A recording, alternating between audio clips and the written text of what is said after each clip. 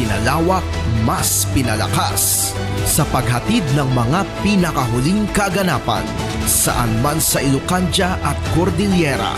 Higit 2 dekada ng pinagkakatiwalaan. Ito ang radyong pambalitaan ng Tiradpas Network. DZTP, Radyo Tiradpas.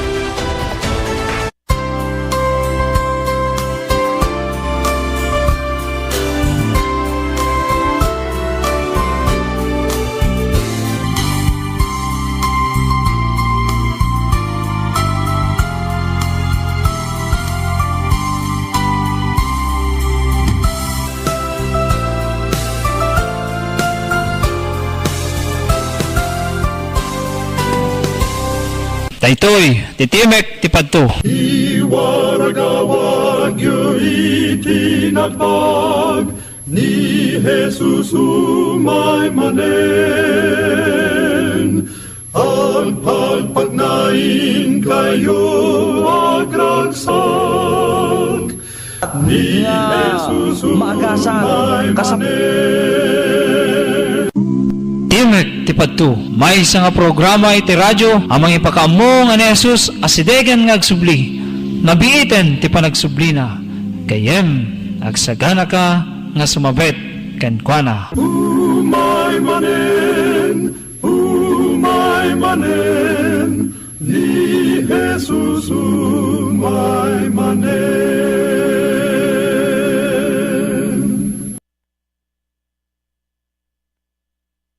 Naimbag, kinaragsak, nga aldaw mo gayem, dahiti manen, ti programa, Timek, ti padto, when a voice of prophecy, sumangbay, dita pagtaingam, ken pamilyam, mang tedragsak, liwliwa, ken namnama, ti panakaisalakan, baiten tingka panagdingeg, kadagitikan kanta, ken sasaw ti Diyos, manipod, tinasantuan, a Biblia.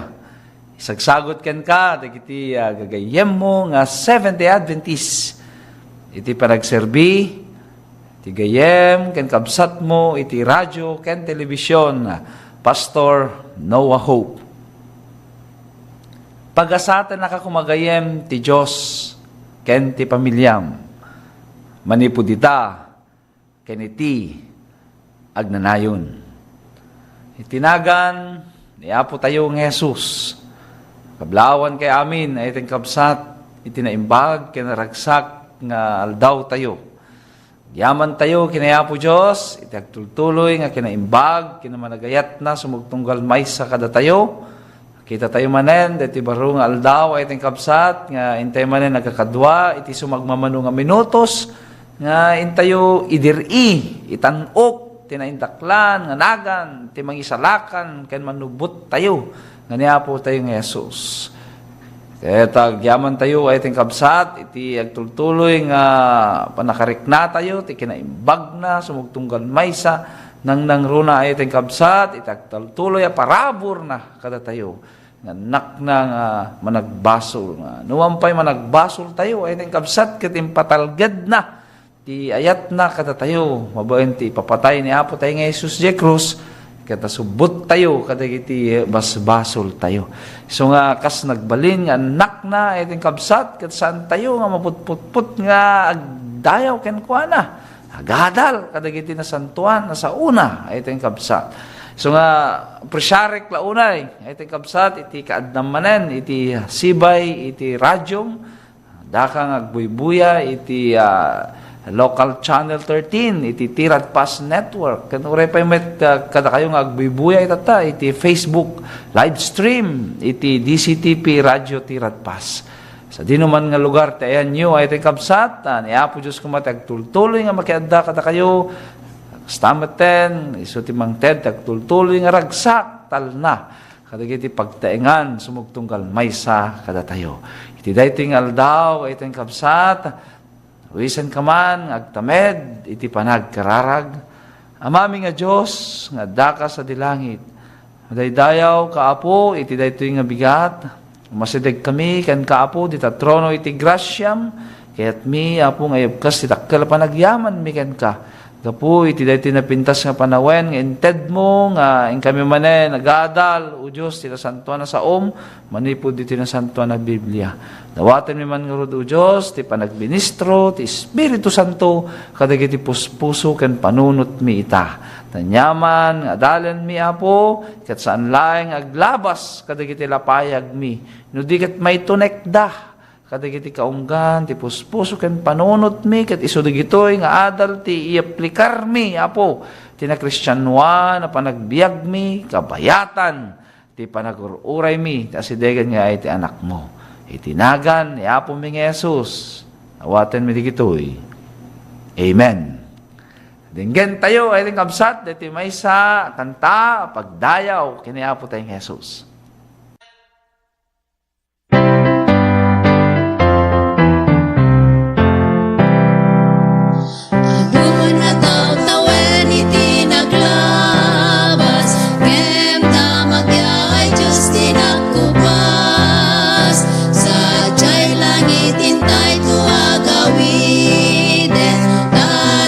lubong inang ibusanen. Di mabihig Diyos nagsubli, mangyawit na pili. Hintay to amin agawin, jay langit agnaen. Aron to di mo na mabati, at damit mauding ang paligid. Sabay tatatay iti kagasatan, umawat biag panakay sa langan. Di mabit Diyos nagsubli, mangyawit na pili. Hintay to amin agawin, jay langit agnaen. Kagayan ken kakak sa ti pamati, di tay kat maumanga agserbi. Adot susuliso na umapay, ngem ti Diyos iso ti tumarabay.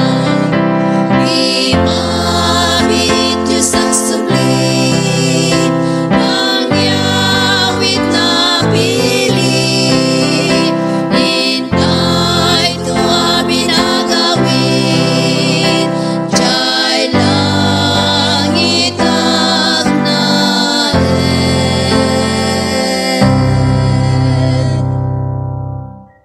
Ayaw ni Apo Diyos, ay iti kabsat, iti mensahe, iti kanta, nga intayo ng igan, iti dating aldaw. Ket iti suheto nga adalen tayo, iti dating aldaw, ay iti kabsat, ket pinauluwak, iti adain kari, ti Diyos, kadagiti mangipateg, kadagiti na panglaw. Dahiti man, ay iti kabsat, ti suheto nga intayo adalen iti daytoy nga aldaw. Wen ay iti kabsat sinarita ni Apo tayo nga Jesucristo diti nasantuan ay iti kabsat a Biblia nga masarakan ditoy libro ti Marcos kapitulo 14 bersikulo 7 nga kunana ditoy kanayon nga adda dagiti napanglaw iti dennayo. Marcos Kapitulo 14, versikulo 7. Na nalawag, ay tingkabsat nga sinalaysay, deta ni Apo tayo ng Jesus. Gana nga datayo, di ti rabaw, ti daga. Gana nga saan tayo pa agawid, di pagarian ti Diyos. Ay tingkabsat, nga insagana na nga tawiden, ti sumugtunggal may sa kadatayo. Ket, adalata, dagiti na panglaw, iti den na tayo, ay tingkabsat. Kas makita tayo met nga talaga iti kabsat nga dakkel iti financial nga krisis iti sangsangwen iti lubong tayo kaya talaga nga ngumingina iti kabsat dagiti magatgatang kaya rumigrigat ti panagbiag dagiti tattao iso nga kadagiti denayo kuna ni Apo tayo nga Jesus addalata dagiti napanglaw ay iti kabsat ket kas nagbalin nga anak ni Apo Diyos ay ket datayo ay tayong kabsat ti kalusugan ni Apo tayo nga Jesus instrumento ni Apo Diyos ay tayong kabsat nga tumulong tayo kadagiti na panglaw kadagiti marigrigat ay tayong kabsat iti den na tayo ngem kas in balakad ni Apo Jesus adda digiti karina nga ited na kada tayo, no datayo, ket tumulong tayo kadagiti na panglaw. Ket who is considered poor? Sino ay ang amin? Digiti na panglaw, ino mamarigrigat, ay tingkabsat. Muyo, iti Philippine Statistics Authority, PSA, isuda ay tingkabsat, iti nangited, iti definition, dito Pilipinas, no siya sino iti poor, wino napanglaw. Ket kunada ay ating kabsat nga iti maysa a pamilya dito Pilipinas, kasapulan na nga makasapol iti 8,000 to 22 pesos.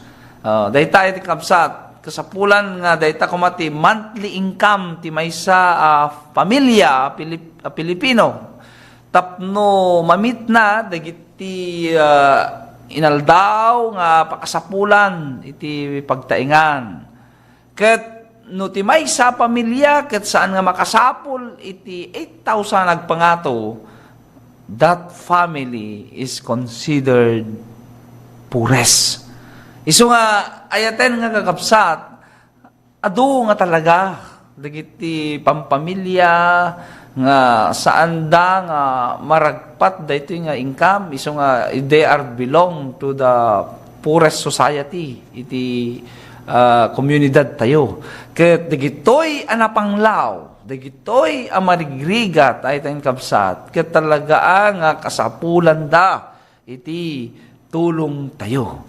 Ti panagayat tayo at tulungan dagiti napanglaw ay tayong kapsat, ket maysa dagitoy pakakitaan nga datayo ket adda ti pudno a panagayat tayo kini Apo tayo nga Jesus. Amuyo ay tayong kabsat, ti panagayat tayo, kadagiti na panglaw, ket panangipakita tayo, iti panagayat tayo, kini Apo tayo ng Jesus. Sinalaysay ay tayong kabsat, ni Apo tayo ng Jesus, iti maysa pangarig, dito Matthew 25, verses 31 to 46, nga dito ay tayong kabsat, sinalaysay ni Apo tayo ng Jesus, dagiti kababalin, dagiti maisalakan ay ting kabsat. Ket anyada dagitoy nga kababalin, dagiti maisalakan. Takuna ni Apo Jesus nga ibagak kada kayo no inarami jud daytoy ti kanumuan kadagitoy nga kakabsat ko ket inarami jumeten kanyak. Kunana iting kabsat. So inya digiti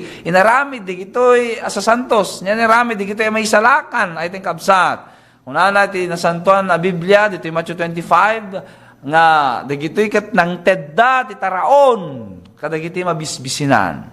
Nang tedda iti danom, kadagiti mawaw.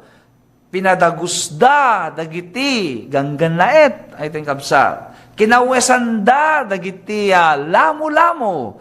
Ken binisita da, dagiti masakit, ken dagiti balod. Dagitoy ating kabsat, iti enumerate ni Apo tayo ng Jesus, dito Matthew 25, nga kababalin, dagiti may salakan. Ket gapo, tayo naramid da, kadagitoy, kadagiti kanunumuan, iti padada nga tao, ay ating kabsat, ket kuna ni Apo Jesus, inaramid jumeten kanyak. Iso nga, ay ating kabsat, dagitoy kuma, ti agbalin, nakababalin tayo. Kas nagbalin nga anak ni Apo Diyos. Ket amuyo ay ting kabsat, no datayo, ket adaan iti ayat, panangited tulong, kadigitoy napanglaw, kasapulan ay ting kabsat, adaing ka rin ni Apo Diyos, kadatayo.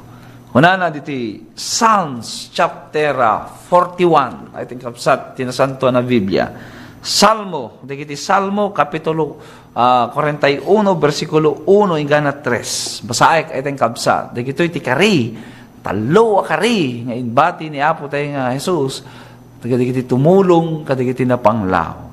Psalms 41, verses 1 to 3, bendito ti mangimatang iti napanglaw. Ni Jehovah, ispalan nanto into no aldaw ti dakes.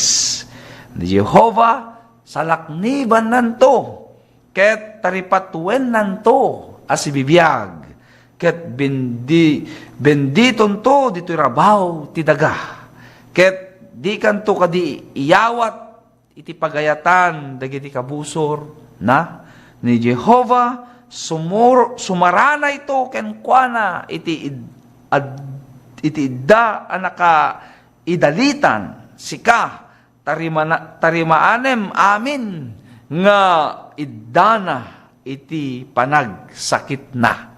Ayatan nga absat, iti digitoy nga sitas tinasanto na Biblia, datalo nga ingkari ni Apo Diyos, kadagiti tumulong, kadagiti napanglaw, ti muna, karina, iting kabsat, kat isalakan ni Jehovah, di tiyempo tiriribok.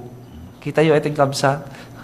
Iso nga, no, managayat ka, nagtulong ka, nang nangruna, kadagiti na panglaw, kasapulan, marigrigat, ay tingkabsat. Unana ni Apo Diyos, salakan nanto, iti tiyempo, iti riribok. Aywanan to ni Jehovah, digiti agbuteng ken kuana, babaen digiti anghel ni Apo Diyos, ay tingkabsat. So nga, nagpintas, nga kari, niya yating kabsat, nga no, datay gayam kat, nagtulong, kadagiti, marigrigat na panglaw, inkari ni Apo Diyos, nga ipaainan to, iti panakaisalakan kada tayo, nang runa, iti panawen, iti riribok. Iti may kadwa, nga inkari ni Apo Diyos, kadagiti tumulong, kadagiti marigrigat na panglaw, kat ited ni Apo Diyos, tiragsak, nga saan ama ited, tilubong. When I think of sa, uri adu ti kwartam, dabak nang ka, no awan mo ti pusom at tumulong. Puro na imbubukudan. Bukod mo lang ang pagayatan, pagragsakan, tikit kitaem. Saan kang naragsak? Ay tingkabsa. Tatipod no aragsak. Saan nga ti panakaadam ti adu nga pirak, adu nga kinabaknang, adu nga sanikwa. Tipod no aragsak, ket iso dayjay panangibingay mo, iti bendisyon, kadagiti agkasapulan, kadagiti marigrigan. Iso nga, dayta nga, iti napintas, may bunga, iti kabsat, iti tumulong, may ted, iti naidumduma, aragsak, nga saan nga may ted, iti lubong. Iso nga, ayatan nga kabsat, amok na napadasan nyo matan, iti tumulong, kadagiti tinulungan nyo, into no makita yung pumintas, sumayat, ti panagbiag dakit, nilakit din nga ragsak niya, nga may ted iti puso tayo. Iso nga, ayaten nga absat, no da tayo, ket managtulong, kadagiti kasapulan, kadagiti marigrigat, ay ket addaan tayo, iti nananay ragsak, nga ipaay ni Apo Diyos, nga dahito aragsak, ket saan nga maited, iti lubong. Kanti maudi, nga kari, ngayon ted ni Apo Diyos, kadagiti tumulong, kadagiti agayat, kadagiti marigrigat, kadagiti napanglaw. Kunana iting kabsat ket paimbagen nanto ni Apo Diyos no agsakit. Kitaan nyo iting kabsat. Iso nga dagiti adu ti kwartana ket nang nangruna dagiti addaan ti adu nga pirak ket into no digiti adto mas adan tola tumulong no mamatay dan. Adu ti kinabanang da kay into no andani da matayan kay sadan tola nga giwarasay gidedeng ti haan nga kasjay ti kayat ni Apo Dios ay ti kabsat. Kayat ni Apo Dios nga nalakit di dati kabailan tayo amay tulong ket tumulong tayo ay ti kabsat. Ta saan lang maget nga kwarta iti mabalintay nga itulong kadagiti na panglaw. Adu ay ting kapsat ti mabalintay nga itulong kadakwada. Ang nangruna pay ay ting kapsat. Iti intayo panangawis kadakwada nga agpamati damet kini Apo Dios. Agserbida kini Apo Dios. Agbutengda kini Apo Dios. Dayta ti kaimbagan nga iawis tayo, itulong tayo kadakwada. Tapno iti panagbiagda no mampay awan ti adu a kwartada ngam no adda ni Apo Jesus ti panagbiagda adda iti kinapudno adda ti pudno ab kinabaknang kadakwada. If you have Jesus in your life, ay ito yung kabsat, you have the true riches. Iso nga ni Apo Jesus iti kinabaknang tayo. So ay ito yung kabsat, iti dating aldaw sapay kuma tanapalagipan ti sumugtunggal maysa kada tayo nga iti panawen ti panagbiag tayo di tirabaw ti daga adda nga talaga dagiti na panglaw ket kasapulan tayo ida atulungan ket adda dagiti na papateg akari ni Apo Dios kadagiti agayat nga tumulong kadagiti na panglaw.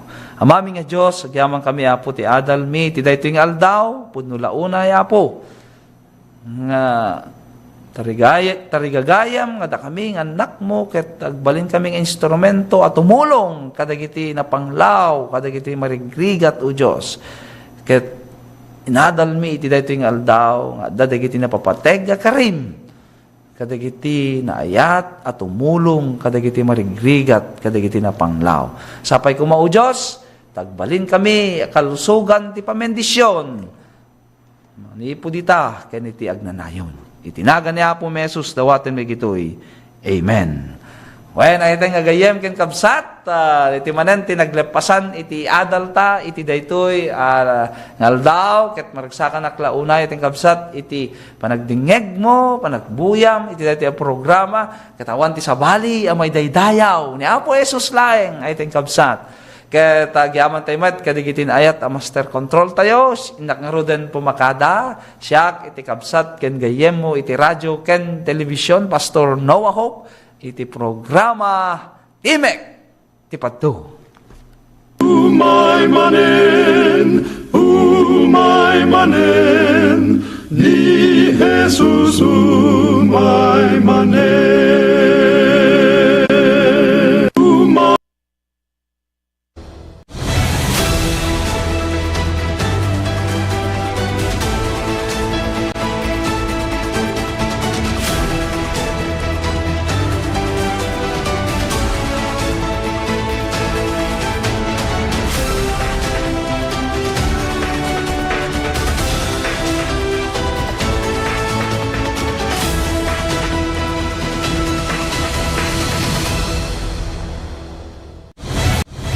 Mas pinalawak, mas pinalakas sa paghatid ng mga pinakahuling kaganapan saan man sa Ilocandia at Cordillera. Higit 2 dekada ng pinagkakatiwalaan. Ito ang radyong pambalitaan ng Tiradpas Network. DZTP, Radyo Tiradpas.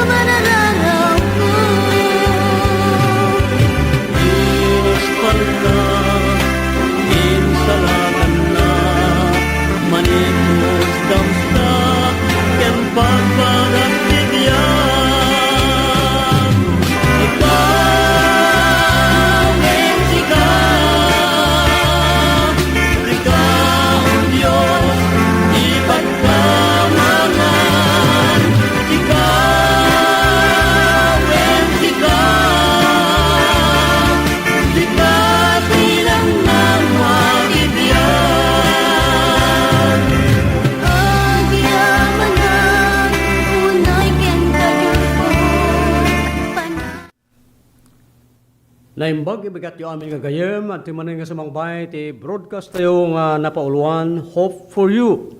Sumangbay tapno idanon na kada kayo, nagiti na espirituan nga balbalakad manipod iti na santuan nga surat.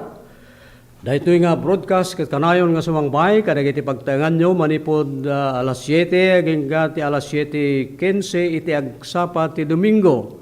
Agyaman tayo iti Diyos, ta nabigatan tayo nga nasalon at nadanon tayo dito'y barungal daw, tapno agkakadwa tayo manen, aglalanglang tayo, agtaraon, titaraon nga na espirituan, iti tangatang.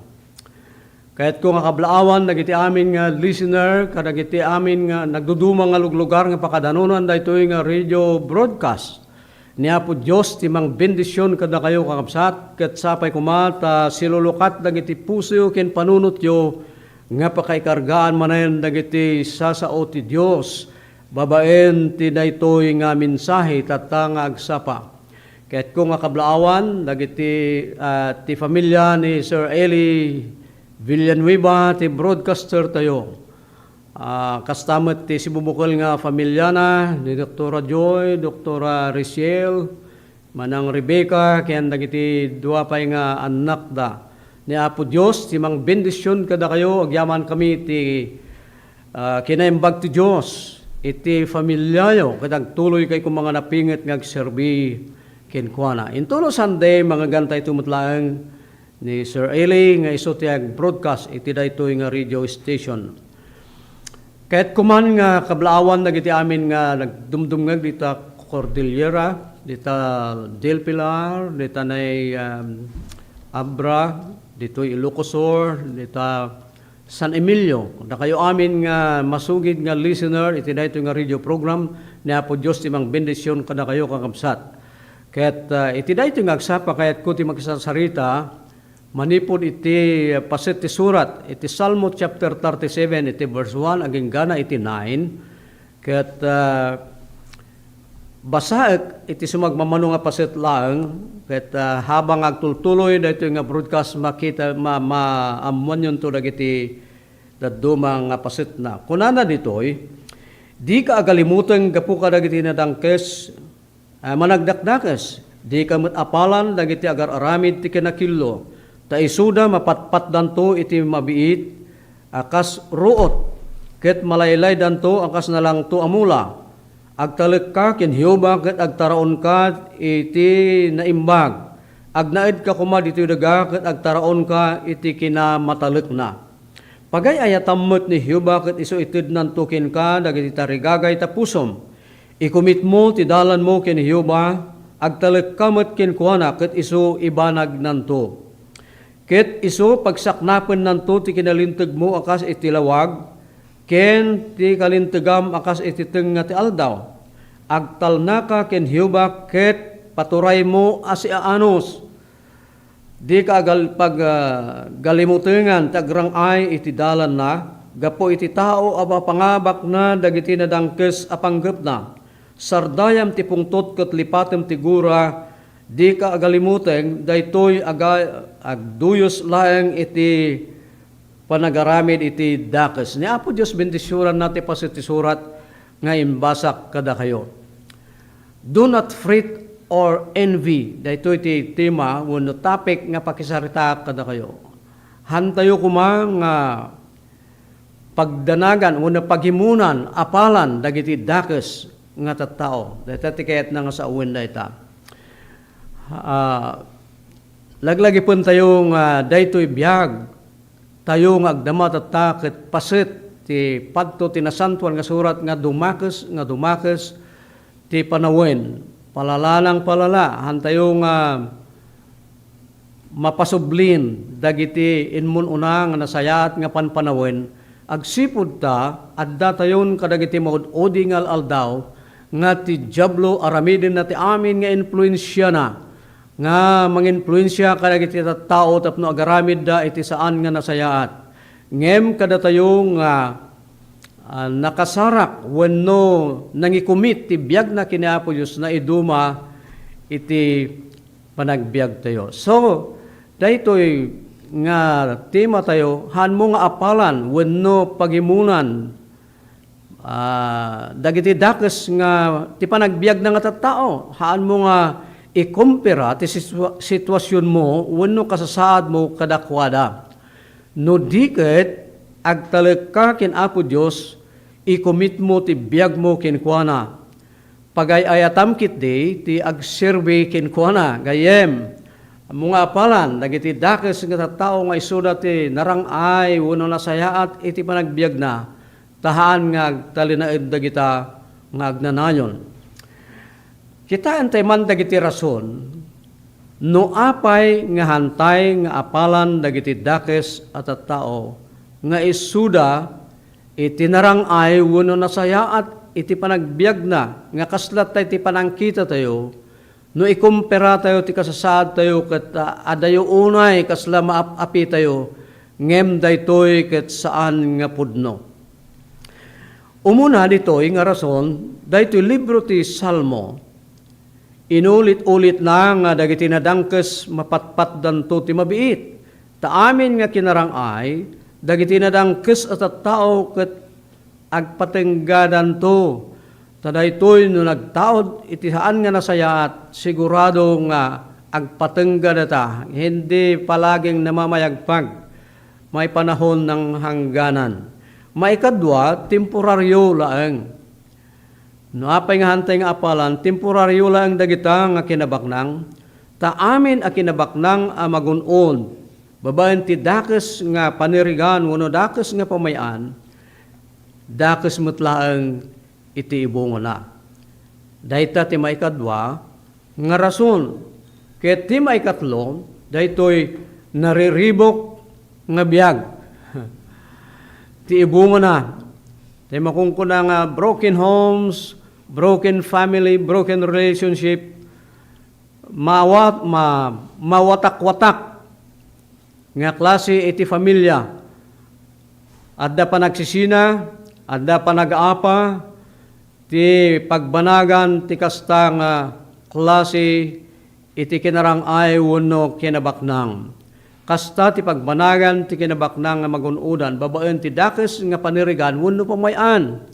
Tano basaan tayo dito verse 2, kunana toy ta isuda mapatpat danto iti mabiit akas ruot, ket malaylay danto akas nalang to amula.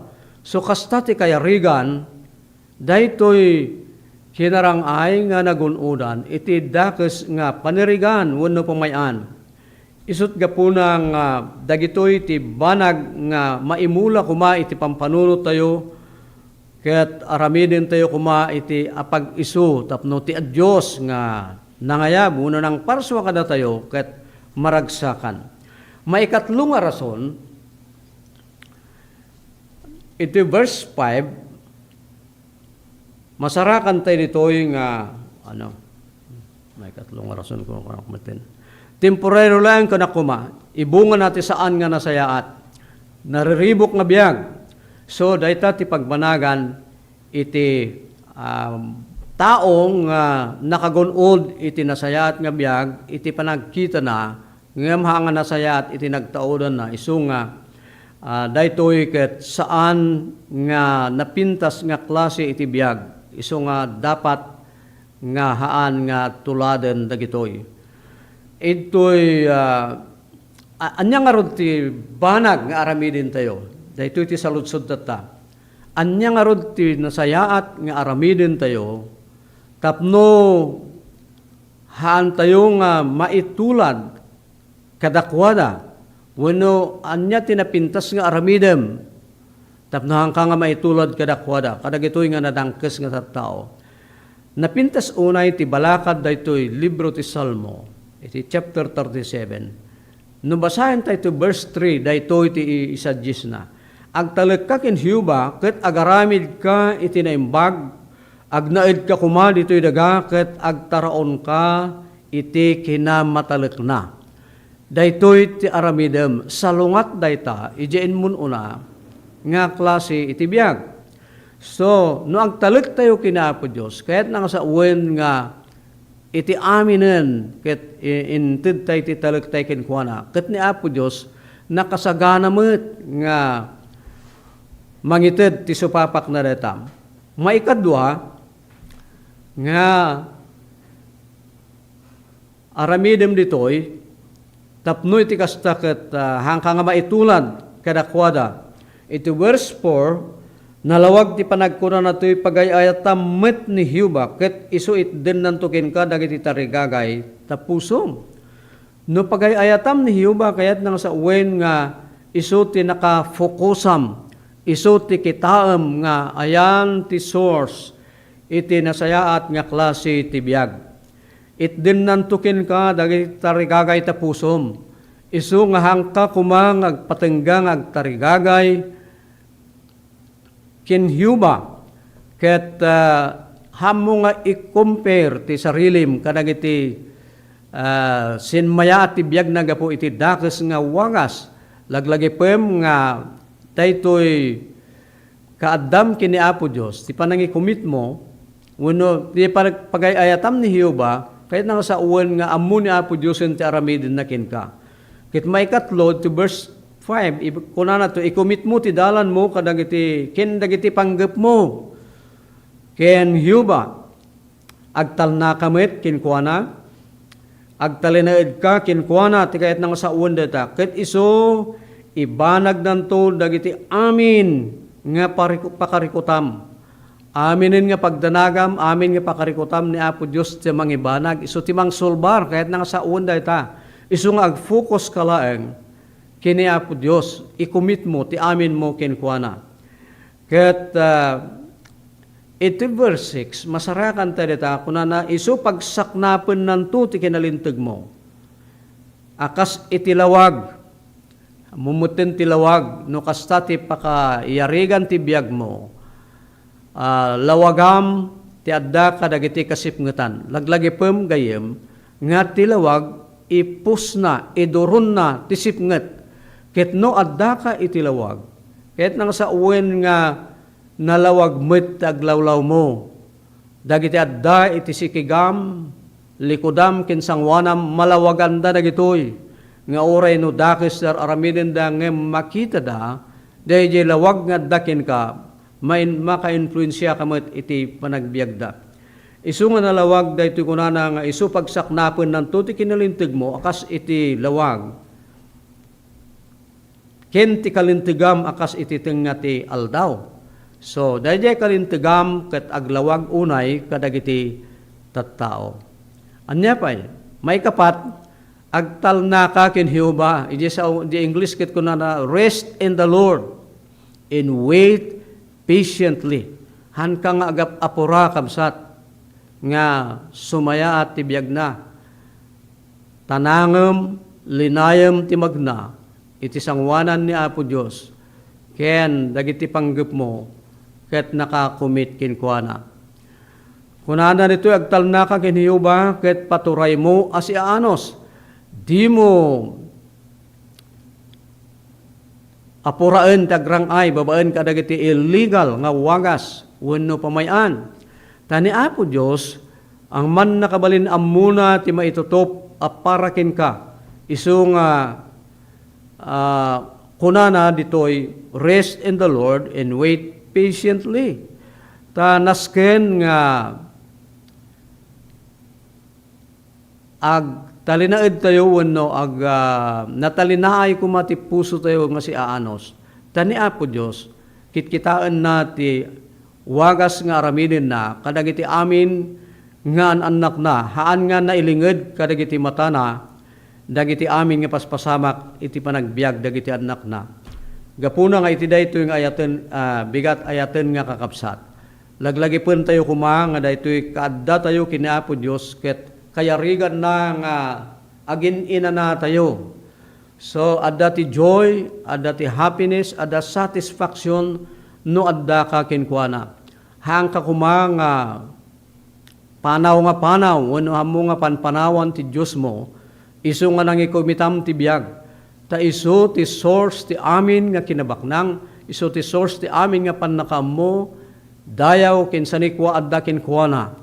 Ket no makauray ka, daytayted ni Apo Dios ti kasayaatan, mabalin nga hangkaman nga agbalin nga bilyonaryo, ngem natal na ti biyag mo, awan ti pakaring guram, mangan kamamitlo ti may sangal daw, ket sapat met dagiti kasapsapulam, anya palang ti birukam, gayem, daytati kayat ni Apo Dios. Tati kayamanan adda kinkuana, ni Apo Dios ti kinabaknang.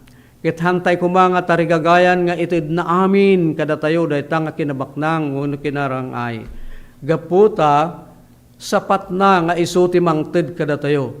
Adda kinkuana isu ti ayan ti kaslabudiga nga ayan ti addo nga kinabaknang. Nga haan nga maibusan ti laeng aramidem agtalik ka kinkuana, agtalinaid ka kinkuana, hammo nga panpanawan, hammo nga likodan ti panagsirbim, ket ni Apo Dios i-provide na nga inaldaw-aldaw dagiti kasapulam.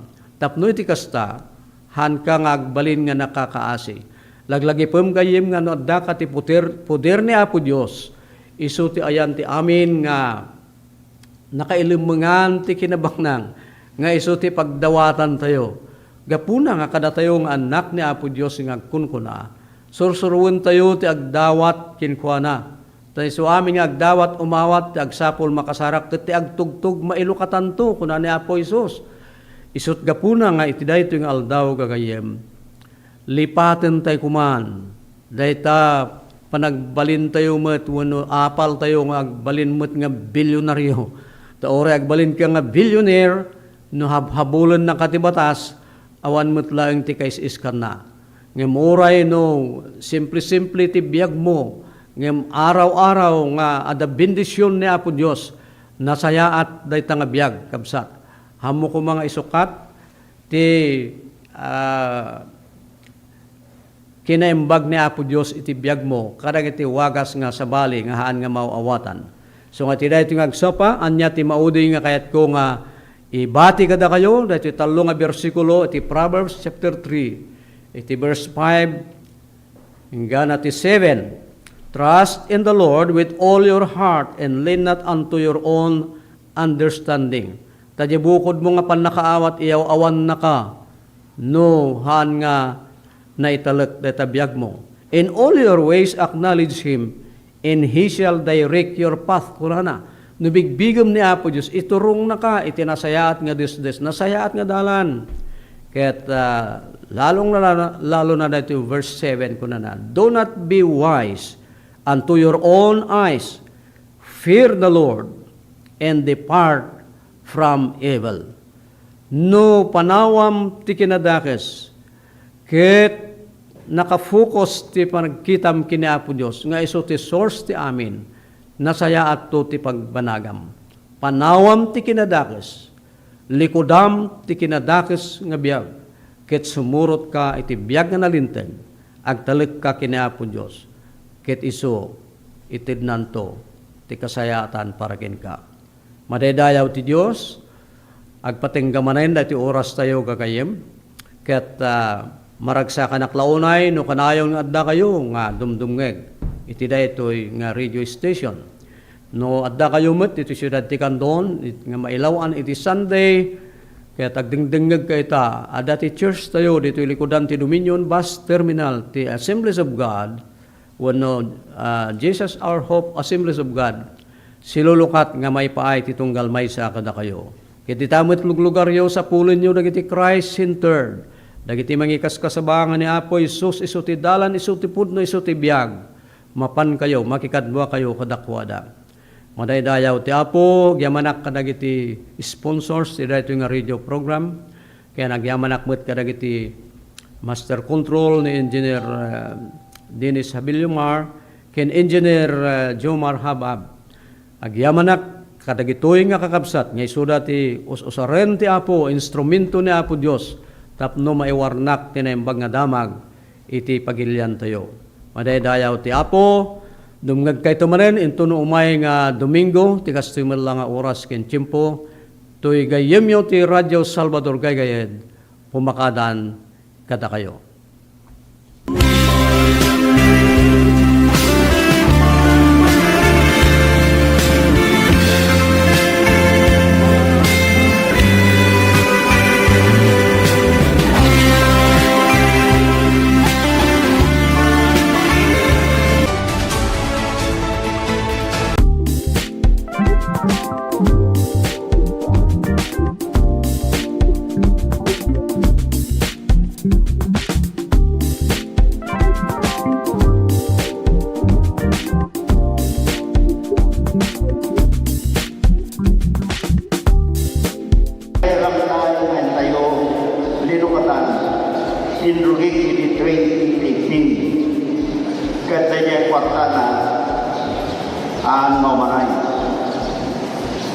Tawasapo lang mayroon kayo so kayo in 2018. Di sumublat ni Christine di 2019. Ituloy mo na ito ay pararangkay na aglasat iti Burgos na mapanti bitlida kaya nagira tumapay na ili tano ti kastan at dan lumasatan ng tao karag ito'y maili at dati de parna titaya. So makasin na po Diyos, tuloy na nga ng putuan, nalpas ako kay ito'y rangkay ng tayo yung sikat at pangagawa.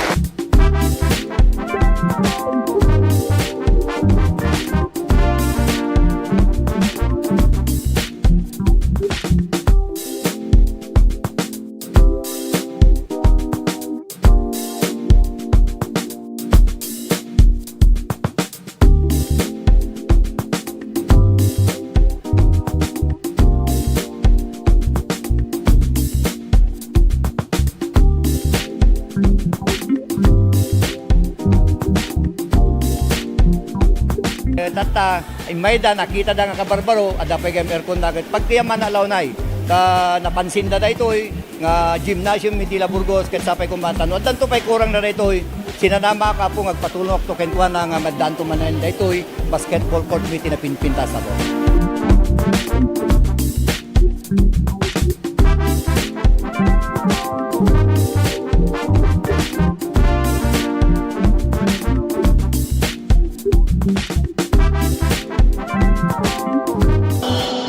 Commitment ni ako at tinulong kami lang with Mayor Boy, Vice Mayor Rio, ta aming programa, projects na payag para hili nga Burgos at tinulong kami lang awan ti kumon kontra support kami aming projects na mabalik na may pan dito yung Burgos.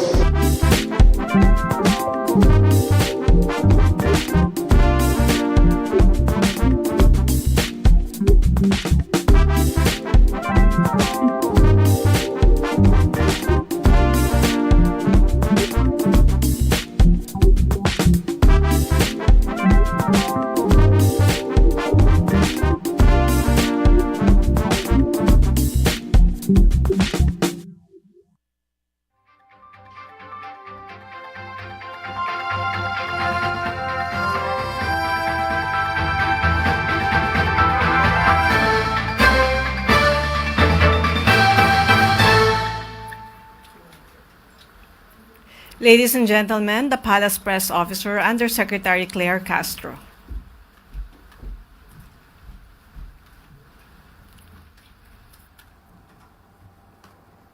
Magandang araw, Malacanang Press Corps. Dahil nais ng Pangulo na mabigyan ng agarang atensyong medikal ang bawat Pilipino, tumungo si Pangulong Ferdinand R. Marcos Jr. sa Butuan City upang pangunahan ang pamimigay ng 71 patient transport vehicles o karaniwang tinatawag na ambulansya sa mga lokal na pamahalaan. Alinsunod ito sa adhikain ni Pangulong Marcos Jr. na tiyaking lahat ng lungsod at munisipalidad sa Pilipinas ay may sariling PTV. Layunin ng Pangulo na laging may nakahandang sasakyan ang lokal na pamahalaan tuwing kakailanganin ng mga mamamayan. Kasama si PCSO General Manager Mer Robles, pinangunahan ni Pangulong Marcos Jr. ang distribution ng 71 PTVs. 12 PTVs ang ibibigay sa Agusan del Norte, kasama ang Butuan City. 20 sa Surigao del Norte, 19 sa Surigao del Sur, 7 sa Dinagat Islands, 8 sa Davao de Oro, 4 sa Davao de Oriental, at 1 sa Misamis Occidental. Bukod dito, mamimigay din ang pamahalaan ng 158 patient transport vehicles sa Regions 11, 12 at BARM na siyang maglalagay sa 89% completion rate ng Nationwide Distribution Initiative ng pamahalaan. Nagbigay naman ng direktiba ang Pangulo sa PCSO na sikaping maaabot ang 100% target bago matapos ang 2025. Nanindigan din si Pangulong Marcos Jr. na patuloy na magsusumikap ang gobyerno upang siguruhin na mabibigyan ng atensyon medikal ang bawat Pilipino saan mang panig ng bansa.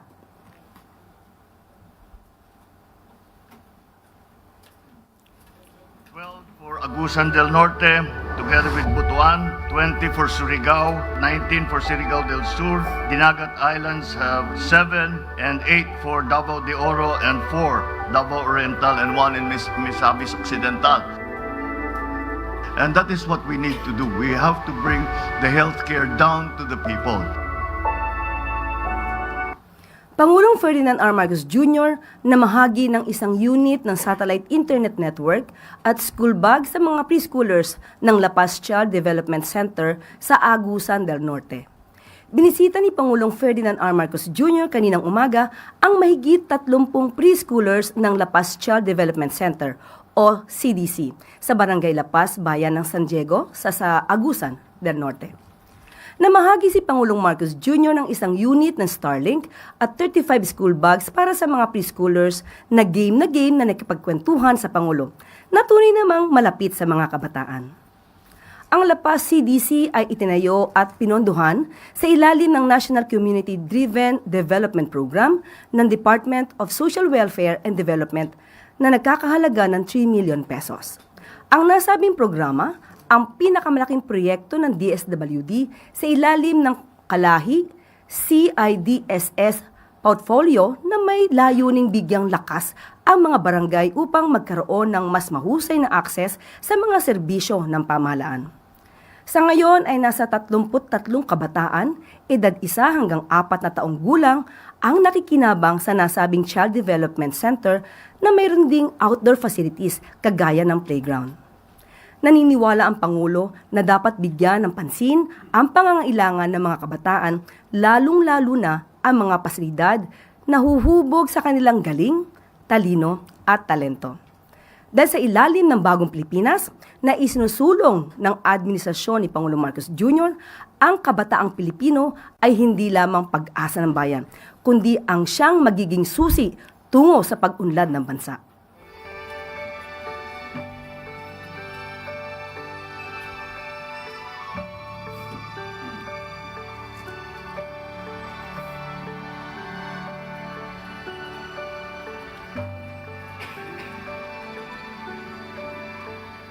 Halos 741 million pesos na additional replenishment quick response funds inaprubahan ng DBM para sa walang humpay na tulong ni Pangulong Marcos Jr. sa mga residenteng tinamaan ng kalamidad. Upang masiguro ang tuloy-tuloy na relief at recovery efforts ni Pangulong Ferdinand R. Marcos Jr., sa gitna ng mga kalamidad, inaprubahan ng Department of Budget and Management ang 740.8 million pesos na additional replenishment para sa quick response funds ng pamahalaan. Sa nasabing halaga, 640.8 million pesos ang naipamahagi sa DSWD at 100 million pesos naman para sa Department of National Defense, Office of the Civil Defense. Ang mabilisang pagresponde ng gobyerno sa mga pangangailangan ng mga naapektuhang residente ang siyang iniutos ng Pangulo. Ang pagtugon sa mamamayan ay hindi one-time effort lang. Tuloy-tuloy ito hanggang makaahon ang bawat Pilipino. Ang nais ng Pangulo, dapat walang maiiwan sa bagong Pilipinas.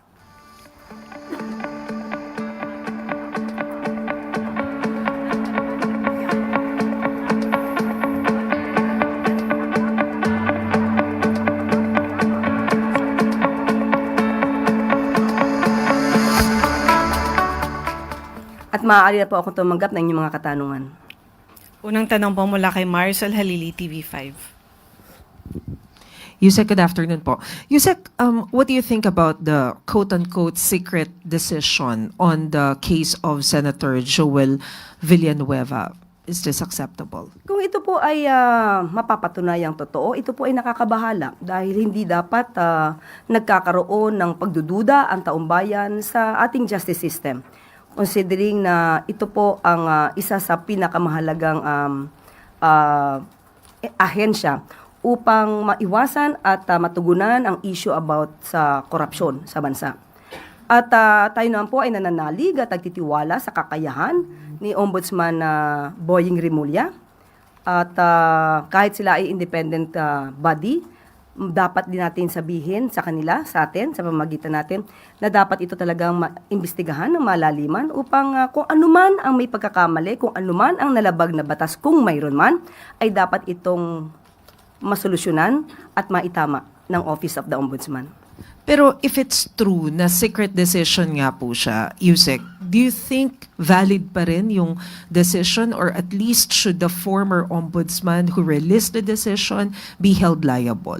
Depende po sa sitwasyon. Mahirap po kasi mag-speculate ngayon. Pero kung may nalabag po ito at halimbawa po ay hindi po nabigyan ng kopya ang mga parties, yung pong time para mag-file ng anumang aksyon, let's say motion for reconsideration regarding the said decision, ay hindi naman po umaandar. So depende po yan sa lahat ng sitwasyon at meron nga pong isang provision sa rules of procedure ang Office of the Ombudsman na kung di tayo nagkakamali sa news na lumabas, 2016 ay meron ng motion for reconsideration. Pero kapag criminal case po ang kaso, ang pag-file po ng motion for reconsideration ay hindi po nagpapahinto para maisampa ang criminal case sa Sandigan Bayan. So, or kahit sa anumang korte na maaaring pagdalhan ng kaso. So, lumalabas po kung nagkaroon ng motion for reconsideration in 2016, dapat hindi na dapat agad umabot ng 2019 or 2 years para madesisyonan yung motion for reconsideration, dapat na isampa na ito sa Sandigan Bayan. Kung yun po ang magiging one of the facts or data na masasabing or makikita ng Office of the Ombudsman. Sunod na tanong mula kay Ana Bajo, GMA Online. Good afternoon, ma'am. Ma'am, will Malacanang release the SALNs of President Marcos's cabinet members given na ito po yung nagiging practice, I think, Pinoy time? Will the Office of the President revive this policy po? Pag-uusapan po ito ng cabinet members bukas po. Magkakaroon po yata sila ng pagpupulong. Ma'am, quick follow-up lang. Marami na pong senators and congressmen yung voluntarily naglalabas ng kanilang SALN. Will the President do the same? Tignan po natin kung ano po ang nararapat. Thank you, ma'am. Next question mula po kay Jean Mangaluz, PhilippineStar.com.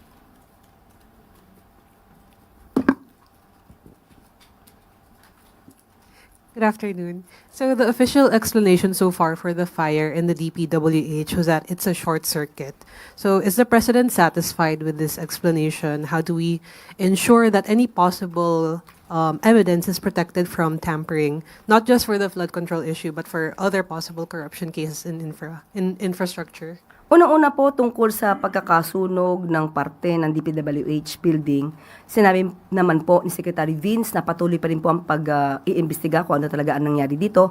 Pero ang sabi po niya ay wala naman po naapektuhan ng mahalaga mga dokumento at inuutos na rin po niya sa mga regional offices na magsagawa na rin po ng mga digital copies para po kung ano mat mangyari ay protektado po ang mga dokumento. Just a quick follow-up. This news just came in this morning. So a group of protesters stormed the ICI earlier today. How does the palace react to this? Hindi ko po nakita kung ano yung news niyan. Bakit po sila pumunta?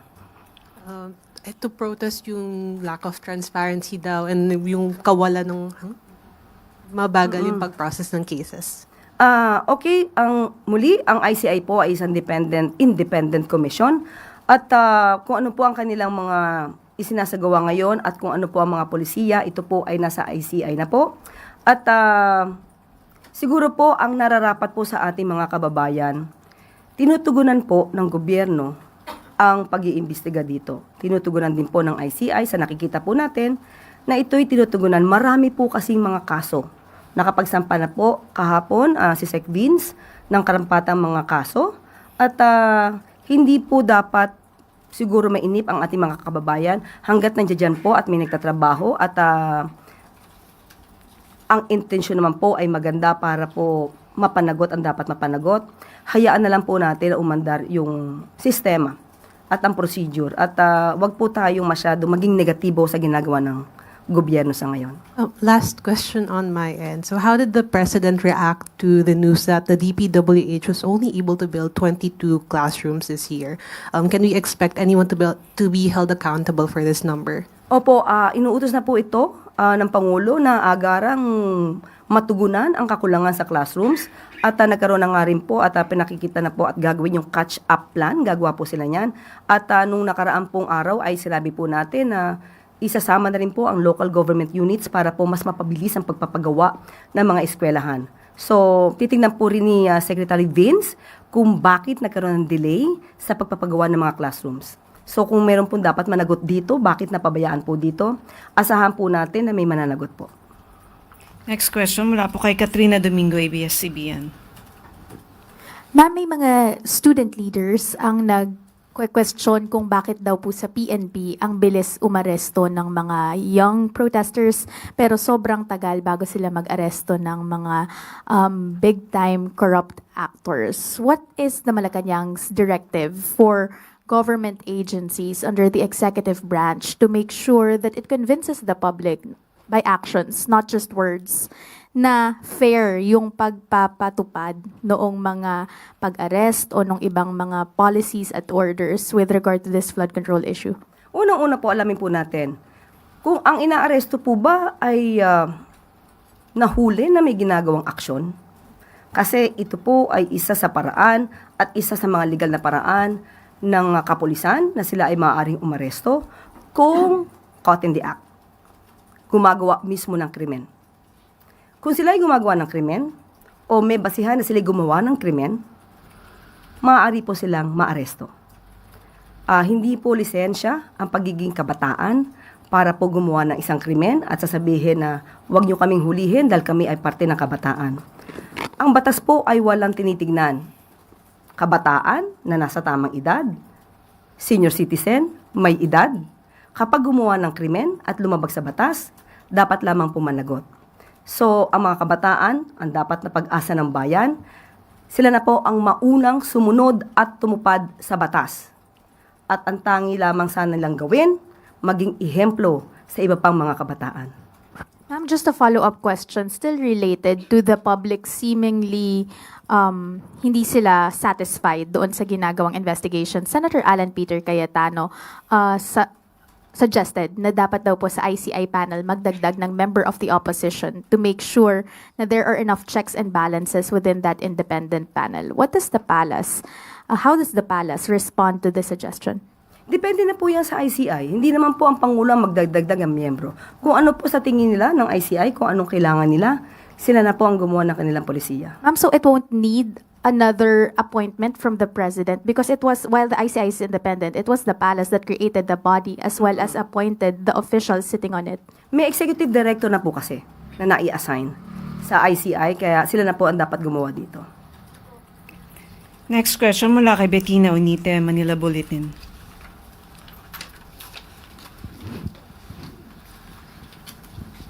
Good afternoon po, Yusek. Will the President certify as urgent po yung Classroom Building Acceleration Program, although it has been identified as one of the priority bills of the administration po? Senator Bam Aquino called on the President to certify it as urgent considering po that only 22 classrooms were built so far. Opo, alam po natin na ang classroom shortage ay isa po talaga sa gustong tugunan ng ating Pangulo. At kung ano man po yung bill, sana po mabigyan po agad ng kopya dahil hindi pa po ito naaaral. Kapag ka po nabigyan na po ng kopya ng bill, tignan po natin kung dapat na pong umaksyon ng Pangulo. Next question mula kay Ivy Reyes, Bilyonaryo. Hi, Yusek. Can we have Malacanang's take on Makabayan's statement that while the Marcos Jr. administration says that there's no pork barrel or any kind of insertions in the 2026 budget, there are still institutionalized pork in the form of allocable funds na ayon po sa DPWH ceiling for infrastructure projects per district? Siguro maaari niyo po muna silang tanungin nasaan yun. Ituro nila para makasagot tayo ng tama dahil kung sila ay magsasabi lang na mayroong mga allocable funds para sa mga lawmakers' pet projects, siguro dapat ibigay nila sa atin ang listahan, ituro nila at kung sinong mga lawmaker ito. Follow-up lang po sa question ni Ate Kat. A UPD-USC chairperson Wax Buenaflor was subpoenaed by the police for organizing a protest in UP Diliman. Nagwa-warrant po ba yung pag-organize ng mga protests? Nagwa-warrant po ba yung gantong pag-organize ng protests for them to be issued a subpoena? Unang-una, ang pagbibigay po ng subpoena hindi naman po ibig sabihin na yung taong pinapatawag ay may kasalanan. Maaari makapagbigay lang sila ng mga impormasyon na makakatulong upang makita, ma-pinpoint at masama sa kaso, yung dapat na masama. So, kapag ka po kayo ay inisyo ng subpoena, it doesn't mean that you will be included as one of the respondents in the case. So, you might be just called upon to give some information that could help the investigation of the investigating body. Next question mula po kay Ann Soberano, Bombo Radio. Good afternoon, Yusek. Pa-expound lang po sa statement ni Secretary Teodoro. He said the Philippines is at the spearhead of current threats to the international order, citing China's latest illegal action sa West Philippine Sea. And he said, and I quote, "The President has instructed us to be unyielding and to reshape our defense ecosystem as quickly as possible into a multi-threat, multi-domain system." Okay, unang-una, alaman po natin kung anong sinabi ng Pangulo na we will not surrender a square inch of our territory. So, hindi tayo titiklop sa ating pagpoprotekta sa parte ng karapatan natin, ng bawat Pilipino at ng interes ng ating bansa. So, ang nais lamang po din ng Pangulo ay palakasin ang ating puwersa para sa ating defense. At the same time, makipag-ugnayan sa mga nasyon na may parehong values and goals. Yun lamang po. Ito'y para sa atin na rin. Internal resilience ang kinakailangan natin. Follow-up lang din po, Yusek. Patuloy pa rin po yung ingay regarding sa coup plot or destabilization. And maraming nagsasabi po na posibleng ang Pilipinas po ay magiging kagaya po ng Myanmar. Comment po ng Palace.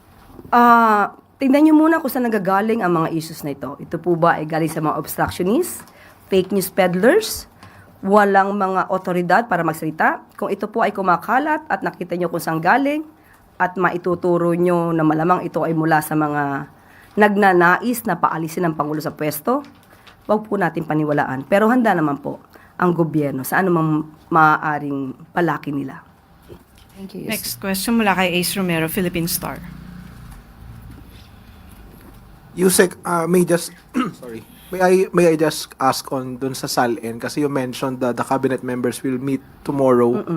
Ano pa po yung pag-uusapan nila regarding sa release ng SALN given nabanggit na ng Pangulo na susundin naman niya yung pulisiya ng Ombudsman tungkol sa pagiging open sa SALN? Magmi-meeting pa lang po sila. Siguro tignan po natin. Baka sa Lunes makapag-report ako kung ano po yung napag-meetingan nila tungkol sa kanilang SALN. Pero ipag-usapan ba mga safeguards, mga ganun po ba, or paano ba? Hindi ko masasabi, hindi ako kasama sa meeting. Basta bukas magbi-meeting po Pero sila. safe to say, Yusek, na good as yes na magre-release. Hindi ko masasabi kung good as yes. Kasi sila po yung magmi-meeting. So hindi ko po masasabing yes kasi hindi po ako kasama sa meeting at sila po ang magdidesisyon dito. Okay po. Samed Dinilia, Business Mirror. Yung follow-up lang rin po, ma'am. Aside from SALN, may other topics pa po bang pag-uusapan sa cabinet meeting tomorrow? Hindi sa akin nabigay ang agenda, pero alam ko na nagkakaroon ng issue about SALN at ito'y natanong natin kung darating yung time na maaari sila magbigay ng kanilang SALN voluntarily at yun nga daw po ang pag-uusapan nila bukas. Thank you po. Sunod na tanong mula kay Ivan Mayrina, GMA News. Can we just get the palace statement, ma'am? Juan Ponce Enrile and Gigi Reyes and Janet Lim Napoles were acquitted of 15 counts of graft related to the PDAF scam. Nagsalita na ang korte. So, igalang natin. Igalang po natin kung anong desisyon ng korte. Pero hindi ho ba ito nakaka-create ng doubt sa isip ng sambayanan na bakit walang napaparusahan? Yun nga po ang nais nating ipahiwatig sa taong bayan. Ang Pangulo, ang gusto niya, kapag nagsampa ng kaso, hindi mabilisan. Dapat kompleto ang ebidensya. Dahil pagka nagkataon, konti lang mong pagkakamali, especially criminal case ito. Any doubt, at kapag hindi po naakusahan o nagkaroon ng judgment beyond reasonable doubt, talaga pong magkakaroon ng acquittal. Sige. How do you convince the public that the palace is not actually just giving a slap on the wrist or parang a light reaction to this, given that Juan Ponce Enrile is a sitting official in the Marcos administration? Paano po tayo makakapagbigay ng anumang impluensya sa korte? Korte po yan. May separation of powers.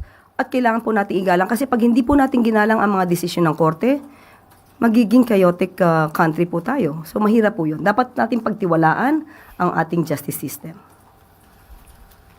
Okay, wala nang tanong. Yusek Claire. Salamat. Upang makamtan ang food security sa bansa at patatagin ang pangkabuhayan ng ating mga magsasaka, mas pinaigting ng Department of Agrarian Reform ang operasyon nito sa buong bansa upang tuparin ang pangakong pamamahagi ng 400,000 hectares ng lupang sakahan sa mga kwalipikadong magsasaka ngayon 2025. Alinsunod ito sa direktiba ni Pangulong Ferdinand R. Marcos Jr. na isulong ang kapakanan ng mga magsasaka at tiyakin na may sapat na supply ng pagkain ang bawat pamilyang Pilipino. Ayon kay Agrarian Reform Secretary Conrado Estrella III, buong puwersa ang operasyon ng kanilang tanggapan upang maabot ang target ngayong taon at pabilisin ang pagpapatupad ng Comprehensive Agrarian Reform Program o CARP. Batay sa tala nitong lamang August 2025, sa ilalim ng administrasyon ni Pangulong Marcos Jr. ay nakapamahagi na ang DNR or rather DAR ng 242,883 land titles para sa 232,098 beneficiaries na sumasaklaw sa 305,944 hectares. Nakapaglabas na rin ng 401,001 na certificates of condonation para sa 322,200 beneficiaries na katumbas ng halagang 41 billion pesos. Ibig sabihin lamang nito ay mas maraming magsasaka ang makapagsisimulang muli ng walang papasanin na malaking utang. Ang mahakbang na ito ay sagisag ng pagpapahalaga ni Pangulong Marcos Jr. sa ating mga magsasaka, pag-agapay sa kanilang pag-unlad at pagtiyak ng seguridad sa pagkain sa buong bansa.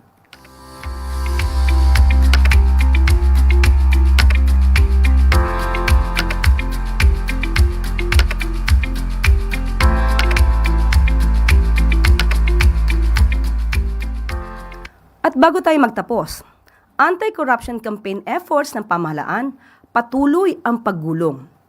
Matapos pasimula ni Pangulong Ferdinand R. Marcos Jr. ang pag-iimbestiga sa maanumalyang gawain, patuloy ang aksyon ng pamahalaan upang alamin ang katotohanan at panagutin ang mga may sala rito.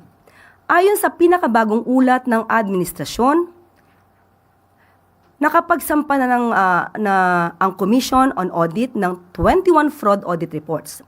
Ang DPWH naman ay nakapag-file na ng 13 complaints at may nadiskubring 421 ghost flood control projects na sasampahan din ng kaukulang kaso. Nakapaghain na ang BIR ng 4 tax evasion cases. Samantala, ang ICI naman ay nakapagsampa na ng isang kaso at maghahain ng 15 kaso sa mga susunod na linggo. Bukod dito ay nakapag-freeze na rin ang AMLAC ng aabot sa 5.2 billion pesos na halaga ng mga ari-arian, kabilang ang mga bank accounts, insurance policies, motor vehicles, real estate properties at e-wallets ng mga individual na dawit sa mga tiwaling gawain. At nagpalabas na rin ang Immigration Lookout Bulletin Orders para sa mga 92 personalities at persons. Lakaken de kalidad ang materyales nga usaran iti electrical ken plumbing.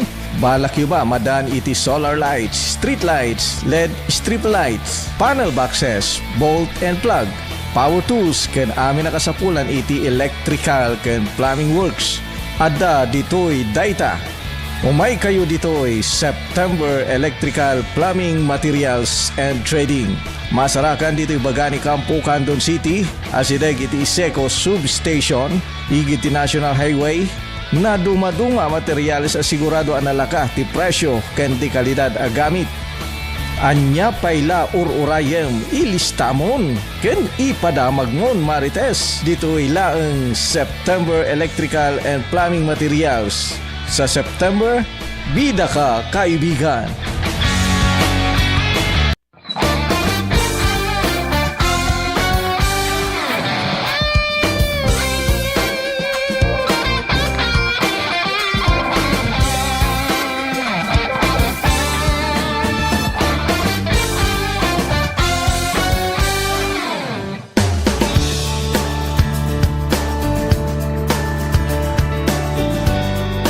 So dajay apo inrugrugi ni Datan City Mayor Eric Singson no idi apo Deputy Speaker Eric Singson suna idi time nga congressman suna apo naipan na jay pondo. So actually 2019 nga nalpas dati nga dangtay ket tatalang nga na inaugurate.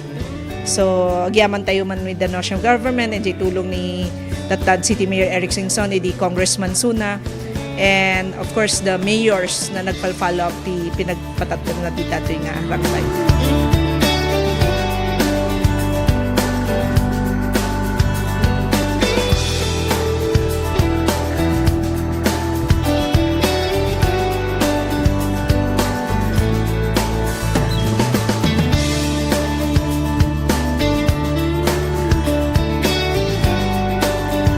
Amo tayo kakabsat ko no basta nagtudo pagpagnaan mo tilogan da kita idi nang rubin idi rumwar kami dito yung panag-eskwela ti kolehiyo 1990 basta nagtudo orayom latan nga umbaas sa makabalasiw ta daktol mo't akarayan kita amutan nga natay napukawon ti Kalbaryo dagiti adda kadagiti adda yung barbarangay nakita ang pakitin oray market day oray chimpo ti napigsa nga saksak ti todo maiya danon da dito poblasyon dagiti agakaimas, agakapintas na produkto da.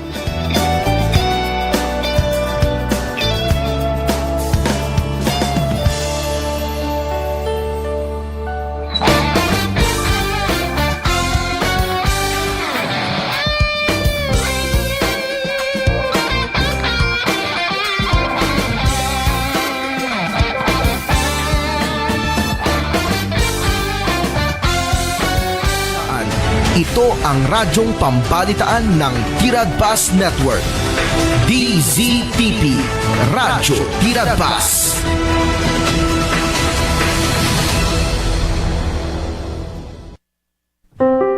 Naimbag nga damag, maawis kayo amin kakabsat ken gagayem, nga dumngeg to'y programa tayo. Titimek, tiyo mauawag itiletang. Dayti nga programa tayo, ket para iti amin. Ubing man wenno nataingan. Babaen tinainsiriban nga balbalakad nga maadaw iti sasao ni Apo Dios. No kasano iti nananay nga panakaisagana titunggal pamilya ken individual para iti panangsabet iti may kadwa nga iya ay ti anak ti Dios. Dayti nga programa tayo titimek ti umawawag iti letang ket manggigan iti tunggal aldaw ti Domingo. Iti oras manipud alas 8 inggat alas 9 iti bigat. Ti Diyos ti agnina.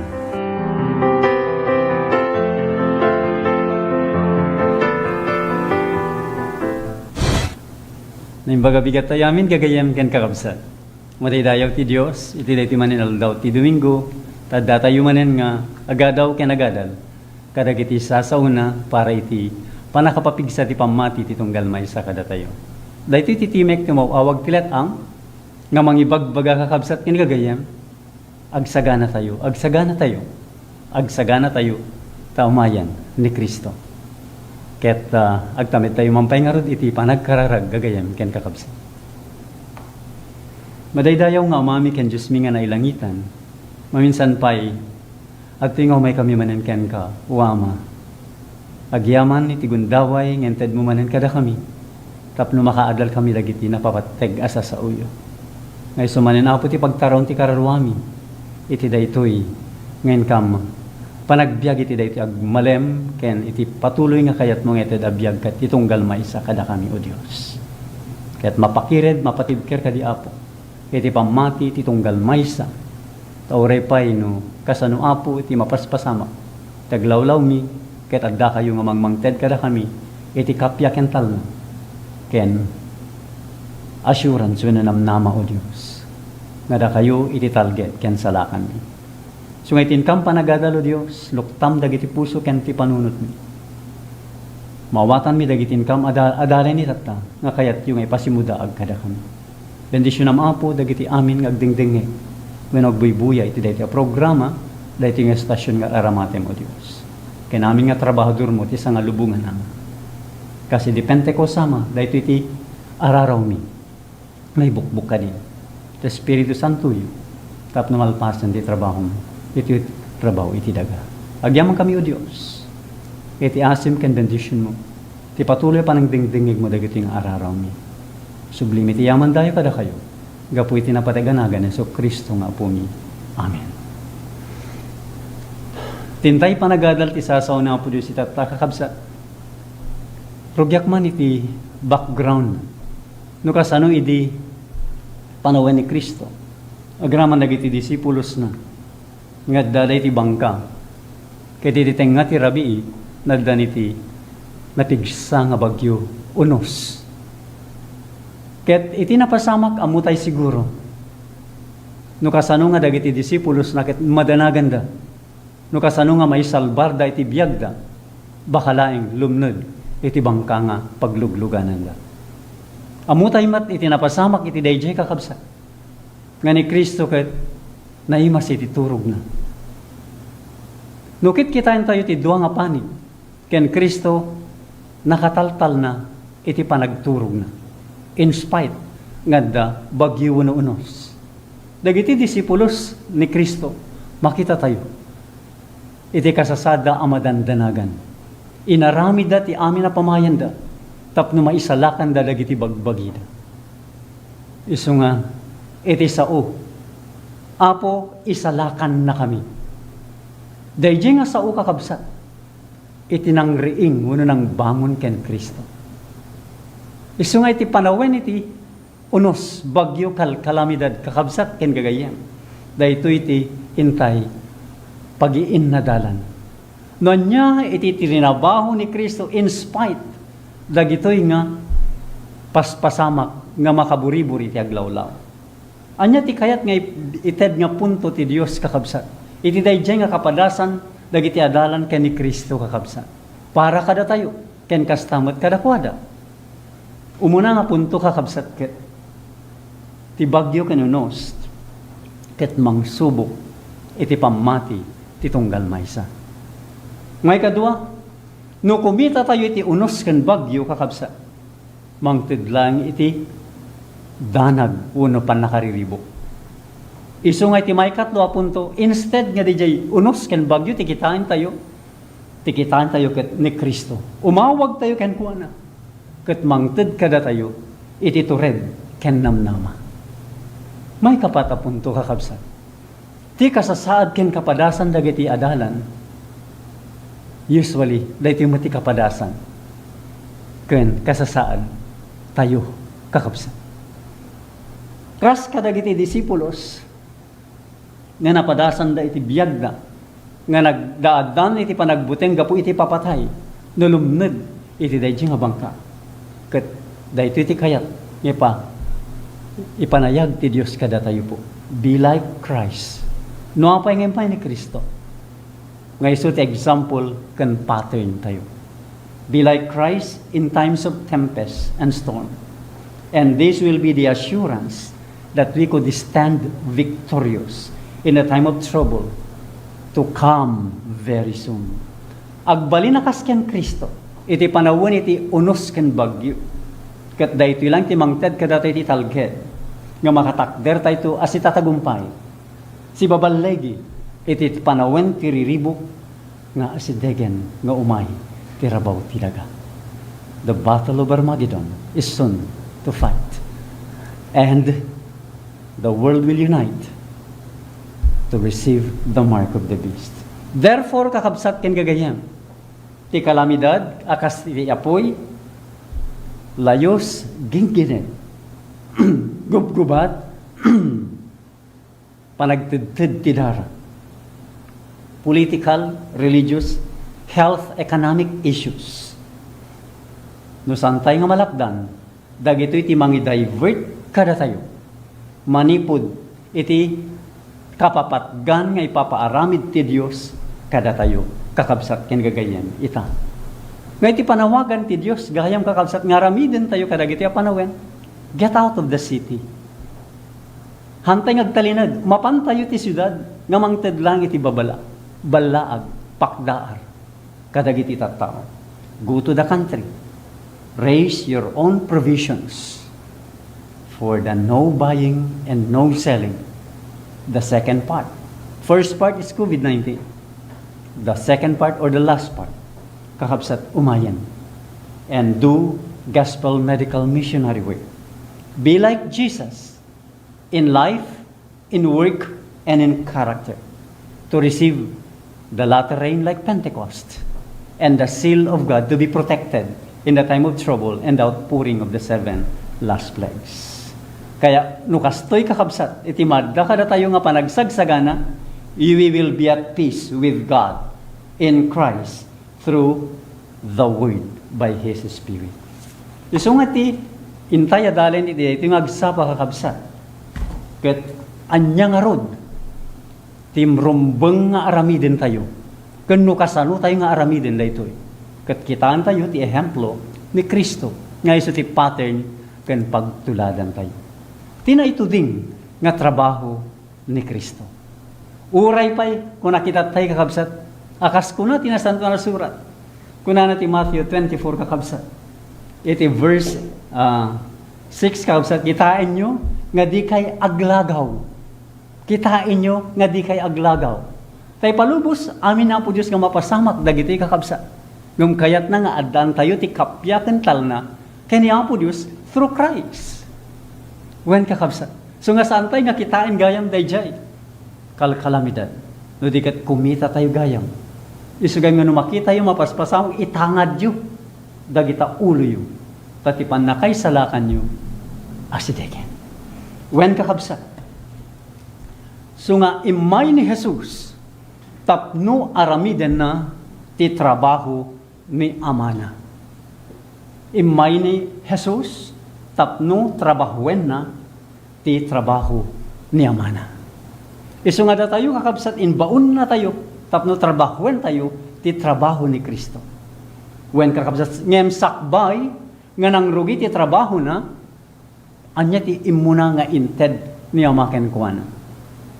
Iso nga makita tayo, ganya ti naituding nga trabaho na, kano kasano, ti panangaramid na, dahito nga naituding nga trabaho na. When kakabsat. Tati na ituding, kung nakat, imay ni Jesus, tapno aramiden na, ti trabaho ni Amana. Kat sakbay nga nagrugi, ti trabaho na, ti Espiritu ni Apo Jehova, uno ni Amana, adda kanyana. Takunana, tani Jehova pinulutan na, nga mangikasaba, kadagiti na imbaga damag, kadagiti na emma, imbaon na amang patapat, iti puso anadunor. Amang iwaragawag ti wayawaya kadagiti nakayawan, ken ti panakalukat kadagiti nabalud. Mabasa tayo iti Isayas 61:1. Daiti kakabsat, iti inaramid niya maken kuana sakbay nga mangrugi, iti panagtrabaho na, iti kaubasan na. Isu nga, napan isuna, nga nangaramid iti naimbag.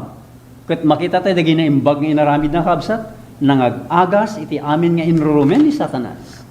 At dadagit intero purok sa jay. Awan ti aggunay, awan ti di agunnoy iti sakit, iti sa di numan abalay. So nga makita tayo kakabsat, iti panawen ni Kristo, halos am amin nga balbalay, gayam kat adamot gayam masakit da. So nga nuapay, nga iti dayto nga panawen tayo, halos amin mo't nga balbalay. Hantumot kay bagbaga nga amin nga balbalay, halos kaduan a balbalay. At daanti masakit. When kakabsat. Takunana talimasat isuna kadakwada. Ket ammumot ni Kristo, ammo ni Ama, nonya ti masakbayan tayo. Ket pinaimbag na amin dagiti masakit da. Ti trabaho na tinangted ti pamaneknek tinadyusan apan nakapulot na. So nga the work is the evidence that He is the anointed one. Isu tinapulutan. So nga idinakita ni Juan, ay daytoy ti Mesiyas. Nakita na. Tiar aramiden ni Kristo kakabsat. So nga ayat, asi, ken panakipagrik na ipanayag da. Iti tunggal aramid, tibiyag na. Isu nga ti aramid ko na nakat, isu ti manglawlawag. Mangipanayag ti dayag ti Diyos. Kadagiti tattao. Let your light so shine before men, that they may see your good works. When kakabsat. Takuna nakakabsat, natignay ti puso na, gapu iti nadungo, apan nakipagrik na kadagiti anak ti tao. So dahil kakabsat, there is sympathy, there is empathy in him. When kakabsat. Innala na ti kinatao ti tao. Apay, tapno madanon na, dagiti pagkasapulan ti tao. When kakabsat. Isunganuhan na nga innala ti nature tayo. Ti galad tayo nga tao kakabsat. Hana nga marik na. Tirik na tayong akas tao. Isunganuman pa iso nakat adla iti forma iti Diyos. Gapo tayo ti anak ti Diyos. Kuna nakat God made in the flesh. Naglasag isuna. When kakabsat. Ti anak ti Diyos ket naglasag.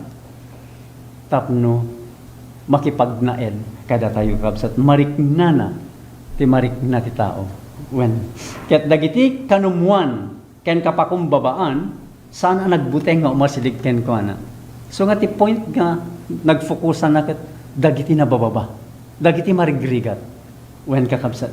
Manmanulaing kadagiti adday tinangato. Iso ako na uray dagiti babasit nga bing. Take note. Nalukoy da ken ko ana. Pagay ayat da ti sumangat kadagiti tumeng na. Ket kumita iti managpanunot arupa na parabor iti ayat. Saan nga inabungan ni Jesus ti uray maysa asao ti kinapudno. Ngem kanayon ngayon sawang na dayta iti ayat. So nga makita tayo kakabsat. So nga dagiti sasao ni Ama kanayon na nga isawsawang kadagiti tattao. Ngem kasano na kanu nga isawang babaeng iti ayat. Inusar natin ang dakla na kinaannad ken na yung panunutan naasing atensyon iti panakilangin na kadagiti tattao. Isu ket pulos adi na ulpit. Sana pulos adi kasapulan tinagsaot iti nakaro asao. Pulos adi nangted iti di kasapulan nga ut-ut iti sensitibo akararwa. So makikita tayo no kasano ti panangaramid na iti papaaramid ni Ama ken kuana. Saan na akinundena ti nakapuya tao. Nagsao iti kinapudno ngem kanayon nga daan ayat. Binabalaw na ti panagin si singpet. So nga makita tayo kakabsat both sides. Dagiti nakapoy ken dagiti agkunkuna nga napipigsa. Babalawin na. When kakabsat. Ti panagin si singpet binabalaw na. Ti di panamati ken kinadapes. Dagiti kakabsat ti babalawin na. When ngem luwa ti adda iti timek na. Luwa ti adda iti timek na. When kakabsat. Bayat ti panangisa una kadagiti makasair apan panangtubngar na. Nagsangit gapu iti Jerusalem. Ti syudad nga inayat na. Nagkedked nga umawat ken kuana ti dalan ti kinapudno ken ti biag. Isu nga makita tayo ti no kasano ti panagleddaang wenno panagsangit ti mangisalakan iti syudad nga Jerusalem. Isu ti sentro iti panagtrabaho na. Isu nga kunana sak ket ka anya pa iti napasama ken kuana wenno ti inaramid da ken kuana kakabsa. Inlaksid da isuna. Ti mangisalakan ngem minatmatan na ida buyugen tinaasi a kinalailo. May sa tibiyag na kakabsat.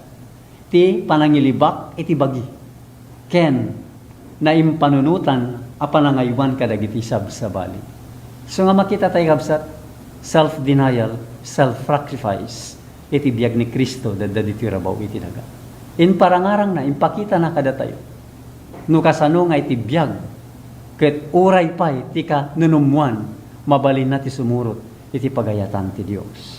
So nga tunggal kararua napateg kadagiti matana. Wen kakabsat no ti tattaw ket napateg ken kuana uray pay ti maysa nga bilit nga maregreg ket makita na kakabsat. Isu nga bayat nga isu ket kanayon nga inawit na ti bagina buyugen tinadyusan a dignidad nagroknoy buyugen tinadungo unay apan nagraem iti tunggal kameng ti pamilya ti Dios. Wen kakabsat. So nga makita tayo no kasano na nga inaramid ti papaaramid ni Ama ken kuana. Tapno makita tayo met kakabsat. No kasano tayo nga makipagtrabaho ken kuana iti dayti nga maududi nga alalaw. So nga kunana kakabsat iti Matthew 4:23 iraman tayo iti 24 ket ni Jesus linawlaw na ti amin na Galilea. Anang isursuro kadagiti sinagoga da ken nangikas kasabat ibanghelyo ti pagarian. Ket nang papaimbag kadagiti amin nakita ti sakit. Ken namin nakita ti anayen kadagiti umili. Ket nagdinamag iti amin na Syria. Ket inyegda ken kuana dagiti su amin nga masaksakit. Dagiti kinapet tinadumaduma asaksakit ken rigrigat. Ken dagiti nagungan dagiti sa iro. Ken dagiti adda bulan-bulanen ta. Ken dagiti di makagunay ket pinaimbag na ida. So dayti kakabsat, mas nakasentro isuna ti panagtrabaho iti panagpaimbag kadagiti masakit, panangtulong kadagiti marigrigat ken dagiti agkasapulan. So nga iti tunggal kay papananti sa ni Kristo ket maysa a medical missionary worker. Wen kakabsat, dayta ti trabaho nga naituding ken kuana kakabsat. Ni Kristo kas medical missionary worker. Imay dito'y lubong, tapno mangikasabat ebanghelyo, ken tapno mangagas ti sakit. Sungat ebanghelyo kakabsat kat, panangagas ti sakit, panangisalakan ti kararwa. Dayta ti ebanghelyo ni Kristo. Imay kasmay sa amangagas, dagiti bagi kastamit dagiti kararwa ti tao. Sungat ti mensahe na, idi dayta a panagtulnog kadagiti linteg ti pagarian ti Dios, mangyeg kuma iti salunat ken kinerang ay dagiti lalaki ken babae. Ulitek man dayti kakabsat ken gagayem. Ti mensahe na idi dayta a panagtulnog kadagiti linteg ti pagarian ti Dios mangyeg kuma iti salunat ken kinarang ay dagiti lalaki ken babae. When kakabsat, that is the only condition for us to become healthy and prosperous by being obedient to all the laws of God. Dayta kakabsat. So nga mabalin ko mga alain ni Kristo ti kangatwa na lugar. Wen kakabsat. Sa dino. Dayto nga lugar kakabsat. Ama ibilang kadagit kangatwan amanursuro. Ti nasyon a Hudyo. Wen kakabsat pudno dayta. Tati kinaubing na nakitan dagiti rabi. Nga isuna kat nasirib nga ubing. So nga kuna nakakabsat mabalin ko nga ni Kristo kat agyan iti lugar. Akangatuan kadagiti manursuro kakabsat. Ngem, san na nga pinili dayjay? Pinili na ket di, tapno ipan na ti ebanghelyo kadagiti napanglaw. The gospel to the poor, when kakabsat. Nga pan iti may sa lugar agingga iti sabali. Nga dagijay adda kadagiti nalawa, ken nailet nga dalan, mabalin amaanag dagiti balikas ti ebanghelyo ti kinapudno. Sumat lagayang kakabsat nga iti komisyon dagiti disipulos na house to house, by twos, when kakabsat. Dayta iti wagas ti panagtrabaho ngayon pakumit ti Dios kadagiti immuna nga adalan ken uray pay kada tayo ita. Pagtrabaho isuna iti dalan nga iti dayta tarigagayan na dagiti trabahador na ngagtrabaho ita. So nga nagbalin nga example tayo tapno pagtuladan tayo. No kasano nga nagtrabaho isuna at trabahoen ti trabaho ni Amana. Kastamet kada tayo trabahoen tayo ti trabaho na. So nga itigit ti baybay iti bakras ti bantay kadagiti kalsada ti syudad nangeg ti timek na. Mangilawlawag kadagiti kasuratan ti daan atulag. Uwen na taawang pay mo ti baro atulag idi nga naisurat ti paylaing daan. Isu nga isu asa anakas iti panangilawlawag dagiti eskriba ken fariseo. Idi ti panangilawlawag na anang aresto ti atensyon dagiti umili. Wen mat kakabsat. Adda ngamin ginalawlawag ang mga ipalawag. Akas ken Kristo. No ikumpara kadagiti manursuro idi panawenda. Wen kakabsat. Dakkel ti pagdumana. Tapay kadwa na ngamin kat they say but they do not do. Ngam ni Kristo he said. He said and do. Wen kakabsat. Isu nga kuna nakakabsat, isu sa anakas iti panangilawlawag dagiti eskriba ken fariseo. Insuro na kas maysa nga adan otoridad ken saan akas kadagiti eskriba. Anya di authority, anya di power kakabsat. It is the life, the light of men. Isu tikit kitaan dagiti tattao. Alawag wano pagsilawan kakabsat. Di biyag ti tao. Ket nakita ken iti biag ni Kristo dagiti nga sasao. Ket buyugen ti kinalawag ken bileg Inwaragawag na ti mensahe ti Ebanghelyo with clarity and power. Nalawag ken adda bileg nakakabsat. Awan uray ka anuman ti adda kastang ebanghelista akas ken Kristo. Wen kakabsat. Isu nga isulaeng ti rumbeng nga kitain ken pagtuladan kakabsat. Awan ti may kariataon nga pagtuladan tayo. Wen kakabsat. Isu tinatanok ti langit nga mimpakumbaba na ti bagina. Tapno alain na ti kinatao tayo. Tapno maabot na dagiti tattao no sa dino ti ayanda.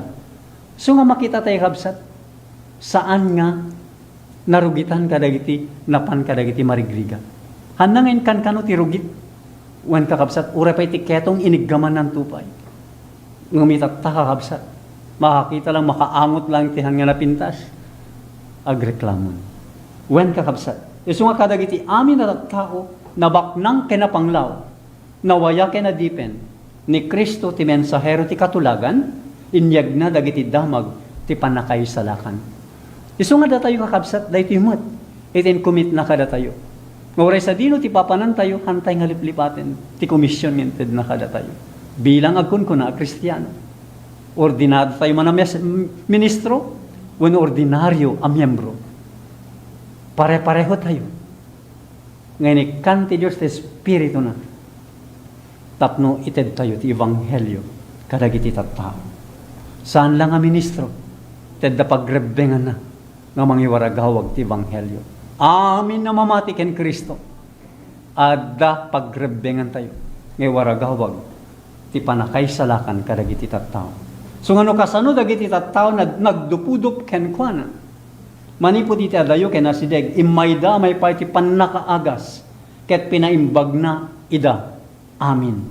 Iti kinaltak na kas na indakla na mangagas na iwaras ti entero a Palestina, manipod Jerusalem, aging ti Syria. Imay dagiti masakit kadagiti lugar nga pagarupda, alumabas isuna. Tapno umawag da ken kuana iti tulong, ket pinaimbag na ida kadagiti sakit da. Ditoy met imay dagiti nabaknang, madandanaga na dumeg kadagiti sasauna, ken tapno umawat ti pannakasagid ti imana. Wen kakabsat, tauray pa kanyami kakabsat. Dagiti saan idi nga dumeg, iti padamag ti Ebanghelyo idi. Amoy kakabsat, idi loktakon ti Facebook ko kakabsat. Amin dagiti kumunkontra idi sao ti Dios, nagbalin nga gagayem kun kakabsat. Iso nga ti technology, no aramaton tayo iti panagtrabaho kanya po Dios, agbalin na bendisyon. Ngam no aramaton tayo para ti bukod tayo, apagimbagan, agbalin alunod daytoy kakabsat. Kasta ti panagdaldalyasat na iti maysa syudad aginggay ti sabali manipod ili aginggay ti sabali panikas kasabat Ebanghelyo ken panangagas ti sakit ti ari ti gloria adday ti nababa ka west ti sangatauan. Wen kakabsat ngay dinto anabaknang gapu kada kayo nagbalin anapanglaw tapno da kayo gapu iti kinapanglaw na bumaknang kayo kuma. Wen kakabsat. Ngamanya nga kinabaknang tibagbagana diti kakabsat. Spiritual riches. Na spiritualan na kinabaknang. Taragiti material sumarunula ang dagita kakabsat. Tadya galad kababalin ti Diyos ken Kristo dayta ti makunkuna a kinabaknang kakabsat. Bilang konklusyon ken panawaga ti Diyos kada tayo ita makipaset. Ti maudi nga trabaho ti panangreforma ti tunggal iglesia para ti panakalepas ti trabaho ti Ebanghelyo para iti dubong. Wen kakabsat. Wen kan kanay nga pananglepas talaga mat ka pananglepas din kakabsat. Numan pa hantay nga mo no kaano nga tegsakto a pananglepas na po Dios. Tayo sunati nakinigem iti panawen ken paspasama kakabsat. Isu nga kunana kakabsat makipaset iti maudi nga trabaho ti panangreforma ti tunggal iglesia. Para iti panakalepas ti trabaho ti Ebanghelyo para iti lubong. Kas ti umuna abilin ni Kristo iti damo kadagiti 12 nga adalan na iti Mateo 10:5-8. Kas ti manti kuna nakakabsat. Dagitoy 10 ket 2 imbaon ni Jesus. Iti nalpas na binilbilin ida akon kunana di kay mapan iti dalan dagiti hentil. Ket di kay sumrek iti ili dagiti taga Samaria. No di ket mapan kayo nga umununa kadagiti karnero anapukaw iti balay ti Israel. Ket no mapan kayo, mangas kasaba kayo akon kunayo, ti pagarian ti langit dimtengen. Paimbagyan yo dagiti masak sakit. So nga makita tayo kabsat, ti umuna nga pagtrabahuan tayo, pagtaingan tayo. Pagtaingan ti pamati tayo. Sakbay nga pamantay jerwar, wano karuba, keniti ungto, ti daga. Wan kakabsat. Dahil ti order ni Kristo, iti commission, para iti panangited, iti ebanghelyo kakabsat. Ket bilang komentaryo na kakabsat, dahil ito'y panawen, aglayon manipod 27 AD, aging 34 AD, ni Kristo, ididamo, ti personal. Ket kalpasan na, babayan kadagiti, adalan na, impan na ti awis ti ebanghelyo, kang runaan, kadagiti Hudyo. 27 to 34 AD. Ni Kristo, 27 to 31, tanaylan sa 31. Ket nagtultuloy dagiti adalan, ingga na ti 34. So nga makita tayo kabsat, dagiti last 7 years, iti panagreforma, iti iglesia wano ili, ti Israel kakabsat. Maudi, apaset, in 7 nga tawen, iti 490 nga tawen, nga na iti dapawayway kadakwada kakabsat. Iso nga bilang palagip, adu nga Hudyo tinagsagaba kadagiti saksakit, iti panawen ni Kristo, ken dagiti adalan. Kastamet laeng ita, kadagiti nagkunkuna nga tattao ni Kristo, bayat ti panagdalyas at dagiti apostol, nga dani tinaimbagadamag ti pagarian ti bilin ti mangisalakan, ket kastoy, di kay mapan ti dalan dagiti hentil, di kay sumrek iti ili dagiti taga Samaria, no di ket mapan kayo nga umuna, kadagiti karnero, anapukaw, iti balay ti Israel. Well, kakabsat. Isong at Israel, di da itang panawen, kaslang awang ti pastor da. Nagwara-wara, dagiti karkarnero. Isong nga binirok ni Kristo, dagiti nga karkarnero, kakabsat. Inornong na. Iti maysa nga pagurnungan. So nga bilang palagip kakabsat. Kasapulan tinananay a reformasyon, kadagiti iglesia tayo. Masapul tayo tinananay a reformasyon, kadagiti amin nga iglesias tayo. Ti mangbalbaliw apan nakabalin ti Dios, masapul nga umay iti iglesia. Sapulen ti Apo asi papasnek, ikkaten tayo dagiti basbasol tayo gagayem ken kakabsa. Ketagtaeng tayo iti pamati tayo, agingga amaited kada tayo, ti pannakabalin manipud langit. Kas iti Pentecostes laiti kakabsat, orayan tayo, ti maudi atudo ti Espiritu Santo. Bayam ati Diyos, ti mangisina kada tayo para iti trabaho. Dalusan lagi ti kararuwa tayo, babayan ti panagtulnog iti kinapudno. Isugahin nga ti panangdalus gan ti kararuwa ket panagtulnog ti kinapudno. Panangibabawi, panangikonpesar dagiti basbasol tayo, dagiti nagliwayan tayo, dagiti defekto tayo. Ket agtulnog tayo iti kinapudno. Pamati nga awanan aramid ket patay. Saan ngay tantan ti aldaw pa nagsagana gagayem ken kakabsat, baka malagaw ti ano. Ti iglesia rumbeng gaman na ti panag-medical missionary at trabaho. Kas iti narelihyunan, apa nagsusupyat, nga mangpukaw kadagiti wayawaya iti Amerika. Dagiti takder to para iti wayawaya ti konsensya, may kabildan to kadagiti saan anasayat a posisyon. Gapu iti bukod da pagimbagan, rumbeng kuma, bayat nga dagundaway da, agbalinda kuma, anasirib may papaniti saksakit.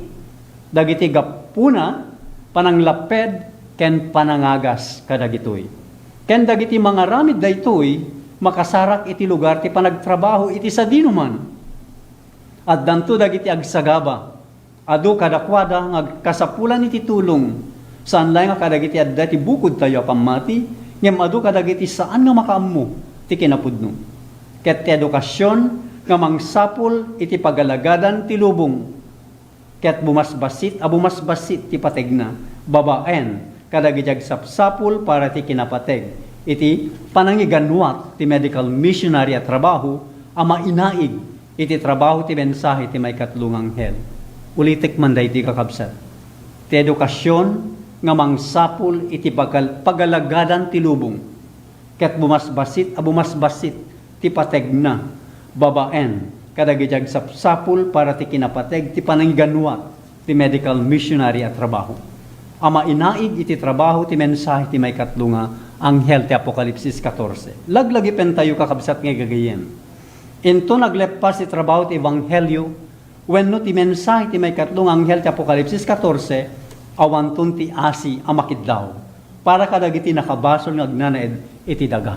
Kaya't nangasawen, agsaran ti kaasi. Kas idi, panagsarati ruangan ti daong dinuwe. Dagiti tattao ti Diyos, nailapasdan ti trabaho da, akas kininuwe. Naawat dan ti maudi atudo, ti bang arma ni po diti sangwanan ti Apo, ket naisagana dan para ti oras ti panakasuot ti sangwanan da.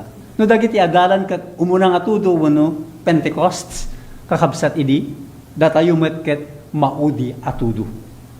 Bang arma ni puti sangwanan ti Apo, tapno maisagana tayo, iti oras ti panakasuot, iti masangwanan tayo. Agdardaras dagiti anghel, agsubsublida ijay langit. May isang anghel tagsubli-subli, manipod iti daga, ipakaamuna, ana arami den ti trabaho na. Ti maudya panlubok na iyegen ti lubong. Ken namin amang nang paneknek, iti bagbagida na pudno kadagiti na Diyosan na bilin na awat dan ti selyo ti sibibiyag a Diyos. Inton malpas kakabsat.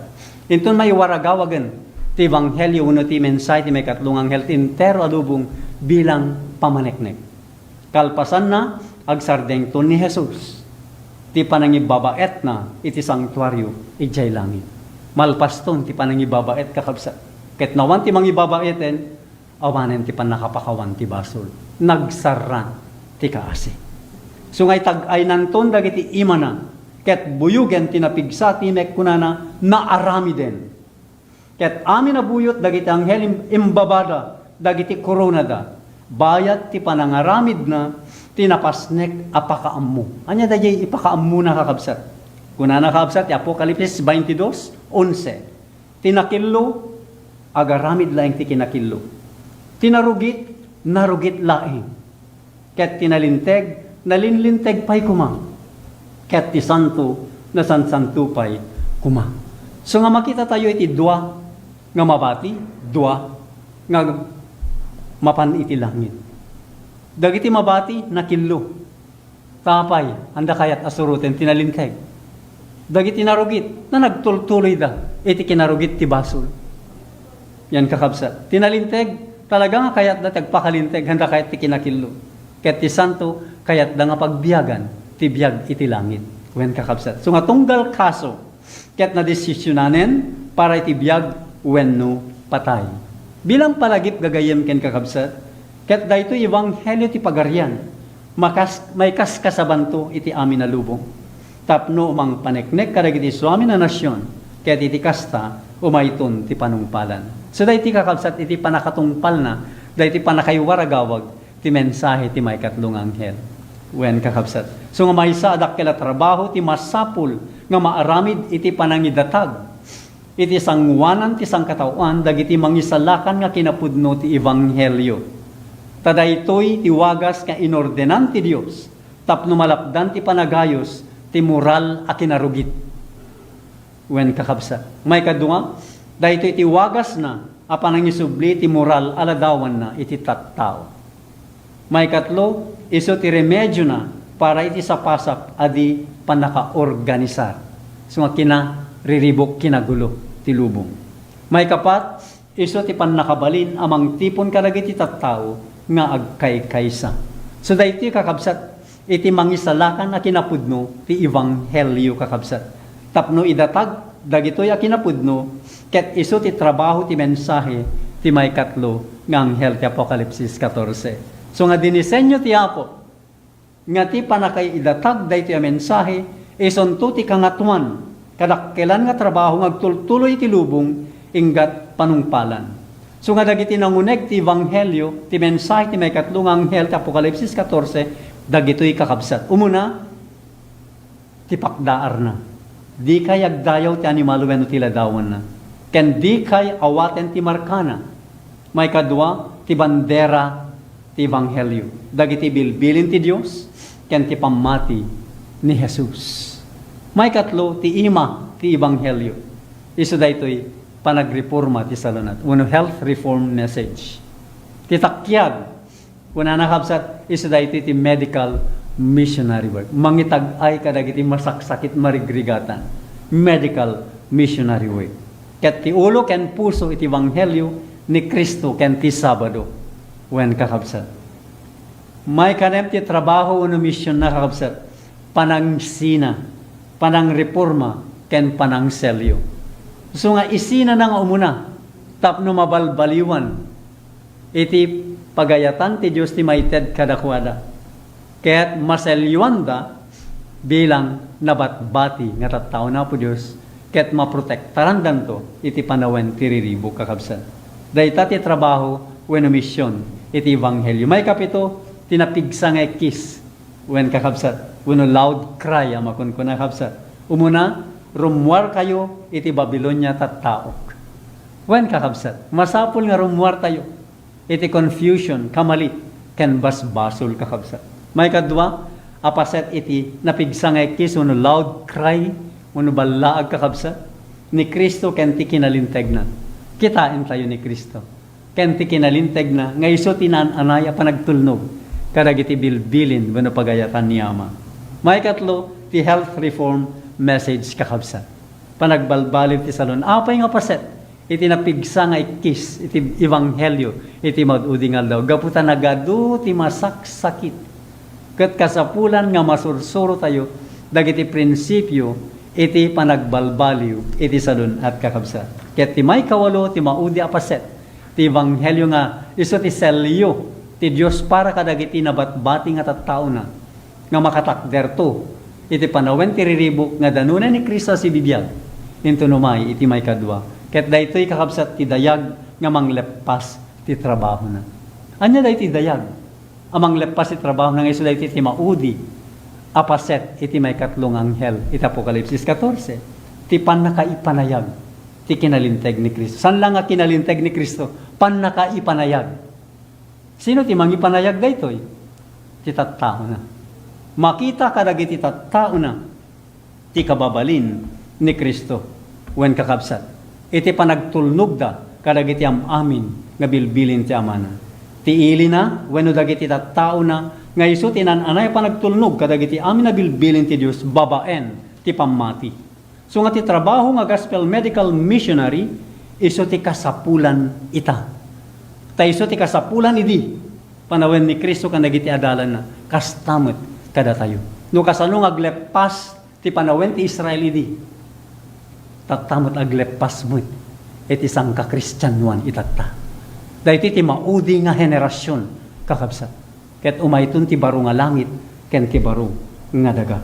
Isu nga kuna nakakabsat trabaho nga gospel medical missionary ti kasapulan ita. Kas idi met laing panawen ni Kristo ken dagiti adalan na. Saan nakasapulan iti mga ramat ti adu atawen iti panagsagana. Diagbayag dagiti ruangan nga silulukat para iti kinapudno ket maserraan ton ti agnanayon. Ited tayon ti mensahe ita. Di kay aguray, hapalubusan ti kabusor, amang tagikwa dagiti taltalon, wenno karkararwa, wenno tattauitan, asilulukat iti sangwanam.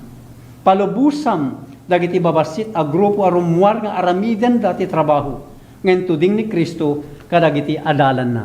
Palubusan, nagtrabaho da kas ebanghelista, ti panangiwaras, dagiti publication, ken panangisarita ti kinapudno kadagiti mamammuda. So palubusam ida nga mangikararag dagiti masakit agserbi kadagiti kasapulan da saan nga babaen ti agas butika no diket natural a remedyo nga iso ti aprobado ti langit. Ken panangisuro kadakwada no kasano a magunod manen iti salunat ken maliklikan ti sakit.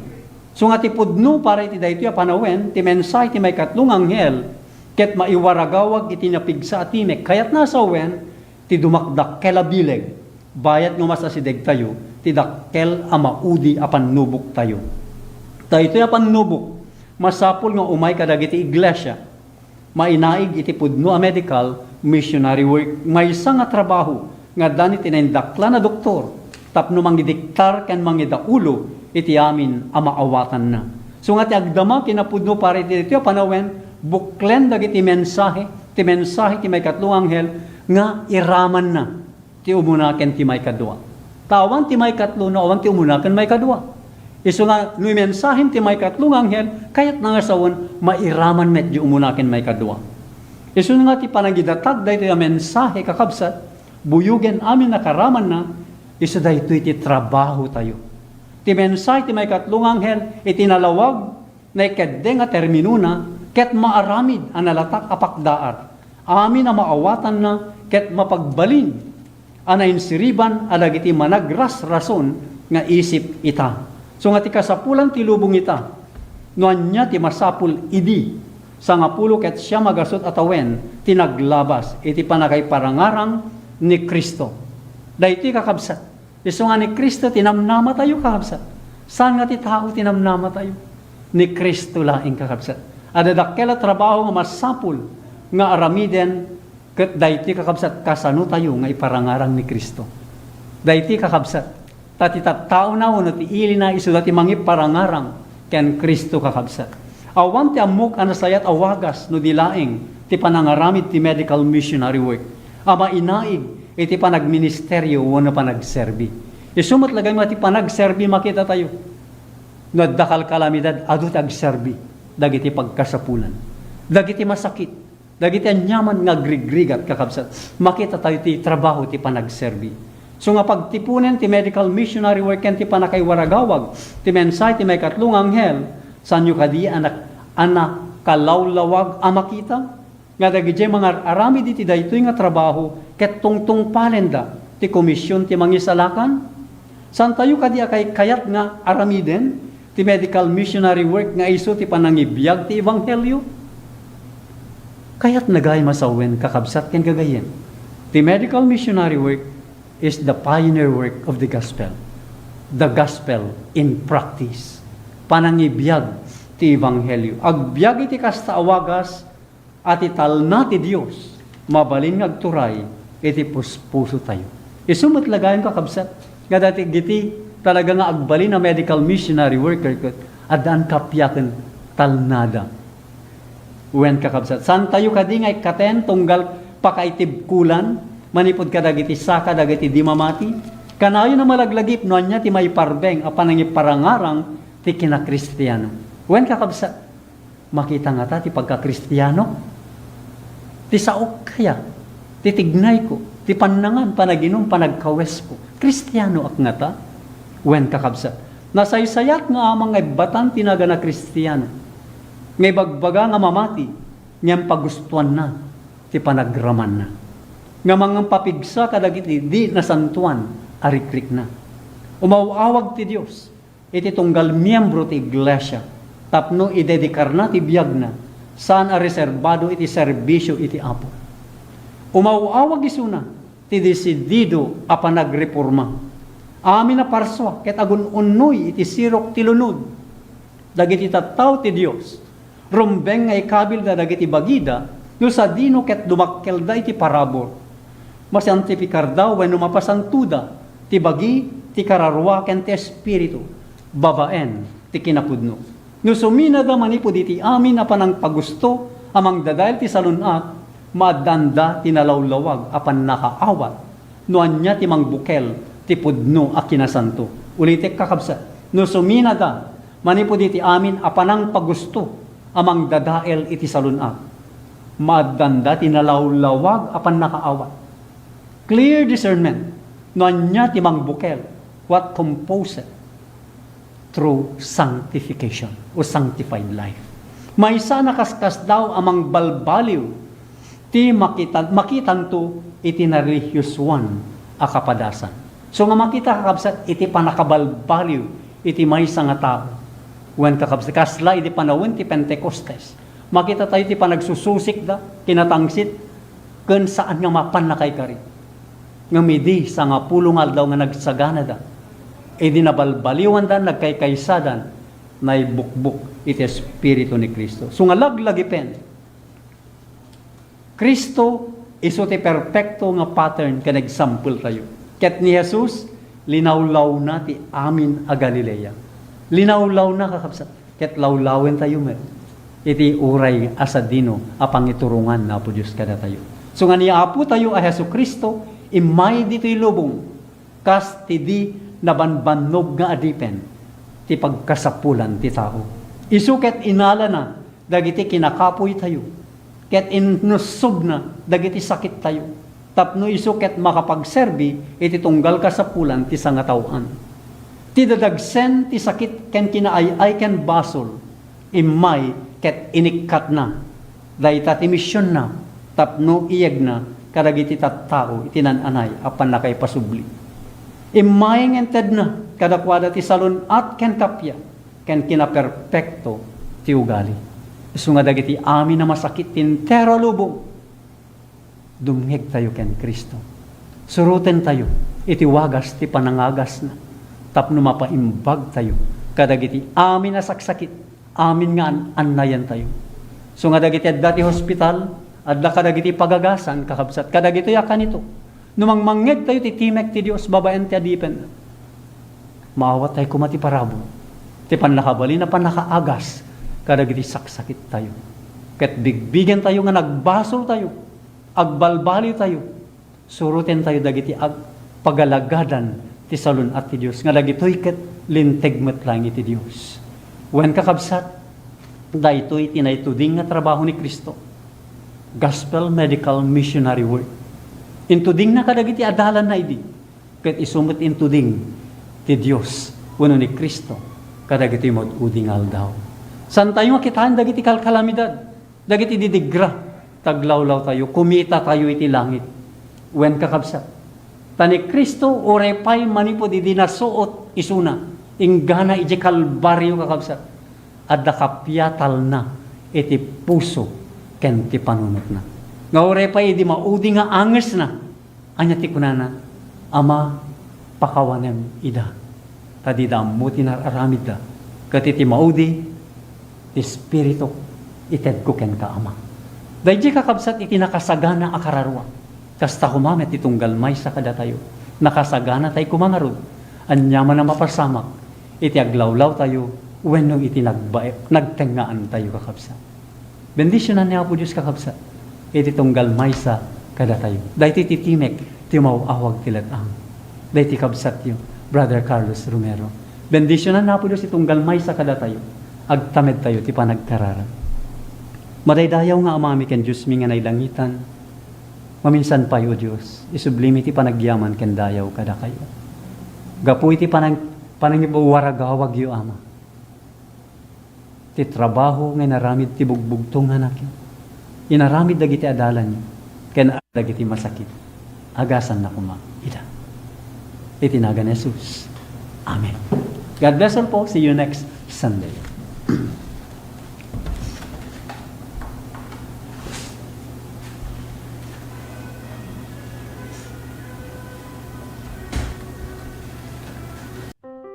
Naimbag nga damag, maawis kayo amin kakabsat ken gagayem, nga dumngeg to'y programa tayo. Titimek, tiyo mauawag itiletang. Dayti nga programa tayo, ket para iti amin, ubing mano wenno nataingan. Babaen tinainsiriban nga balbalakad, nga maadaw iti sasao ni Apo Dios. No kasano, itinananay nga panakaisagana, titunggal pamilya, ken individual, para iti panangsabet iti may kadwa nga iya ay ti anak ti Dios. Dayti nga programa tayo, titimek ti umawawag iti letang, ket manggigan iti tunggal aldaw ti Domingo, iti oras manipud alas 8 inggat alas 9 iti bigat.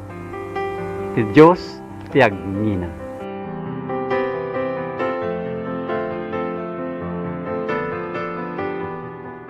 Kakaiyan, agbirbiro kakadi iti paggatangan iti nalaka ken dekalidad a materyales nga usaran iti electrical ken plumbing. Balak yu ba madan iti solar lights, street lights, LED strip lights, panel boxes, bolt and plug, power tools ken amin nakasapulan iti electrical ken plumbing works. Adda ditoy dayta.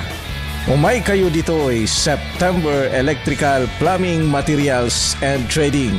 Masarakan dito bagani Kampo, Candon City, asideg iti Seco Substation, igiti National Highway, na dumadunga materyales asigurado analaka ti presyo ken ti kalidad agamit. Anya payla ururayem ilistamon ken ipadamagmon marites dito ilaeng September Electrical and Plumbing Materials. Sa September, bida ka kaibigan.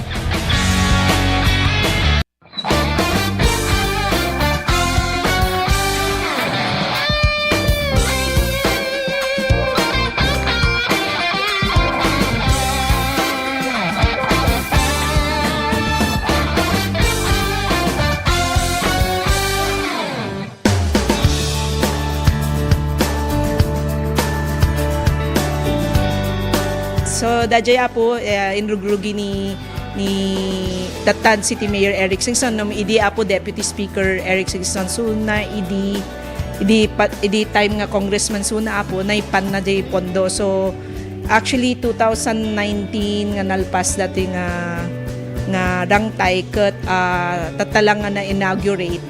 So agyaman tayo man with the national government and tulong ni Datan City Mayor Eric Singson idi Congressman Suna.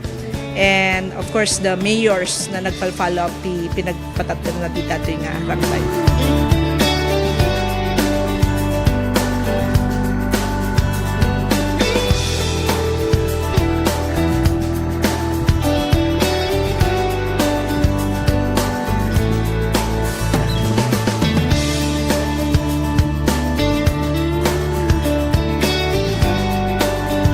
Amo tayo kakabsat ko no basta nagtudo pagpagnaan mo tilogan da kita idi na marugin idi romwar kami dito yung panag-eskwela ti Kolehiyo 1990 basta nagtudo orayom latan nga umbaas sa kamakabalasiw ta daktol mot akarayan kita amutan nga natay nakukawon ti Kalbaryo dagiti adda kadagiti adda yung barbarangay makita pa kitin oray market day oray chimpo ti napigsa nga saksak ti todo maiya danon da dito poblasyon dagiti agkakaimas, agkakatintas na produkto da.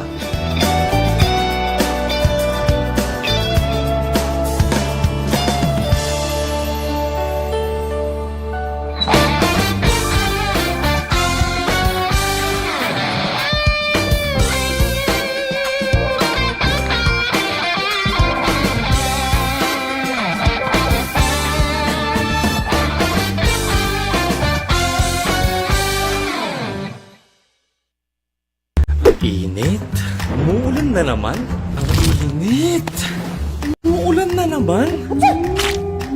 Opisyal nang kinumpirma ang pagtama ng El Nino sa Pilipinas. Ang El Nino ay maaaring magdulot ng biglang buhos ng ulan na susundan ng matinding sikat ng araw. Pangunahing dahilan nito sa pagsulpot ng iba't ibang karamdaman. Tandaan, ang kahandaan ay nagsisimula sa taong may alam. Mas protektado ang pamilya kung tayo ay handa at listo.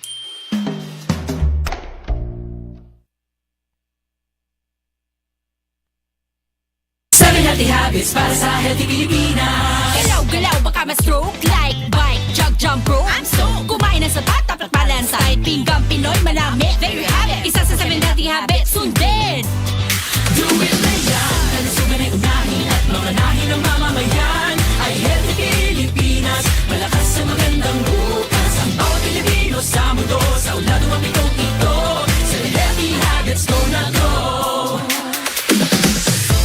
More. Eat right. Be clean. Live sustainably. Get vaccinated. Don't smoke. Lessen alcohol. Say no to drugs. Care for yourself. Care for others. Practice safe sex. Do no harm. Put safety first. Do it na yan. Sa healthy Pilipinas. Let's wander the historic city of Vigan.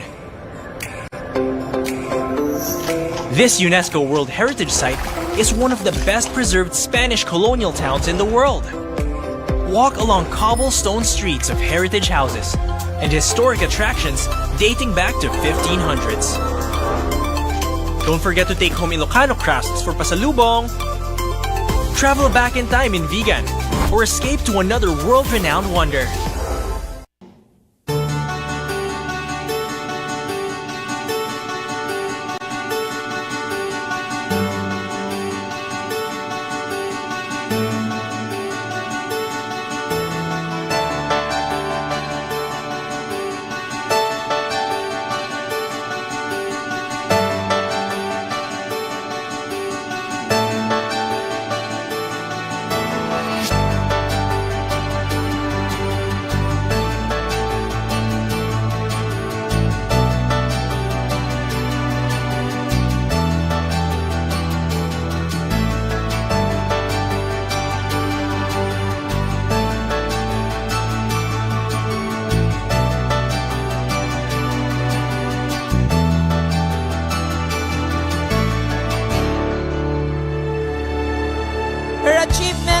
contributions are proof that good governance that is focused on the people will always yield good fruit.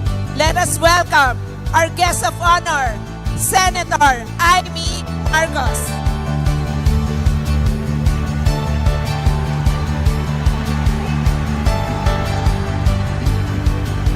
Malawak ang lang kesa sa lupa.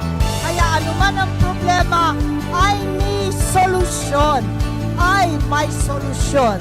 Kayo ang solusyon.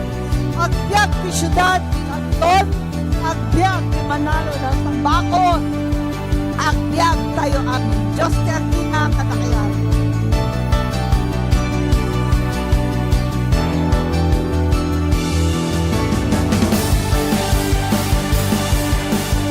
Mabuhay Apo, the Candon City, and our province of Ilocos Sur.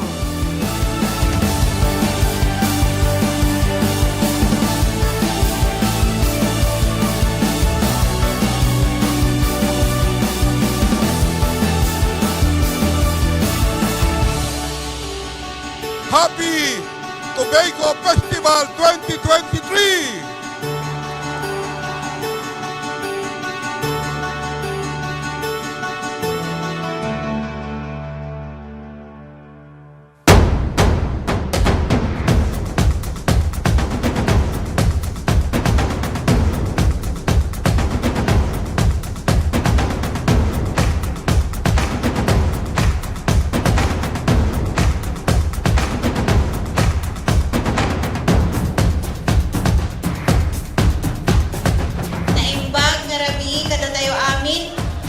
Tobacco Festival.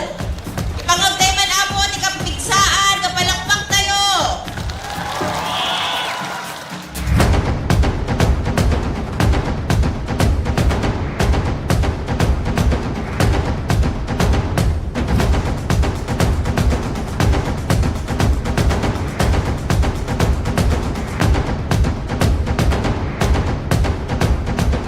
Congratulations kada tayo amin na po. Happy Tobacco Festival. Kat palakpakan tayo apo ni pagbagi tayo para hindi napintas ngayon tayo pa nag-celebrate at the City Fiesta. Thank you very much and congratulations to each and everyone. Okay, mabuhay kayo na kayamin nga participants in street dancing.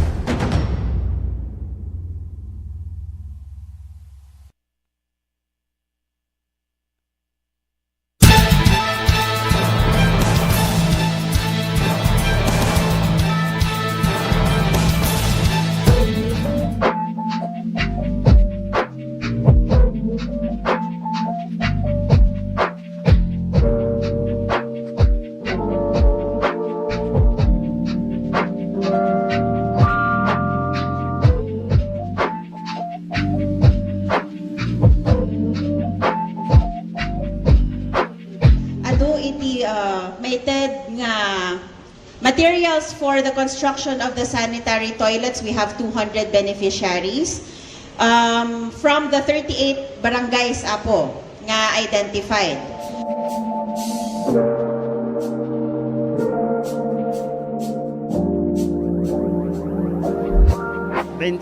Na ito ay may tata rigide barangay pagpatrol iti barangay Tanod karigide barangay kan kasama na katulungan ti barangay karigide kasapulan da o darigide masaksakit kan da dumapay nga pakasapulan ti barangay datoy nga nayon yay multicam nga naiwaras pay kada. Kasapulan daw na datoy ta nalawa ngamin ti barangay kada rigat damat nga gikot no awan ti lugan da.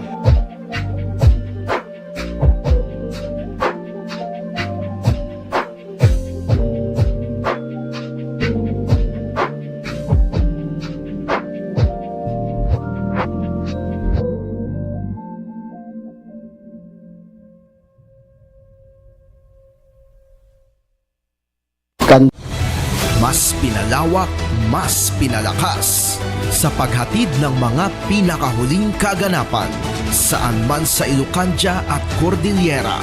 Higit 2 dekada ng pinagkakatiwalaan. Ito ang radyong pambalitaan ng Tiradpas Network. DZTP, Radyo Tiradpas.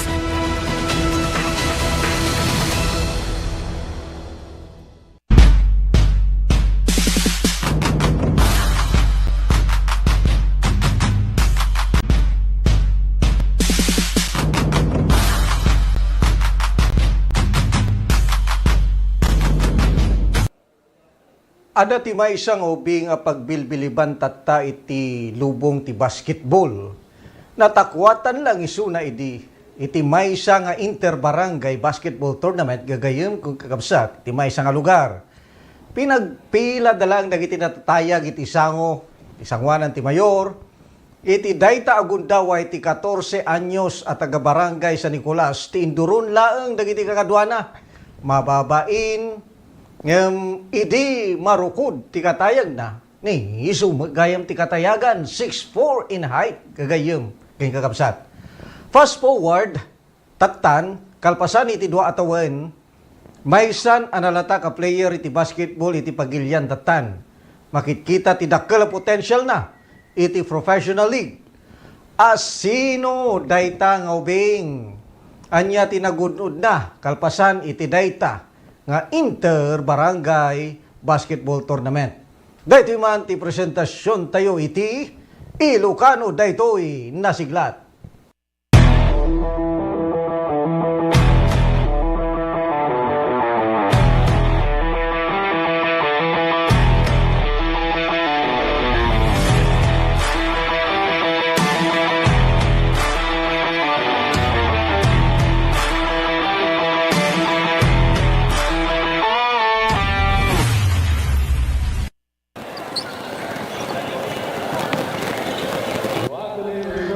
Isuna ni Jeremiah Antolin, 16 anyos tatan ka nagnaed iti barangay San Nicolas. Iti dayta atawin na 6 feet 7 inches ti katayang nan. Ammum latan may sa prospect iti basketball. Iti 2023 dinarami ti inter-barangay basketball tournament iti Candon City nayaban dagiti natatayag a player. Ni Jeremiah tinayta agudaway pinilit na pay ngagpasango kaputa man nagbabain. Ngem kidi isu ti katayagan iti dayta agudaway. Saan pay anasiglat unay nga gayayam ngem kidi nasiputan. The coach Tony Madarang ken Roger Galian ti potential na. Iti kami ada interbarangay ito'y kandonera na nga nagawidak dito'y. Nakitak ni Jeremiah nga natayang ubing. Tapos dinamag ko manatawanan, 14 sa pelaan. Tapos niya ti height mo, 6'3", kunana 6'3" pa lang. So kaya mo tag-basketball, kunak, sir, wala naman. So dahil binuya di ayam na, makitak di kadakkel na napaspas nga tumaray. Kun nagagat nga, nakitak di shooting form na, medyo okay. So dayay imbagak nga in recomendak so na di Manila. So dayay mat nag-click mat nalad may di coach nga kontak ko ni coach Snap. So nakita na di ubing. So mabalit di panta di Manila. Dili problema kidi ubing pelaan bakan na kayat na makaya nga mag di so kwani mamang na may dayo. So dayay ngum di kadwa ni parents na di perpetual di na pang kami. So decide mo di ubing agbate. So dayan, ang rugi dayan, makita di future na, di ubing. Yung di damo-damo makita pang kuya San Nicolas di Balayda, at duwa nga baka nga guy-guyo din na idi. Nga si Mangput di Balayda, ta ni muna, kapay ayan lang nakong, dato'y taltalon sir, umaya ko, nagawid ako, kunana. So nakita ka duwa nga baka nga guy-guyo din na. So na parang nakuha nga, mayat dito to no medyo nagsikat dito ko bing mayat nga story na kung naktingnan. Of course, malaksid ti dayjay nakita ang potential na di development na kasano nga sinuportaran tayo dayjay development na iti dayjay. So jay development na idi datoy adamat intertown nga ditoy kandon so may makiprak-practice kanyami. lalo nung may dito yung agawid. So nakita ko nga medyo okay. Tapos training Manila sa Bali Gabiti training da. So dayan medyo umangat ni Jeremiah ti game na nakita ko nga medyo mayat di pakpakitan. Okay, so karaman ni Sunan DJ Gilas and champion dang iti dayjay nga panakita anyat assessment mo kanya na iti dayjay nga ayam na. Pinakita na mayat pinakita na at least nabigyan siya ng break. Pinakita naman nung bata kung paano siya maglaro. Pinakita niya yung role niya, ginawa niya yung role na binigay kay ni Coach LA sa kanya. So yun yung maganda sa kanya. Nag-click naman, okay naman yung pinakita ng bata. Okay. Nyata posible pa yung adjustment nga makikita mo. So adjustment na shooting form shooting na pay. Kun medyo i-develop na pala shooting. Kun dahil malan depensa okay mo i-depensa na. How does it feel para king kang datoy nakita nga ubing ket championen iti hanlang national no di ket international competition di basketball. I'm so proud, hindi lang ako ang proud ng taga Candon. Proud from City Mayor Eric Singson. So, meron na tayong future na bata na taga Candon. Yung naman ang ano ko. Pero sinasabi ko kay Aaron, be humble lang. Yung bata, be humble. Malayo pa yung dadaanan mo. Nag-umpisa ka pa lang. So, yun ang inano ko sa kanya. Nag-umpisa pa lang siya. Sir, kasanomot nga dagiti advice mo. Kasi yung na pagdaan ng dagiti injury and all kasano na papigsan pa iti physical aspect ti ayayam. So siya ibagbak kanya na yung disiplina ti bagi amo yung matan it being tatang ke mahilig puyat sulayan mo ti kwak kasi siya idi na injury ak siguro di puyat di paggigan kami hang ko balay mabay na nga maturog na nasapa so dayay so ibagbakin na aron nga kailangan kompleto yung tulog, vitamins, tapos yung katawan dapat ready lagi. Hindi yung pwedeng maglaro ka na puyat ka. Yun lang naman. Nagiti coaching staff Gilas under 16 sir. Inya ti makunam kanya da. Naikan mo talaga iti playing time ni Aaron sir. So di coaching staff yung naigam kini Aaron, okay kasi nabigyan siya ng break at alam naman natin yung sistema ni Coach LA, talagang professional basketball din yan. So na-adapt niya yung type of playing ng mga Hinebra, mga professional team. So yun ang maganda sa team ng Gilas. Saka yung suporta ng Gilas talagang hindi ka hindi ka papabayaan. What's next sir? Para iti karera na dan sa laban ti August. Mapanda ti international na gayayam. Siguro ang makakalaban world FIBA ata yun. Hindi ko pa 16 under. So yun lang.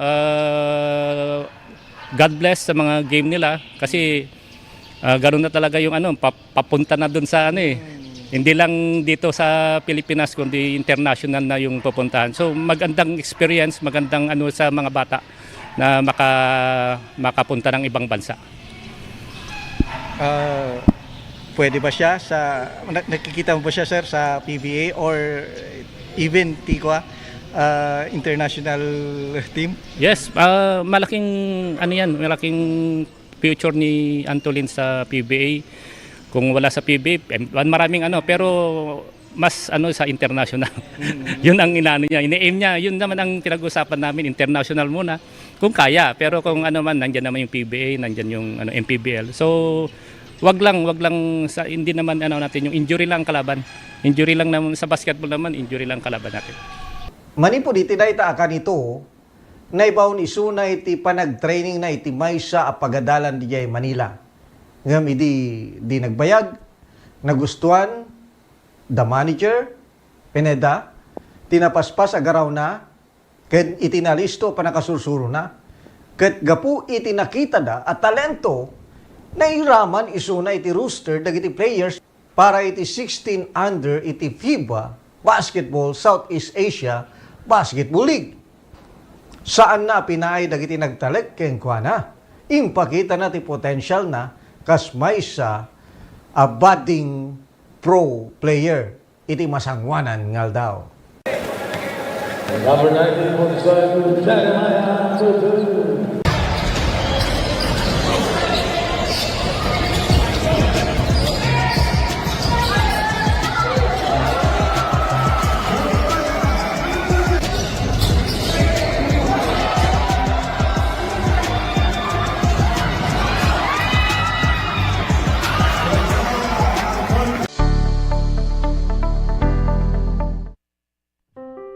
Naimbag nga damag, maawis kayo amin kakabsat ken gagayem, nga dumngeg to'y programa tayo. Titimek, tiyo mauawag itiletang. Dayti nga programa tayo, ket para iti amin, ubing man wenno nataingan. Babaen tinainsiriban nga balbalakad, nga maadaw iti sasao ni Apo Dios.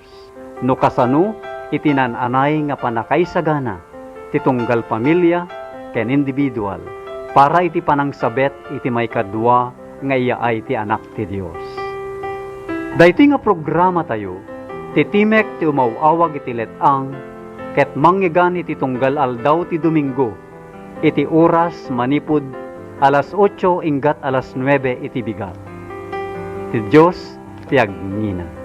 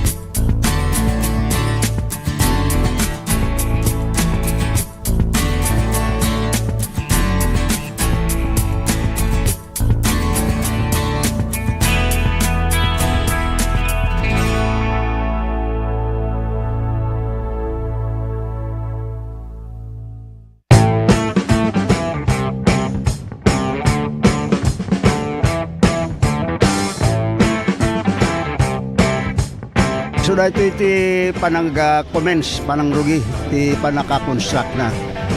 So nga dalatoy groundbreaking ceremony na naramid, kahit nasa awan nga full blast ti implementation dati panakabangon ti community airport ti Candor City.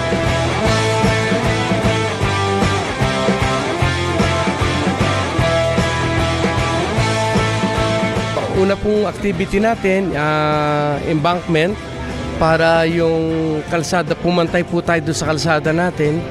And yung finished product po kasi natin, we have to be even higher than the road elevation.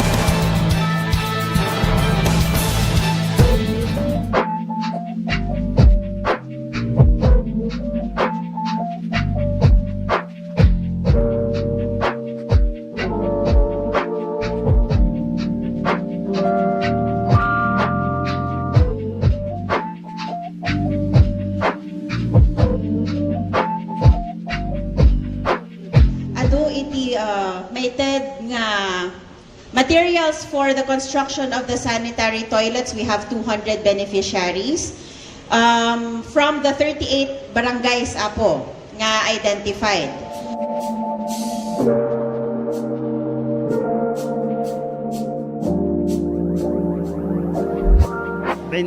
Na ito ay may tadtata karigati barangay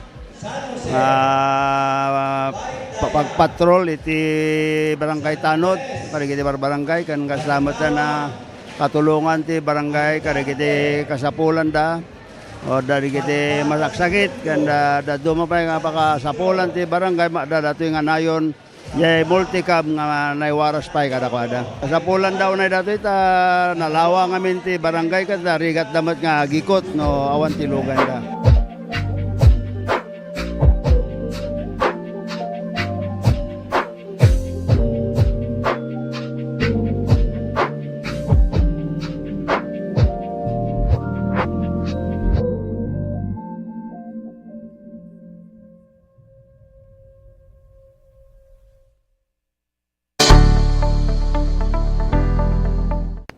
nagkampiyon da iti dayta abaligi nagampayag tinagan a Jeremiah Antolin nang runa dito'y probinsya nga Ilocos Sur.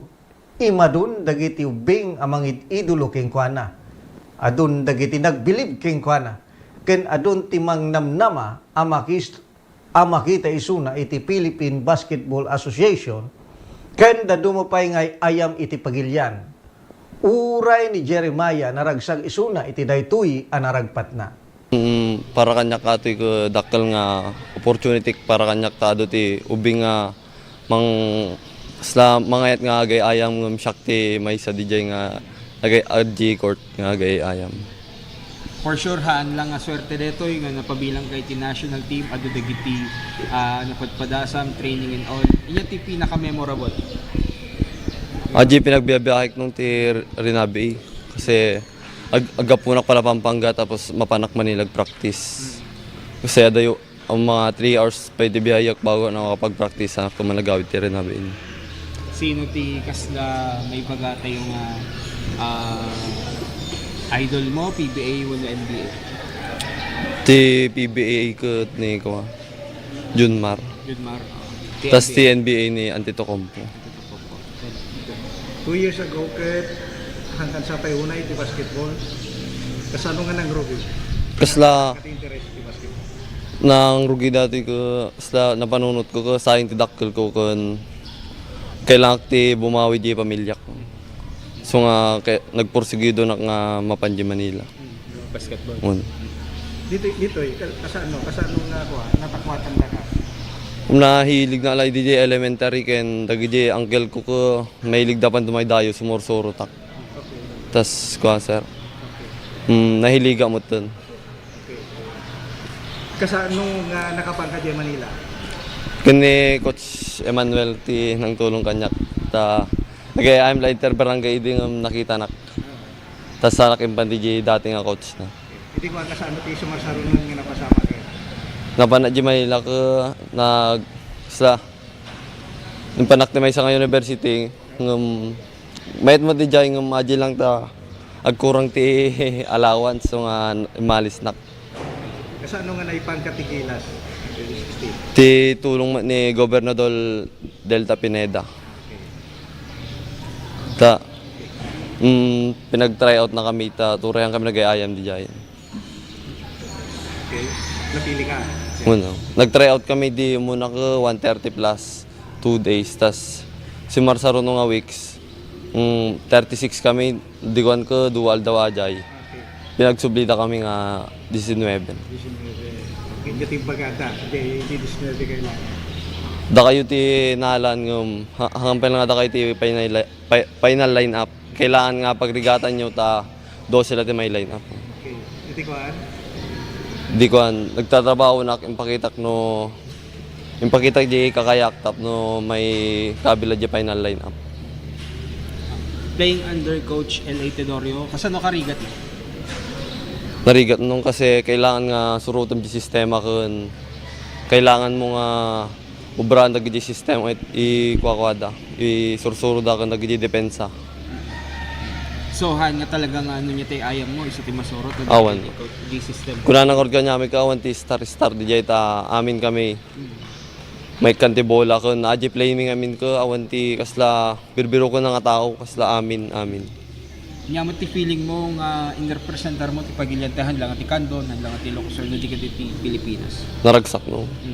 Ta manulat ti ubing nga makapag ayam ti kasdi nga international. At nga datoy ka nakasublikan as gold medalist. Doon nagiti ubing nga mamuda ka pa yun. Nya mo ti may bingay mo kanyada aka sa advice kas manong da. Sla ay hard work lang kay kailangan da nga obran at nga obraon. Handa nga turay no awanti kasla mangyari-yari nga makikita da. Dapat i-push dalat ta di bagida kasi agdan tungad da ken handa nga liplipatan na apo ta agkarkararag ta so na ti agar-aramid ta amin. Ti Candon City buong pwersa ti suportada kanya anya ti may bagamwet.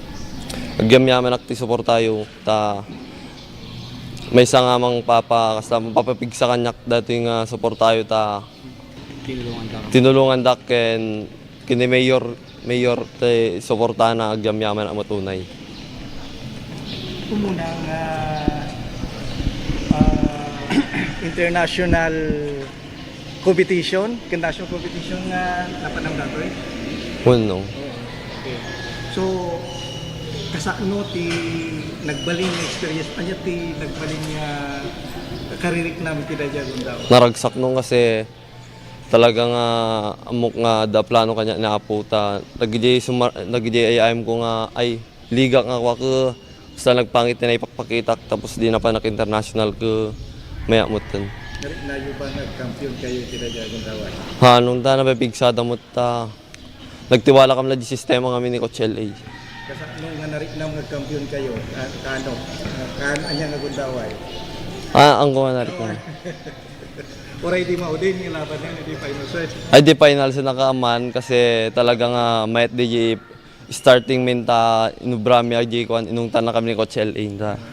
Nagpangit kami di defense sa amin nga naipakita. Tatan, dakan, kumbaga iti basketball anya ti target mo iti. Makapag IMG Japan no Korean. Agbaling nga pro. Okay. Possible ba iti PBA? Possible. Yung nariga nga sa umon ng kailangan lata ti hard work kasi kailangan dato yung atay asi-asi nga ako. Kailangan hard work lata. Nagtalinaod kay di napakumbaba daytoy nga ubing a basketballista. Makita daytoy kadagiti garaw na ken panakilangen-langen na. Nalakalata masasagan ken amuna mangipay ti respeto kadagiti tattao. Tay napalabas nga Inter-Barangay Basketball Tournament ti Candon City adamanen isuna. Ngem saanen akas maysa a basketball player iti barangay. No di ket maysa nga inspirasyon dagiti basketball players itoy a henerasyon. Isuna pa yen tinamag sa pata iti oath of sportsmanship iti dayta agud daway. Do hereby solemnly swear and unwittingly to abide and adhere and uphold all conditions which have been set forth by the organizer of this sports competition. As a competitor, how I conducted myself and played against this arena. In word, in thoughts, and in deed.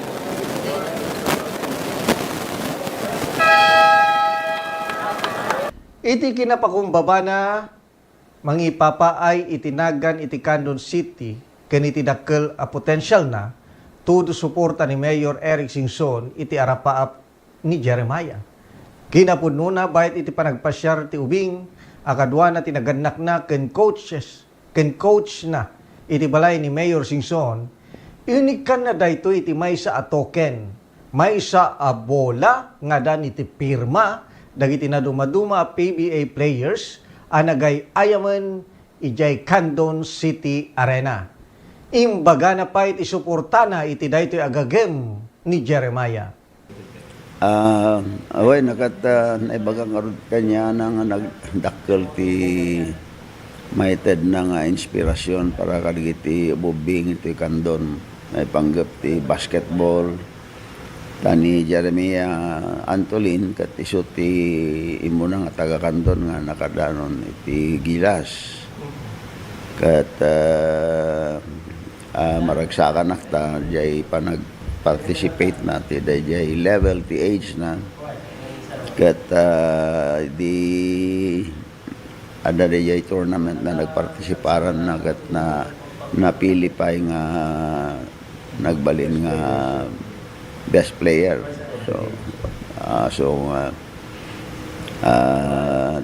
dakkel unay nga banag dayay ta ada kailyan tayo nga nalay nga gayayam di basketball. Sir, kasama si ko sir, suporta ngayon tayo kay Jeremiah nang runat amo tayo mat nga mangrugi pa lang so na mayor.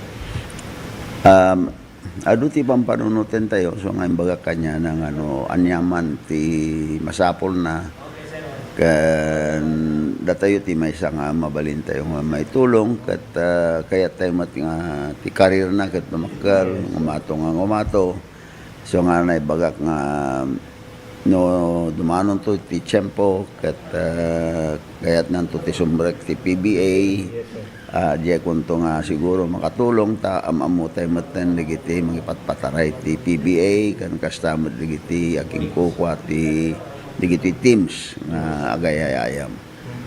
Sir, nagruna tama si Digmaten, sir, ti panag-host tayo ti R1EA development ti sports, sir. Makita nga nga ito dito ka city ngayon. Kaya tayo nga talagang i-develop ti sports tada ito kat part of the training ti Bobing. It is part of the education ti Ubing. So nga dito R1AA ti mang-hold dato kat the DepEd so that the host so that the mangipatpataray. So nga nakitang met dito nga venue nga so ti tumulungan ti LGU Candon City daytoy panangisagana ti panagayayam ti R1AA ditoy Candon inawat tayo dayta nga responsibilidad and we will try our best ta nga ikabil aming digiti kasapulan ti panagayayam facilities so umuna nga tayo hindi nga problema ka swimming pool so napadata yon and then dayjay oval na ongoing matenti para karamid na. So hopefully, by the time nga host tayo, by April siguro next year, kat nakasaganan to amin. Adayon tinaragpat ni Jeremiah Antolin kasmay sa Abuma Basketball. Kinapudnuna, itay nabiit, ket tumayab isuna, kadwana ti team na, mapanda di Mongolia para iti sabali manen nga elimination round para iti FIBA SIA Basketball League. Ngem may sa ti makikita king kuana. Dakkel pa iti madanon na iti daytoy a karera na. Adu ti mangikarkararag itag tultuloy a panagdakkel na. Panangaywan iti bagina ken saan nga panagbaliw iti disiplina iti bagina. Katalagamet gamen. Sana may libak.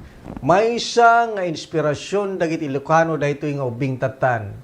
Ilocano daytang ubing nasiglat.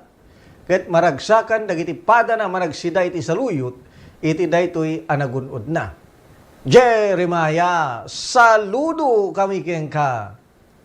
Agyaman kami manen iti daytoy programa mi gagayem kakabsat dito iti Radpas Network iti ingkayo panagbuya ken panagdengeg. Sapay kuma, tayo iti sumarsaruno, nga feature tayo, iti Ilocano daytoy nasiglat, si Kameteng ti adda, ngay feature mi ditoy. Agyaman kami, ket naimbag nga oras tayo amin, apo.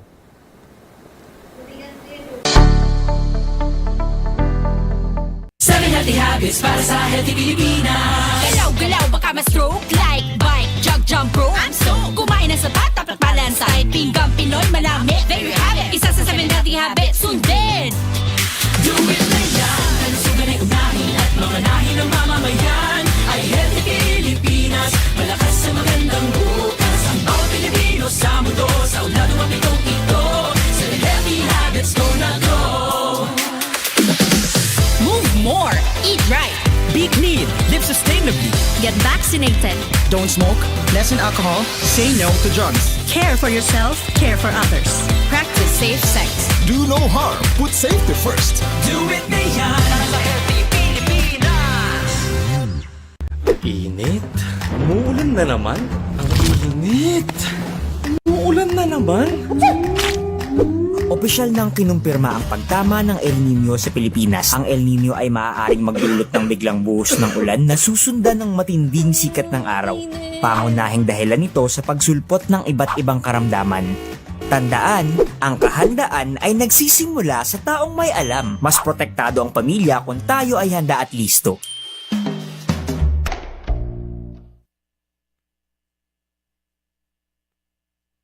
Candon City is all geared up to attain inclusive growth by leveling up our economic activities to meet the demand of our growing population and to make headway in our desired goal of becoming a smart city. Our 7-kilometer bypass road, which we name Heroes Bypass Road, is the traffic congestion along our business central district. But more importantly, it will become our economic driver as it is the home of major government-funded projects and the main extension of our commercial and business district. Thus, it will eventually become the new city center of Candon. Among the major government projects along our 4-lane bypass road is our 8,000 seating capacity Candon City Arena and Convention Center. This will open the opportunity to the city of Candon to host major national and even international sports events and conventions, exhibits, and conferences. We made it also as a multi-purpose center for the first and second floors will be the satellite offices of national government offices. With the combined events and government offices in the center, we expect throng of people to be in and out of the center, which by the way has a unique roofing to give an artistic scenery.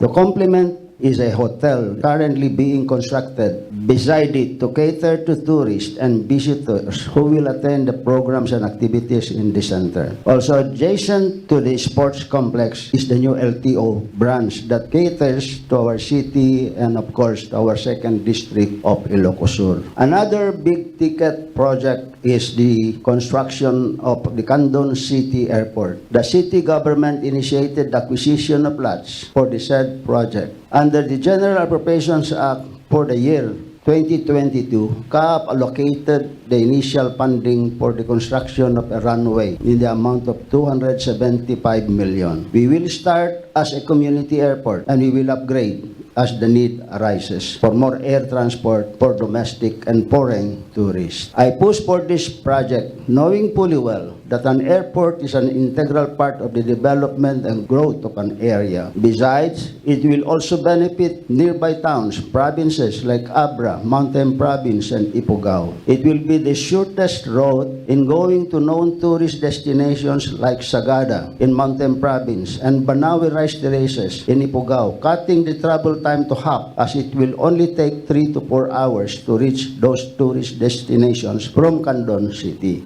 Health is wealth, and with our experience with the current COVID-19 pandemic, the city government collaborated with Deputy Speaker Christine Singson and the Department of Health for the establishment of the Ilocos Sur Medical Center, located also along the bypass road, which will be one of the premier hospitals in the region, with initial 20 buildings being completed. We appreciated the hard work of Deputy Speaker Christine Singson, who pushed for it in the House of Representatives and eventually become a new law, Republic Act 11705. We hope to complete the necessary infrastructure and facilities and equipment operational by June next year for Candonians and will have a huge economic impact because of the business and service opportunities as we expect new establishments and food businesses to sprout in the area.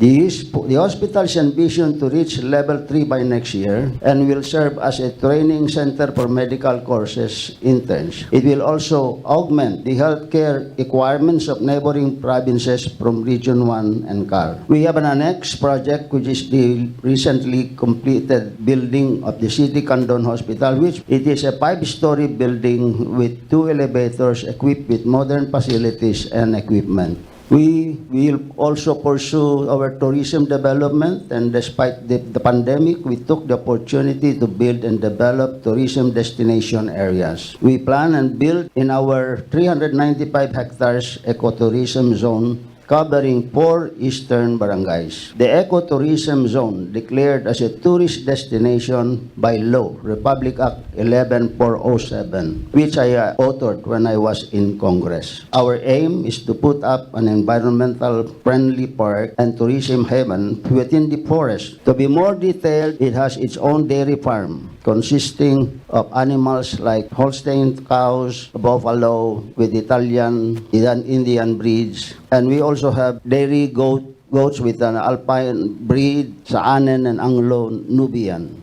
We extract milk regularly that we use to sell to local foreign tourists visiting the Eco Park, as well as we give as a nutrition program of the city, we give our milk to our daycare centers.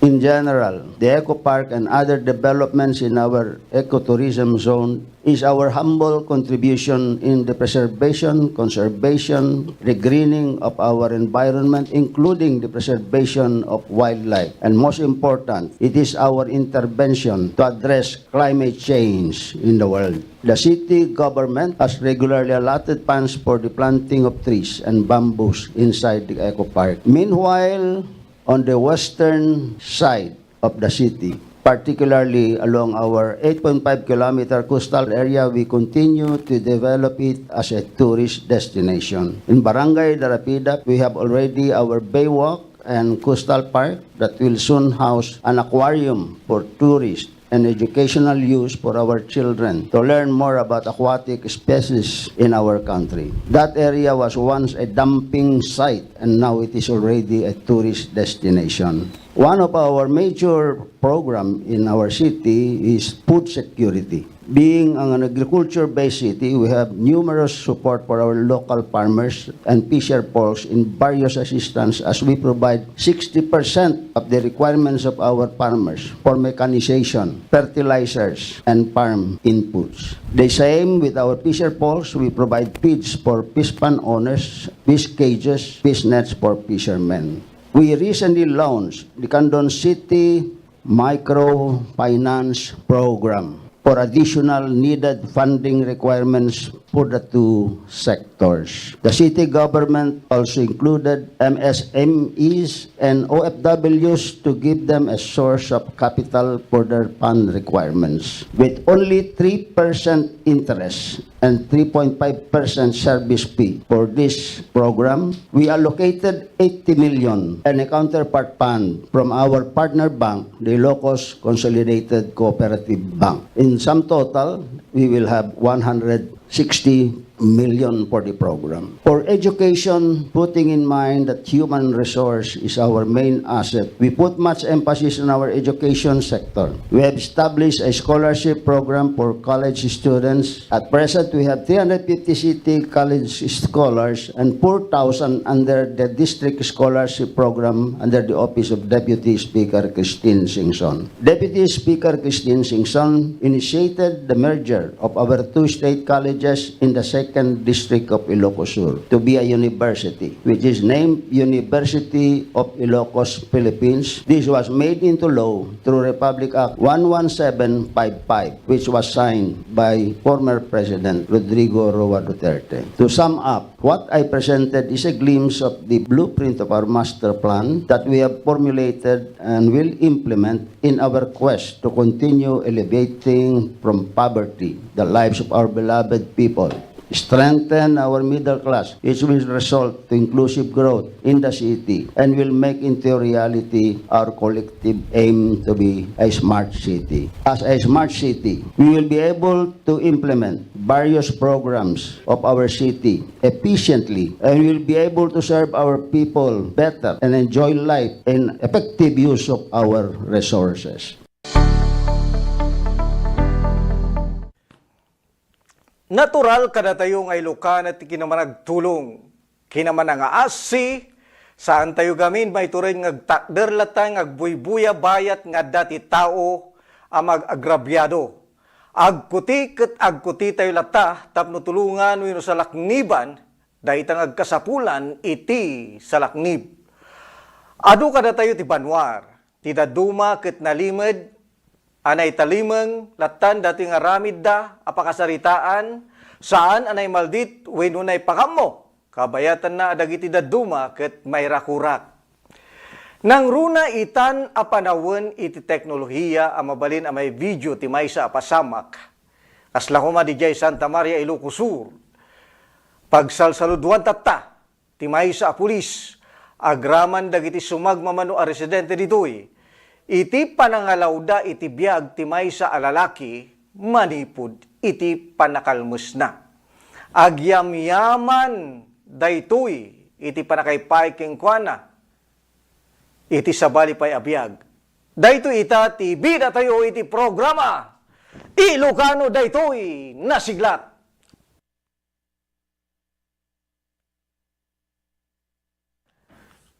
Iti daytoy a video nga ni-upload ni Emil Dumendin Ronquillo, makita ni Alvin Delia, a residente tinaan Santa Maria, nga awananan iti puot paylaeng, gapu iti panakalmus na, bayat iti panagdigos na itigid ti baybay, iti barangay Nalbo, Santa Maria, Ilocos Sur.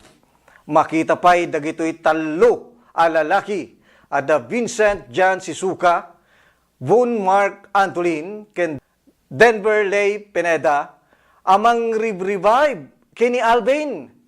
Dahiti kat kalpasan nga inalawda iti kabaybayan, kalpasan a ginuyod tinadawol at daluyon iti dayta agundaway ni Alvin.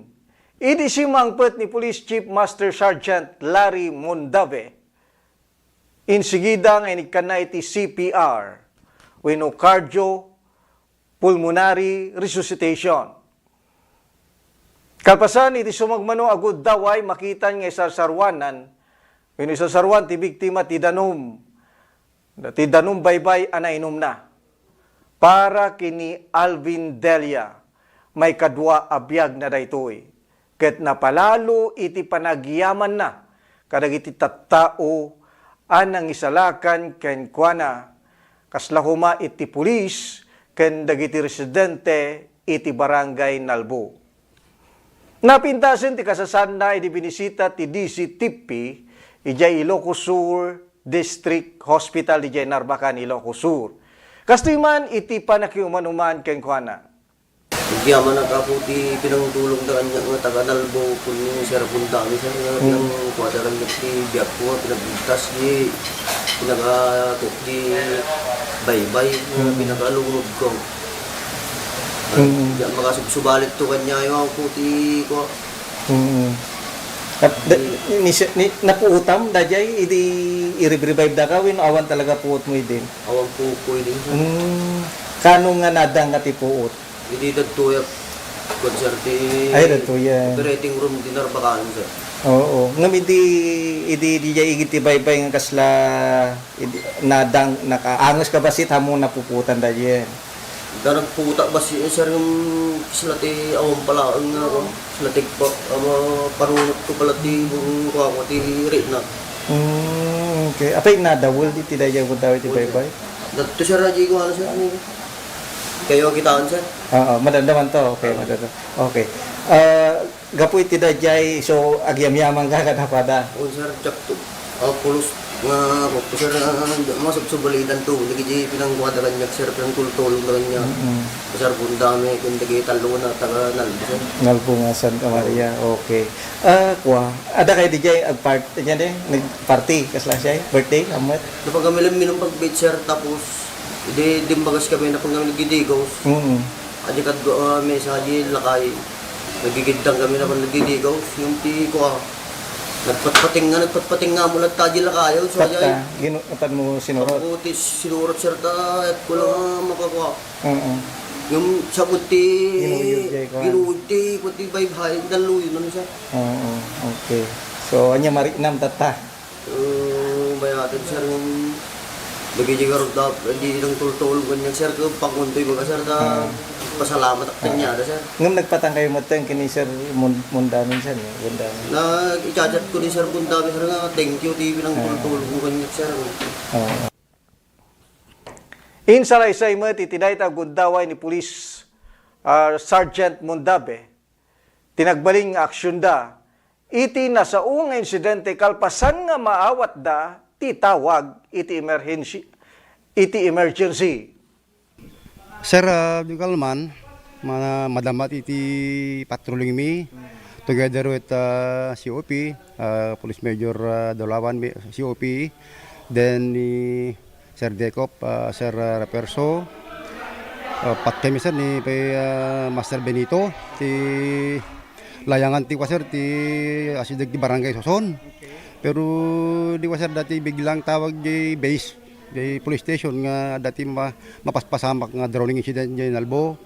So, di nga momento sir, dagos-dagos kami sa nga nagresponde di jay. Ngam ti nagtaray ti panunod ko sir sa Cymex lang sa amin di programa ti Chief PNP nga Cymex to response within 5 minutes. Pag dano mi di Nalbo sir ti shoreline di jay, pinaspasak sir ti Rimar. Ta introduce dati nang introduce sir nga di banda na di insidente ko na sir. So napanak sir di jay si marunong ti kadwa kada sir. Hindi makita sir na dali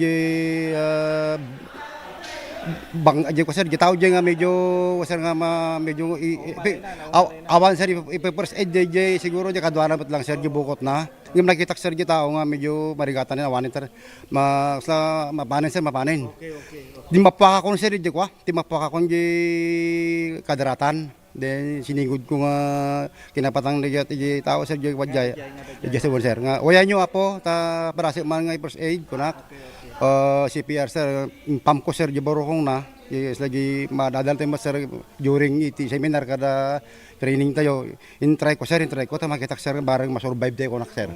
So, at dadya bilang sir, in-try ko sir, pinaspasa nga yung pump ta, barang masurvive ko na sir. Ala, hindi bandang sir, mga nakabilang siguro ti 1,001, 1,002, 1,003. Ko sir, medyo naggaraw giiman na sir, di tao, sapos, kuna na sir, impam ko na ta sir, impam ko, sako di mag-relax sir nga mahala na di oxygen na di baginan, imbalikid ko sir, tapos kinaot ko sir yung iwan at ano maikat na di nakabara di karabukob na nga, siguro impapaunag na sir, so di talaga binalusak sir di natin mga rinak nga sa stable di panagangas na sir.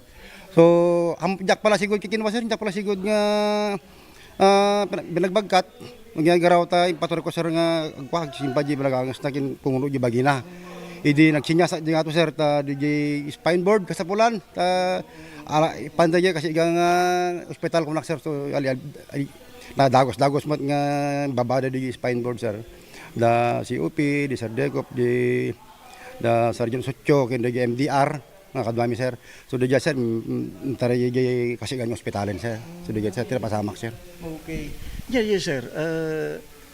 Kasla ko tawag ng serbisyo or tawag ng pangangailangan so nga naaramid mo dahil sir? Oh yes sir. Dati mandatory ti PNP sir to save life. So nagkataon mo sir nga darang pasama ka dyan, so impakat namin dyan sir to siyempre sir mo tayo mga tibiyag kami may sa to save life ta mo tayo sir nga da pamilya na to baka di palang mati so ti sir mamano na po Diyos nga matulungan so na sir ganata sir kat di hospital stable sir. Kinuna ni Sargento Mondabe aday tuyen ti may kadwa agundaway nga danay sa lakan na gagayong kakabsat manipud iti panakalmes. Ti umununa ket iti panawon iti bagyo Maring malagip yu pay lang dajay. Ijay Santa Maria tawen 2021. Daytuyen iti may kadwa. Kinuna na adakkel abanag tinat atendaran na a training mainag iti first aid ken iti wasar wenno water search and rescue ken daddo mapay a training. Astuman ti kinuna ni Sargento Mondabe. Actually sir, hindi pala sir iti training tayo iti wasar. Okay. The region way back to 2017 naadalmin na sir. Then during sir iti schooling mi ti SLC adalat talaga nga sir nga seminar. Okay. Tapos muragi PSBRC sir, PSBRC adalta sa basic life support ako kunara sir. First aid in case of emergency. So naipakat mo sir? Yes sir. Well and good sir, nakatulong tayo. How does it feel sir? Nga, yes sir. Naarabit mo? Sir, yes sir. Kastigayim tiri na sir iti makatulong iti padatay nga tao. Okay. Nagkasapulang lalo kasi ang hihingalo sir. Kuno lifeless na kunada, kuno mabalim pa lang survive. Maka kabaanang man sir tiri na, nakaragragsak tiri na sir nga makatulong kasi lalo kasi ambok. Ti background na ni Alvin, na biktima, adado ang anak na sir. So kasapulang pala ti pamilya na sir, mga biyagso na. Okay. Sir, iti unos iti kinapulis mo iti serbisyo tatalang ba nga na encounter mo di kasya? May kadwa nga durasan sir. Di way back di 2021 sir di nabigsa nga bagyo. Di numalagip sir, di nalapunos di Santa Maria MPS, Santa Maria Buong Santa Maria. Dadaman di sebton sir nga ubing nga duwa. Ngayon sakay ko ti Planggana. Impang ko sir jay 999 trading, jadi ko tempi save more. Then dito sir ti may kadwa. Okay. Kasla niya dahil sa calling para Yes sir, calling the service of talagang commitment ti PNP sir. Commitment to save life ako na sir. Okay. Sir, nudya kagriro, itay nabiit, dati na award nga na itagking ka, nga sabalin sa datoy. Yes sir, may satay mo ka nakagundod ti pamadayaw sir iti Provincial Police Office. Dadalwan ti Provincial Director tayo Nanos, Police Colonel Darrell Dulnoan. May panggapan sir iti July PCR month sir, celebration yung culminating sir. May saamat sir nga pili nga may sa nga nawardan ti senior PCR PNCO sir. So dagi mat sir may sang accomplishment tayo sir manin. Kano na ito sir? Idilaang sir July the last Thursday sir, last Wednesday sir, last Wednesday. Okay. Sir, no okay lang manutaw mo iti servisyon sir? Sir, kasi na po sir 20 years nga ako sir. Mahigit sir, 20 years mahigit. Ang 21 to dito palubos na po sir dito November sir. Okay. Ito sir, within 5 minutes na jay ko ni Apo Torre talaga. Yes sir, applicable sir ta hangay nabot sir 5 minutes no kindi 3 minutes lang sir. 3 minute response sir, swift response lang mi dyan sir. Yes sir. Okay. Thank you very much sir. No adapay kayo mo ngay padanon iti dati Gundaway. Sir, ulak sir ti mayo panangi iti Gundaway kung mapagdamagan sir. Ken pamalobos ni COP tayo sir, may Police Major Dulawan. Kin kastamet sir iti ama iti Iling Santa Maria. Thank you sir, Sir Michael Florendo. Kin di Provincial Director tayo sir.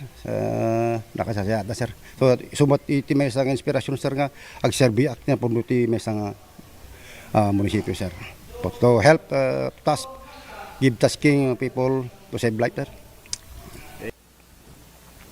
Tailang nabiit ket naikanan ni Sergeant Mondabe manipod iti Ilocos Sur Police Provincial Office kas Senior PCR PNCO gapu iti dedikasyon na iti serbisyo kas may sa pulis nasurok metten 20 atawen na gaminan ngagseserbi babaen iti Philippine National Police. Kastan Ilocano talagaan na turod, talagaan na siglat, saludo ti ipay tayo kadakwada. Ta isuda ket mapagwadan, mapagtalkan ken mapangnamnamaan. Isuda ti banwar tayo. Daytoy gagayong kapsat, iti presentasyon tayo iti daytoy nga aldaw, agyamanak manen, iting kayo panagbuya. Ket sapay kuma, tanakaypay kami manen, iti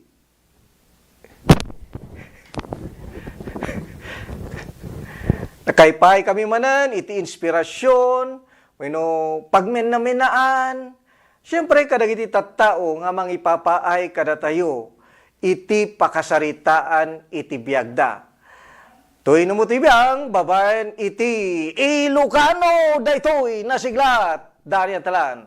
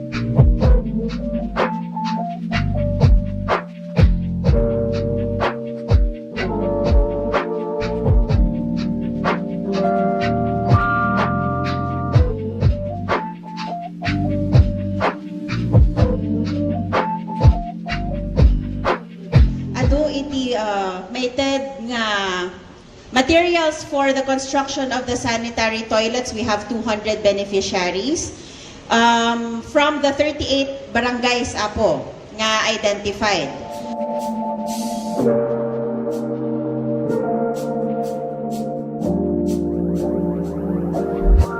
sa ito ay may tata rigide barangay pagpatrol iti barangay tanod karigide barangay kan kasama na katulungan ti barangay karigide kasapulan da o darigide masaksakit kan da dumapay nga pakasapulan ti barangay dato nga nayon yay multicab nga naiwaras pay kada. Sa pulan daw na dato ita nalawa nga minti barangay kada rigat damat nga gikot no awan tilugan da.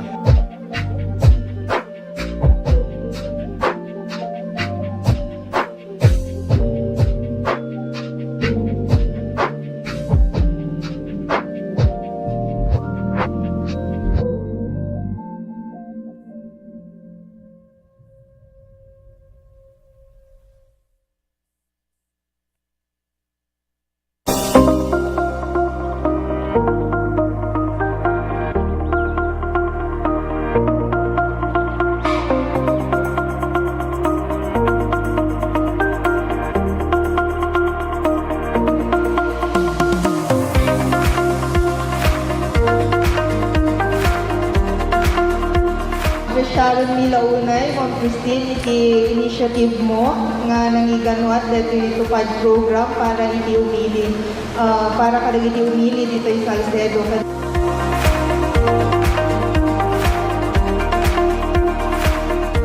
Basta kanya yung tagkaapot for calamity victims recently at the earthquake ng Great Typhoon na invite ko yung distrito tayo ito nagaduga ng Belgian si Balbalayda di naduman sa akin yun masapol daw umalis ni Balbalayda so iimbilin ko na tupad na ma-distribute kakto para dito di kalaki victim so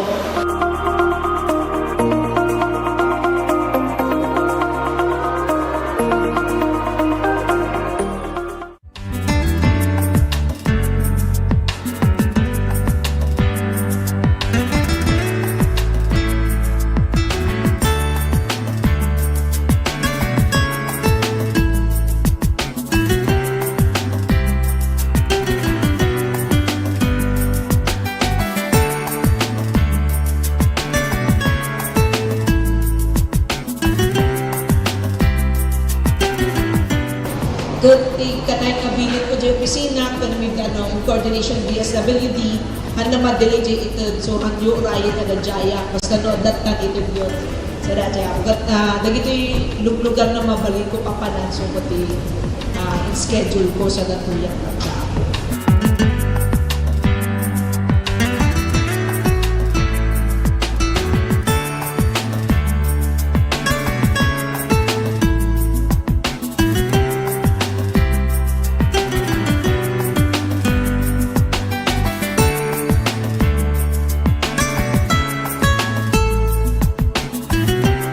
Dakkel unay nga panagyamyaman kini apo Deputy Speaker Congresswoman talagang dito tayo nga makita no kas anumat kinaelekta ken kinasiglat ken kinalaing nang kas leader iti segundo distrito.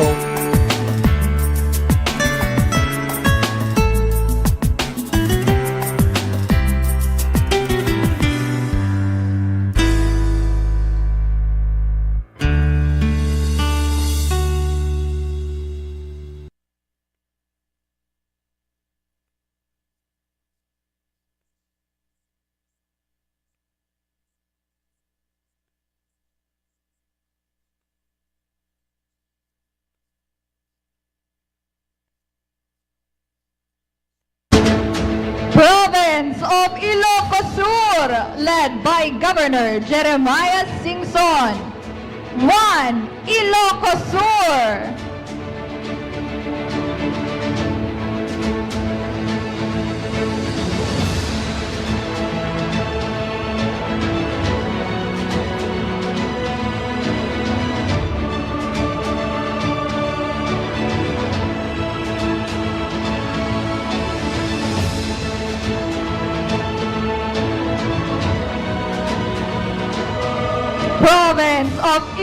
Ilocos Sur.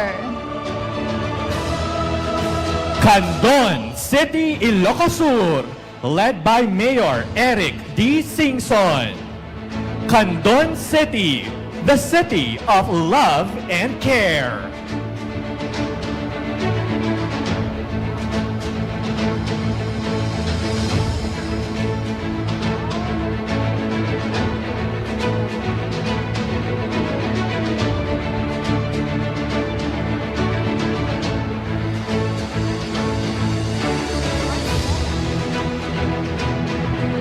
Candon City, Ilocos Sur.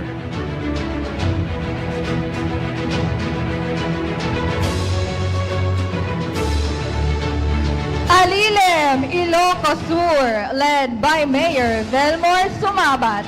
Alilem!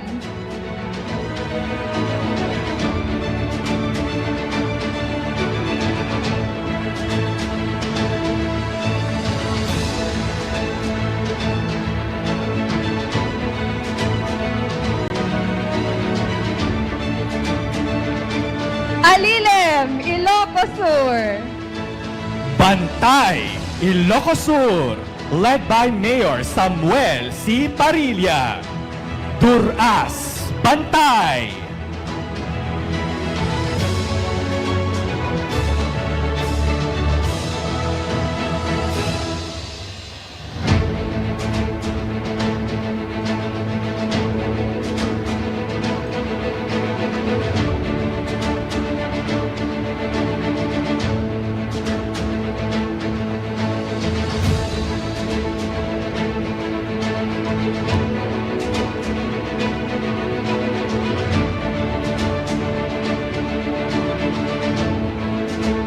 Bantay, Ilocos Sur. Cabugao, Ilocos Sur, led by Mayor Josh Edward Cobangbang. Bagnos, Cabugao.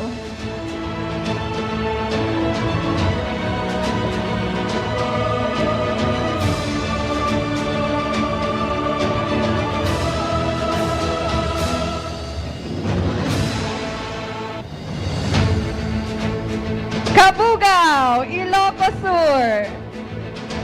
Cervantes, Ilocos Sur, led by Mayor Pablito Benjamin P. Magay II. The best, Cervantes.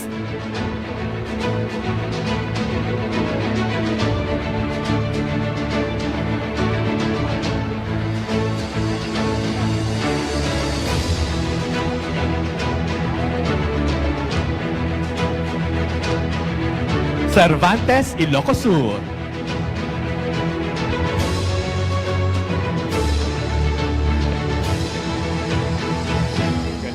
Galimuyod, Ilocos Sur, led by Mayor Jesse Balingsat. Guyod, Galimuyod.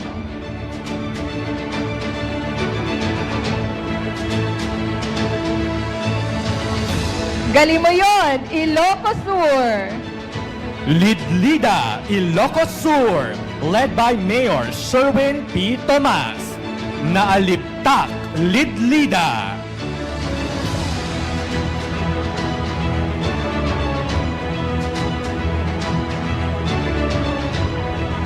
Lidlida, Ilocos Sur. Nagbukel, Ilocos Sur, led by Mayor Timoteo Cabrera. Timpuyog, Nagbukel.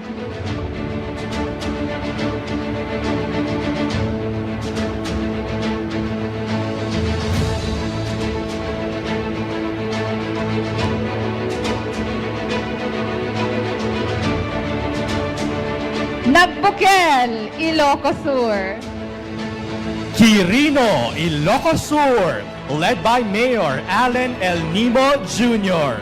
Gawis ay Quirino.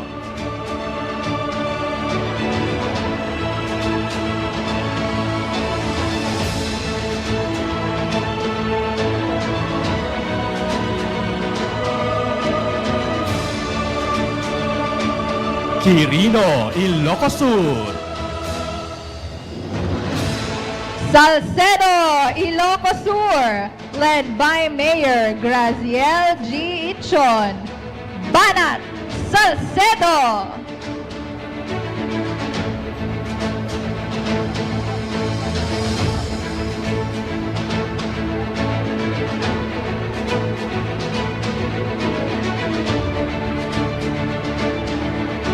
Salcedo, Ilocos Sur. San Esteban, Ilocos Sur, led by Mayor Ray M. Elaido II. Ray Ray, San Esteban.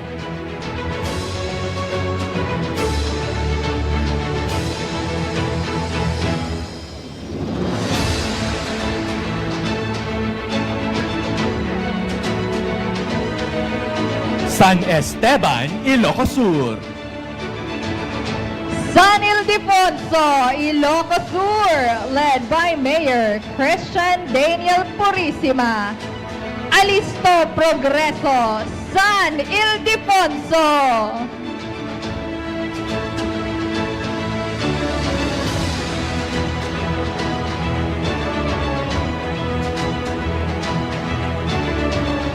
San Ildefonso, Ilocos Sur. San Juan, Ilocos Sur, led by Mayor Maria Elaine A. Sarmiento. Tatan, San Juan.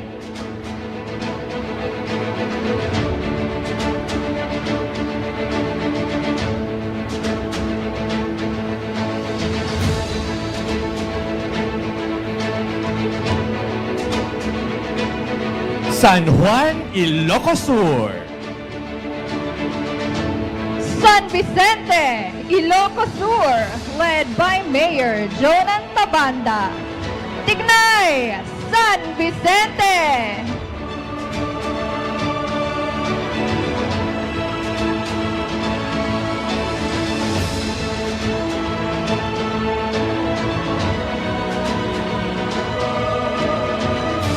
Congratulations. San Vicente, Ilocos Sur. Santa, Ilocos Sur, led by Mayor Jesus Bueno Jr. Paspas, Santa.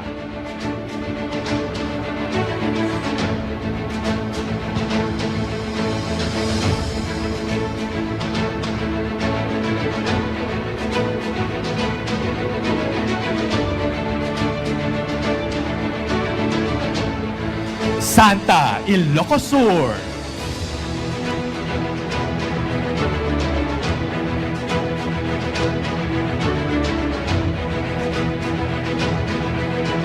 Santa Cruz, Ilocos Sur, led by Mayor Teresita Valle. Forward March, Santa Cruz.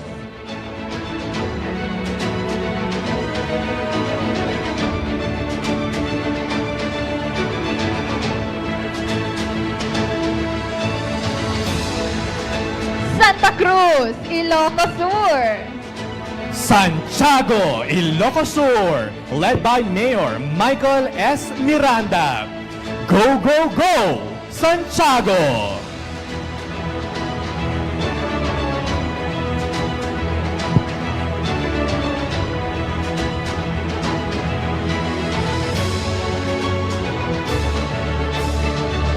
Santiago, Ilocos Sur.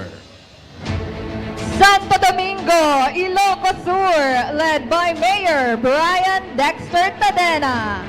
Arangkada Progreso, Santo Domingo.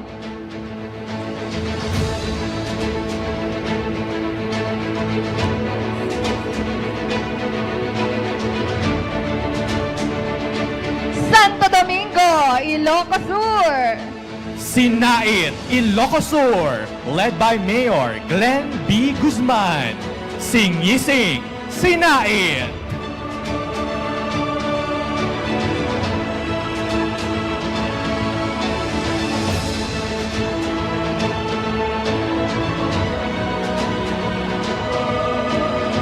Sinait, Ilocos Sur. Suyo, Ilocos Sur, led by Mayor Mario B. Subagan. Napintas, Suyo!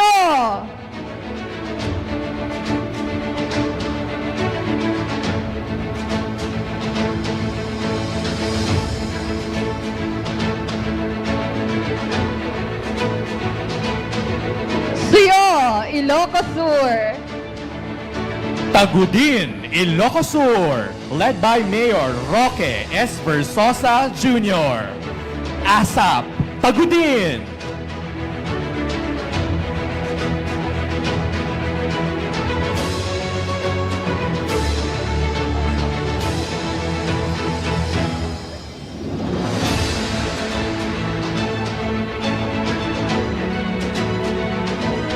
Tagudin, Ilocos Sur.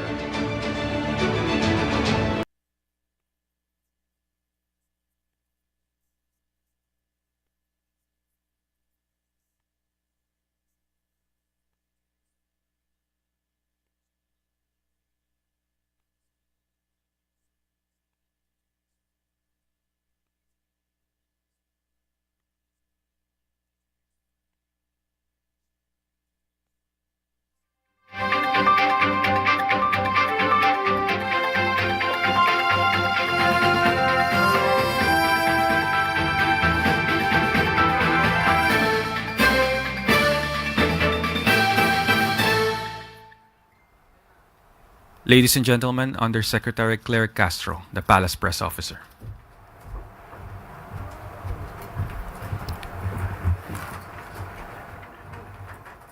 Magandang araw, Malacanang Press Corps. Para sa Pangulo, ang mga guro, hero sigurado. Pangulong Ferdinand R. Marcos Jr. kinilala ang mga guro sa National Teachers Day. Nagbigay pugay si Pangulong Ferdinand R. Marcos Jr. sa libo-libong guro sa bansa kasabay ng obserbasyon sa National Teachers Day sa Pasay City, kung saan personal niyang pinasalamatan at kinilala ang kabayanihan ng mga guro. Sa kanyang mensahe, binigyang halaga ni Pangulong Ferdinand Marcos Jr. ang malaking kontribusyon ng mga guro sa paghubog ng kagalingan ng mga kabataan at sa mga natutunang aral sa kanilang propesyon. Kabilang sa mga bayaning guro na kinilala ng Pangulo si Teacher Marivic Villacampa ng Bulihan Integrated National High School na araw-araw pumapasok upang masiguro ang kaalaman ng mga kabataan sa kabila ng kanyang personal na laban kontra cancer. Kinilala rin ng Pangulo si Teacher Mary Jane Riodica ng Laguna dahil sa kanyang inilunsad na Louisiana Alternative Livelihood and Advancement Project kung saan nagsasagawa siya ng trainings sa baking, meat processing, paghahabi ng pandan, paggawa ng kandila, computer literacy at iba pang maaaring mga kabuhayan. Naniniwala si Pangulong Marcos Jr. na maisa sa katuparan lamang ng mga guro ang kanilang tungkulin kung kaakibat nila ang pamahalaan sa lahat ng kanilang mga advokasya at programa para sa mga kabataan. Inilunsad din ng DepEd Heroes kung saan kinikilala ang kabayanihan ng mga guro, mga magulang at education partners na humubog sa kaalaman ng mga kabataan. At upang maiangat ang sektor ng edukasyon, nag-allocate ang pamahalaan ng 26.55 billion pesos na budget para sa Department of Education. Kinuha mula sa flood control projects ng DPWH para sa taong 2026. Binigyang pansin din ng Pangulo ang mga hakbang ng pamahalaan para mas lalo pang maiangat ang edukasyon, kabilang na dito ang Kabalikat sa Pagtuturo Act, ang Career Profession or rather Progression System for Public School Teachers and School Leaders Act at ang DepEd Order number 005 upang masiguro ang fair training and fair teaching load. Kasama rin dito ang partnership ng pamahalaan at ng Bangko Sentral ng Pilipinas kumpara sa e-learning academy at ang pagbababa ng paperworks ng mga 55 or rather 57%. Sa mga hakbang na ito ng pamahalaan, patunay lamang na ang Marcos administration ay may puso at totoong nagseserbisyo para sa mga guro sa anumang panig ng mundo. Today, as we celebrate National Teachers Day for 2025, we honor not just what you have given, but also what you have gained. the wisdom that comes from walking hand in hand with the young people of our country who will one day carry the nation forward. Walang ibang profesyon na binigyan ng responsibilidad at pribilehiyong ito na hubugin, turuan at linangin ang bukas. Ang bukas na walang iba kundi ang ating mga kabataan. Ikaw talagang teacher ang mag-extend po ng help mo sa kanila para mas ma-develop po sila. Tulong sa mga nasalanta ng bagyo at lindol, nagpapatuloy. Alinsunod sa utos ni Pangulong Ferdinand R. Marcos Jr. na matugunan ang lahat ng pangangailangan ng mga residenteng nasalanta ng bagyo at lindol, sa Cebu, tuloy-tuloy ang tulong na ipinaaabot ng DSWD. Sa huling tala ng DSWD, nakapamahagi na ang ahensya ng 225,864 family food packs sa mga residenteng naapektuhan ng lindol. Ayon ito sa kahilingan ng lokal na pamahalaan ng Cebu. Namahagi rin kaninang umaga ang DSWD ng mainit na almusal mula sa mobile kitchen ng ahensya para sa mga residente na pansamantalang nakatira sa mga tent sa Bogo City. Umabot na rin sa 596,598 family food packs ang naipamahagi ng DSWD sa mga naapektuhan ng bagyong Mirasol, Nando, Opong, Paulo at ng hanging habagat sa NCR, Ilocos Region, Cagayan Valley, Central Luzon at Calabarzon. Namahagi rin ang DSWD ng mga family food packs sa mga residente ng Mimaropa, Bicol Region, Central Visayas, Western Visayas, Negros Island, Sox Sargent, Caraga, CAR at BARM. Ayon sa ahensya, nakaktakda na rin nilang simulan ang pamamahagi ng cash transfer matapos ang pamamahagi ng family food packs sa mga nasalanta ng bagyo at mga tinamaan ng lindol. Walang maiiwan, lahat ay maaabutan ng tulong sa ilalim ng Marcos administrasyon. So, sinsulod ani nay na atay bugas, na kapino, and natay mga dilata na po ata ni kabuok nay. So, kaya-kaya na mga usa or duha ka kanaanan. Salamat. Sige nay, salamat. Sa ating patuloy na laban kontra fake news, hindi maiiwasan na maging target tayo ng mapanirang mga balita. Gaya na lamang po nitong mga nagkalat na maling balita at ginamit pa ang sakuna upang maghasik ng kasinungalingan. Ito po ay hindi ko po sinabi, ngunit ginamit po ang ating larawan para makapagbigay po ng fake news. Sana naman po ay huwag ninyong gamitin ang mga kababayan natin para sa pansariling interes, dahil sa totoo lang, ang ginagawa ninyo ay kahiya-hiya na po. Ngayon naman ay makakasama natin si DICT Secretary Henry Aguda upang bigyan po tayo ng update sa connectivity restoration sa mga lugar na apektado ng kalamidad at iba pang inisyatiba ng ahensya. Good morning, Sec. Henry. Magandang good morning po, Yusek Claire, at saka sa mga Malacanang Press Corps, at saka sa mga nakikinig po. Ako po'y napag-utusan ni Presidente several months ago pa na gamitin ang technology at ang buong kakayahan ng DICT para sa lahat ng sakuna, man-made man yan o dahil sa kalikasan, ay may solusyon na po tayo. At hindi lang solusyonan ng paisa-isa, kundi ipermanente na. So, yung mga i-discuss ko po, yung sisimulan natin dun sa sakuna na dulot ng kalikasan. Tapos mamaya, yung nabanggit din ni Yusek Claire kanina, fake news, sa akin, sakuna rin po yan. Gawa naman ng tao. So, i-discuss po natin mamaya. Unahin po muna natin yung situation report dun sa nangyari po sa Masbate at saka sa Cebu. Dun sa mga kababayan po natin sa kanila doon. Nandito po kami at pumunta rin po ang buong lakas ng national government para tumulong po sa sitwasyon nyo. Yung status po ng connectivity, nagagalak naman po akong ihayag na ito po yung status ngayon, ito po yung official. Pwede pong pag end of the day, 100% na po lahat yan. Si Globe po ay 100% fully restored. Si Dito, 100% fully restored sa probinsya po ng Cebu. Si Smart is 98%. Pero si Smart po kasi, in fairness to them, sila po yung may pinakamaraming cell site po sa Cebu. At nakikipag-ugnayan po ako sa kanila na sabi nila, baka hindi matatapos tong linggo na to, 100 na rin po sila. In fact, I have a meeting with their COO this afternoon and regular po sila nag-update sa amin. Yung pong si Globe, si Dito, medyo okay na po sila. Doon naman sa Masbate, ganun din po, 100% restored na rin po si Globe, 100% si Dito. At again, si Smart naman, double time po sila. Again, ulitin ko po, sila po yung may pinakamarami doon. Gusto ko po sanang pasalamatan din yung ibang departamento na kasama namin. Yung DOE, pag wala hong power, wala rin kaming capability mag-connect. DPWH, kung hindi nila naayos yung mga daan at nagawa yung clearing, tatagal po yung restoration. DOTR po, yung mga naglagay ng mga tao natin at relief goods sa kanila, at saka National Electrification Authority po. So, whole of government approach po yan.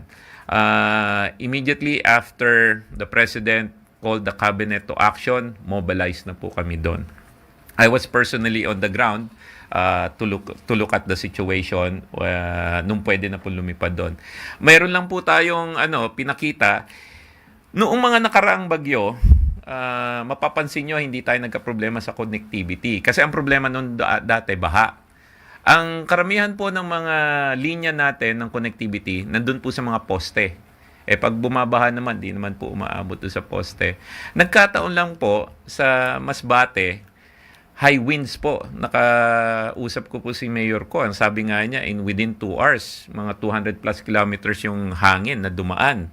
So, bumagsak po yung mga poste. Ganyan din po yung nangyari sa Cebu. Lalo na po sa Bago. Benyo bumagsak yung mga poste. Ito po ang mandato ng Presidente. Hindi po pwedeng taon-taon na lang mararanasan natin yung ganyang problema. So, nakikipag-ugnayan na po tayo sa mga telco na baka po pwede ngayong administrasyon ni Pangulo, ibaon na yung mga fiber optic cable. Para kung bumagyo man o lumindol, may connectivity po tayo. I-stress ko po kung gaano ka-importante ang connectivity. Pagka nagkaroon po ng disaster sa isang area, mahirap pong mag-relief operation pag walang connectivity. Hindi na po tayo pwedeng, sabi nga, mabagal sa relief operations, di ba? Bumibilis po yan with connectivity. Hindi lang po yan, yung paghahanap po natin ng mga kamag-anak natin, mga kababayan, maganda pag may cellphone na po sila. Madali na natin silang makontak. Papasalamat din po tayo sa mga telco kasi in true bayanihan spirit, si Globe, si TM, si PLDT, si Smart, pati na rin po si Converge, nagbigay po ng mga free charging stations. At yung iba dyan, nagbigay ng free services. Galak na galak po kami doon sa pag-responde po nila. Dinamayan po nila ang ating mga kababayan. And ngayon, ang call to action po natin sa telco, hindi na muling mangyayari dapat to. So, nagdo-double up po kami in terms of making sure na hindi lang ma-restore, maging resilient pa siya. Nagpapasalamat din po kami dun sa isa nating tumulong din. Ang Starlink po ay pagmamay-ari ng SpaceX. So, nung nagkaroon po ng problema sa Masbate, tumawag po tayo sa International Emergency Response ng SpaceX. So, nagpadala po sila ng 100 na Starlink. Habang yung mga ibang poste po nakababa, 100 Starlink po ang dineploy. At saka hindi na po babawiin yan. Sabi ko nga po kay Mayor ko, eto po'y pang-resiliency nyo na. Para sa susunod na bagyo, may Starlink na po sila dyan. Nakikipag-ugnayan na rin po kami kay Starlink for Cebu. Hinihintay lang po natin mag-stabilize yung Cebu kasi may mga tremors pa. As soon as mag-stabilize na po yun, ready na po rin mag-deploy ng additional Starlink facility sa kanila. So, yan po yung update natin doon sa kamakailan na bagyo at earthquake na nangyari.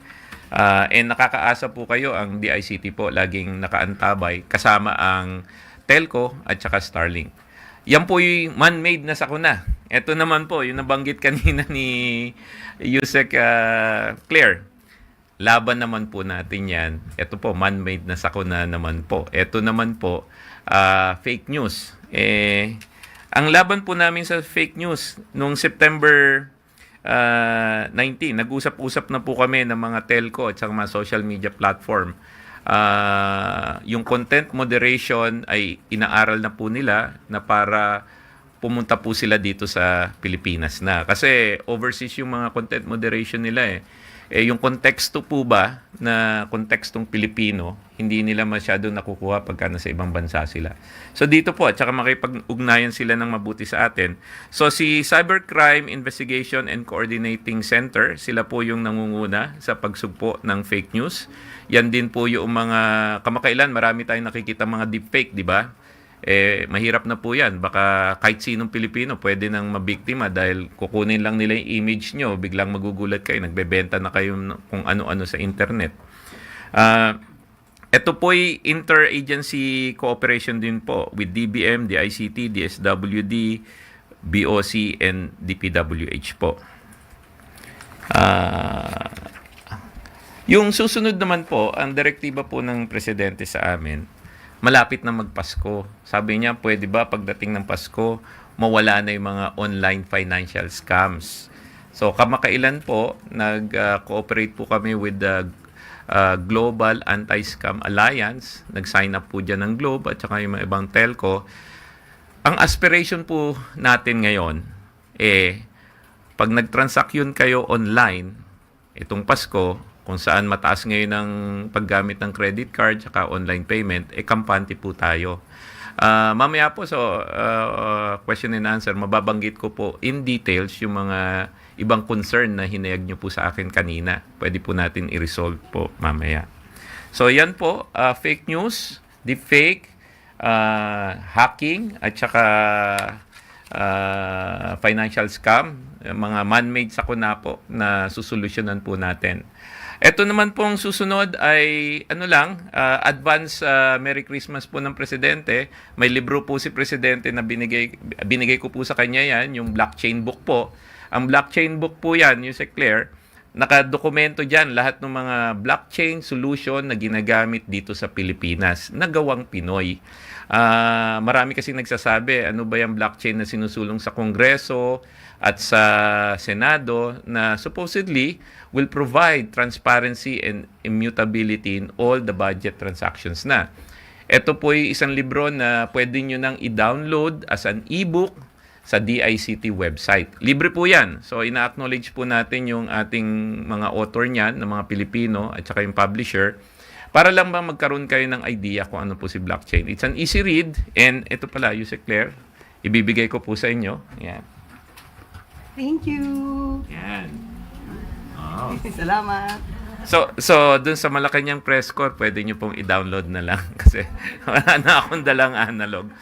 So, hard copy you can buy in the stores. But wag na, download nyo na lang para environmentally friendly. But anyway, yan po ang ang balita ko on the blockchain. Ngayon, kung tatanungin nyo na po, ano po yung status niyan, na doon sa last hearing with Senator Bam Aquino, sabi niya, Sec, paki-prioritize naman. Sabi ko sa kanya, yes, subukan nating habulin, Senator, for the 2026 budget. The House congressmen who've been pushing this, may 6 bills na po na pending. Ang DBM po ay naka-ready dito. In fact, una na po sila nagsulong ng blockchain for budgeting.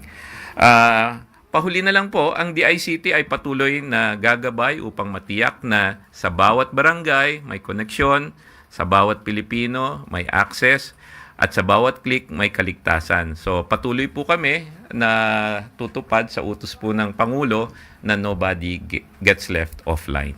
Maraming salamat po, Yusek Claire. We're now opening the floor to questions. First question, Ana Felicia Bajo from GMA News Online.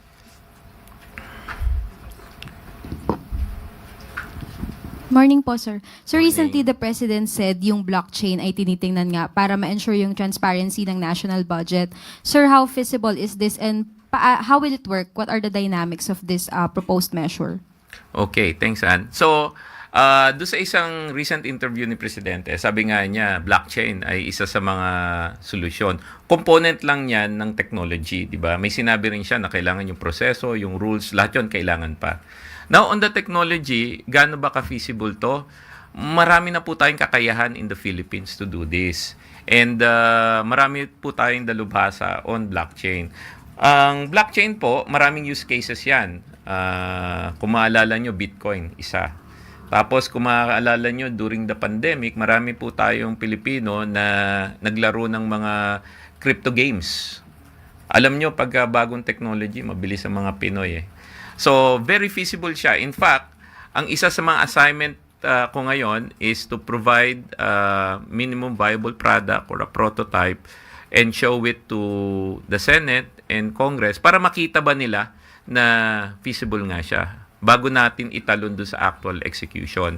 Sa private sector po, kilala po ako sa agile execution. Kilala rin po ako doon sa startup. So sa akin kasi, nabanggit ko na dito, I am about action over perfection. So papakita namin kung ano na yung nagawa. Siguro mga next week, papakita na namin sa kanila. Tapos sila na magsasabi sa amin kung okay na siya o hindi pa. Sir, there are at least 2 measures regarding this blockchain. How big of a budget are we talking about here, and how are we going to ensure that this platform will be safe from hackers? Okay, yung sa hackers muna. Yung sa hackers madali. Kasi the blockchain itself was designed by hackers. Kasi yung mga hackers, nung una, gusto nila magkaroon sila ng sarili nilang encrypted currency. And because it's encrypted and because the hackers were the ones who built it, na-built-in na rin sa kanya yung natural cybersecurity measures. So, hindi ma-hack yan. Pero alam mo naman, sabi ng mga ibang tao, wala namang bagay na hindi ma-hack. Pero sa ngayon, mas secure yan than any technology that we can use. Now, yung tanong about the budget, alam niyo naman po, marami pong gustong tumulong sa atin. Isa na dyan, mga kaibigan natin sa mga ibang bansa na nagsasabi na basta bigyan nyo kami ng magandang use case, nakahanda kaming tumulong at magbigay ng grant. So, hindi ko na po pangungunahan yung gustong magbigay ng grant, pero may dalawa na po na nag-approach sa akin. Kasi sinabi ko sa kanila, alam nyo, yung 2026 budget hindi pa lumalabas. So, parang iikot tayo. Bago kung makakuha ng budget, dapat lumabas muna yung 2026. Pero paano naman mailalagay sa blockchain si 2026 kung wala pa akong budget? So para hindi tayo mag-endless loop, ang solution dyan, may mga magkakawang gawa. Dadaan po sa tamang proseso din yan. Kahit na donation man yan, dadaan po sa isang governance process yan. Pero bago po natin kunin yung funding for that, papakita po muna natin at hihingin natin yung opinion ng legislature kung okay na sa kanila yung sistema. So, hindi po tayo magkakaproblema sa funding, hindi po natin gagamitin yan sa kaban ng bayan. Industry and private sector will help to fund that. Kasi para sa ating lahat din po naman yan. Thank you, Sec. Thank you. Next question, Kenneth Pasyente, PTV4. Good morning, Sec. Sir, Morning. sir, dun po sa paglulunsad nitong blacklist monitoring dashboard, paano po masisiguro na masusunod yung due process habang pinapabilis nga po yung pag-block ng illegal sites nang hindi naman po naaapektuhan yung mga legitimate na platforms? Oo. So, importante sa amin yung freedom of expression, importante din sa amin ang privacy, especially na nasa amin din ng National Privacy Commission. Yung gagawin dyan sa blacklisting na yan, encrypted lahat noong databases.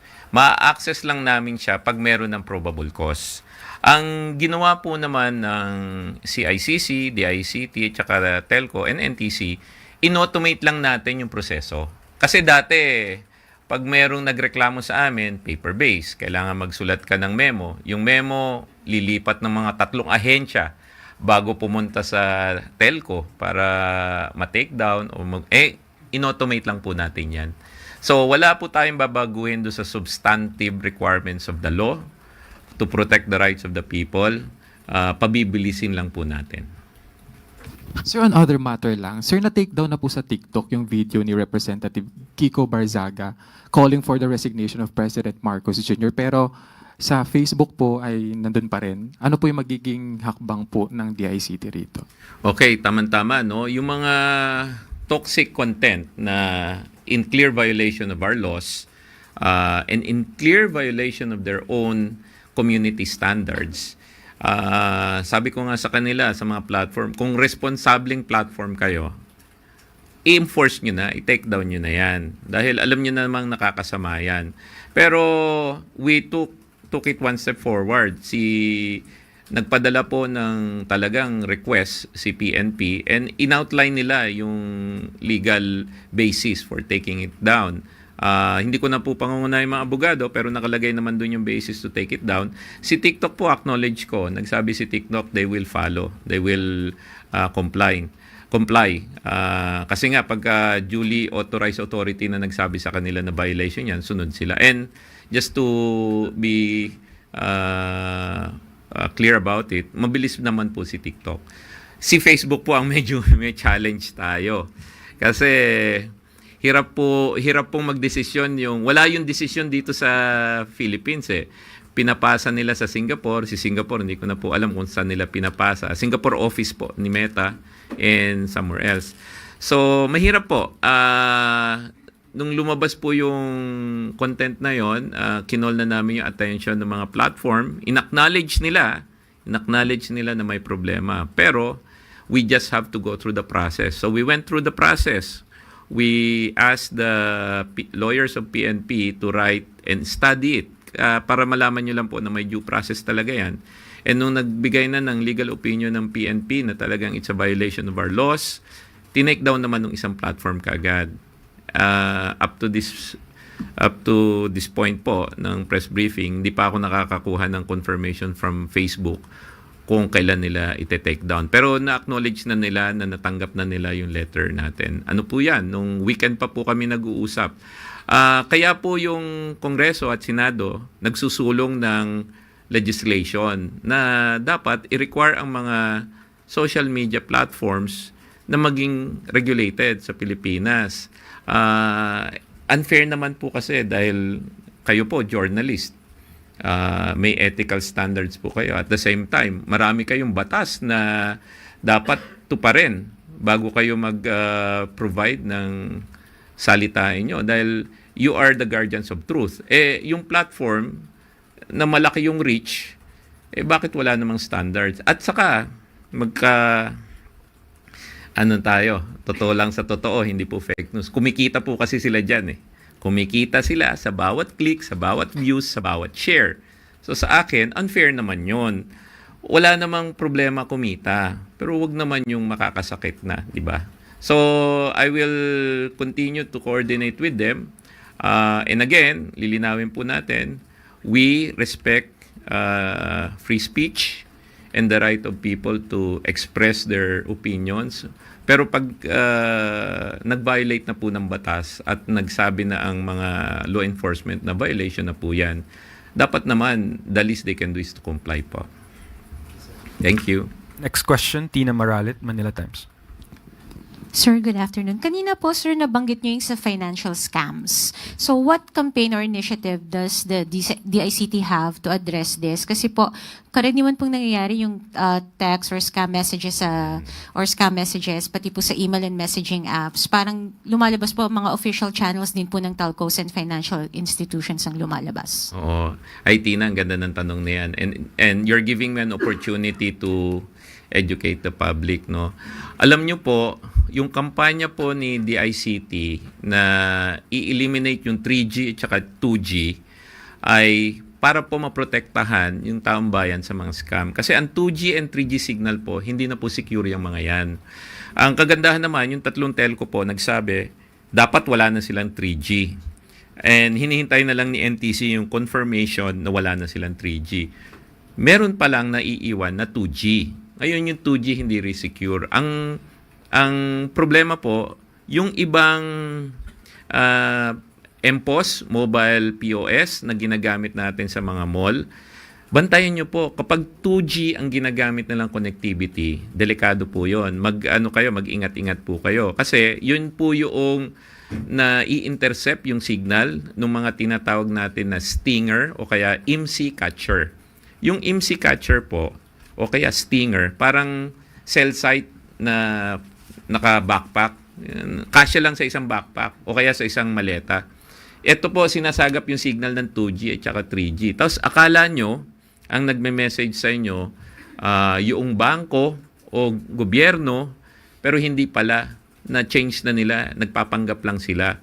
So yan po yung kampanya namin. Now, sabi ko naman sa mga telco, kung hindi nyo pa talaga matanggal yung 2G, at least man lamang sa mga malls, kung saan maraming gumagamit ng online payment saka credit card, mapalitan nyo muna yung 2G. So in the meantime, 3G muna ang natanggal na. Hinihintay ko lang pong confirmation nila.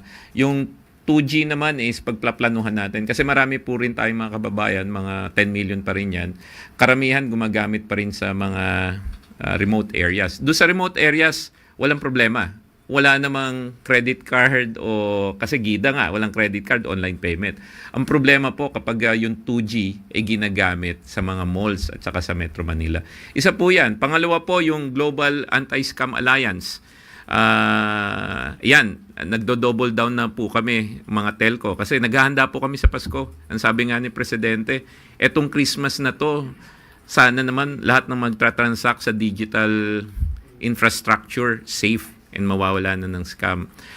Meron din po, nakikipag-cooperate kami doon sa mga bagong technology na ilo-launch like World. Yung World po, ang may gumawa po nito si Sam Altman, yung nangunguna po sa AI.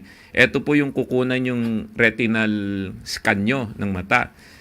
Now, kung ikaw yung bangko at sisiguraduhin mo na hindi robot o kaya deepfake yung kumakausap sa'yo, pwede kang mag-enlist dun sa World. Yung World is a solution that's very unique. They get your, parang CAPTCHA. Yung CAPTCHA kasi baka, alam mo na, marami kang AI, baka ma-hack na yung CAPTCHA. Ito, yung retinal scan. Another application is, in the future, pag ginamit kayong deepfake, sasabihin mo, hindi ako yan. Tignan mo yung retinal scan. Pero kailangan mag-enlist ka nga dun sa World. Ito po ay isa sa mga solutions provider na libre po yan. In fact, yung iba nga binabayaran pa para makapture yung retinal scan para lang makakuha sila ng mas magandang database and lumaki yung kanilang AI analytics. Nakikipagtulungan po kami with CICC, Cybercrime Investigation Coordinating Center, at magsasign po kami ng MOU. I-encourage po namin yung mga bangko, gamitin nyo yan. Hindi lang sila, marami pang iba dyan, pero isa lang po yan sa mga ehemplo. So gagamitin din po natin ng AI technology yan para ma-solve yung mga scams na yan. Thank you, sir. Thank you. Next question, Harley Valbriana, PTV4. Hi, good afternoon, Secretary. Hi, Harley. Sir, doon sa blockchain digital platform, magkakaroon ba tayo ng limitations doon sa mga pwede lang mag-donate doon sa funding ng blockchain? Kasi right now, marami ng private contractors ang involved sa flood control anomaly. So baka lang po magkaroon ng conflict of interest in case yung mga magdo-donate ay baka involved din sa government projects. Oo, malabo yun. Diba? Dapat pagka magbibigay ka ng donation sa government, tinitignan din nila kung may conflict of interest, kung ano yung provenance, kung saan nanggaling yung donation, etc. Nag-coordinate din kami ni Secretary Vince. Hindi ko na sila pangungunahan, pero tinitignan din nila yung blockchain to solve their situation. And excited din po ako doon dahil alam niyo si Sec Vince medyo forward-looking din in the use of technology. So, isa yan sa mga magiging key use cases. So, pag makikita mo, budget, siguro DPWH yung isa, call of the times, di ba? Tapos DBM. DBM nanguna na eh. So, pagtatahi-tahiin na lang po natin yan. So, kung may magdo-donate po niyan, padadaanin natin sa proseso and we'll also make sure na walang conflict of interest. Other question, sir. I'll just ask, may cooperation po ba ang DICT in the efforts to locate the resigned Congressman Zaldico? So far, CICC malamang yan. Kami naman ang support na mabibigay lang namin is digital footprints. Ability to trace on social media and ability to check the internet on whereabouts. So, CCICC po yung nakiki-collaborate po dyan. But I don't have any specifics at this point. Next question, Katrina Domingo, ABS-CBN. Sir, on the retinal scan, how soon can this be rolled out in banks? Ay, Katrina. Actually, it's being rolled out ngayon sa mga communities. For the banks, we just need one bank to do a use case and nasa sa kanila na yon. Siguro, hindi ko na pangungunahan si World, no? Siguro nakipag-usap na naman sila sa mga bangko. So, just one use case and siguro tuloy-tuloy na yan, di ba? Ang pakiusap ko lang is, sana bilisan nila. Kasi magpapasko na. Mas maganda pagdating ng Pasko, wala na tayong agam-agam sa mga online transactions natin. Sir, as for public use, I mean government use, how else can this retinal scan be incorporated in government transactions and systems? Well, maganda yan kung halimbawa yung mga beneficiaries, di ba? Yung beneficiaries, pag na-scan mo na, alam mo na sila yung tatanggap talaga nung ayuda. Marami siyang application. I think the job of the ICT is to stimulate innovation, encourage people to experiment, then provide the necessary cybersecurity guidelines. The use cases, parang yung national ID ba? Nung national ID, I think right now, nasa mga 17 million na kami. When we started 6 months back, nasa mga 2 to 3 million. Pero nung dumami yung use cases, let's say si GCash, tinatanggap ng KYC ng national ID, yung bangko, dumadami na yung gumagamit. So, pakiusap sa private sector, tignan nyo yung mga new technology solutions that can battle fraud and prevent fraud. Alam nyo po, kailangan natin we fight technology with technology. Sir, last question. Sir, what policies or measures are in place to make sure na yung scanning are legitimate, because ill actors could actually ask you to register for a scan and use it for your data for other purposes? I think I will leave that to the organization ng World, yung sa kanila. They have internal mechanisms for that. Ang sa amin, ang binabantayan namin is the privacy of the individual. We have to make sure that if they capture the individual's identifying information, first of all, may permission. Alam niyo po, itong sa Pilipinas, ang tawag natin permissive regime. You're the owner of your private information. You also have the rights to give it or to not give it. We have to make sure na yung permission yun nandun. And second, pag sinabi nilang hindi nila i-store yung private information and gusto mong ma-delete yung private information mo, dapat they can prove that. As to the guidelines on, halimbawa, ako yung mang-fraud, magpapanggap ako na si Juan de la Cruz pero hindi ako si Juan de la Cruz. I think there's already an internal mechanism to prevent that. Maliban na lang kung pareho kayo ng retinal scan, which is highly unlikely. So it was designed na hindi siya magagamit for fraud. Last two questions. Next question is from Chloe Ufana, Business World. And then the last question will be coming from Maricel Halili, TV5. Morning, sir. Sir, yung sa crackdown natin until Christmas, paano po yung gagawin ng DICT? Mag-add po ba ng manpower para mas mapadali? Meron na, nagdagdag na kami, nakaabang na yan. Pero tawag nga namin hindi whole of government approach yan, dapat whole of nation approach. So kailangan namin ang mamamayan. So meron kaming action center line which is 1326. Tawagan niyo 'yon. Pag may nakita kayong problema, itawag niyo kaagad. Kukunin namin detalye. Then para bang i-crowdsource natin kung ano yung problema. Meron din sa 1326@dict.gov.ph. Pag halimbawa may nag-message kayo, kaduda-duda, i-screen cap nyo lang tapos padala nyo sa 1326@dict.gov.ph. Kung fake news, video, whatever, padala nyo lang dito po. Meron pong AI nakaantaba yan. Na-classify namin kung anong klaseng violation. Kailangan po natin yung taong bayan. Siguro, since nandyan na tayo sa crowdsourcing na yan, isa po sa objective din po namin, maayos ba yung self-service ng Pilipinas. So, isang pwede nyong gawin, mag-download po kayo ng Open Signal. Para lang nagda-download kayo ng Waze. Libre po yan. Pagdating nyo dun sa Open Signal, i-speed test nyo lang, siguraduhin nyo lang na cell provider siya, hindi siya Wi-Fi cell provider. Tapos, pag nakuha nyo na yung performance benchmark, i-click nyo lang para may email sa amin. Tapos pag na-email nyo sa amin, malalaman namin kung saan may dead spot, kung saan weak ang signal, kung saan putol-putol. Ito po ay para matulungan po namin ng mga telco na ayusin din yung yung service. Kasi sabi nga namin sa telco, sige, tulungan namin kayo kung saan yung mga dead spot para ma-plug nyo. Tapos tulungan din namin kayo kung saan hindi maganda yung signal. And then siguro bago matapos ang taon, ipapublish namin yung service levels per telco. So yan din po, crowdsourcing. So i-crowdsource po natin yung mga issues sa fraud, 1326 at dict.gov.ph, at i-crowdsource din po natin kung saan may problema yung mga signal po natin. Sir, may ibang topic lang. Sabi mo na last time na nandito ka sa Palace, first week of October, meron ng IRR ang Konektadong Pinoy. Kumusta na po yun? And ano po yung mga inputs from telco companies? Oo. So, nasubmit, syempre, kailangan makinig kami dun sa stakeholders namin. Kung gusto man naming ilabas ako gusto kong ilabas first week. Kaso, may mga comments po sila na hindi naman namin pwedeng hindi lang pakinggan. So, ang status niya ngayon, yung final consultation natapos na nung first week of October.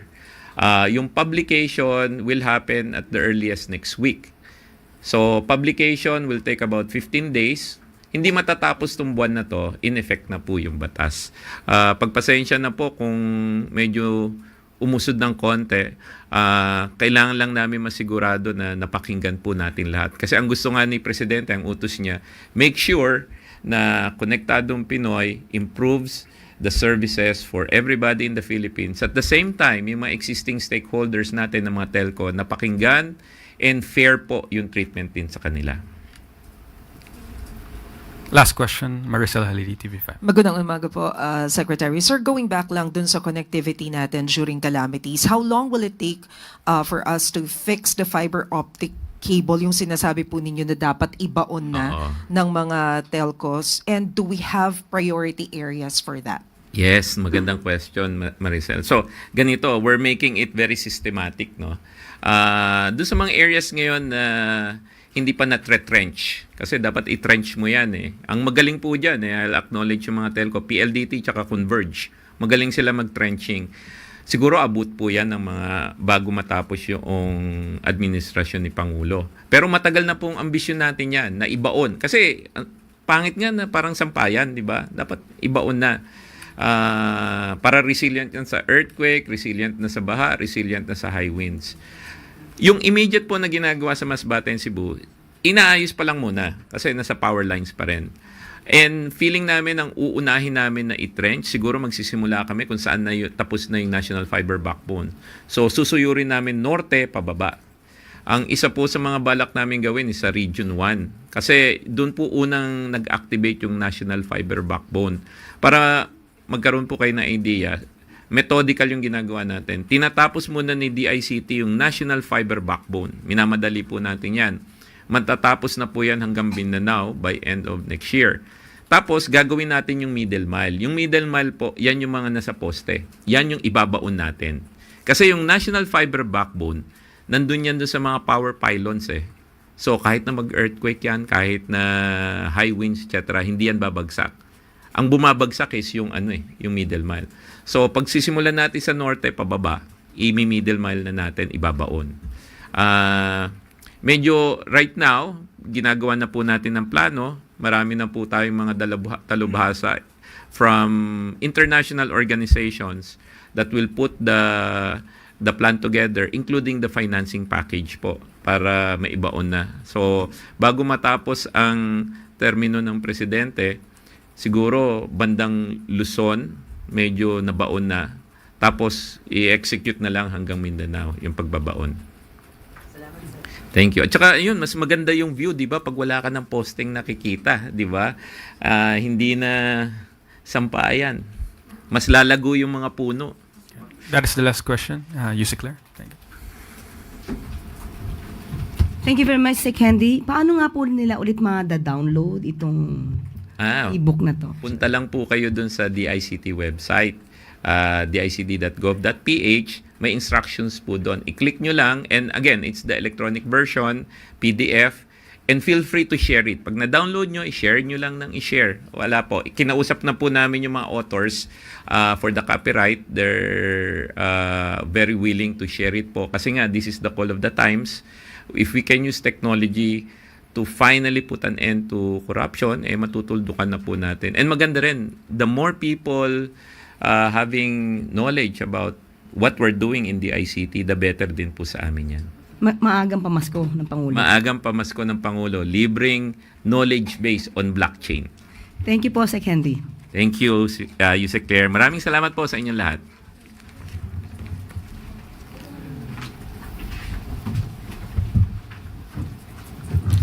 At maaari na po akong tumanggap ng inyong mga katanungan. First question will be coming from Katrina Domingo, ABS-CBN. Hi, ma'am. Has the president already chosen who the next ombudsman will be? As we speak, wala pa po sa aking napaparating. Hintayin na lang po natin. Ma'am, no word yet as to when the president intends to decide on this matter, considering that it's quite important. Wala pa po dahil ang kanyang deadline ay October 25. So, pwedeng mapaaga, pwedeng on the date. So, abangan na lang po muna natin. Okay. Next question will be coming from Eden Santos, Net25. Yes, good morning po. President Marcos said, and I quote, "When I was in local government, when national government came in and it was going to do its construction, they come in, they do the project. But at some point, they come back to the local government executives and say, natapos namin yung project. I-inspectionin namin ngayon yun. Pag nakita namin hindi maganda ito, hindi tama yung ginawa ninyo, hindi ko pipirmahan yung acceptance. Pero sa kanya pong pagkadismaya, na-shock siya, itong proseso na ito ay nawala po entirely. Kaya parang nagkaroon ng mga ganitong mga anomalya sa flood control projects. After 3 years po, why now lang nakita ni Pangulong Marcos yung pong pagkakatanggal ng mahalaga palang proseso po na iyon? Magandang katanungan ay kung bakit tinanggal ang proseso na ito nung nakaraang administrasyon. Ang mga nagsagawa nito ay namayagpag at yung ibang nagsagawa nito ay nag-crossover sa pamumuno ni Pangulong Marcos Jr. Same people na siya nagre-report kay dating Secretary Manny Bonoan. Ang magandang tanungin po dito ay bakit hindi na ipaalam ni Secretary Manny Bonoan ito sa Pangulo at ang Pangulo pa po ang siyang nakaalam at nakadiskubre, kaya po siya talaga pong nadismaya sa ganitong klaseng ginawa.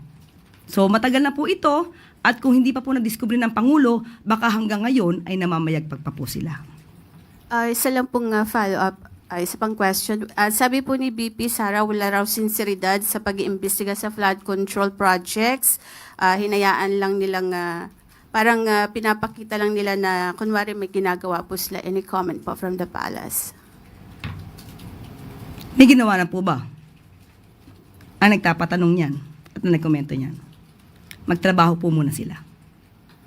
Next question will be coming from Ace Romero, Philippine Star. Yusek, just a follow-up on the Ombudsman. What do you say to the claim of Senator Amy Marcos that the President is set to appoint Justice Secretary Remulla as the next Ombudsman?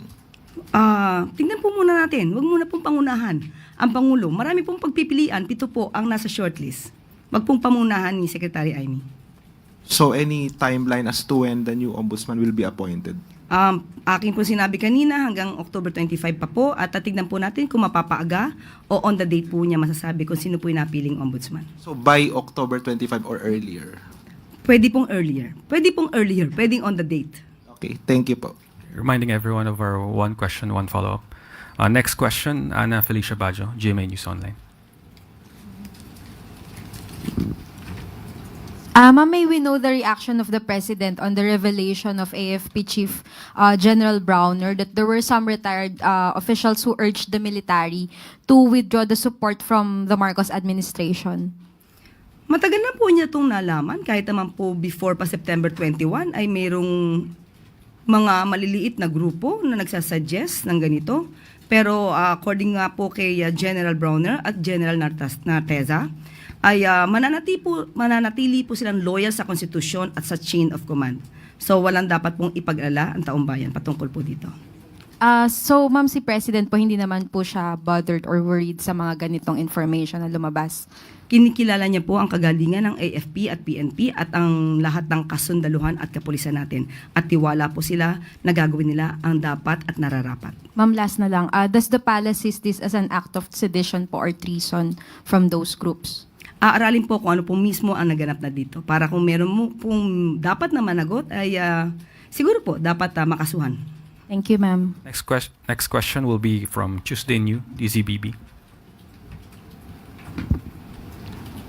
Ma'am, good morning po. Comment lang po from Palace mula doon sa statement ni Senator Amy Marcos na nagsabing nagre-request siya ng budget para doon sa mga public service endeavors niya pero lagi daw pong rejected or for later release or FLR. Tinagurian pa nga po niya yung FLR as First Lady reject. Ano po ang komento dyan ng Palasyo?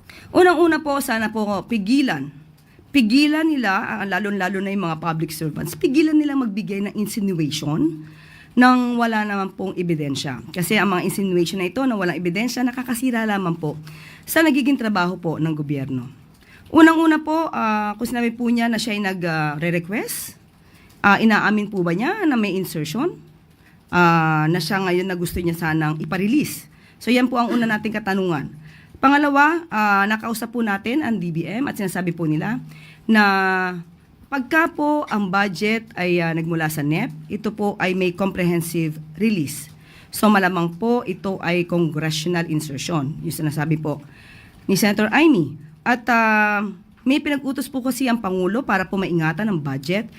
May mga congressional insertion na napansin o nakita na umaabot halos 797 billion pesos na ipinalagay po ng Pangulo for conditional implementation. Ibig sabihin po, hindi po ito basta-basta ma-release nang hindi po kompleto ang dokumento para po ito ma-release. According to DBM, ang proseso po dapat ay ang magre-request ay ang implementing agency through the department head or secretary. Dapat may kompletong dokumento at dumaan sa masusing evaluation. At may certification ng Bureau of Treasury na may actual excess revenues. So kapag ito po naman ay naipakita at kompleto, hindi naman po ito hahadlangan, lalo-lalo na kung ito naman po ay proyekto para sa publiko. Thank you, ma'am. Another question, isahin ko na lang, may isa pa akong question dyan. I understand, ma'am, kahapon nasa PTV4 si Secretary Dave Gomez at mayroon pong reklamo yung mga empleyado ng PTV4 against a certain official po doon. Ano na po ang aksyon ni Secretary Gomez after his instruction last weekend na paiimbestigahan niya yung incident? Opo, in-order na po yung taong concern na mag-explain.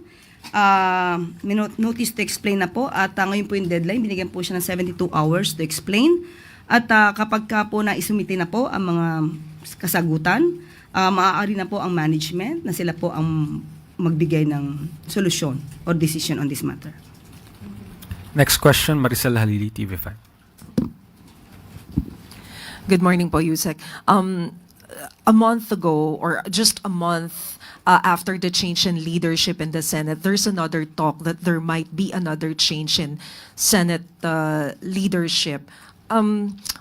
What message does it say, or what does it say about the stability of government officials as a whole?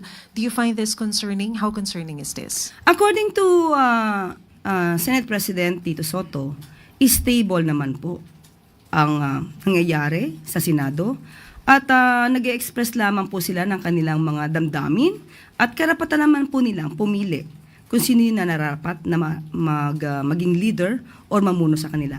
So, may freedom of expression sila, may democracy sila sa loob ng Senado. So, hindi naman po siya alarming. Pero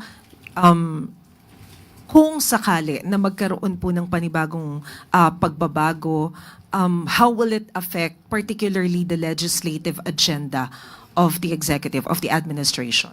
Kung sino man po ang mamumuno muli sa Senado at may bagong liderato, makakaasa naman po siguro tayo na sila ay gagawa para sa taong bayan at hindi pang personal na interes. So makikita naman po nila kung ano po yung mga priority bills na maaaring makatulong sa taong bayan. So hindi po natin makikita at kinakikitaan na magkakaroon ito ng problema. Salamat, Yusek. Next question, Richmond Quevedo, Daily Tribune.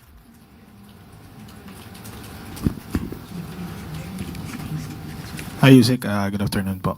On the part of the palace po, kumusta po yung image ng ating bansa, Pilipinas, in terms of potential or lined up investments from other countries who have expressed their willingness to connect with us since yung problema po natin sa corruption ay lumalalim na?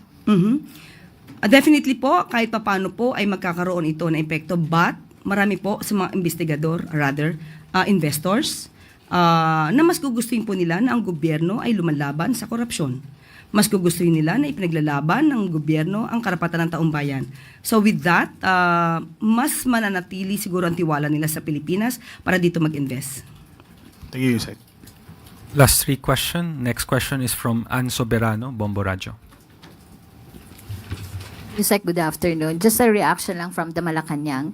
Sinabi kasi kahapon ni House Minority Leader Representative Marcelino Libanan na mas mabuti isulong ang constitutional change sa halip na snap election. Kung nais talaga ng tunay na pagbabago sa ating bansa, hindi lang sa mga nakaupong politiko, kundi sa buong sistema po. Thank you.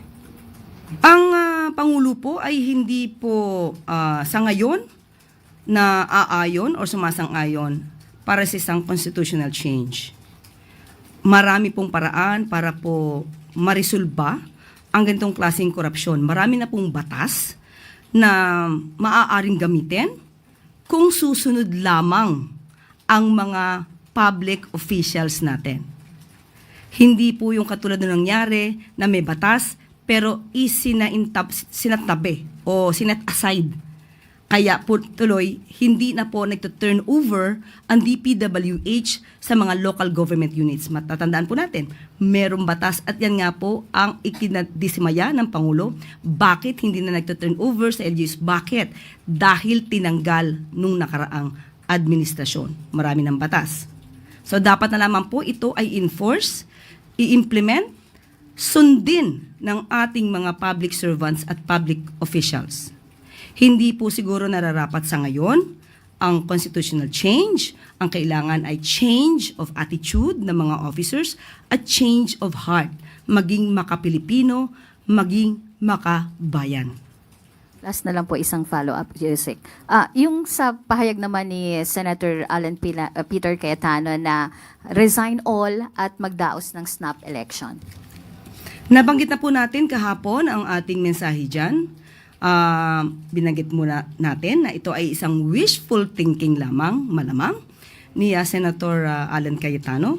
At wala po tayong panahon na pag-isipang malaliman ang mga personal desires ng sino mang public servants.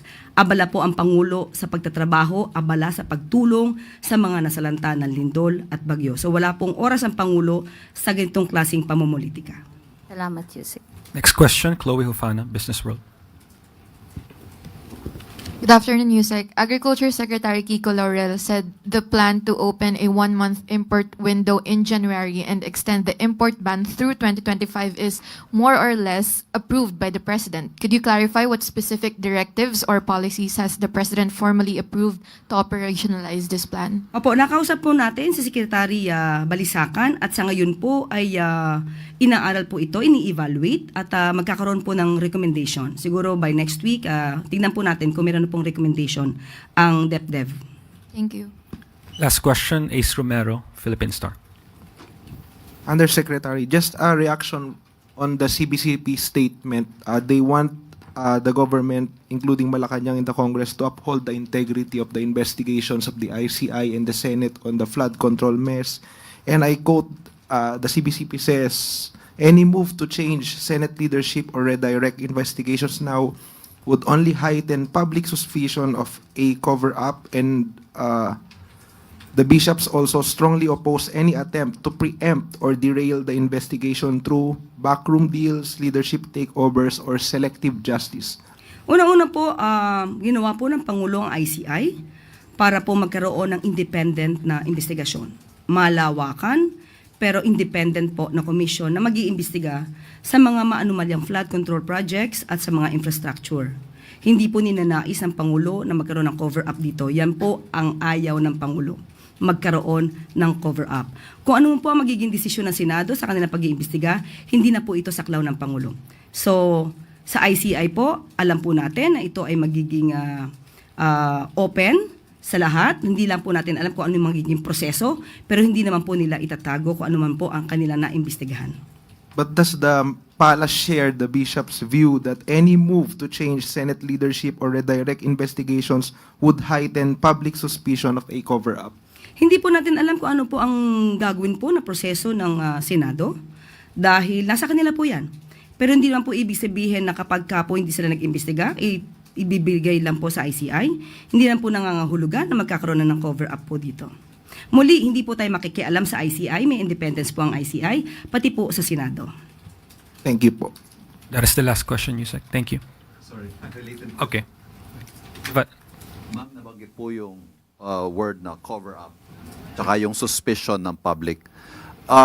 Alam ko nabanggit na ninyo that the palace will not intervene in the business of the ICI dahil independent nga po sila. Pero where does the palace stand on the clamor for transparency of ICI proceedings? Kasi hanggang as of today, hanggang ngayon po ang decision nila is closed door pa rin ang investigation nila. What is the palace position on this? Of course, ang gusto po ng Pangulo ay maging transparent ang lahat. Pero kung paano po igagawin... So open? Ano po ang gagawin ng ICI dito ay kanila po ang kanilang proseso. So hindi po pwede magdikta po ang Pangulo kung ano po ang gagawin ng ICI. Baka sabihin po ay dinidiktahan ng Pangulo ang proseso. So hayaan po natin magdesisyon ng ICI kung nadidinig po nila ang clamor ng tao ay maging open to for public ang hearing nila. Sila po ang may karapatang magdesisyon dito. that's the last. Okay. Okay? That's the last question. Salamat. Para mas patatagin pa ang ating mga kababayan, sa isang direktiba ng Department of Finance, mabilis na pinakikilos ni Pangulong Ferdinand R. Marcos Jr. ang Land Bank, Bureau of Customs at BIR upang mapaabot ang cash assistance at relief support para sa mga naapektuhan ng 6.9 magnitude na lindol sa Cebu at bagyong Opong sa Masbate. Aprobado na ang 4.9 million pesos cash assistance para sa mga ongoing emergency relief operations, medical assistance drives, at pagpapaayos ng mga nasirang public infrastructure. 2 milyong piso mula sa pondo ang mapupunta sa provincial government ng Cebu, 1.5 million sa city government ng Bogo, 500,000 para sa provincial government ng Masbate at 200,000 para sa city government ng Masbate. Magkakaroon din ng 100,000 pesos ang municipal government ng Uson, Dimasalang, Kawayan, Kataingan, Madaon, Milagros at Palanas.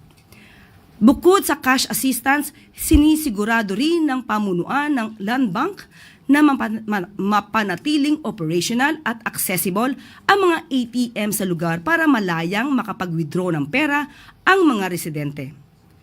Sa kabilang dako, may donation na 100 sacks of rice, 56 rapid emergency tents, 1,067 assorted tents at 50 units ng mobile power supply ang Bureau of Customs para sa immediate relief ng mga earthquake survivors sa Cebu. Bilang pag-alalay din sa mga nasalanta, in-extend naman ng BIR ang deadline ng filing and payment of taxes at submission of documents hanggang October 31 para maiwasan ang pagbabayad ng penalties.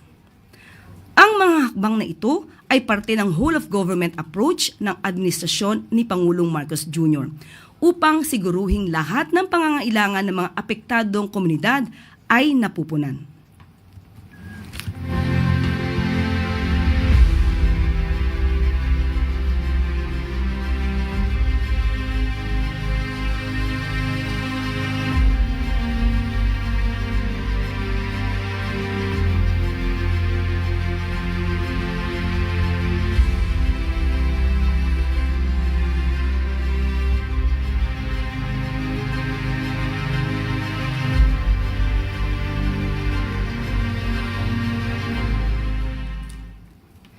Filipino skills, angat sa mundo.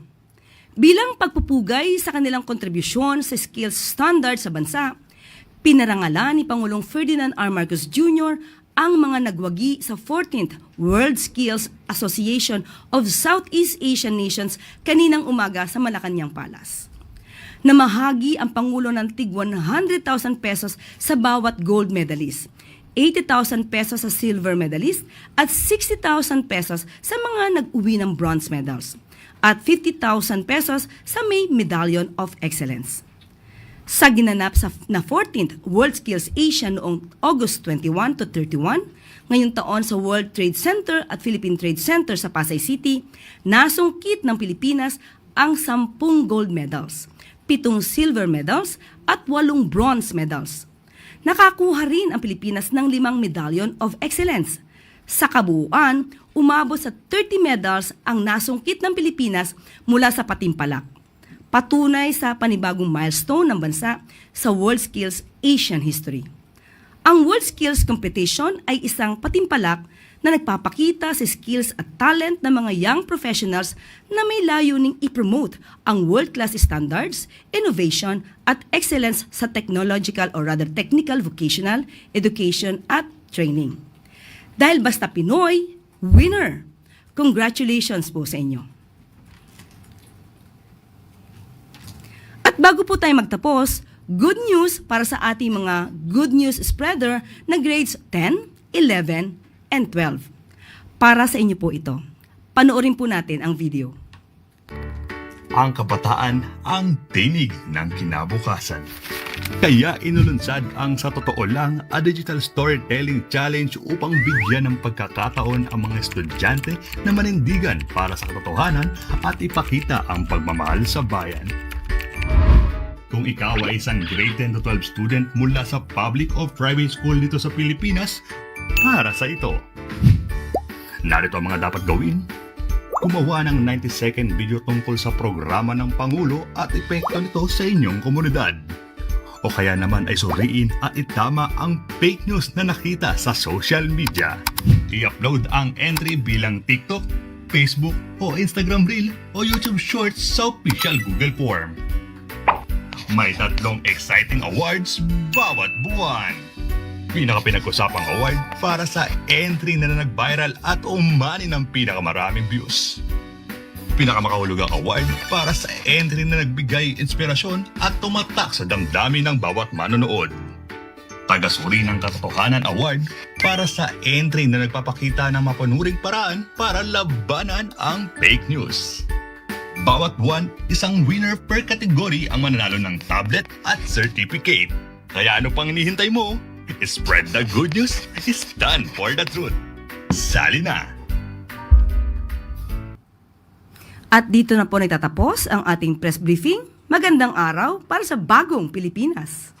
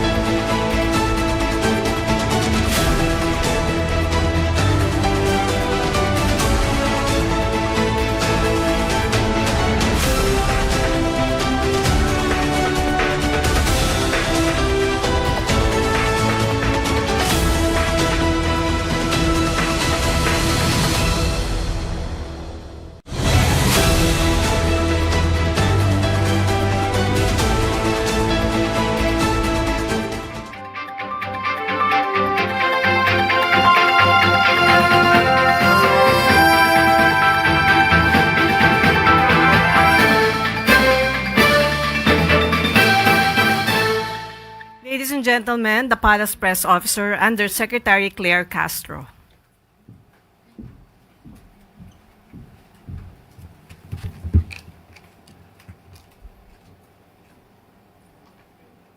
Magandang araw, Malacanang Press Corps. Peaceful rally na samahan ng iilang nais manggulo.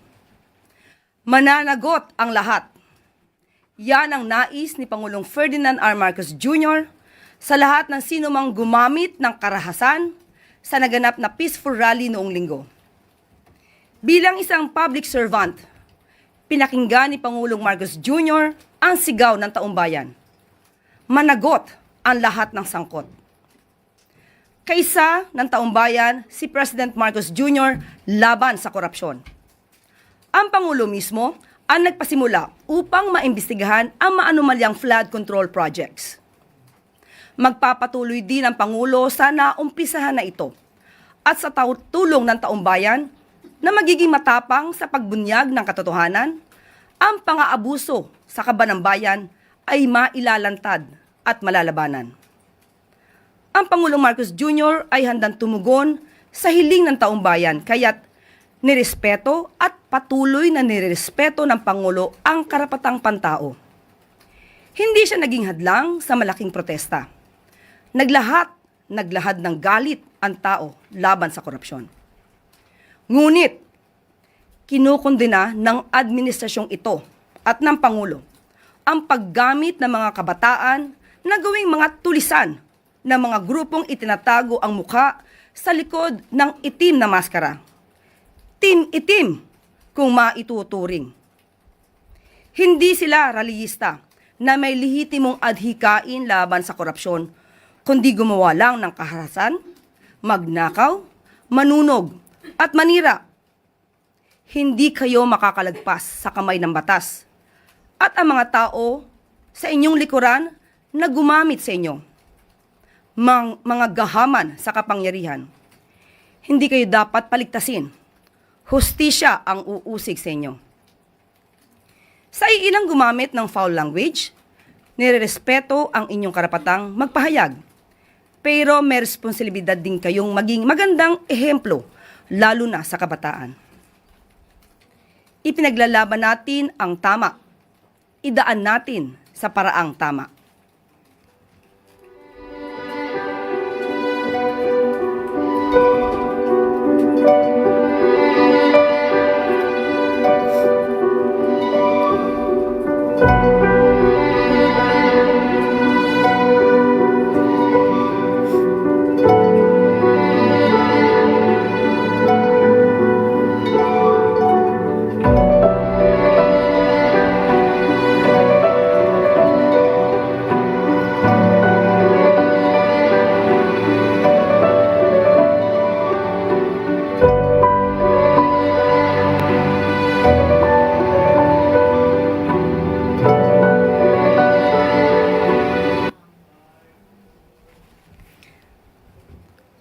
At upang pag-usapan ang naging peaceful rally noong linggo, makakasama natin ngayong araw sina DILG Secretary John Vic Remulla, DICT Secretary Henry Aguda, at Acting PNP Chief Lieutenant General Jose Melencio Nartates Jr. Magandang araw mga secretaries at mga matatapang nating mga CAPSEX at si Acting PNP Chief. Maaari na pong mag-start si Secretary Henry Aguda. Magandang umaga po. Salamat po, Yusek Claire. Magandang hapon po. Una sa lahat, malinaw ang direktiba ng Pangulo, igalang at protektahan ang karapatan ng bawat Pilipino sa mapayapang pagtitipon at malayang pagpapahayag. Kaugnay nito, nitong weekend nagkaroon ng malawakang kilos protesta. Kabilang ang tinatawag na Black Mass March. Ito yung mga team itim na nasabi nga ni Yusek Claire. Ito ay unang kumalat mula sa grupong Anonymous PH. Ito po ay isang aktibong hacktivist na grupo. Nakikipag-ugnayan po ako doon sa mga tao sa Anonymous PH. Hindi pa po sila nagdi-disavow kung sila nga o hindi sila yung gumawa nito. Pero may mga persons of interest na po tayo na minamatyagan. Sila ang nagsimula ng panawagang magsuot ng itim na maskara at damit na sinasabayan ng ilang personalidad at grupo sa social media. Nakikipag-ugnayan na rin po kami sa social media platforms para dito sa mga personalidad na ito. Kasabay ng mga aktibidad na ito, aktibong pinatutupad ng DICT ang Oplan Cyberdome bilang isang whole-of-country approach sa cybersecurity. Sa ilalim nito, may mahigpit na koordinasyon sa mga law enforcement agencies para sa mabilis na tugon sa anumang online-to-ground na banta. Ito po yung mga nag-organize sa online, tapos nanggugulo physically. Pangalawa po, katuwang ang mga telco at social media platforms sa pagbabantay laban sa posibleng paggamit ng internet para sa karahasan. Aktibong nakilahok ang cyber community rin po at mga pribadong cybersecurity groups upang tiyakin ang seguridad ng ating digital space.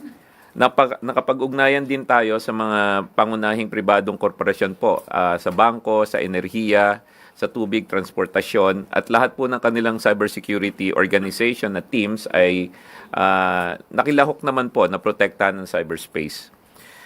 Ngayon po, noong weekend po, mula do sa Threat Monitoring Center po natin sa CICC, yung same organization po na nagbanday din po noong midterm election, nakita po namin na as of 2 p.m. po, wala po kaming nakitang convergence. Convergence po ng mga grupo na nag-oorganisa sa online at on the ground.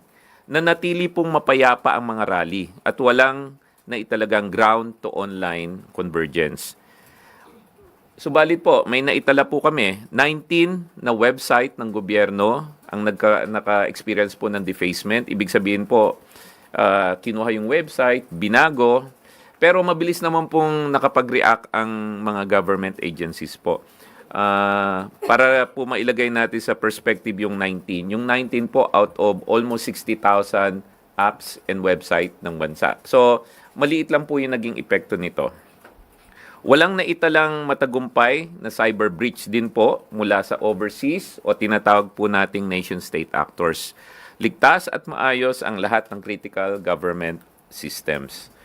Bagamat may ilang insidente ng karahasan sa lansangan gaya ng pagsunog ng sasakyan, paghagis ng bato, molotov, nang panatili ng pamahalaan ang kontrol sa sitwasyon sa tulong ng kapulisan at mga katuwang na ahensya. Sa kabuuan, pinatunayan ng pamahalaan na epektibo ang Oplan Cyberdome at ang matibay na kooperasyon ng DICT, law enforcement, telcos, social media platforms, cyber community at pribadong sektor. Pinakita po natin na kaya nating igalang ang malayang pagpapahayag habang sabay-sabay na pinapangalagahan ang kapayapaan upang siguradong maligtas po ang lahat. Magpatuloy po ang ating monitoring at patuloy din po ang pagbibigay namin ng update sa inyo. Maraming salamat po, Yusek Claire. Nandito po ako para sumagot ng mga tanong mamaya po. Secretary John Wick Revilla, DILG. Secretary Mulya, sorry po. Hindi ako tumayo eh. Good morning. As of 11 a.m. yesterday, the President and I were in touch constantly every 20 minutes to assess the situation. He was in a secure facility inside the compound, monitoring every single step. At approximately 2 p.m., while I was at the command center in Camp Crame, he called me and asked me to personally assess the threat level that was going on in Ayala Bridge. The anarchist burned a container truck that was put by the PSG to block the entrance of the Ayala Bridge. Subsequently, at around 3:30, the corner of Mendiola and Legarda, I think, at 3:30, a crowd of approximately 5,000 converged at that corner. The President's directive very explicitly stated that the PNP shall act with maximum tolerance And with maximum tolerance, they only had their riot gear and no firearms. I repeat, the approximately 4,000 policemen deployed to contain the rally had no firearms on them, except for the SWAT group that was in the vicinity. The purpose of having no firearms is because when you engage a crowd, the chances of your firearm being pulled from you and being used against you is very high. Having said that, number one, there was no discharge of weapon from any PNP official. I repeat, there was no discharge of weapon. Number two, there was no tear gas used by the PNP. All the soldiers, all the policemen behind had instructions, use maximum tolerance. So they had no tear gas and they had no firearms. Number three, only when the mob were throwing Molotov cocktails did the police push back. That crossed the line. When rocks were thrown, you could shield yourself. But Molotov cocktails crosses the line. That can cause death. Having said that, the police pushed back, pushing back using maximum tolerance. And one by one, they were apprehending the characters who were throwing rocks, Molotov cocktails, or engaging them physically. After the arrest, after all of that had been said and done, the protest subsided at around 5:30 p.m., after which we ascertained that the following happened. There was an arrest of, and we get this straight, 216 individuals, 216, comprising of 127 adults and 89 minors. The minors were characterized as following: 65 were children in conflict with the law, and 24 children at risk. What is the difference? Children in conflict with the law is 15 to 17. Children at risk is 14 and below. Of the 216 that were arrested, we'd also like to report that 95 PNP personnel were wounded. 95. Some of them serious, requiring medical attention. They were brought to the PSG station here in Malacanang and also to the PNP General Hospital for further treatment. Now, I would like to commend the PNP for their performance yesterday. They acted according to law.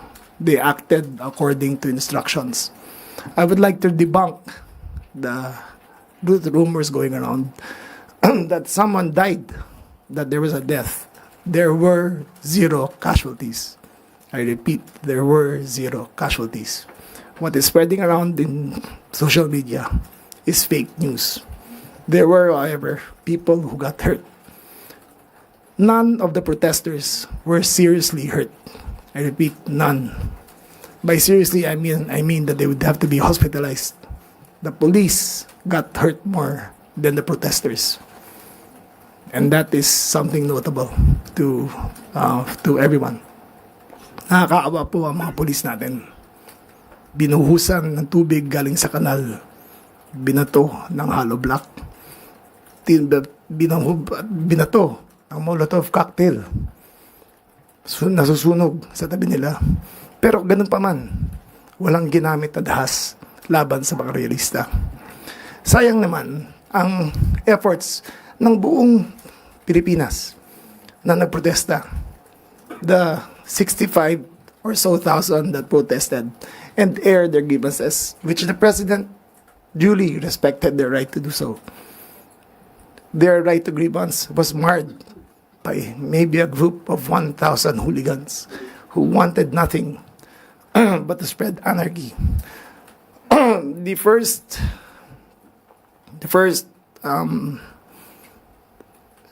children in conflict with the law interviewed said that they had intended to burn the palace. They had intended to burn the palace. However, we could not take that at face value because these were children in conflict with the law and we still needed the DSWD to process them. So a full report of their intent will come out in the next few days after the interrogation of all those held. The suspects are all held at the MPD station, where they are undergoing processing. The minors are with the DSW are being interviewed by the DSWD to determine whether they will be tried as adults in the coming months. So that is my report for all of you. Thank you very much. Next, we have Acting PNP Chief Lieutenant General Jose Melencio Nartates Jr.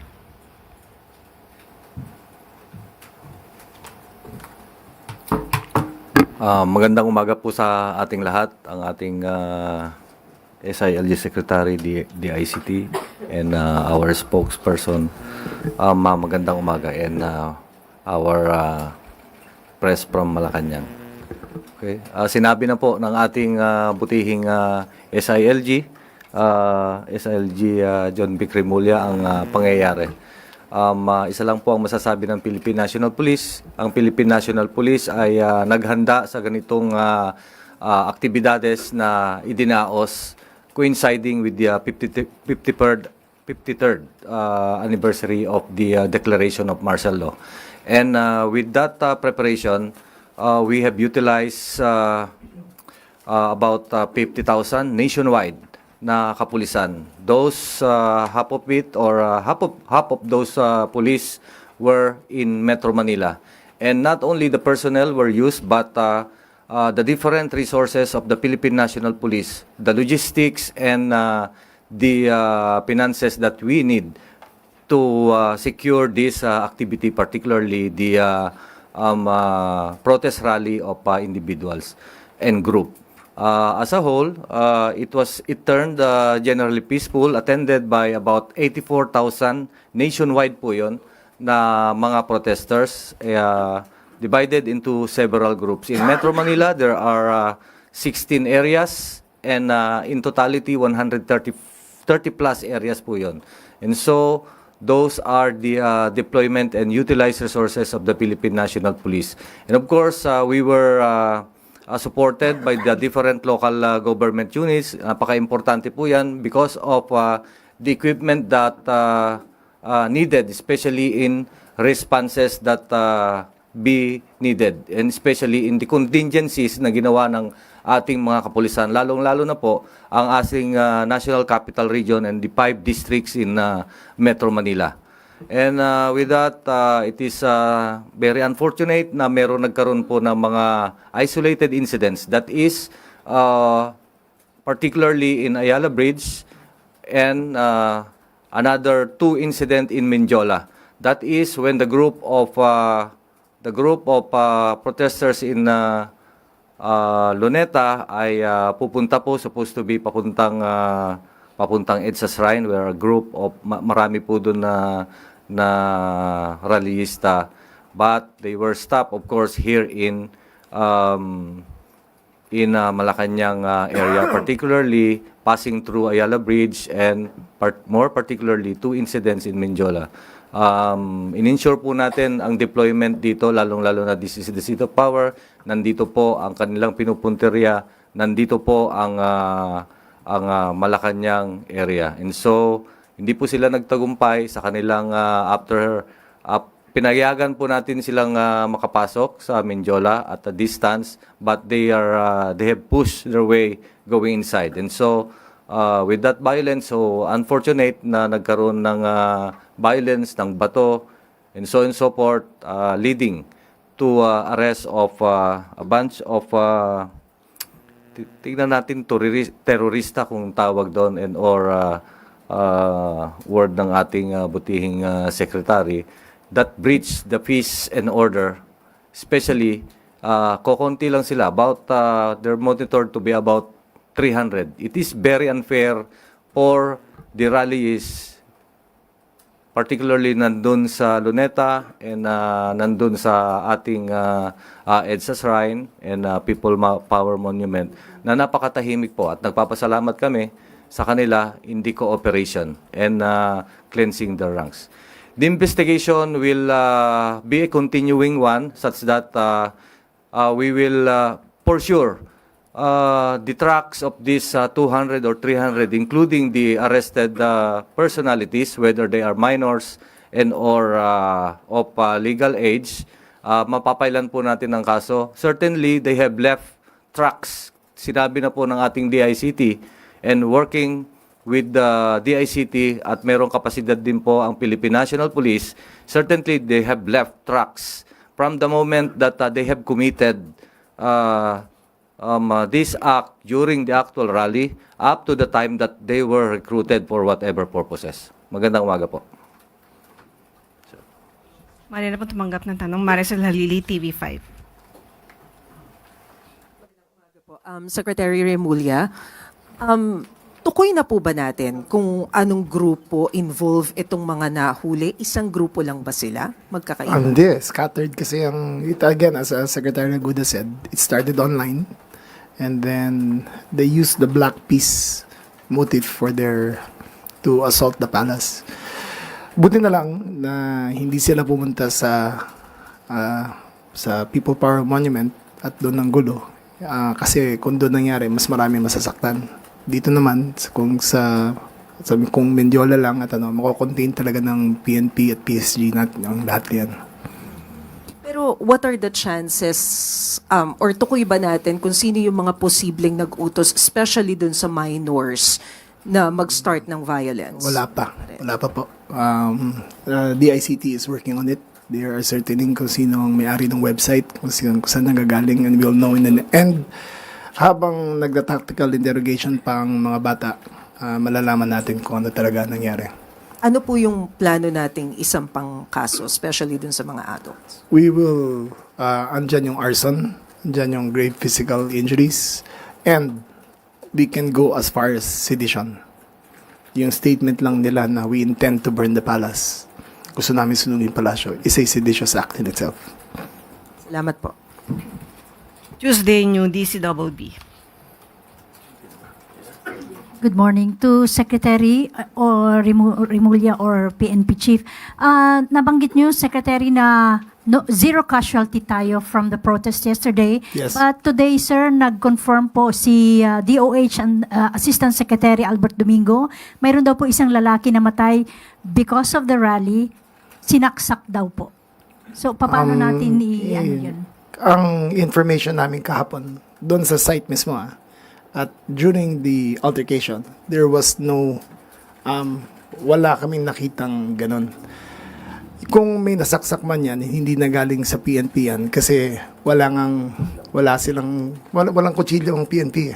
Mm-hmm. So, I would suppose it was one of the anarchists who stabbed him if it were the result of the rally.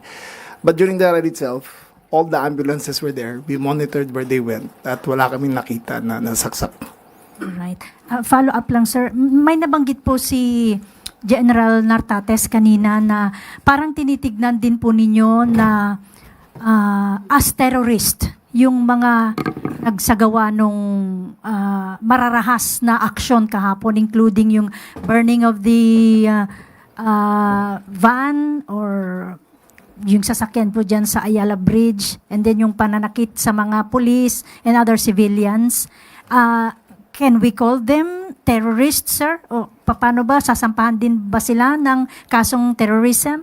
Okay. It will be a result of the continuing investigation as yung ebidensya po ay tinitignan natin. So that's why maybe it can lead to terrorism or violation of the Anti-Terrorism Act. With regards to the reported death, wala pa pong nakarating sa ating himpilan ng pulisya, lalong-lalo na dito sa Manila Police District about death. If this was reported to have a stab wounds, then our police will investigate that for sure. What's so important is as of now, we don't have report of death through gunshot wounds. Kasi yun ang importante, yung gunshot wounds. And the reported casualty and or the reported mga nasaktan yesterday, up to last night, were contusions and lacerations. Lalo na sa police, there are not less than 70. Meron pa yung may malaking laceration dito sa kamay dito. So about 4 inches siguro yun. Yung laceration na yun, accordingly, kasi buhay yung pulis in-struck siya ng tubo na mahaba na medyo sharpen dun sa dulo. So that caused these lacerated wounds and a lot of contusions from among the not less than 70 police. Thank you, sir. Sunod, Alvin Baltasar, Radyo Pilipinas. Good morning po, Chief PNP. Our DILG Secretary can answer also. Secretary General Nartates, even before na nangyari ito, yung kahapon, meron na ba tayong intel report na natatanggap na may ganitong mangyayari? And nakuha ba sa intel report na may plano talaga lusubin ng Malacanang? Yes. We had in the intel report, and that's why an additional phalanx of security was introduced into the roads leading to Malacanang. We knew that they would try, they would attempt. We knew that we had the suspicion that they would use violence. Pero ang directive talaga ng ating Pangulo is use maximum tolerance. We will not allow anarchy to prevail over the government. So, ginawa namin ang lahat at nagtagumpay naman yung plano namin. Secretary, follow-up lang dun sa sinabi niyo kanina dun sa mga naaresto. Can you give us a profile ng mga naaresto? Taga saan ba sila? At ito ba ay hinakot? We'll know more after they are processed kasi isa-isa kinakausap yan. But most are from Manila. Malapit lang na lugar. Naglalakad lang sila Nakikita namin naglalakad lang. Papasok-pasok. So most are from Manila. Secretary, isa na lang. Sa isang interview, sinabi ni Manila Mayor Isko Moreno na yung gulong nangyari kahapon, ang nasa likod, isang dating politiko at saka isang abogado. Without naming names, yan din ba lumalabas sa intel report? Hindi pa namin pinag-aaralan. Iba yung nakikita namin sa specs. Pero iba rin ang sources ni Mayor Isko So we will verify his allegations. Salamat po, Secretary. Sunod, Clisel Pardilla, PTV4. Good morning po, Secretary. Secretary, you've mentioned earlier na posibleng may nag-utos. Does it mean that some of them were paid? We are studying the matter. Sa ngayon, wala kami nakitang pera na malaki naman na hawak nila. Na habang ando doon, wala kami nakitang distribution. But nothing is ruled out.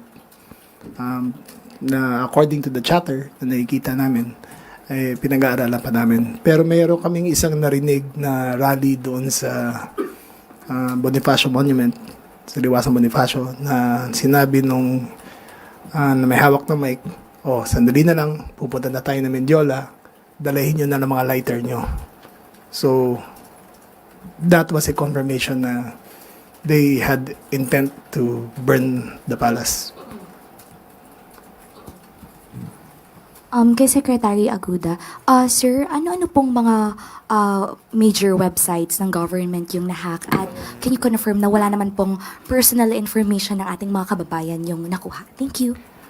So of the 19 na nabanggit ko na deface, karamihan yun LGUs. 4 yung NGAs or national government agencies. Yung mga na-compromise naman sa kanila, like training modules, complaint platform, etc. So, and all of them naayos kaagad. Kasi prior to this weekend, we already have a list of government agencies na nasa target list nila. So yung 4 na yon, inconsequential yung nangyari sa kanila. The other attacks na ginagawa nila is DDoS. They're trying to overwhelm some of the websites. And so far naman, madali namang naayos. To date, wala pa kaming verified report of exfiltration. So wala pang personal information na nawala. And siguro idadagdag ko na rin doon sa sinabi ni Chief kanina on the terrorism side. Yung pong, kung mapatunayan po na terrorist yung crime, na terrorism yung crime na nagawa, yung pong nasa mga online, yung mga nag-organisa po sa online, gumamit ng digital platform to result into violence, kasama po sila. Hindi ko mawala sila physically doon, hindi sila damay. So damay sila kasi nagsimula po yan, nag-organisa sila online. Salamat. Sunod po, Christian Yasores, DZMM. Good morning po. Pwede po si DILG or sa PNP Chief, sir.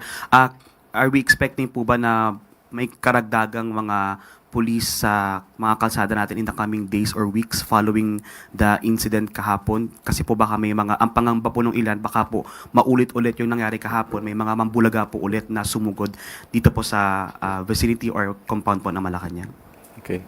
The presence of police officers on the street is a continuing one. Lalong-lalo na, we deploy police officers according to pangangailangan. So, for example, here in Metro Manila, we heightened our alertness and we increase visibility, especially on threats like, for example, in a vital installation. Number one is Malacanang, and so we will increase the number of public safety forces here, especially the police.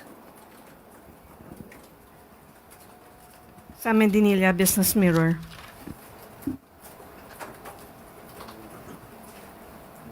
For Secretary Remulla po. Yes. Will the national government or LGUs help businesses defray the cost of looting and destruction of property in Minjola?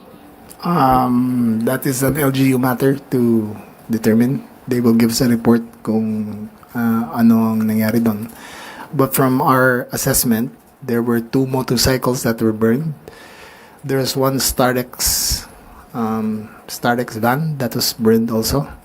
And the Sogo motel was raided and their cash vault was taken with them. So we still have to determine the exact amount, but the looters who went inside the Sogo motel had black mask on. Follow-up. Okay. Bali, hindi po siya magiging under sa DILG? Not yet. City of Manila ang magre-report sa amin yan. Tapos we will see what we can do after. Thank you po. Sunod, Ann Soberano, Bombo Radyo. Sec, tanong ko lang, it's either si PNP or ikaw, Sec. May natanggap po bang intelligence report ang DILG or ang PNP na may mga terror group ang gustong manabotahe sa rally po kahapon? Yes, that's why all contingencies were considered. Our biggest fear that did not happen was someone would incite violence during the People Power Monument rally, because the intent of the people there were peaceful. The intent of the people there were to air their grievances. The president encouraged them to go and heeded their message. He is listening to them. Alam niya naman, nakikinig naman siya at alam niya na papunta ron. Our biggest fear was that there would be instigation there. Buti na lang sa Mindiola nangyari at mas nakukontain namin yung situation. Sir, itong terror group, it's national, international or local terrorist group po? Local. Local terrorist group. Okay. Sir, isa pa, kamusta po yung status? Ano po yung status ng alert level dito po sa Malacanang? Malacanang always maintains one threat level. It is never downgraded. As long as the president, being the seat of power of the country, the threat level is just one. It is always high. Okay. Last na lang, sir. Itong local terrorist group po ba, sir, is Abu Sayyaf or mga Maote terror group? Possible po ba silang may kinalaman dito? At ano po ba yung nila, yung strength po nila ngayon na para makapaghikayat po ng ganitong kaguluhan? The threat of the terrorists was more of a bomb that would go off in Luneta or in the Luneta or in the People Power Monument. But with the vigilance of our PNP to look at the situation, because we had 400 policemen on the ground dressed as plainclothes to see what is going on and to assess, and the vigilance paid off and none of it transpired. Safe to say, we are still investigating according to our intelligence reports, and we will come out with a report pretty soon. Thank you, Sec. Sunod, Chloe Hofana, Business World. Good morning po kay PNP Chief po. Sir, a quick question lang po. Does the PNP think po na these violent protests will spread pa po, or this is just going to be a one-time event? Okay, katulad ng sinabi, if there were intelligence report about terrorism or act of terrorism, here in Malacanang area specifically, sagutin ko uli kanina, this is the seat of power, whether there is no threat or there is threat, these premises, this vital installation is given the highest security. Okay? So, nandito po ang PNP, nandyan po ang Armed Forces of the Philippines, lalong-lalo na yung Presidential Security Command. And so, about the threat, continuously ina-assess po natin yan. We have different threat group. We have the Communist Terrorist Group. We have the Local Terrorist Group. We have, lalo na kung may spillover from Mindanao going here, especially we have elections in Mindanao. We have the Islamic Terrorist Group. We have the BIAFF, the DI Hassan, DI Maute, and other threats like, for example, our situation in the West Philippine Sea. So pinag-aaralan po natin lahat yan such that there are several contingencies that we have done. Before the conduct of these protest rallies, we have already have made our surveys. We have engaged the community around Metro Manila kung saan sila kumukuha ng mga rallyista, ay ini-engage po natin yan. And we have conducted several police operations to enable to deny yung maging presence ng firearms, at the same time explosive materials. If you're going to look at the number one is yung LRT natin, marami pong nakadeploy na mga police doon. Especially, we have coordinated with the DOTR such that merong mga X-ray machines doon at nagagamit. And other police operations that we have done. Thank you, sir. Kay Secretary Aguda po, sir. Sir, pasensya na po, lilihis po ako sa topic ng rally. Sir, about konektadong Pinoy po sana, sir. Yes. Sir, kailan po natin i-expect ang IRR, and ano po yung mga sinasabi ng mga telco companies natin na gusto nila makita sa IRR? Dun sa IRR, ang schedule natin for Konektadong Pinoy is first week of October. We've had several consultation meetings with them already. And yung mga telcos naman, ang gusto lang nila is a fair participation in the crafting of the IRR.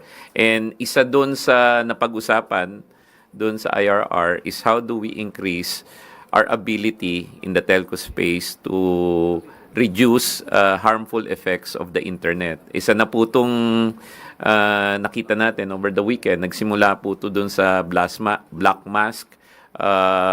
Nag-organize sila online and unfortunately translated into violence in the street, di ba?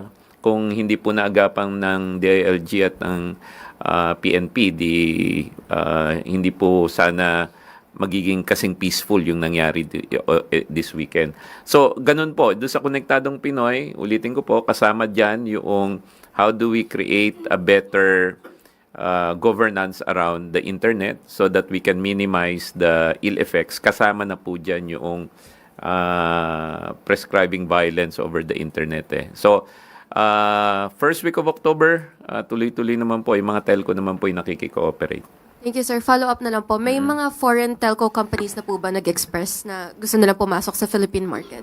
Meron. Siguro may 3 malaki. Hindi ko na pangangalanan dahil ayaw nating pangunahan sila. Pero marami ring local. Ang kagandahan po niyan, anywhere from an LGU who wants to serve their locality better to private companies that are in the Philippines already. Marami po. All of them are coming together to participate in Konektadong Pinoy para naman maabot yung gusto ng presidente natin na connectivity everywhere in the Philippines and affordable connectivity to all Filipinos. May range po kaya tayo, sir, kung ilan? Ang mag-a-apply, yung gusto, siguro more than a dozen na yung nag-express. And since wala pa yung IRR, we expect that to increase further pag lumabas na yung IRR. Thank you, sir. Thank you. Sunod, Net 25, Eden Santos. Good afternoon po kay PNP Chief po at kay DILG Secretary. Sir, PNP Chief, opo. Sir, kahapon po yung naging marahas na rally ng mga kabataan sa bahagi ng Ayala Bridge at sa Mendiola. Nagulat po ba yung ating mga pulis dito dun sa kanilang biglang pagsugod? And note din po sa Mendiola. Of course, nagulat tayo. But we are expecting that to happen. Especially, we have made our contingencies kasi may mga contingencies yan. How if, kung may nangyari na ganito, how if, kung may nangyari ito. That's why, meron tayong PNP personnel deployed at that area. In fact, mayroong mga barricades, etc. At may mga contingencies na gagawin. So, when that thing happen, meron tayong aresto. So marami po kasi mga nasugatang pulis ano po. Kay DILG Secretary, sa laki po nung Intel Fund ng Office of the President, hindi po ba natin agad natukoy kung sino yung mga grupo sa likod nitong marahas na rally sa Ayala Bridge at sa Mendiola po? Ito yung mga galing sa Luneta, kasama po sila sa mga nagrally doon. Actually, alam na namin kung anong grupong yan. Pero hindi pa namin pwedeng sabihin kasi yung actual participants, kinoconnect pa namin sa kanila. So, you give us a few days at we will confirm after all the interviews and the interrogations are done. So may political group po ba dito sa mga nasa likod ng mga magulong karas o marahas na rally na ito po kahapon? We will confirm after all the interviews are done. Sa tingin niyo po ba yung mga nagrally, yung mga kabataan, may kasama pang mga menor de edad, are capable to burn the Malacanang using the lighter na sabi niyo po kanina, nabanggit niyo, nagdala sila ng lighter? Well, the capacity to burn the palace is very difficult. But the intent was there. So, we have to separate the two of them. Iba yung capacity and intent. So, mahirap gawin yun yung gusto nilang mangyari at hindi kami papayag. Pero gusto talaga nila by showing that they had Molotov cocktails ready. Mm-hmm. So, kaya pong sunugin ang Malacanang gamit po yung Molotov, yung lighter? No, kung napasok nila, siyempre. Yung lighter naman para sa Molotov yun Okay. Kung lighter lang, siyempre hindi makakasunog yun, di ba? Pero, ayun yung gusto nila. Di ba? Pero, kung nakapasok sila at di pinigilan, siyempre, kaya na gawin yun. Pero hindi kami papayag doon na mangyari doon. Last na lang pong question. Ano po yung pwedeng maging liability kung meron pan po ng mga organizer ng rally sa Luneta since karamihan po doon sa mga kabataan na nakaitim, na mga suit, may mga nakamaskara pa, nakabonet, ay galing po doon sa kanilang mga rally sa Luneta? We will label them as terrorists. And as far as sedition, pwede namin i-charge sa kanila if we prove it already. Ito mong mga Makabayan Black, ganun po ba, mga militanteng grupo? You wait for it till we confirm. And the DOJ has standards of reasonable certainty for conviction before we file the case. So, i-develop yung case para sa kanila. Last na lang po, doon po sa Liwasang Bonifacio, mga nagrally din po doon. May pumunta rin po ba dito sa Mendiola at Ayala Bridge? Around 300 of them pumunta dito. Thank you po. Sunod, Katrina Domingo, ABS-CBN. Hi, sir. Good morning. For Secretary Aguda, sir, can we name the 14 websites that were defaced?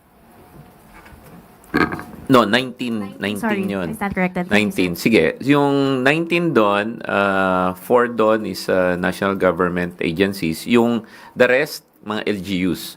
Sige, yung 14, yung PRISM, yung isang educational platform ni ARTA, but that's been fixed. I think one of them is BOC, pero sandali lang yun hindi nyo halos naramdaman The other one is there was one sa DICT, pero mabilis din na naayos, hindi nyo rin halos naramdaman. The fourth one is DepDev. It's informational lang siya. Tapos naglagay lang sila ng logo nila. Tapos again, kaya nga hindi nyo halos naramdaman eh. Yun lang yun. And there were in the list of agencies na we've been monitoring already. Sir, what is the common denominator among the agencies that were included in their initial target list that you got in advance? So, ang common denominator is the actor called Anonymous PH. So, doon namin na track down. And the chatter in the cybersecurity community is pointing to them. Although I've reached out to them, sabi nila hindi daw sila. So, sabi ko, disavow nyo. Well, there's a person of interest right now that we're pursuing. We're coordinating with the law enforcement. And yun na lang, in the next coming days or weeks siguro, we'll give you an update. So yun yung common dun sa mga yun. Sir, but as for the intent, what is the common among these websites? Bakit sila po yung napili na 19 among the many government agency websites? Kasi yung all the other government websites started reinforcing their cybersecurity platform. Hindi mo kasi masabi kung may na-implant na sa loob yan before eh. I think what they tried to do is kung sino lang yung mapasok nila, yun na yung pinasok nila. There's no common intent. There's also breaches na nangyari over the weekend. No, not breaches, attempts to breach. 1.4 million yung nakita namin na attempts. Ang dami niyan. And kung makikita nyo, 4 lang yung nakalusot. So, kudos to the people of the CICC from the ICT, tsaka yung Cyber Bureau natin, at tsaka yung NCERT, and together with the law enforcer. So, they started working as early as last week pa to secure all of this. Sir, may na-trace na rin po ba kayo kung saan nanggaling yung disinformation campaign surrounding the rallies yesterday, especially dun sa Recto and Mendiola? Yeah. So, again, Anonymous PH. Pero yan kasi isang community ng hacktivists yan eh. So, it's a collective. So, kami naman, ayaw naming pangunahan kung sino yung individual na yon kasi we need to verify. But it's not one person, it's a group, it's a collective. And matagal ng ano naman yan eh, gumagalaw sa Pilipinas yung mga yan. Tapos, may mga from the outside, pero hindi naman nakapasok. Nag-attempt lang po, pero hindi naman nakapasok sa Pilipinas. That's why no successful breach can be traced to a nation actor or an overseas entity. Sir, last from my end, can you give us a brief profile, even in broad strokes, nung person of interest nyo na tinitingnan? Well, he's in country. Yun lang siguro. And I think I will defer giving additional information para hindi naman masayang yung investigation process. Sir, clarify lang namin, lalaki po. He's in country. He, she. Gentle reminder, 1 question, 1 follow-up so the others can also ask questions. Next po, Eileen Taliping Abante. Okay.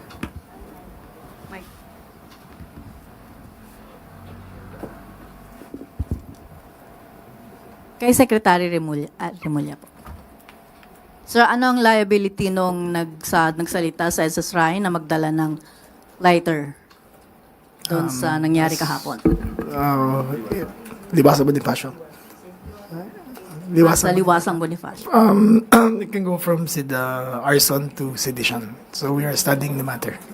Another question. Nawagan si Chavez Singson nitong weekend sa mga kabataan na lumabas at sumama sa rally para maramdaman ng gobyerno yung disgusto. May impluensya ba yung panawagan niyang yun sa nangyari kahapon? Siguro siya lang makakasabi nun, hindi kami. And we're happy that he asked the youth to come out kasi ayun nga ang purpose nun eh, to air their grievances. Safe to say that the president heard what was going on, then he heard the grievances of the people, and he is acting swiftly to correct everything.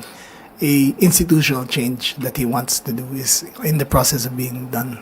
Di ba yun matatawag na inciting to sedition?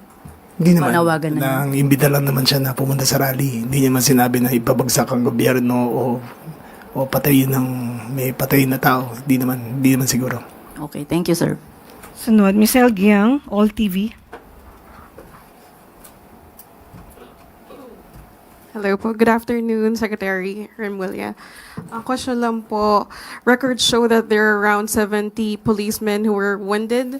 95, I think. Sorry, 95 Yes. policemen were wounded.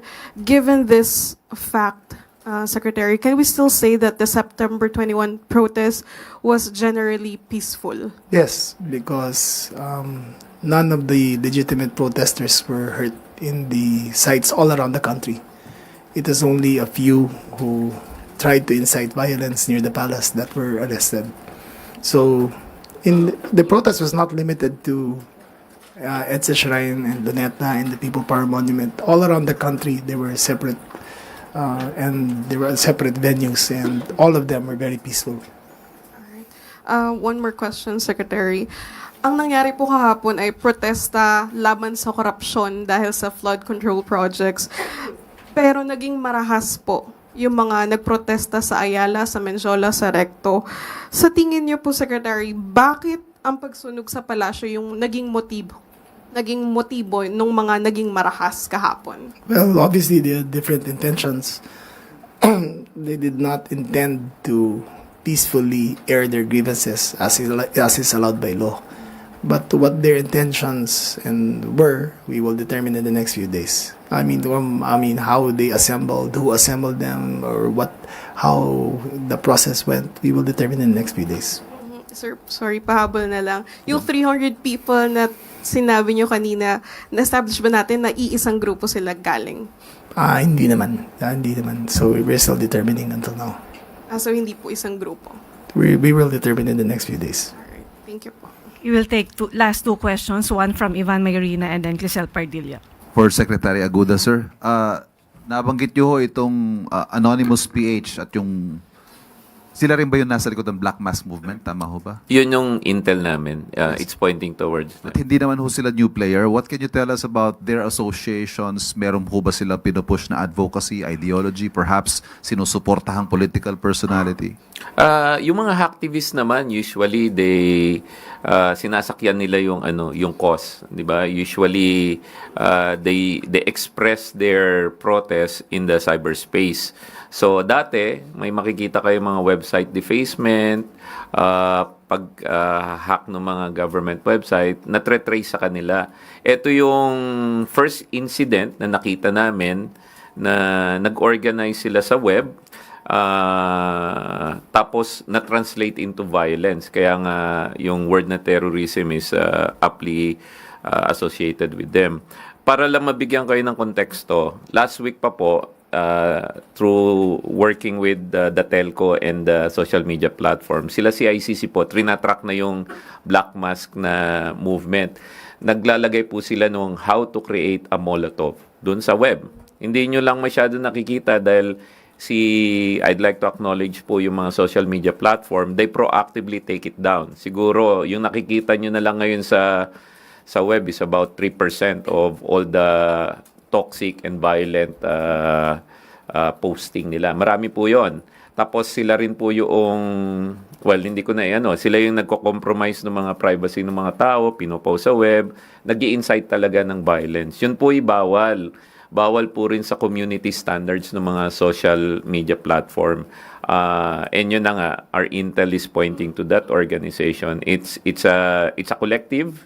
So it's not one person, not one organization, but we have, as I've said, some persons of interest already. Yun po, before this weekend, nagbi-build up na yung and let me add, as of 2 o'clock, when I gave my update to the cabinet, peaceful pa po tayo. 2 o'clock. Wala pong karahasan. Tapos siguro mga bandang mga 3:30, no? Bandang 3:30 nagkaroon na ng gulo. And during that time, doon po kami may na-monitor ng mga chatter. May chatter na po sa internet. And yung mga yan, minsan nag-organize using Facebook Live. So, magfe-Facebook sila, sasabihin nila, dito kayo mag-login sa link na to, tapos doon sila nag-organize pag may nakita po kaming ganon, shutdown namin kaagad. Pero, minsan, mabilisan eh. So, bigla na lang, parang flash mob ang nangyayari. Alam niyo na yung flash mob, di ba? Parang nag-flash mob sila.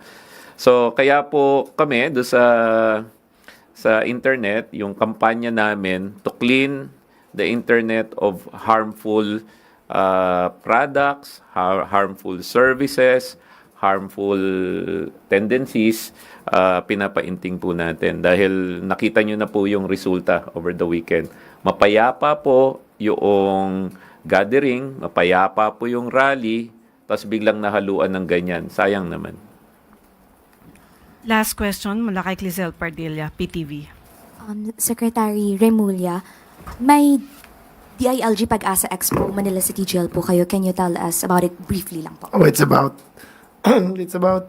giving hope to the PDLs there. It's a novel program training them for life after their deprivation of liberty, and it's being showcased all around the country now. Is it clear? Thank you very much, Secretary John Vic Remulla, Secretary Henry Aguda, and PNP Chief General Natatis Jr.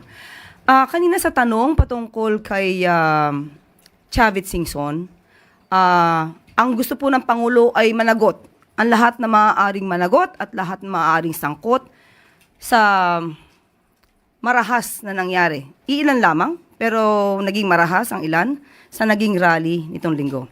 So tayo na po ang makikiusap sa pamunuan po, especially kay Secretary John Vic Remulla, kay Acting PNP Chief General Natatis Jr., and of course sa DOJ, na busisiin mismo ang mga sinabi ni Mr. Chavit Singson. Dahil doon, inakit niya ang mga kabataan, especially high school students, college students, at karamihan dito malamang ay mga minor de edad, upang malaman nila at iniyahan ito na huwag pumasok sa eskwelahan. At habang hindi bumababa ang mga taong gusto nilang pababain. At sila pa, at si Mr. Chavit Singson pa ang nagsabi na hayaan ng mga magulang ang mga batang ito na tumayo para sa isang revolusyon para sa korupsyon.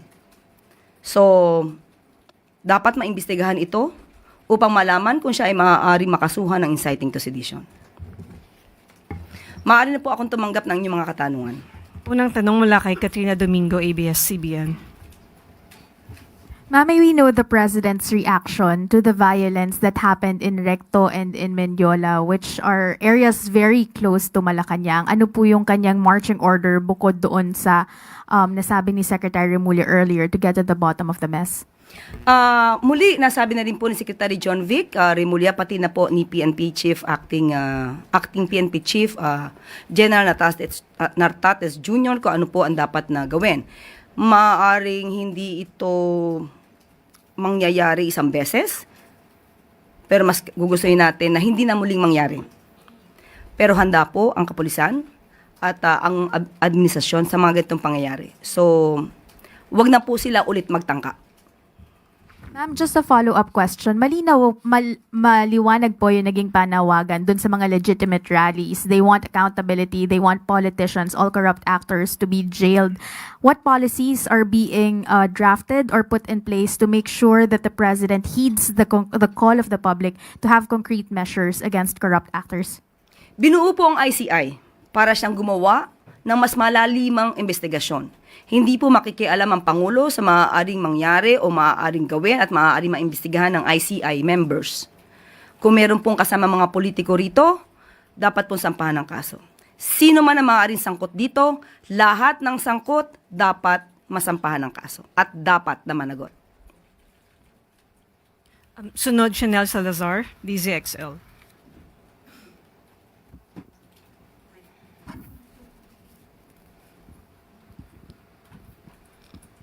Good afternoon po, Yusek. May ilang magulang po na nasa harap ng Manila Police District na nagsasabi na yung mga nahuli daw po na anak nila ay hindi po kasama sa gulo at nadamay lang po kaya po naaresto. Ano po ang reaksyon ng Malacanang dito at plano po bang papanagutin ng pamahalaan itong mga magulang if ever mapatunayan po na sangkot yung kanilang mga anak na minors doon sa nangyaring gulo?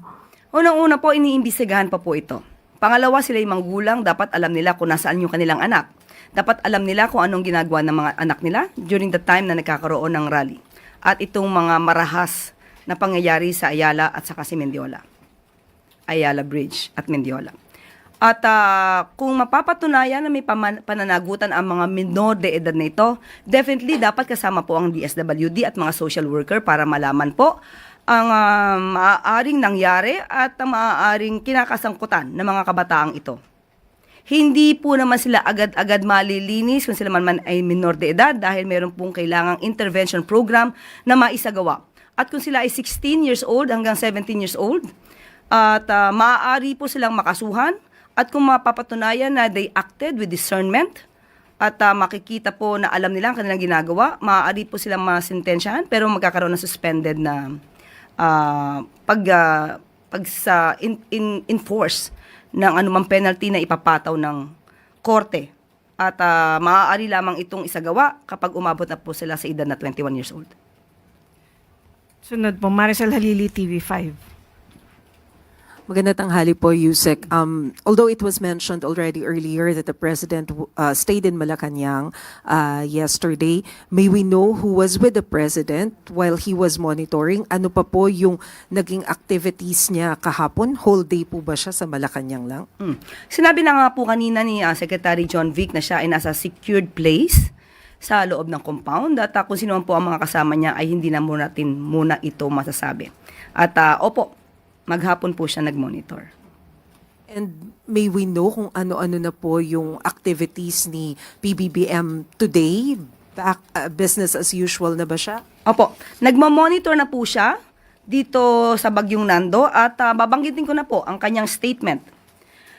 Nakatanggap tayo ng mga ulat mula sa iba't ibang probinsya ukol sa Bagyong Nando. Malalakas ang hangin na nararanasan ngunit sa ngayon ay hindi pa malakas ang ulan.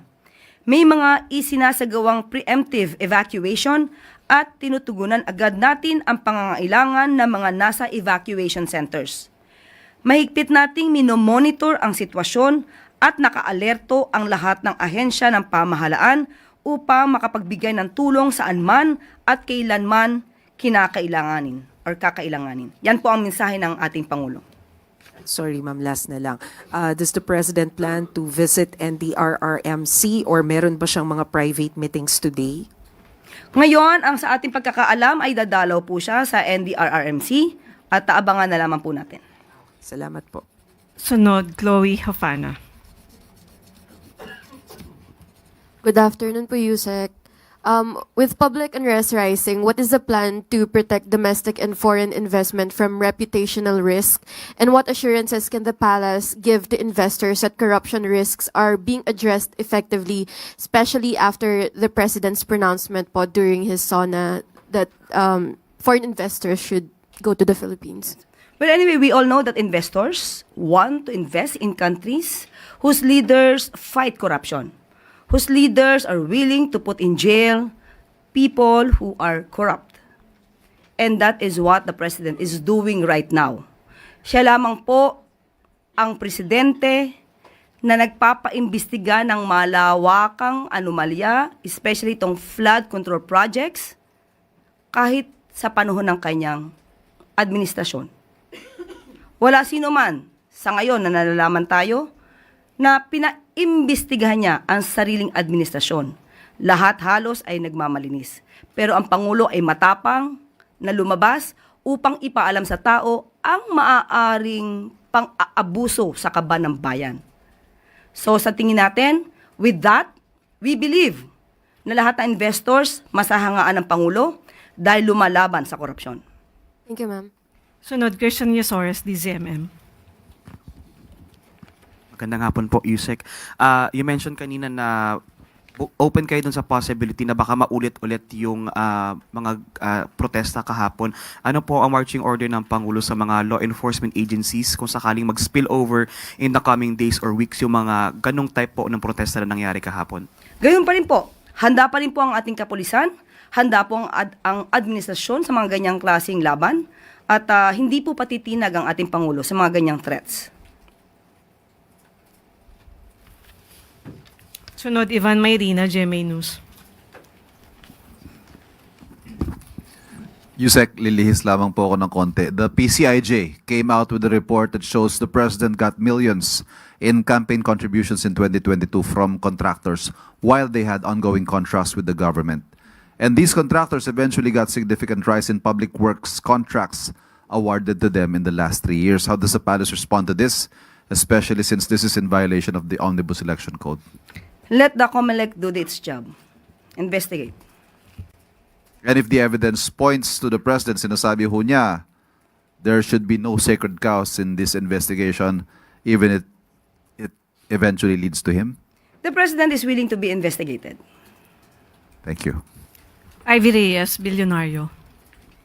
Yusek, sinabi niyo po sa interview niyo kahapon na kahit matamaan yung administrasyon ni President, he opened this probe in the spirit of accountability. So is he willing to submit himself to the ICI? Should he be probed for the 20 million he got from the contractor na donor po niya? Opo, matapang po ang Pangulo at alam po niya ang kanyang ginagawa at kung ano man ang maaari maimbestigahan dito, hindi rin po niya i-excuse ang sarili niya.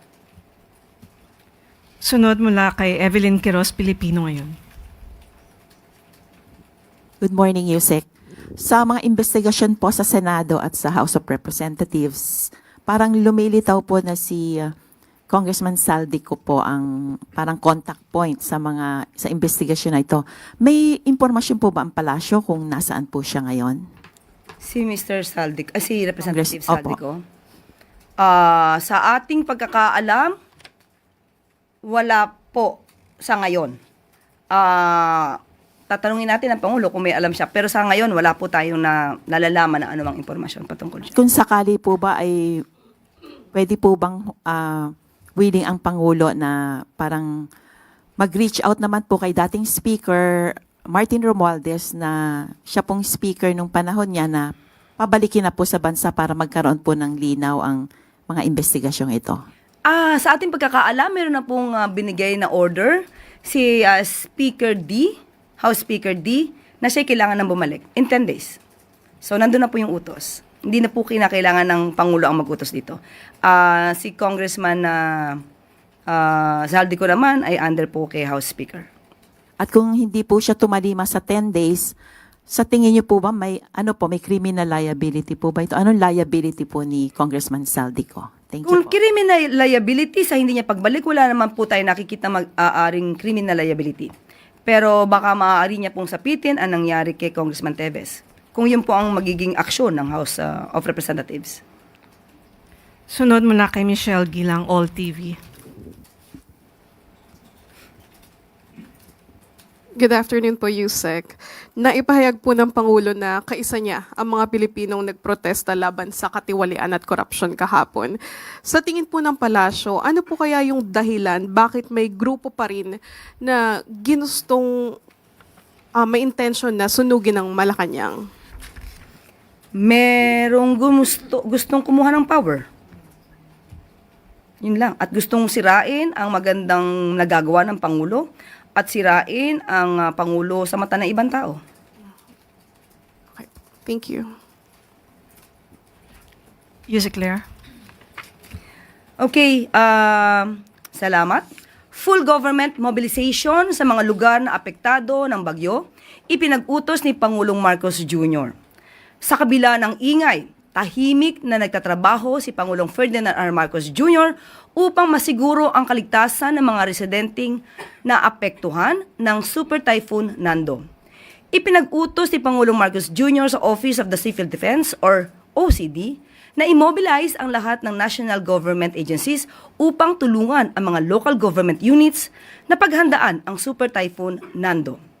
Sa ulat ng OCD, naka-full alert at handang rumisponde ang local at national government officials sa banta ng sama ng panahon. Nakahanda rin ang pamahalaan sa pagtugon sa epekto ng bagyo, kabilang na ang posibleng storm surge at matinding pagbaha sa Hilagang Luzon. Pinapayuhan ang publiko na manatiling alerto, sumunod sa opisyal na abiso at makipagtulungan para sa kaligtasan ng lahat.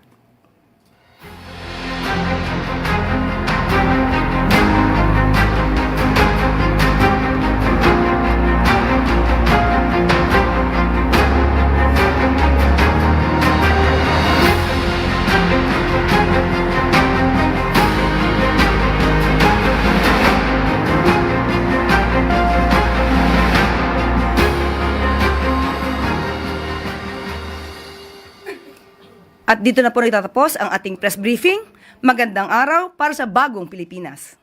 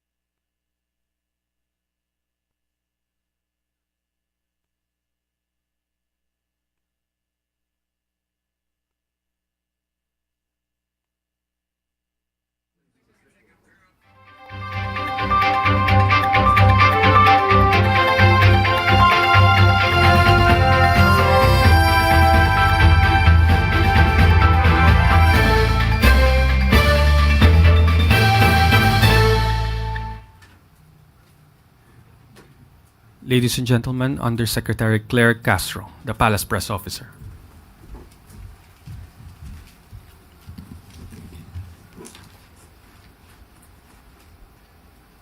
Magandang araw, Malacanang Press Corps. Abot kamay na gamot para sa mga Pilipino. Iyan ang nais ng Pangulo. Sa isang hakbang upang gawing mas accessible ang mga gamot para sa ordinaryong Pilipino, pangungunahan ni Pangulong Ferdinand R. Marcos Jr. ang presentation ng Memorandum of Understanding para palawakin ang access ng mga mamamayan sa mga butika. Sa ilalim ng Regulatory Sandbox Plot or Pilot Program for Flexible Supervision of Pharmacies, mas magiging abot kamay ng mga mamamayan ang mga gamot dahil layunin nitong solusyonan ang kakulangan ng registered pharmacies sa bansa. Sa ilalim din ng programa, maaari ng pangasiwaan ng isang registered pharmacies ang ilang community pharmacies sa pamamagitan ng telepharmacy at video supervision. Kinikilala naman ni Pangulong Marcos ang kakayanan at malasakit ng mga pharmacies at pharmacy assistants at ang kanilang kontribusyon sa agarang paggaling ng ating mga kababayan. Ngayong araw ay makakasama natin si Special Assistant to the President for Investment and Economic Affairs, Secretary Frederick Go, upang bigyan tayo ng update sa mga economic developments sa bansa. Magandang araw po, Secretary Go. Thank you. Magandang umaga, magandang tanghali sa inyong lahat. Natanggap ko po yung question na tinatanong yung lahat. Unfortunately po, the Securities and Exchange Commission chairman was quoting off a confirmed fake news SOCMED post designed to catch attention and falsely sensationalize. The attributed source confirmed na fake news po ito at hindi galing sa kanila. The fact is, the drop wasn't 12%. You may confirm this with the Philippine Stock Exchange or your favorite stockbroker, lahat po yan alam nila. Public knowledge po lahat ng index po natin. And I have personally confirmed this with the PSE president and the top brokers in the stock market. For the period mentioned, which is August 11 to 29, the main PSE drop was only 1.6%. As a matter of fact, it was 1.58%. And the all shares index in our Philippine stock market of 282 companies, the drop was only 1.5%. And in terms of the market cap, which is the clickbait number of that fake SOCMED post, the drop po is only 1.4%. So these are all easily verifiable. You can confirm this later with the PSE, the Philippine Stock Exchange po. Or kahit sinong stockbroker po, alam po nilang lahat to. Public knowledge po lahat ng detalye po na to. And as a matter of fact, your very own colleague from the Inquirer in BizBuzz on September 5, written by Ian Sigaral, himself said that completely fake news po ito and he debunked it already on September 5. So, unfortunately, nangyari po ito pero confirmed po ito by multiple sources na fake news po ito, including the attributed source of the SOCMED post. So sana po, wag na po tayo loko po sa fake news. Alam mo, the last time I was here, sa harap niyo po, I was also here to debunk fake news. Nakakalungkot po na I'm here again to debunk fake news again. Sana hindi na po niyo tawagin dito ulit. Okay, I'm open for questions. Okay, we have 5 questions. First question is from Katrina Domingo, ABS-CBN. Hi, sir. Sir, since you debunked already the supposed market wipeout, how much naman po in terms of pesos or US dollars yung investment losses or investment pledges na nawala because of this corruption scandal? On investment pledges, I don't think we've lost anything. The pledges continue to come in. As a matter of fact, we are now transmitting to the Office of the President the approval of the first beneficiary of the Create More Act, which is an investment from a Korean company of over $1 billion. The FIRB will be transmitting this to the Office of the President this week po. So I don't think we have lost any investment pledges because of this ongoing issue. What about actual investments on the ground, sir? Are there already businesses who have pulled out amid news and reports of collusion among government officials and several private entities? Yeah, I don't think anybody has pulled out. I think sometimes when there is unpredictability in the environment, people might temporarily think about their investment projects. But we're quite confident that when this is all resolved, they will all come back. No, so they have not pulled out. That they will continue, rather, that they will continue with their projects. Next question will be coming from Maricel Halili, TV5. Good morning, Secretary. Sir, on other issue, may we have your thoughts about the proposal of Senator Erwin Tulfo for a 1-month tax holiday? Is that doable? Bagong-bago po to. Kailangan pag-aralan to na mabuti ng Department of Finance at ng DBM po. This is quite a big matter, no? And I think it's best to give the DOF and the DBM time to carefully study this proposal. But do you agree, sir, dun sa logic na malaking tulong kasi ito to at least boost the confidence of the public amid all the issues and concerns about corruption? I'd like to defer this matter to the Department of Finance, no, and the DBM, because this really has to be studied carefully. I would hesitate to make a response that's probably not very well thought about. Thank you. Next question will be from Chloe Hofana, Business World. Morning, sir. Sir, is Malacanang worried about the U.S. State Department's assessment that corruption remains a major barrier to investment in the Philippines, and how would this affect the Philippines' image globally? Yeah, I'll answer your question and also answer the first question earlier, no, because I think they're interrelated. No, we're all talking here about the current flood control issues. No, I'd just like to stress that the swiftness and decisiveness of the president shows the resolve of the government to clean up corruption, which is good for the economy and builds confidence. From the formation of respectable members of the Independent Commission to the very swift appointment of an ombudsman with gravitas, it shows how serious the president is about fixing this problem. I believe the negativity is overblown. This investigation will be good for the country long term because it will address and correct the wrong practices. The effect of this is that the budget, and we already see it now, will be more efficiently spent and allocated on more productive programs which will benefit the country and our people. Better deployment of the budget will result in projects with greater multiplier effect, bringing about better effects on the economy and jobs created. So while this may be a short-term issue, it definitely will have long-term benefits. To answer directly your question, if I may, on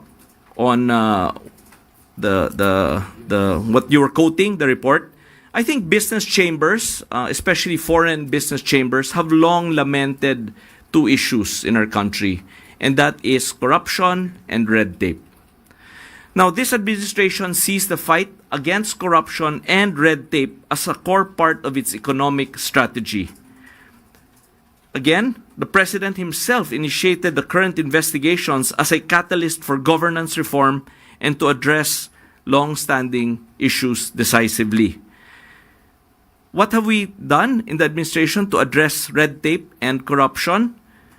We have come up with several programs such as the Create More Act, the PPP Code, and the Green Lanes for strategic investments. Precisely, these are all meant to address these matters.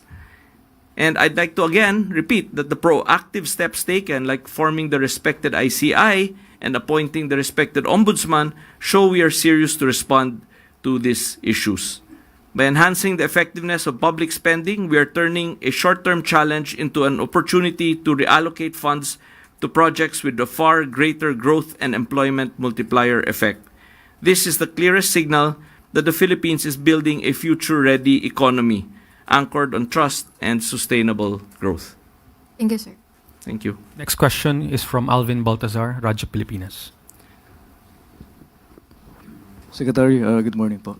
Secretary, sa pakikipag-usap nyo sa business community, kamusta yung business confidence nila sa gitna nitong mga corruption issues?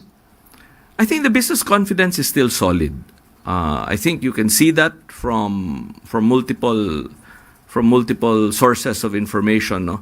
But of course, there is this short-term challenge that we have to overcome, primarily because of the negativity in our news or in our social media news feeds. No? So I think it will really help our country if we start moving on from this, focusing on the reforms and the corrective measures that will be done to address these issues that we have uncovered. And by doing that, I think the rebound will be stronger. Secretary, just a quick follow-up lang. Ano yung appreciation ng business community dito sa initiative ni Pangulo Marcos to fight corruption? Actually, parang siya pa nga naging whistleblower ito sa anomalies ito. Anong appreciation nila? I think the business community is very appreciative of this. It's not lost upon them that the President himself initiated this, no? And is very serious about fixing this long-standing problem. Last question is from Sam Medinilla, Business Mirror. Hey, good afternoon, sir. Can we know if meron po kayong data kung how much yung mga investment na expected na ma-approve natin within the year? Bukod po dun sa na-mention nilang South Korean firm. Sorry, we rarely give out such kinds of projections, no? Kasi primarily because this is really dependent on the private sector, no, investing. So it's not for us to make those investments. It's their investments. So we have to, what we do is we announce what are the actual recorded registered investments from the private sector. Yes na lang for my part. Sir, may update na po kaya dun sa IRR nung Mining Act na yung RA, ba ito? Wala pa po. But I'm glad you brought it up. We'll follow it up with the DNR and the DOF, which are the primary agencies responsible for the IRR of the Mining Fiscal Regime Bill. Sir, ano na lang po yung nature po ng investment dun sa South Korean firm kanina? Semiconductors, electronics. Thank you po, sir. Thank you. Yeah, Ivan Mayrina. Okay, we'll try. No, Secretary, you said that you've verified the figure and it's fake, yung 1.7 trillion. But have you personally spoken to the SEC chairman? And what does he have to say about this, quoting fake news report in his speech? May I suggest all the media outlets here have a reporters who have a beat of the SEC. Perhaps you should ask him na lang po. But have you spoken to him? Of course. Yes. Okay. So, sa kanya itanong. Thank you, sir. Thank you. That is the last. So in short, we've confirmed it's fake. It's confirmed. That is the last. As I said, it's unfortunate, but it happened. Okay. Sir, what consequences will he face over this issue?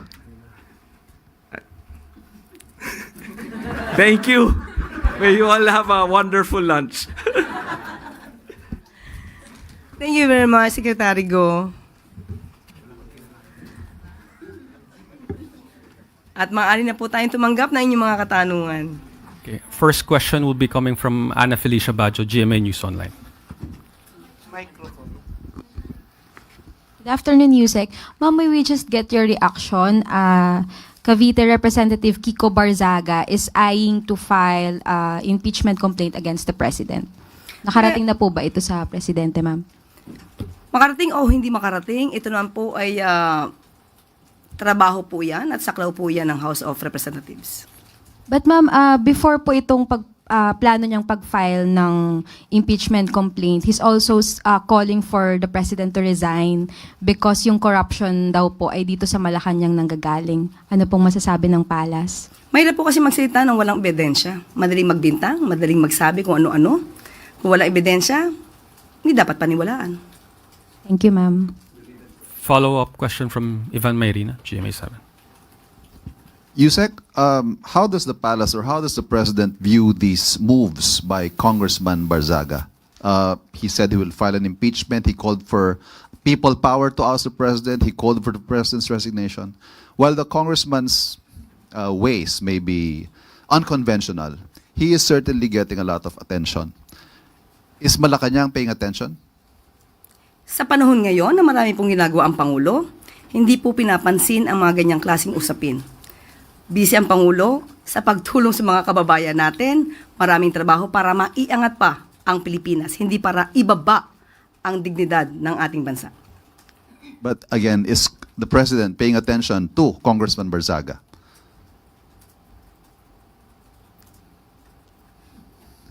Just a smile. Next question is from Katrina Domingo, ABS-CBN. Ma'am, do we already have an updated number kung ilan na po yung complaints or letters na na-submit sa Sumbong sa Pangulo website since it was open to the public? As of 9 o'clock today, 19,729 ang naitala po na complaint. At bukas po siguro mas magkakaroon po kami ng detalyadong report kung ano na po ang nangyayari at ano na po ang nasusolusyonan o ano na po yung nagkakaroon ng mga aksyon. Next question. Follow-up question, sorry. Mananatili, until when po mananatiling open yung Sumbong sa Pangulo? Until the end of the President's term or will there be a sort of a cap to close the website and focus first on what has been reported? Tingnan po natin. Kasi kapag ka po naman na wala ng report at natapos na at wala nang pumapasok, maaari na po siguro ito isara. Next question is from Ann Soberano, Bombo Radio. Yusek, good afternoon. Yusek, reaction lang ng Malacanang o ni Pangulong Marcos sa first ever joint activity between Philippine and Japanese militaries sa ilalim po ng Reciprocal Access Agreement. Ongoing po ngayon ang Doshin Bayanihan 525. Ito ay isang combined exercise between the two countries. Ayon sa National Security Council, ang nasabing inaugural activity ay isang strategic milestone in the operationalization ng RAA. Reaction po, ma'am. Yan din po ang nais talaga po ng Pangulo. Magkaroon ng reaffirmation ng ating commitment sa stability, peace and cooperation dito po sa Indo-Pacific. At hindi lang po ito ang nagpapalakas ng depensa, kung hindi nagbibigay pa rin po ng karagdagang kaalaman at para po mas maagarang pagresponde, lalong-lalo na po pagka mayroon pong kalamidad na nangyayari sa atin. Ma'am, makatatulong din ba ito sa issue na kinakaharap ngayon ng Pilipinas regarding po sa West Philippine Sea, ang pagiging agresibo po ng China? Hindi ko po masasagot yan at i-defer ko na lang po yan sa DFA. Next question is from Let Narciso, DZRH. Good afternoon, Yusek. Ma'am, sa Kamara po, mayroong resolusyon na nagpapaimbestiga sa tinawag na haunted hospitals ng DOH. At sa Senado naman, ibinunyag ni Senator Gatchalian yung higit 10 billion pesos na naluging pondo daw sa gobyerno dahil sa overpricing ng farm-to-market roads ng DA. Isasama na po ba ito sa iniimbestigahan o iimbestigahan ng ICI? Kapag ka mo may mga dokumento, maaari naman po ito ibigay agad sa ICI para kung sino po yung mga concern ng mga tao dito at involved, ay maaari po agad maipatawag para magkaroon ng mas mabilisang pag-iimbestiga. So, pwede po itong isabay dun sa ongoing investigations? Yes, opo. Lahat po naman ng infrastructure na questionable ay maaari pong isailalim po sa pag-iimbestiga ng ICI. Next question, Eden Santos, Net25. Yusek, sabi po ni Secretary Vince Dizon, meron ng 8,000 infra projects po yung naimbestigahan ng ahensya. May we know kung ang report po na ito ng DPWH ay naibahagi na kay Pangulong Ferdinand Marcos Jr. knowing na parang mas marami po dun sa 5,000 plus na mga flood control projects ng admin po itong kanilang naimbestigahan na? Ang pag-iimbestiga naman po ay sa buong 10 years. So, according to Sec Vince, ay nasabi naman po niya ito sa Pangulo. Thank you po. Next question, Evelyn Quiroz, Filipino Mirror.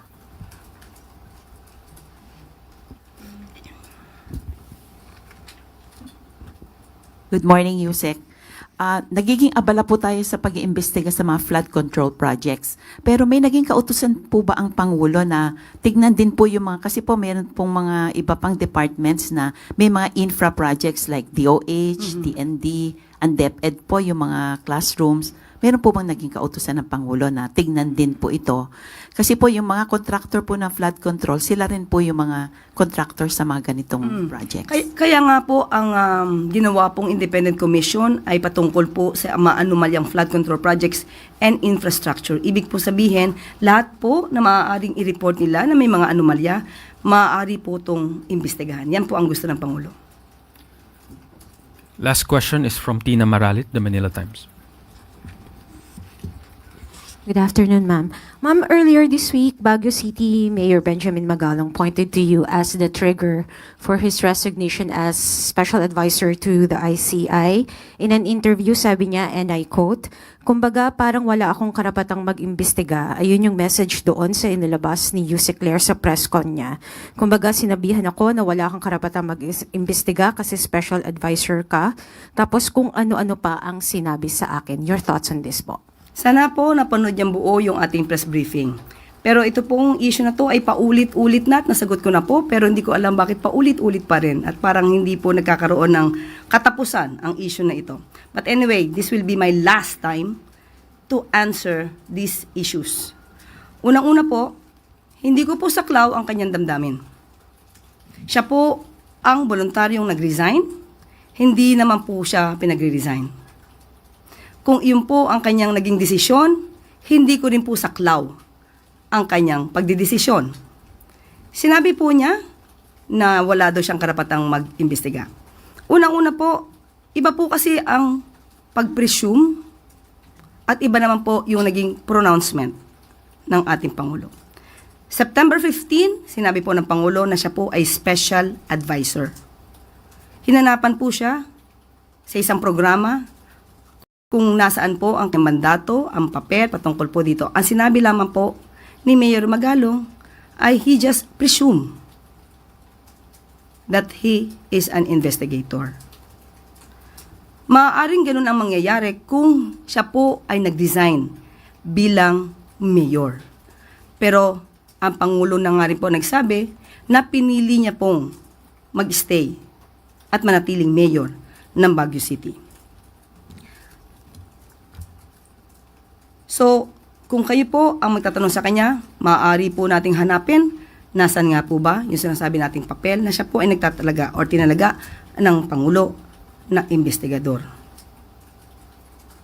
At sana po, maiwasan na po rin sana natin yung mga guessing game na nagbibigay ng intriga, lalong-lalo na sa aking naging trabaho. Ang aking naging pronouncement po dito noong September 26 na ang role ni Mayor Magalong ay ibibigay muna sa legal team, yan po ay nanggaling sa Pangulo. Huwag po niyang bigyan ng intriga na mayroong nag-utos sa akin na ibang tao. Kaya sabi nga natin, iwasan natin ang kwentong walang ebidensya. Kung sino man yung sinasabi niyang yon, kung may alam siya kung sino nag-utos sa akin at hindi ang Pangulo, sa mga sinabi ko noong September 26, ipalitaw niya po. Dahil alam kong wala siyang mapapalitaw. Dahil yon ay walang katotohanan. So iwasan po natin ang mga intriga, lalong-lalo na kung tatamaan dito ang Pangulo. Ang Pangulo po ay sumusunod lamang sa batas. Hindi po natin pwedeng i-please lahat ang tao sa kagustuhan nila. Pero ang maaapektuhan naman po ay ang batas at ang pronouncement ng Pangulo. Sana matapos na po ang issue na ito dito at wala na po sanang paulit-ulit na issue na ganito. Salamat po. Salamat. Whole of government approach upang masigurado ang price stability sa gitna ng mga kalamidad sa bansa.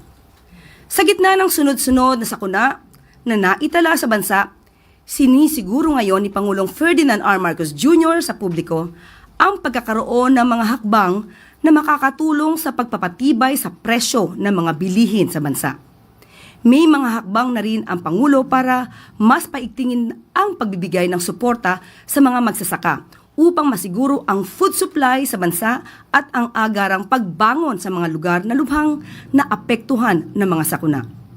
Ayon kay Finance Secretary Recto, kabilang sa mga hakbang na ito ang tuloy-tuloy na relief and rehabilitation efforts para sa mga biktima ng kalamidad, lalo na sa pagbibigay ng tulong at suporta sa mga magsasaka.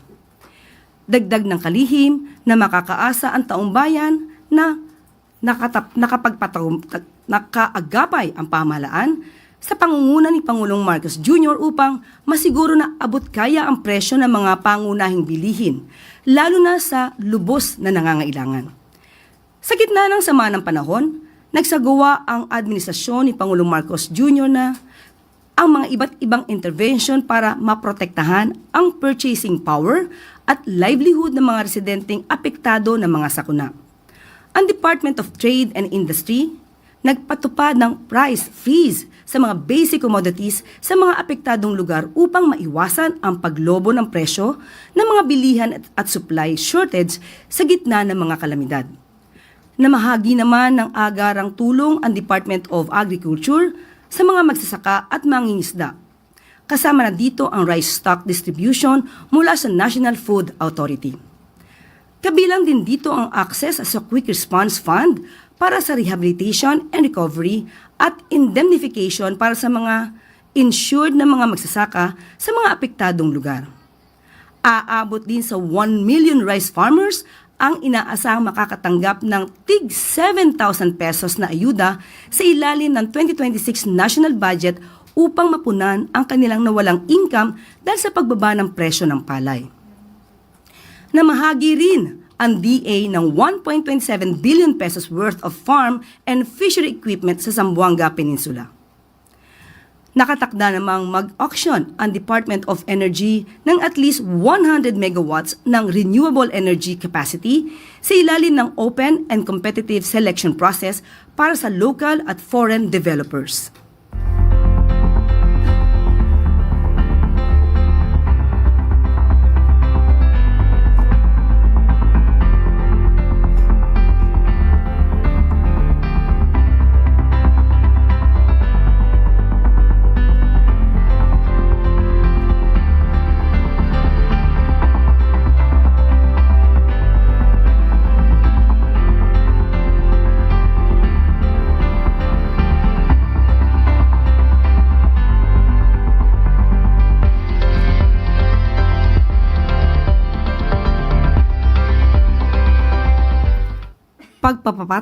Pagpapataw ng lifetime blacklisting sa mga pasaway na contractors, suppliers at consultants isinusulong. Alinsunod sa adhikain ni Pangulong Ferdinand R. Marcos Jr. na tukuyin at puksain ang korupsyon sa mga proyekto ng pamahalaan. Isinusulong ni Budget Management Secretary Mina Pangandaman ang perpetual disqualification sa mga bidders at contract implementors na paulit-ulit ang paglabag sa procurement regulations sa ilalim ng bagong Republic Act No. 12009 o ang New Government Procurement Act. Layunin ng bagong pasang batas na panatilihing transparent ang procurement process at isulong ang accountability sa paggamit ng pondo ng bayan. Nilalayon din ng ahensya na gawing mas matindi ang parusa sa mga pribadong individual o kumpanya na mapapatunayang nagpabaya o lumabag sa mga kontrata ng gobyerno. Matapos lamang ng 3 violations ay papatawa ng lifetime disqualification ang contractor, suppliers at consultants na lumabag sa batas o regulation. Hindi na rin sila papayagang makipagtransaksyon sa anumang ahensya ng gobyerno upang hindi na pamarisa ng iba. Inaasahang magiging mabisang deterrent ang bagong probisyon ng batas upang wakasan ang paglustay sa kaban ng bayan at proteksyonan ang kapakanan ng mamamayan.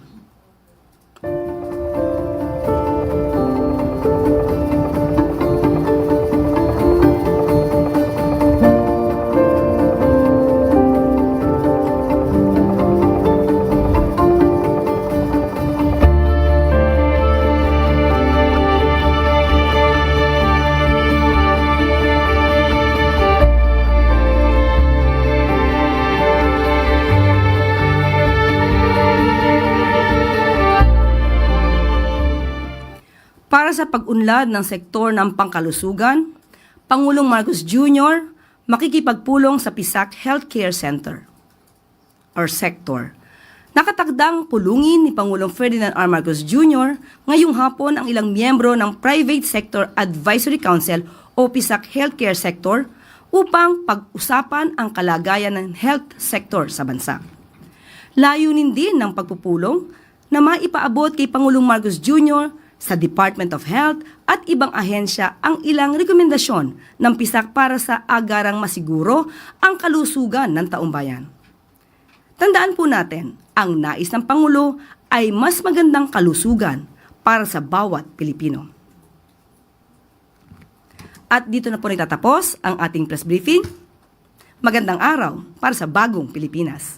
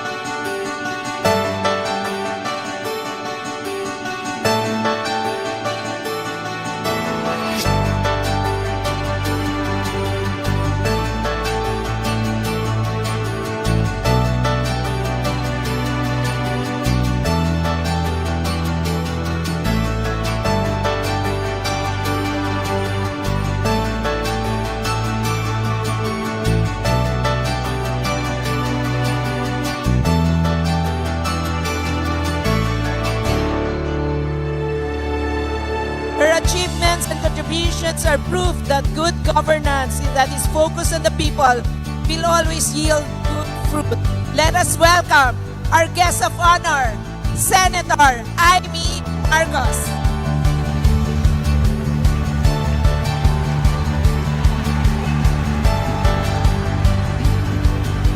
Malawak ang lang kesa sa lupa. Kaya anuman ang problema ay may solusyon. Ay may solusyon. Kayo ang solusyon. Agbyag ni Syudad Canton, agbyag ni Manalo ng Tambako, agbyag tayo ang Diyos kaya kinakatakayan.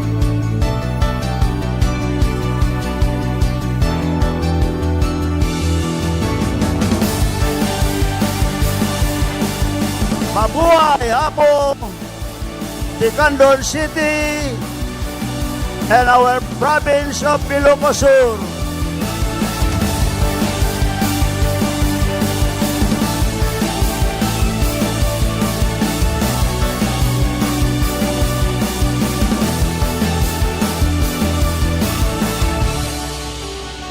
Happy Tobago Festival 2023!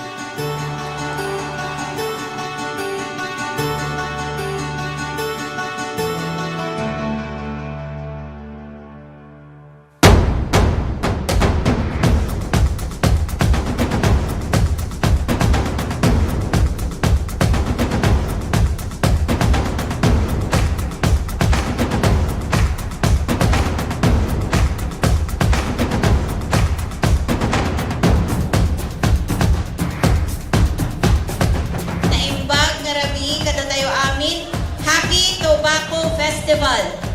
Pangagday man apo ni kapigsaan, kapalakpak tayo!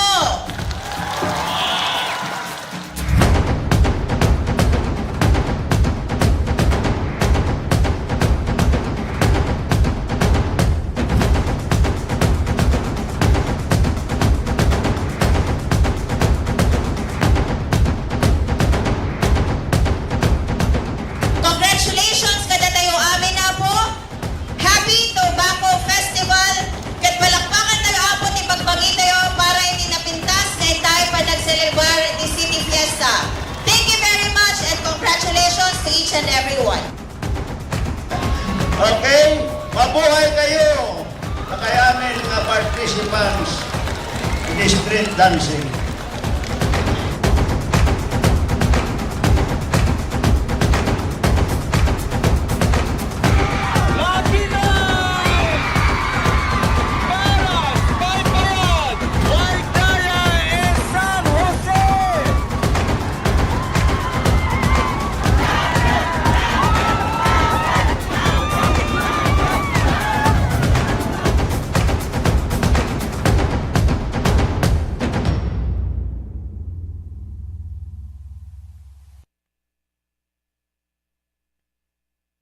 Candon City is all geared up to attain inclusive growth by leveling up our economic activities to meet the demand of our growing population and to make headway in our desired goal of becoming a smart city.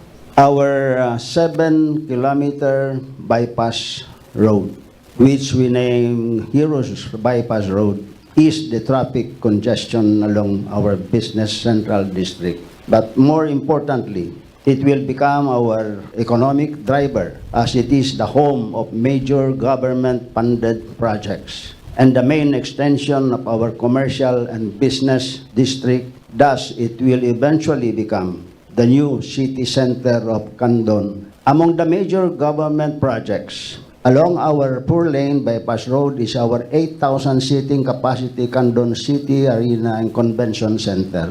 This will open the opportunity to the city of Candon to host major national and even international sports events and conventions, exhibits, and conferences. We made it also as a multi-purpose center for the first and second floors will be the satellite offices of national government offices. With the combined events and government offices in the center, we expect throng of people to be in and out of the center, which, by the way, has a unique roofing to give an artistic scenery.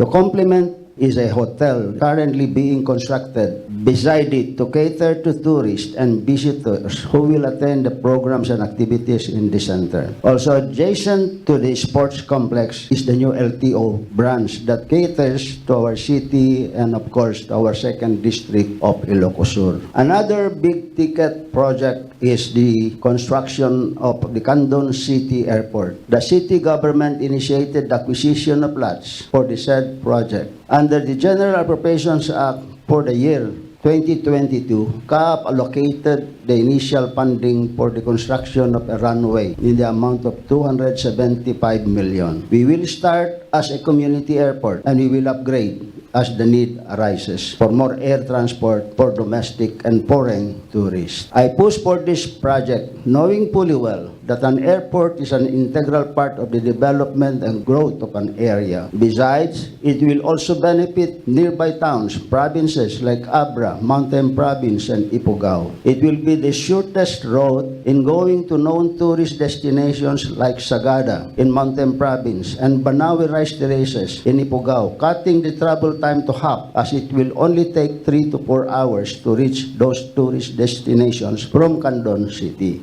Health is wealth, and with our experience with the current COVID-19 pandemic, the city government collaborated with Deputy Speaker Christine Singson and the Department of Health for the establishment of the Ilocos Sur Medical Center, located also along the bypass road, which will be one of the premier hospitals in the region, with initial 20 buildings being completed. We appreciated the hard work of Deputy Speaker Christine Singson, who pushed for it in the House of Representatives and eventually become a new law, Republic Act 11705. We hope to complete the necessary infrastructure and facilities and equipment operational by June next year for Candonians and will have a huge economic impact because of the business and service opportunities as we expect new establishments and food businesses to sprout in the area. The hospital's ambition to reach level 3 by next year and will serve as a training center for medical courses interns. It will also augment the healthcare requirements of neighboring provinces from Region 1 and CAR. We have an annex project which is the recently completed building of the City Candon Hospital, which it is a 5-story building with 2 elevators equipped with modern facilities and equipment.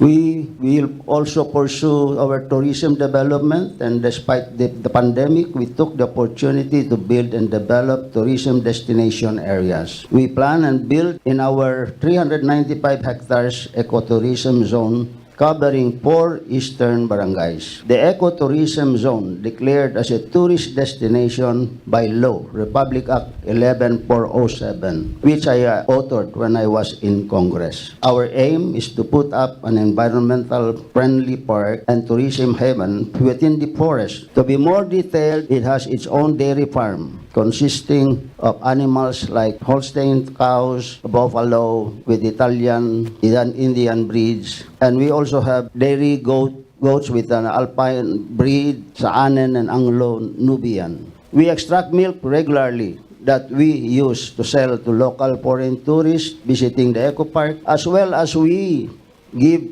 as a nutrition program of the city, we give our milk to our daycare centers. In general, the Eco Park and other developments in our ecotourism zone is our humble contribution in the preservation, conservation, regreening of our environment, including the preservation of wildlife. And most important, it is our intervention to address climate change in the world. The city government has regularly allotted funds for the planting of trees and bamboos inside the Eco Park. Meanwhile, on the western side of the city, particularly along our 8.5-kilometer coastal area, we continue to develop it as a tourist destination. In Barangay Darapida, we have already our Baywalk and Coastal Park that will soon house an aquarium for tourists and educational use for our children to learn more about aquatic species in our country. That area was once a dumping site and now it is already a tourist destination. One of our major program in our city is food security. Being an agriculture-based city, we have numerous support for our local farmers and fisher folks in various assistance as we provide 60% of the requirements of our farmers for mechanization, fertilizers, and farm inputs. The same with our fisher folks, we provide feeds for fish pond owners, fish cages, fish nets for fishermen. We recently launched the Candon City Microfinance Program for additional needed funding requirements for the two sectors. The city government also included MSMEs and OFWs to give them a source of capital for their fund requirements. With only 3% interest and 3.5% service fee for this program, we allocated 80 million and a counterpart fund from our partner bank, the Ilocos Consolidated Cooperative Bank. In sum total, we will have 160 million for the program. For education, putting in mind that human resource is our main asset, we put much emphasis on our education sector. We have established a scholarship program for college students. At present, we have 350 city college scholars and 4,000 under the district scholarship program under the office of Deputy Speaker Christine Singson. Deputy Speaker Christine Singson initiated the merger of our two state colleges in the second district of Ilocos Sur to be a university, which is named University of Ilocos, Philippines. This was made into law through Republic Act 11755, which was signed by former President Rodrigo Roa Duterte. To sum up, what I presented is a glimpse of the blueprint of our master plan that we have formulated and will implement in our quest to continue elevating from poverty the lives of our beloved people, strengthen our middle class, which will result to inclusive growth in the city and will make into reality our collective aim to be a smart city. As a smart city, we will be able to implement various programs of our city efficiently and will be able to serve our people better and enjoy life in effective use of our resources. Ti tsunami ket saan anormal a panagdakkel ti daluyon iti kabay bayan. Gapo iti napigsa agin kinet iti ansad iti baybay. Dagiti daluyon ket mabalin anangat natupay ngam iti lima a metro.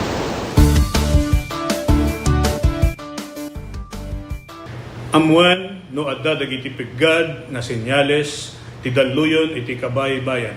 Amuan ti lugar apagbakwitan ken ti kadarasan ken katalgedan adalan apakadanunan daytoy.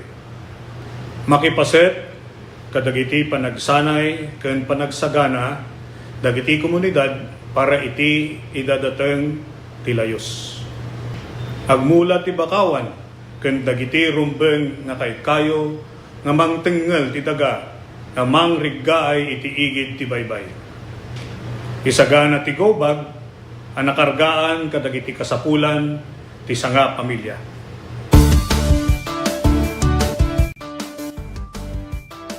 Marikna tinapigsa agen gened.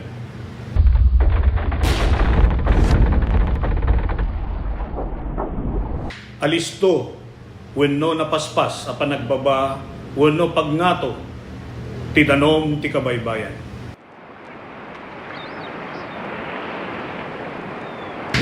Naariwawa wenno dumana rudor nga uni akasla sumangbay ti tsunami.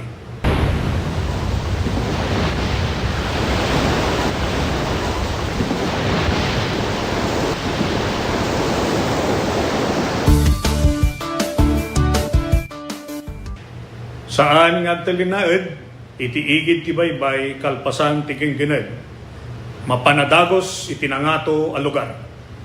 Saan amapan iti igid ti baybay tapno buyaen wenno alaan ti ladawan iti tsunami. Panawan ti nagbakwitan no natalgeden iti lugar babaen ti pakaammo dagiti otoridad. Umadayo iti kabaybayan, aging gana awan, iti pakaammo, manipod kadagiti maseknan, anatalgeden ti sitwasyon. Amwen no adda mapukpukaw akabagyan, amammo, wano kabarangayan, ken i-report adagos kadagiti otoridad. Ipan iti kasikgan, nga ospital dagiti nasugatan ken dagiti adda rekriknaan na. Siguraduen nga awan tinabasa wenno nakababad nga outlet wenno alikamen sakbay alokatan ti linya ti kuryente. Kitaan analaeng ti pagtaengan wenno balay no adda dagiti nadadael a paset na ken no kasapulan a masimpa dagitoy.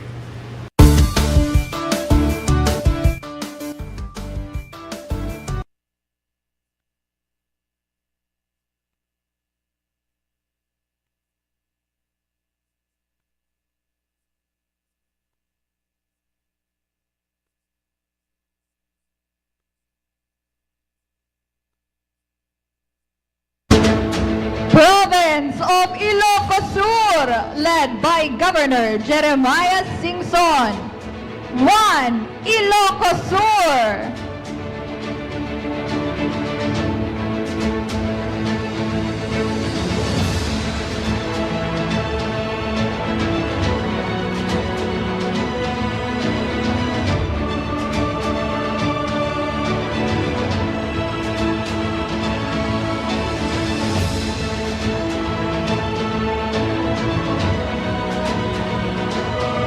Province of Ilocos Sur. Mas pinalawak, mas pinalakas sa paghatid ng mga pinakahuling kaganapan saan man sa Ilocania at Cordillera. Higit 2 dekada ng pinagkakatiwalaan. Ito ang radyong pambalitaan ng Tiradpas Network. DZTP, Radyo Tiradpas.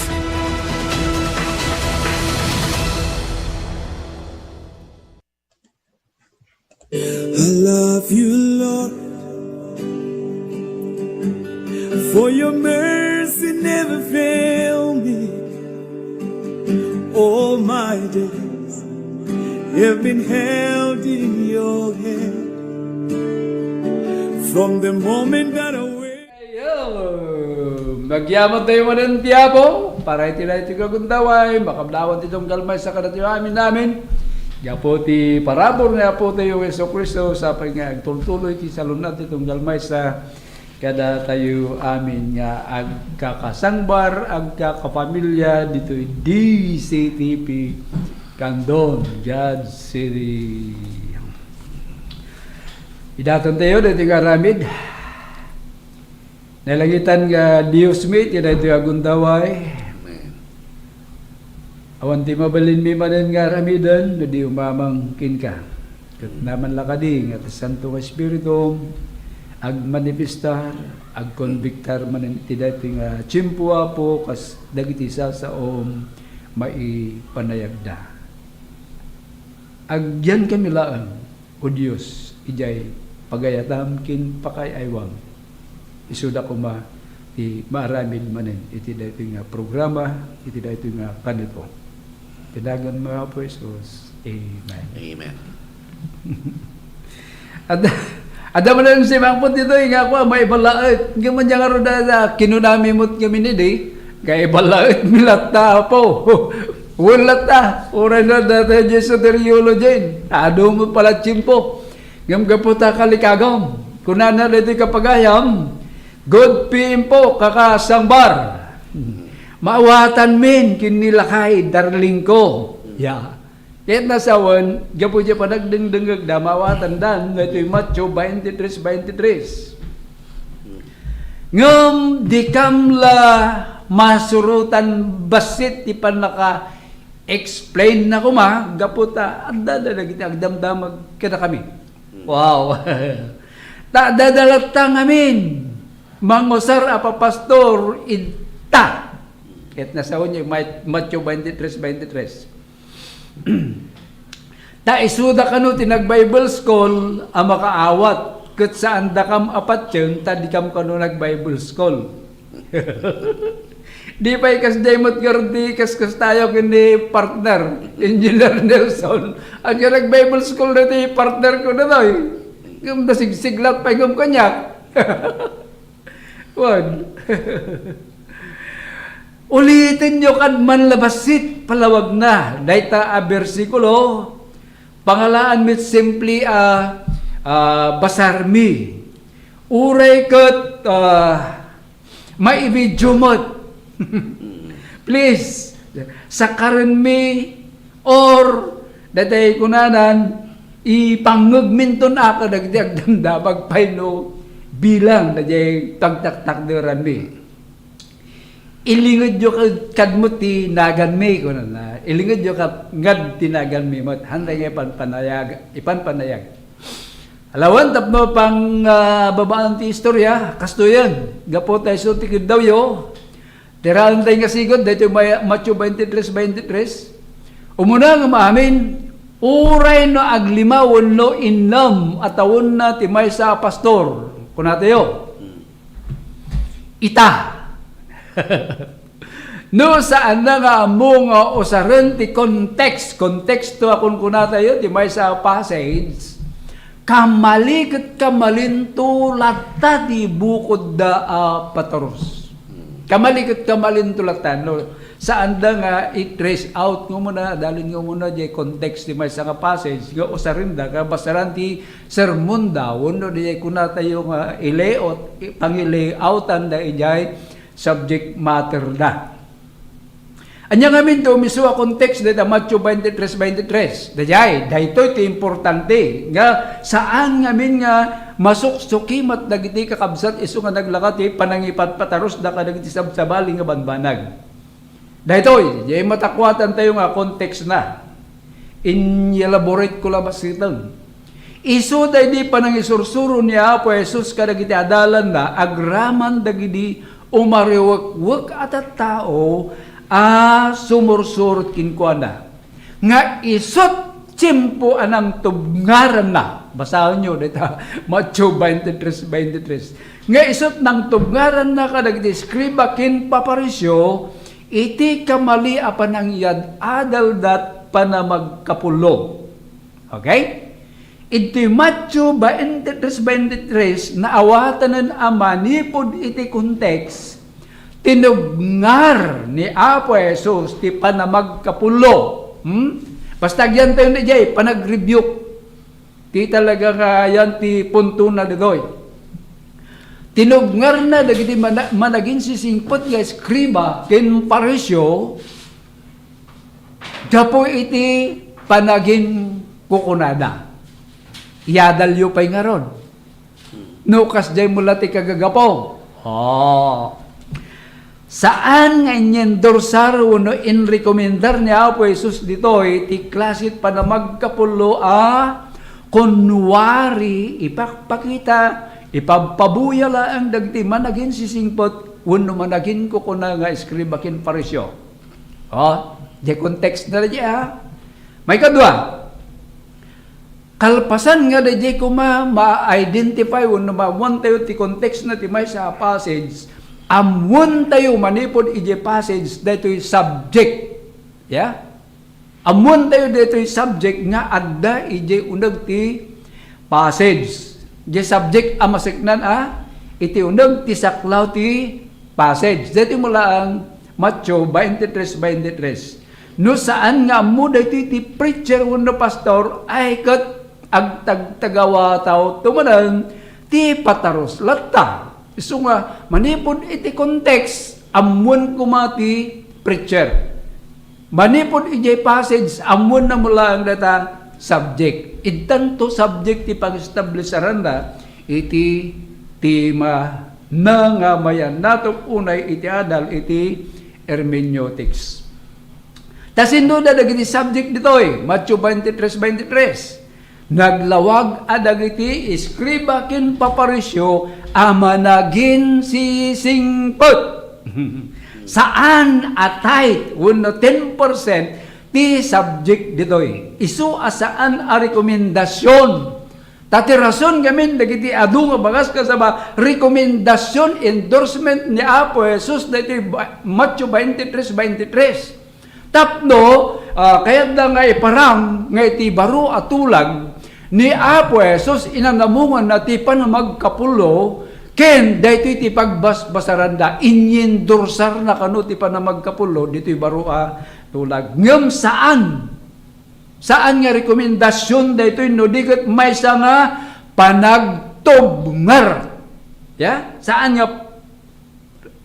nga daytoy inyendorsar na won aramidin nyo matakasda, won tuladin nyo matakasda, won pagtulnogan nyo dagiti bagbagati skribakin parisyo. No, tinubngar na ida. Saan na nga inanamungan no diket kinundinar na dayjay ikaskasta dagitoy nga parisyo kiniskriba. Tinggamin pagharup dagiti adu itan ang nag-Bible school man no datay ko natayo nga nagdengdengeg ka dagiti preacher pa pastor aduugan basta adda balikas sarita ya iti English na word uno termino atay uno apagkapulo mabasa dan iti uneg ti may sa bersikulo pagarupen dan nga endorso ti Dios akangatuan ijay ti magloko. So ijay porma nga topical kumamanan no ijay homiletics, adulty homiletics. Saanen buraan nyo dagita nga nang nanggyo may papan itikas ta nga porma ti panagas kasaba ken mga usar iti Matthew 23:23 abasaran iti panang yendorsar kunada di argumento da. Ya, inyendorsar niya po Jesus ti tithing iti baro atulag. Tata, ihemplo, ijay panangarisit, dajay kun tayo ang ihigsijet tayo wasitan. Titunggal balikas anadakamat iti passage, Matthew 23:23. Anya daytoy wo, mapangkapala iti nga balikas wo, pasit nga ron ti endorsement daytoy wo, no jay Lucano nan asi kay pay ay kay pay ite na ununag nga sa utay dita daya inayan kay pay no inayan kay pay ay nakalalinggutin nga denggen nakalalinggut nga denggenan nakabutbuteng iso nga kaya't nakarod nga sawan no agendorsar ni Apo Jesus dagiti nakabutbuteng nga banbanag oray no kalukwan oray no arami dagiti managin sisingpot iendorsar na dagiti ti kamali iso nga aplikado kani ti termino daytoy wo no adda kayat nga iendorsa saan madi sa kapala ko na managin sisingpot ipokrito dagiti iendorsar ko kada kayo kasla ko man si kati manager uno mangawat iti appointment di man sa aplikasyon di ba isa nga kayat mga puntaran ng trabaho dahito i-endorsar ko king ka akit kwa apo manager dahito i-endorsar ko king ka apo mayor kat managin sisingpot dahito ipokrito dahito kunam ngaron mabaling ngaron tikas dahi madi iso nga wrong dahito nga argumento nga manggyo kakabagyan kin kakasangbar nga madaka na kayo doawatin nyo nga kasjay dahito yung mauding apasit na dapat dito jay pasit jay padang exigit tayo panakarisit tayo ti balikas por balikas nga nausar na nakamat dito yung passage dagitoy apa parisyo kineskriba man nakaamuda nalalaing dahi ti lilintag ngam amuda mo't idin di jay kunkunada tatangag dama jay sinado nga bend dalaw. Nag-bend dalaw na inin. Kasi no, sumbat tayo. Iti Levitical title, mabasa abukbukal, bunga, tikayo, karkardero, kinbakbaka, ti maapagkapulwan laeng nga kunati Diyos ako kuana. Leviticus, Kapitulo 27, versikulo 30, ken 32. Ngam anyat iyal alilaw tata. Ya? Anyat inyal alilaw da. Dagito'y managpamarang na eskribakin parisyo. Dahil iti nakaumtang nga interamenti pa ni Apo Jesus ta. Dahil nga ron, kiniluda, binaliwan da, dahil itid na nga pagkapulo. Ti intid na lang nga pagkapulo ko, bulbulong ti, erbabuy na kinanes, agasong da tangay patpadakkel da. Ipanpanakdakkel da, ipampamarang da. Inintong ako na da nga manakamuda, tilintag nga, hamat nga bunga. Hamat nga ayok. Hamat nga datay ko na tayo nga bukbukol. Sabagay da jay kumino, maawatan tayo nga may nga bukol na jay. Ngam da ito duwa nga banag dito yung bulbulong. Nagloko na jay. Ulidan nga na gito yawagas ita, tapno, usarin ti Matthew 23:23, apang i-promote, paila ti panamagkapulo sa anen. So nga maudi, iti maudi nga maduktalan tayo nga may sapay kadag iti binatikos kin tinubngar ni Apo Jesus kunana, kadag ito nga parisyo kin eskriba. Iti maudi pasit di versikulo kunati Apo kadag iti eskriba kin parisyo. Basahin nyo to. Dadi lang versikulo nalawapay. Dadi handa yung enroar nga may enroar tayo dito kang ronana dito yun wapay nga kunati nga kamali nga basaran dito yung Matthew 23:23 tap na promote tayo pala ang ti panamagkapulo kadag ito yung aldaw ko't ipabasol tayo pa kinapo isusun. Yeah? Kuna na, in patigyo tilintag ngam daday, in pangpangruna yo ti panamagkapulo. Kat binaybayan nyo ti kinalintag ta naging sisingpot kayo. Kuna na. Inwaniyo ti panangasi kadag iti pobre gapo iti kaya tula nga malakaman nga pagkapulo. Sa kayo pa'y dayay, pinaringbaw ti lintag kat tinagiawan nyo ti pamati. Dayta, dagiti basar tayo, napay nga kuna tayo nga, kamalikat nga basaran. Ti panang i-promote, kinda di argumento tayo, ay bagbaga tayo, din nga inyin dorsar.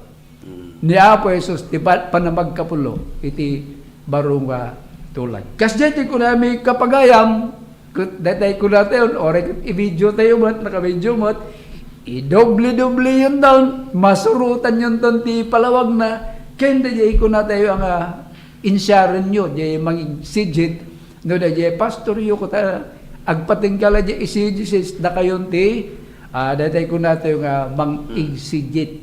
Tukudin nyo, nga naimbag dagiti balikas, por balikas nga, na aramat, ita Matthew 23:23. Thank you, kapagayam. Partner?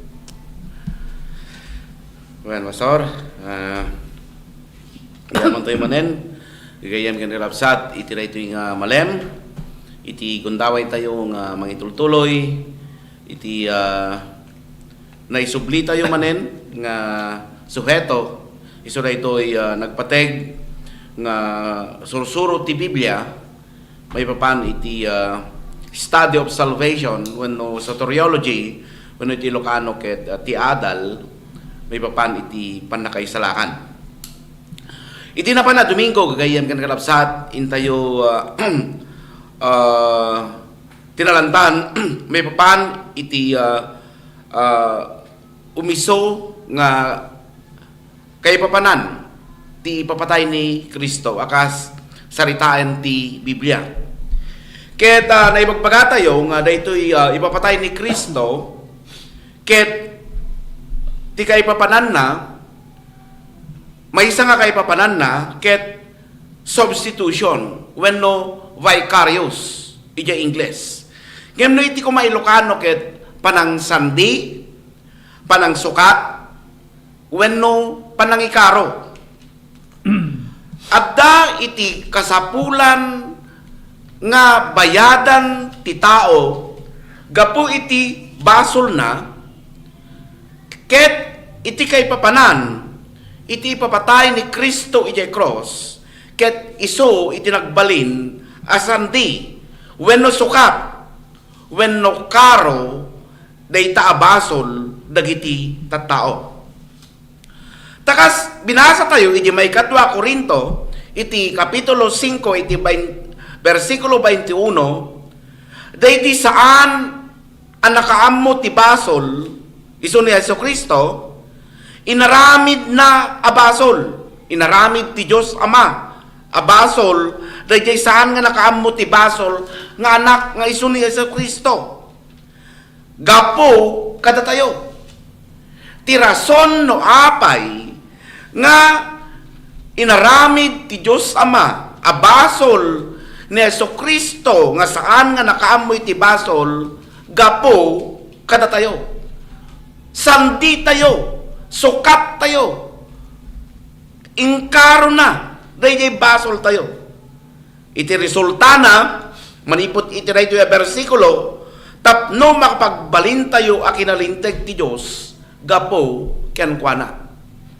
Isu nga ti kay papanan, may isa nga kay papanan, ti papatay ni Heso Kristo kakabsat, ket nagbalin asandi wenno sukat, tapno iti kasta, agbalin ti may sa tao, analinteg, iti sangwanan ti Diyos. Kastapay iti umuna a Pedro, iti kapitulo 2, iti versikulo 24. Isumet laeng ang nangawit, karag iti basbasol tayo, iti bagina, iti rabaw, di kayo. May samanen a panang sandi, panang sukat, panang ikaro, tan Jesu Kristo, iso nga ti bagina, iti rabaw di kayo, inawit na, dagiti paspasol tayo. Inkaro na. No kuma, adda iti, nakautangan iti, may isa nga manalon, ket apan na ikaro nga, agarado, wenno, anyaman pa'y nga itiggedan na, ijay, nakautangan na kas pangarigan, no adda nagsakit, iti pamilya na. Ket narabaw na ijay kakabsat ngam da ito'y naramidan na po tayong Yesu Kristo, gapu ijay saan nga kabailan, awan iti kabailan ti tao, nga mangikaro ijay kasasaad ng mga nagbasol. Isura ito iti kunana, iti libro ti Pedro, isumet laeng anang awit, kadag iti basbasol tayo, iti bagina, iti rabaw di kayo, tapno idinto anatay tayo, kadag iti basbasol, agbyag tayo may paay, iti kanalinteg, gapo kadag iti sugsugat na, naagasan kayo. Naagasan, tinatay nga espiritu tayo, tina-espirituan akasasaad tayo, ana isina iti Diyos, naagasan, kahit na nga sa uwen, ijay napagbyag, no kumaratay agsakit na paungar, daytay kuma natay ket nagkan iti biyag, gapo ijay nga panangawit ti anak ti Diyos, babaen iti panagtulok na, iti bagina, iti rabaw di kayo. May katwa ngayon tayo tapugan, may papan iti ipapatay ni Kristo, gayem kan rabsat, iti ito nga malem, ket na diya mawawagan iti Ingles, iti atonement. When no, iti narabrabaw, panaw, iti Ilocano, ket panang bayad, iti utang. Panang bayad, iti utang, narabrabaw nga, kay papanan, iti atonement. Takas ito ngamin, iti nakalaan, nakaadawan na rito yung konsepto, iti daan na tulag. Ipalagip ko, gagayam na narabsat, iti rito yung malem. Manipot iti libro ti Levitico, iti kapitulo 6, iti versikulo 2, ayun gana ti 7, no ti may sa atao makabasol, ket may lawan as umalungasing ken Yuba, ket ulbuden na ti pada na tao, iti naitalek, wenno iti nagtulagan da, wenno iti takaw, wenno pinarigat na tipada na tao, wenno nasarakan na tinapukaw, ket yulbud na, ket sa pataan na iti tiri, ituuray anya karagitoy abanbanag nga ramiden ti tao isu ti pakapasulan na. Agbanag to nga rod, ano nakabasol ket si bibidtot, isublinan to tinakaw na, wenno nagunod na, gapo iti pamarparigat na, wenno iti naitalekkan kwa na, wenno tinapukaw anasarakan na, wenno anyaman as sinapataan na iti tiri, isublinan tumet, laeng awan maksay. Ket nayunan ng tupay iti apagkalima. Ket tiag tagikwa isuti pangitedan nanto iti aldaw apan nakasarak na iti nakabidtutan na ket yeg nanto iti padi ti daton ken yuba gapu iti salungasing maysa a karnero a lalaki nga awan pakapilawan na amay tutup iti kas pamatpatgam nga agserbi a daton gapu iti salungasing ket ti padi ramiden nanto pakaabungan na daytoy na di atonement pakaabungan na iti sango ni yuba ket mapakawanto ti uray anya nga inaramid na nga nakabasulan na daytoy ti konteksto daytoy atonement gagayem kanarapsa dayjay salungasing nga nabayadan babaen iti karnero nga awan pakapilawan na nga idaton ti padi ang mga bong iti salungasing ti tao. Kastoy ti konteksto iti daytoy ipapatay ni Kristo. Gagayan kanarapsat. Ta naipatungpal daytoy saanen nga karnero iti maidaton tapno iti kastakit maabungan ti salungasing ti may isang tao itin baro atulag gapungarod iti inaramidan ti Diyos Ama babaen iti ayat na isang alubungan na idaton ti bugbugtong anak na kas daytoy karnero nga maidaton nga awan pakapilawan na daytoy karnero awan pakapilawan na nga idaton ti padi iti daan na tulag tapno iti kasta mabungan ti basol ti tao iti daan na tulag ngem gapo ijay inaramidan ti Dios babaen iti bugbugtong anak na ni Jesucristo anay daton akas karnero ditoy ti kay papanan na bayadan dijay daan na tulag nabungan laeng ngem itin sursuro iti baro atulag kagayem ken rapsaat ison iti kompleto wenno nan anay apan nakabayad ti basol ti utang nakautangan na basol ti interemente lubong kastamet ijay Hebreo 2:17 tapno iso makapagbalin kuma amay sa akangatuan na padi daytoy ni Jesucristo manangaasiin matalek iti may papan iti Diyos tapno ikaro na dagiti basbasol dagiti umili ikaro na dagiti basbasol dagiti umili tanapo tayong Jesucristo ibagat ti Biblia nang nangruna dito'y libro ti Hebreo nga nagbalin akangatuan nga padi ti padi idi agidaton kadagiti sakripisyo para kadagiti basbasol dagiti Israelitas ket tira ito'y nga naramidan na po tayo ng Jesucristo inkaro na dagiti basbasol dagiti umili kastapay di Juan 10:17 gapu iti na ito'y ayatan nak ti Ama ta ited ko ti biyag ko tapno awatek to manen ited ko ti biyag ko iso na ito'y biyag na po tayo ng Jesucristo iti bayad ti utang nga basol sa lungasing ti tao gagayem nga nagramsaan. Nalawag nga nausar da ito'y atonement iti English translation, iti King James Version, manipot iti Romans 5:11. And not only so, but we also joy in God. Kunan Apostol Pablo, through our Lord Jesus Christ, by whom we have now received the atonement.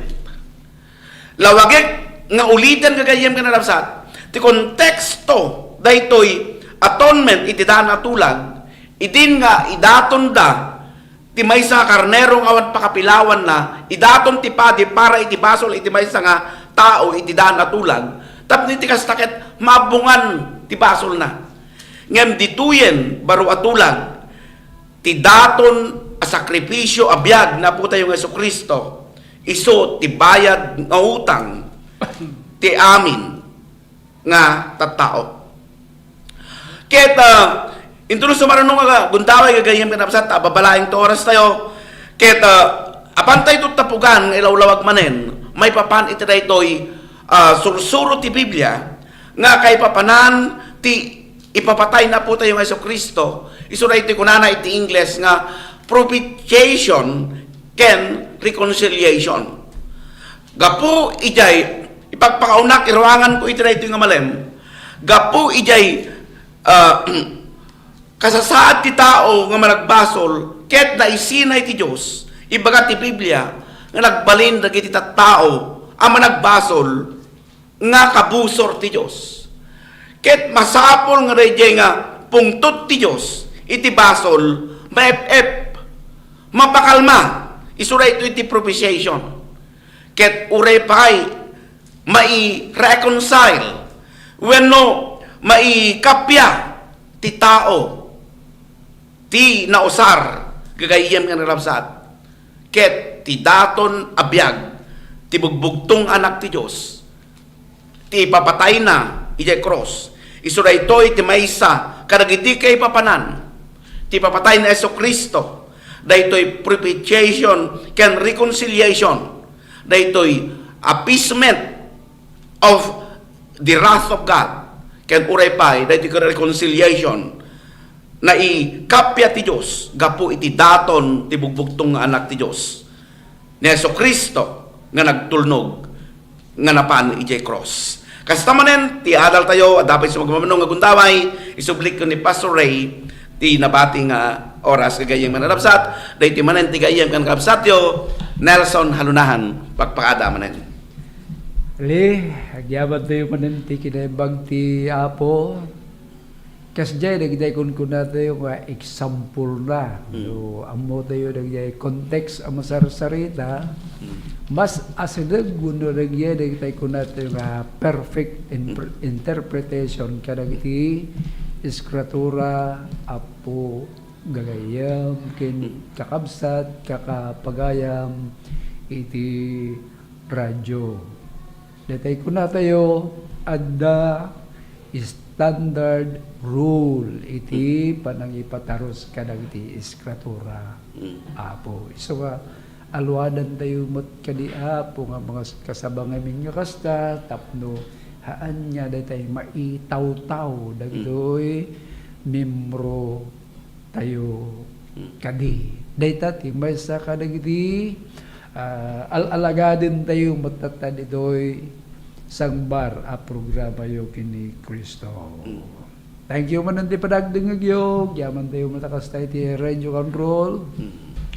Ini Engineer Roel Laranang. Thank you sir. Ni Sir John Vincent. Matakas tayo ti television control. Lagi tayo kakadwa tayo. Sponsors tayo.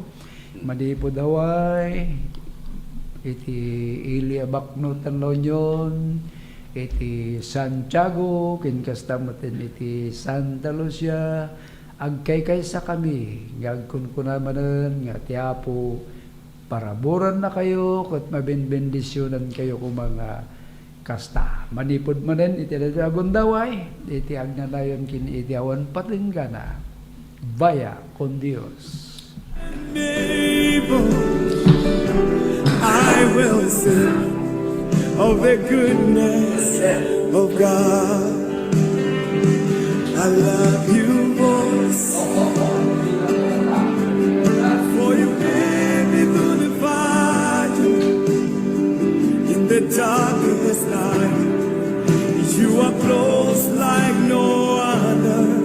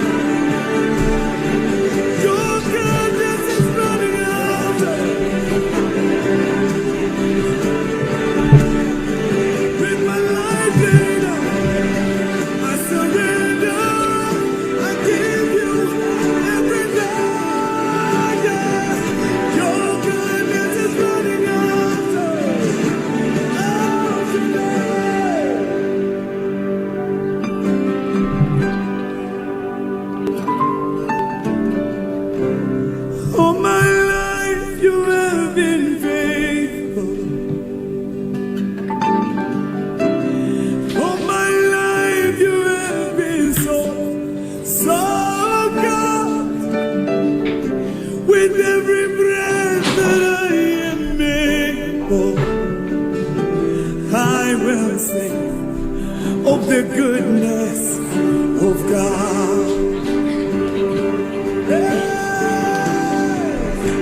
I will sing of your goodness all my life. I'm getting lucky to Jesus. You have been so good, yeah. With every breath that I am able, I will sing of the goodness of God, yeah. Sing of the goodness of God. I will sing of your goodness. I will sing of your goodness.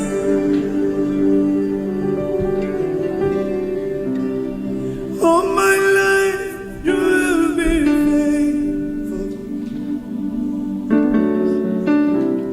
All my life you have been so.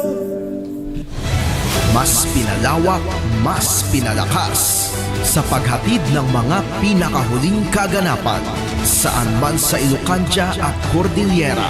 Higit 2 dekada ng pinagkakatiwalaan.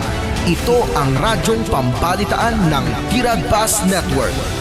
DZTP, Radyo Tiradpas.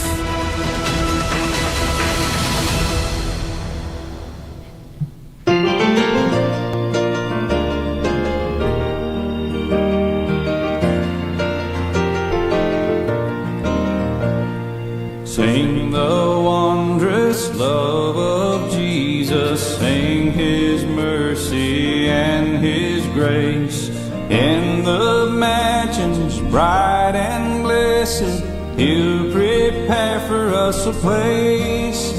When we all get to heaven, what a day of rejoicing that will be. When we all see Jesus, we'll sing and shout the victory.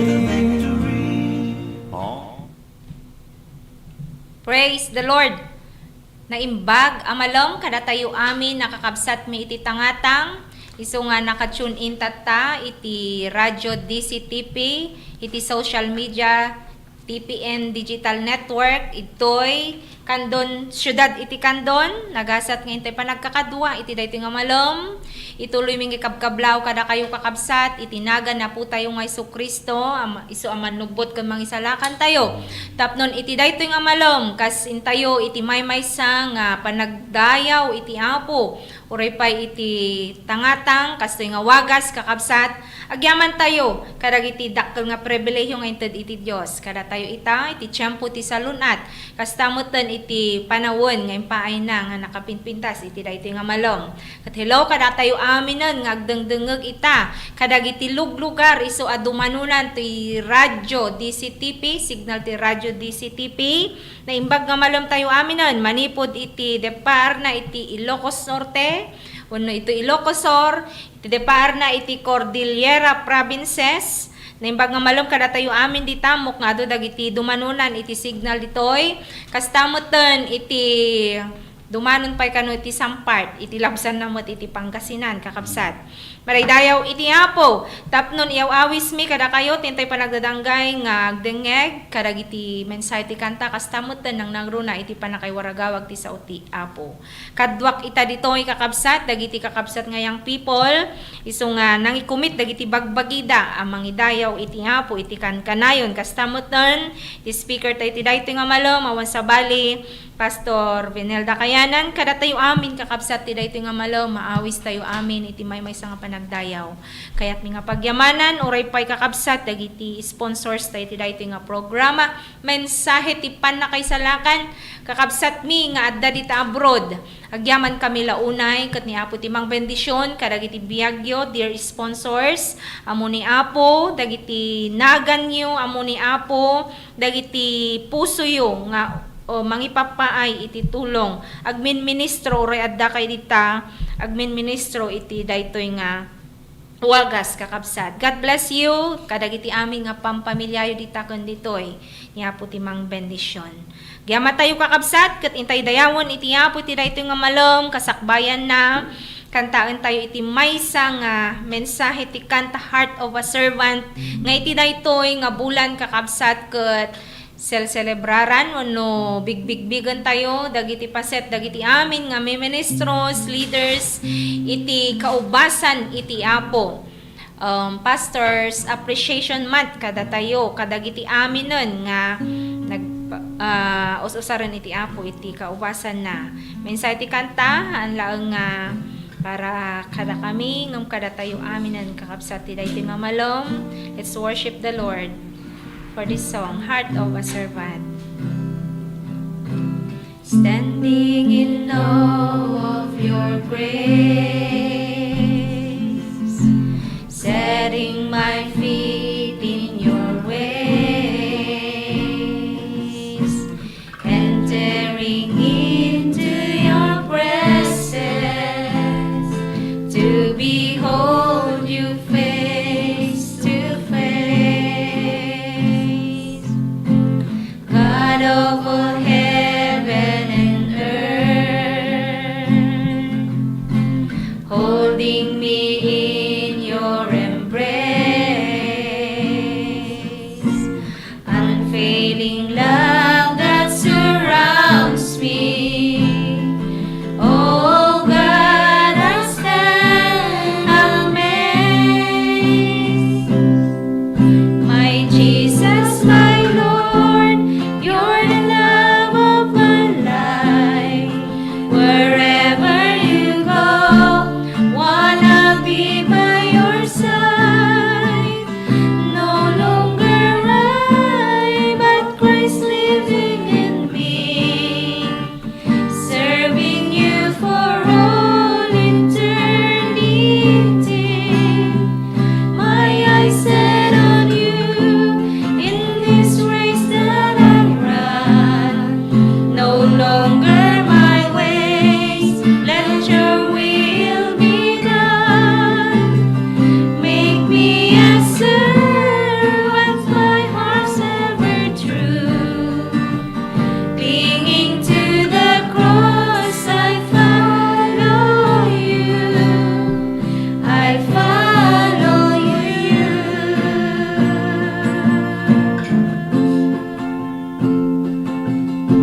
Standing in awe of your grace, setting my feet in your ways, entering into your presence, to behold you face to face. God of all heaven and earth, holding me in your embrace, unfailing love that surrounds me. Oh God, I stand amazed. My Jesus, my Lord, you're the love of my life. Wherever you go, wanna be by your side. No longer I, but Christ living in me, serving you for all eternity.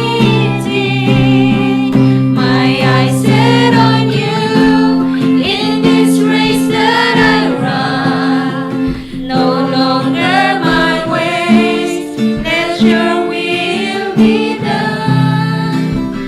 Make me a servant, my heart's ever true. Clinging to the cross, I follow you. I follow you. I follow you. I follow you. Kadagiti isu amin mi Apo iti daytoy nga malom, italek mi idaken ka. Ika na kami ti si Papa kumbaba nga puso, ngagtultuloy nga mangidayaw ken ka. Thank you, Lord. Tapnon ti aramid apo nga panangidayaw ken ka iti daytoy nga malom. Marikrik nami kadi ngagtultuloy ti presensyam. Ditoy ken kadagiti amin nga lugar nga ayan dagitag dengdengeg ken nagbuybuya. Manakabalin nga Ama, mangusap ka iti amin mi apo iti daytoy nga aldaw. Kadagiti kankanta, kadagiti sasaom nang nangruna apo nga i-bless mo dagiti amin apo nga mangkasapulan o Dios iti pan na kay salakan itamot lang nga gundaway apo italek mi ken katagtultuloy ure pay apo ti panangdengeg mi kadagiti sasaom sika apo iti manguna iti naga ni Jesus. Amen ken amen. Giamatay wakabsat iti agtultuloy nga panagdadanggay tayo, sakbay na nga ited ko kini Pastor. Kahit kung akablaawan, dagiti amin nga kakabsat tayo ijay Tiagan San Emilio kakabsat, nang nangruna iti familia ni Madam Jonalyn Digay, Bulagaw, Digay, maraydayaw ti Apo, kadagiti damdamag mi kakabsat, nga inkay panakidangdanggay nga agdangdangag, kahit kung akablaawan ni Pastor Eulalio Pati, naimbag nga malang pastor, kastamot kada tatay Lolo Ernesto Pati, kastamot ka ni Tatay Junicio Bulagaw. Naimbag nga malang tayong amin, kan kadagiti aminan nga agdangdangag dita. Maraydayaw ti Apo. Yawat ko nga rod, iti mga kasabata, iti dayto nga malam, Pastor Vinel. Dakayanan. God bless you, Pastor. Naimbag nga malam tayo aming kakapsat ken gagayem kadagiti so aming nga dumdumngeg iti daytoy nga malam ikablaw ko iti nagan ni Apo tayo nga Jesucristo. Nagasa ta panagdengdengeg kadagiti so amin nga papastor iti daytoy nga malam kakapsat ket kung kablawan ida dagiti amin na pada ka papastor gaputa pastors man pailang daytoy nga bulan kablawang kayo aming kakapsat ti Happy Pastors Day. Kadagiti nagsilibrar kadagiti iglesia da iti daytoy nga Domingo. Madaydayaw ti Apo. God bless you all kadagiti amin nga papastor nga dumdumngeg iti daytoy nga malam. Hasta mo nakablaawak iti nagasa ta panagdengdengeg da Ama Emiliano Cortado Sr. ken Mother Los Cortado dita Barangay Kalumbuyan. Hasta mo nakablaawak met iti happy birthday ni Engineer Emiliano Cortado Jr. Dita mula Barangay Kalumbuyan. Manidayaw ti Apo ta nagtestimonyo itay. Diyay church tayo dita San Isidro. Manidayaw ti Apo. Kablawak met dagiti naayat nga dumdumngeg dita poblasyon Pospos Banoyuyo. Da brother Cesar ken sister Luncia Malidda namuak nga dumdumngeg dagayam. Babaan ken ni Pastora Mila Kabansag.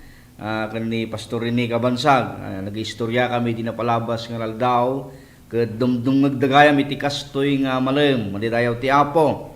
Kablawak met ti nagasa ta panagdengdengeg iti naayat nga presidente mi iti Northern Ilocania Bible College ni Reverend Alan Angagan. Stamo na kablawak dagiti upat nga district executive mi iti Northern Ilocania District Council na the Reverend Martin Bangisan, Reverend Joseph Dicano, Reverend Rene Gabansag ken Reverend Jaime Doki. Ket dagiti kakabsat ken gagayem nga kayat na iti makablaawan iti tunggal kastoy nga Domingo iti malam. Mabalin nyo latamot nga i-text dagiti nagnagan nyo. Iti kontakan da kami lang kakabsat 0905-912-4493 0905-912-4493 At nuhan nyo nga makontak dati kakabsat babalin nyo mo't nga kontakan ijay messenger mi kakabsat Binel Corpus Dakayanan ijay messenger ijay Facebook. Madidayaw ti Apo ket mabalimi nga ipatangatang dagiti kablaw ken dagiti nagnagan nyo ditoy radyo ditoy mensahe ti pannakaisalakan. Ket sakbay ko kakabsat nga ipay iti mensahe ti Apo ket ko ti may kumantamot ti maysa nga kanta nga pakidayawan ti Apo kakabsat iti daytoy nga malam. Dagiti makinamo datoy mabalinda lang ti sumabay.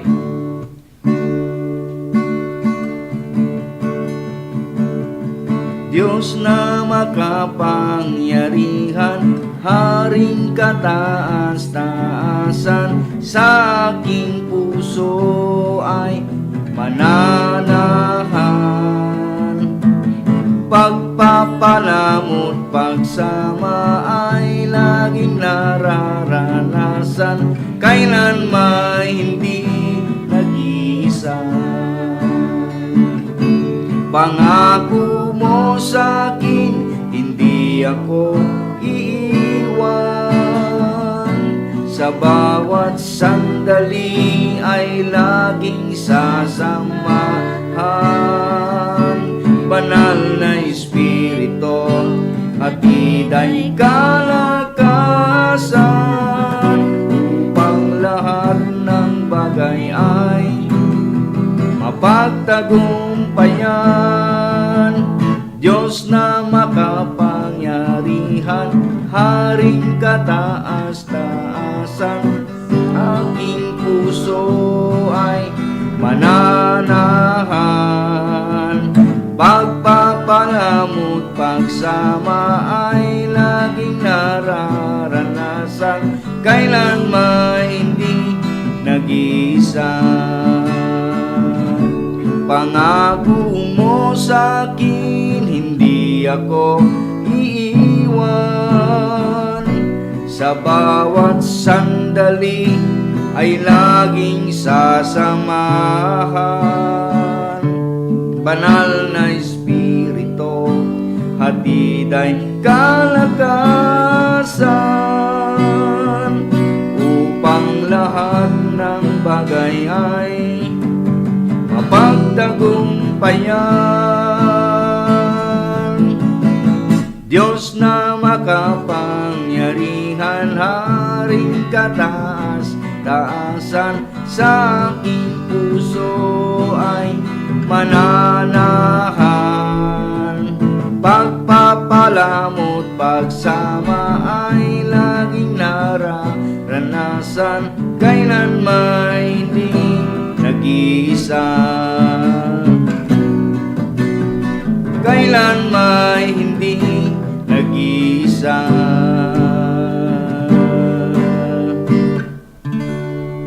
Amen, kakabsat.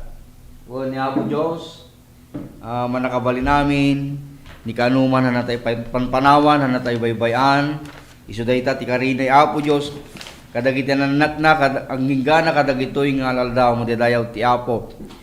Iti pakadawan kakabsat, iti teksto tayo masarakan iti John chapter 10 verse 11. John chapter 10 verse 11. Kuna na dito'y kakabsat, I am the good shepherd. The good shepherd giveth his life for the sheep. Siyak tinaimbag a pastor, iti pastor ited na tibiyag na ngagpaay kadagiti karnero na. Kaputa ita nga bulan kakabsat, may silibrar pailaeng iti pastors manisut gapuna nga iti minsayk may papan iti pastor. Ket awan sa baling nga kaimbagan nga ihimplo no may papan ti pastor no saan ani Apo Jesus. Ket ni Apo Jesus ditoy kakabsat, una na siya tinaimbag nga pastor. Isu nga titima tayo kastoy ti kunana, Jesus the good shepherd. Ni Jesus naimbag nga pastor. Dahiti balikas nga pastor kakabsat, nagapu iti Latin nga balikas, nga kayat na nga sawan taga-aywan. Taga-aywan iti arban. Now, dito'y lubong kakabsat, nga napno iti riribok, dandanag, sulisog, kakabsat adati maysa nga naalumani nga timag, nga manakabalin nga timag. Dahita ti timag ti pastor tayo, awan sa bali, iti naimbaga pastor niya po tayo nga Jesucristo. Ti Biblia saritaan na nga adday ti basit, ken na inayad, nalumanay nga timag, dahiti nga timag ket mangeg, intun tiyempo nga gulimag tayo. Mangegmet uray intun tiyempo nga dadagiti riribok, dahiti ti timag nga makaited ti bangar, ti Timog amang punas kadagiti sangsangit tayo. Dahil tati timog itinaimbag pastor, iso niya po tayo ng Hesus Kristo. Ti Biblia sarita na John chapter 10 verse 27, kuna na dyan, idenggan dagiti karnero ti timog ko, amok ida, ket suruton da. My sheep hear my voice, and I know them, and they follow me. Dagiti dumdumngeg kanu kakabsat, iti jay timog tinaimbag pastor awan sabali ni Apo tayong Jesucristo. No dumdumngeg da kuna nato sumurot da kanya. Madidayaw ti Apo, tinaimbag pastor, ket saan na nga tarigagayan ti posisyon, wenno kinasikat, ngem ti pudno nga pastor, agpaspastor gapu ti kinamanagayat na, panagayat na kadagiti karnero na. Ket ni Apo Jesus kakabsat, makita tayo lang kingkuana iti kababalin nga kasasayaatan na pastor, perfecto nga pastor kakabsat. Halang isuna nga naimbaga pastor ngem kay imbagan na pastor ni Apo tayo nga Jesucristo. Tapno matarusan tayo nga nalaing iti dayjay kinapastor ni Apo tayo nga Jesucristo, mangtedak kada kayo kakabsat ti 5 nga litra nga mangibalikas kakabsat iti kinaimbag iti pastor tayo on sa bali ni Apo tayo nga Jesucristo. Umuna nga litra dito, letter V, sa litrang V, kakabsat. Number 1, vigilant protector. Vigilant protector. Kaya nang sawan, alerto, nga tagaiwan da ito nga pastor. John chapter 10, verse 12 and 13, kunana, ti makitang tandan panawan, ken itarayan na dagiti karnero na, numakita na nga umay ti lubo. Tasaan nga pastor, ken saan na nga kukwa ida. Dahita ti pastor nga tumaray, awan ti panang sakit na kadagiti karnero na, matantandanan. Una na agtaray ti makitantandan, agsipud ta, patangtangdanan lang ket awan ti panangisakit na kadagiti karnero na. Dito yung kakabsat, makita tayo iti pastor nga matantandanan, palso nga tagaaywan, awan ti pudno nga panagayat na ken panangisakit na iti karnero na. Into numay dagiti didigra. Mangublag kadagiti karnero. Tarayan na ida. Gaputa saan na isuna nga hanna nga kukwa ida hanna karnero ida. Matantandanan laeng. Ti pudno nga pastor ket saan nga kumitkita. Noan niya iti tandan na, noan niya da jay maitagking kuana, ngempit kita na no kasano, nga may salakan, mapaimbag iti arban na. Kat niya po tayong Jesucristo, alerto nga tagaiwan, tagabantay, aldaw ken tirabi. Iso tinagkunang, adda kada kayo, aging gana ti panumpalan, iti lubong. Iso nga nagasat, dagiti iglesia, kadagiti nga aldaw, nga ni pastor da isupay lang, han nga tumartaray, aduman, ti membro kun awanan, addaman ti labgip na uno awan, han na nga baybayan ida, ngem tinasken nga ramiden na, isakit na dagiti arban na, ikararagan na ida, aging gana dumakkel da, itin espirituan, nga kasasaad da. Kasta kakabsat, ti kasasaad, tinaimbag ka pastor. Number 2, kakabsat, nga puntos tayo, tapno mo tarusan tayo, di kinaimbag ka pastor ni Apo tayong Jesucristo. Letter E, kakabsat, ever-loving leader. Ever-loving leader. Anya ti kaya nangasawon, kakabsat. Managayat unay nga leader, managayat launay nga pastor, managayat nga manangidaw ulo. Daytoy nga pastor. Iti panangidaw ulo na ket saan nga may papan ti panagabalin, nga may papan ti panagayat ken panang taripato na, panangaywan na kadagiti karnero na. Ti Biblia saritaan na kakabsat, nanadjay nga, He lead us beside the still water and restore my soul. Kingkwa na kakabsat, adatal na ken panaka inana dagiti kararwa tayo. Kakabsat, bayan tayo nga na Jesus, iso ti mangidaulo, kadagiti daldalan tayo. Lusabalin ti mangidadaulo kada tayo, mga aywan kada tayo. baka may wawa tayo, agturong tayo kadagiti sa baling nga daldalan. Di Biblia saritaan nga there is a way that seemeth right unto man, but the end thereof is the way of death. Ngam ni Apo Jesus kakabsat, iso ti katatalgadan nga dalan. Gapo tayo sumismo ti dalan, malidayaw ti Apo. I am the way, the truth, and the life, and no man cometh to the Father except by me. Apay nga nakuna tayo kakabsat, nga ever-loving leader, ni Apo tayo, nga Jesucristo kakabsat. Gaputa, ti panakayat na katawa patinggana. Dahil panakayat niya po tayo nga Jesucristo awan ti patinggana. Iti Jeremiah 31 verse 3, kunana, inayat ka iti ayat nga awan patinggana. Isut gapuna nga ituloy ko nga ipakita ti kinaimbag ko, king ka. Madidayaw ti Apo. Dahil Diyos nga pastor tayo kakabsat, dahil ayat na awan ti patinggana. Kat kaputawan ti patinggana dahil nga ayat kada tayo. Itultuloy na karon nga ipakita dahil kinaimbag na kada tayo. Dahil ti Apo. Ti ayat na kat saan apan samantala ng pansamantagal dahil ting ayat iti pastor tayo. Apay nga ever-loving leader niya po nga Kristo kakabsat. Ever-loving nga pastor dahil nga Jesus. Gaputa impakita na tayat na iti panagsakripisyo na amay paay kada tayo. Iti Biblia ko na nang imimpakita ti Diyos ti panakayat na kada tayo. Idinto nga managbasol tayo ni Kristo na tay amay paay kada tayo. Dahil di may isang rason no apay nga makunatay nga ever-loving leader, ever-loving pastor niya puti nga Jesucristo. Nya pay, apay nga ever-loving leader niya puti nga Jesucristo. Gaputa ko na ti Biblia, the Lord is my shepherd, I shall not want. Nihiuba iso ti pastor ko, awan to ti pagkurangak. Kat inamin mismo yung balikas niya puti nga Jesucristo. Siya tinaimbag ka pastor. Madidayaw ti Apo. Kaday nga pastor tayo kakabsat, nakasagana mga iwan kada tayo aldaw, ganiti rabii. Number 3, kakabsat, tapno matarusan tayo, dahil kinaimbag a pastor niya po tayo ng Jesucristo. Number 3, letter N, kakabsat, nourisher of soul. Madidayaw ti Apo, tagapakan, ti kararwa tayo. Madidayaw ti Diyos. Una na to, John chapter 6, verse 35, I am the bread of life. He that cometh to me shall never hunger. Manitayaw ti Apo, ni Jesus iso ti pastor nga mangpunpunag kadagiti kararwa tayo. Babaan kadagiti sasauna.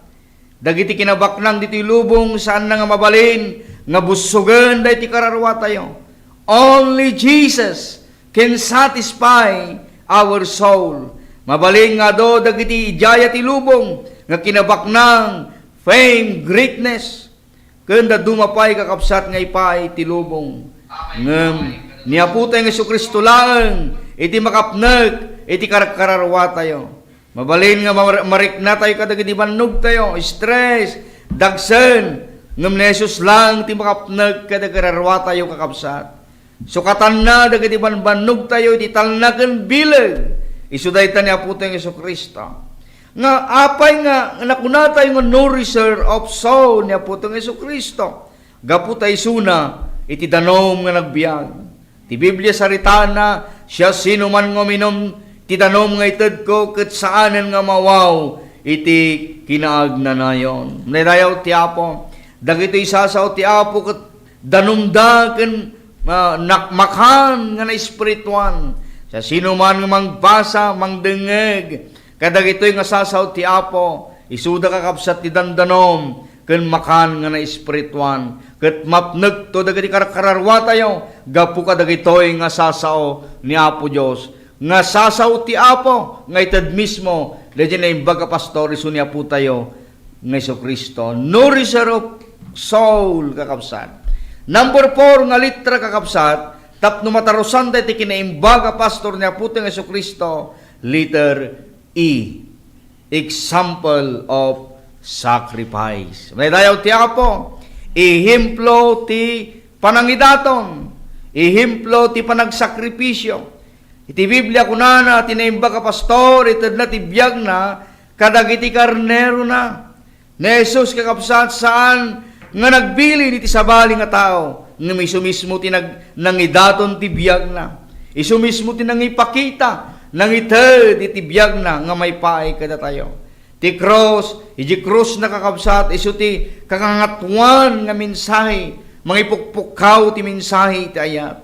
Iti pukpukaw na, dahil ti nga cross kakabsat, pudno ayat, uray saan mong inayat isuna, nga miniayat na katipudpudno. Isu ti muna nga nakayat kada tayo, dahil tani aputeng Yesu Kristo. Iti cross, ipukpukaw na ti pudno ayat, uray naman nagbasol tayo, kanayarig tayo kaslamaysa, nga niinis. Ni Apo Jesus, dinalosan na tayo babaan, tinapatigadara na. Manitayaw ti Apo, ni Jesus mismo tinangidaton ti biyag na. How much more kada tayo, kakabsat nga follower of Christ. Masapul mo't nga idaton tayo, iti biyag tayo iti Diyos. No da pastor tayo nang idaton ti biyag na. Kasdaton, ipaay tayo mo't dagiti biyag tayo, dagibagbagi tayo, kasdaton na si bibiyag. Ti Biblia kunana nga offer your bodies a living sacrifice, holy and acceptable to God. This is your proper way of worship. Nidayaw ti Apo, iso nga manipod, idiindaton mo day tabiyag mo ti Apo, nagbalinan nga templo, iti Espiritu Santo day ti nga bagi.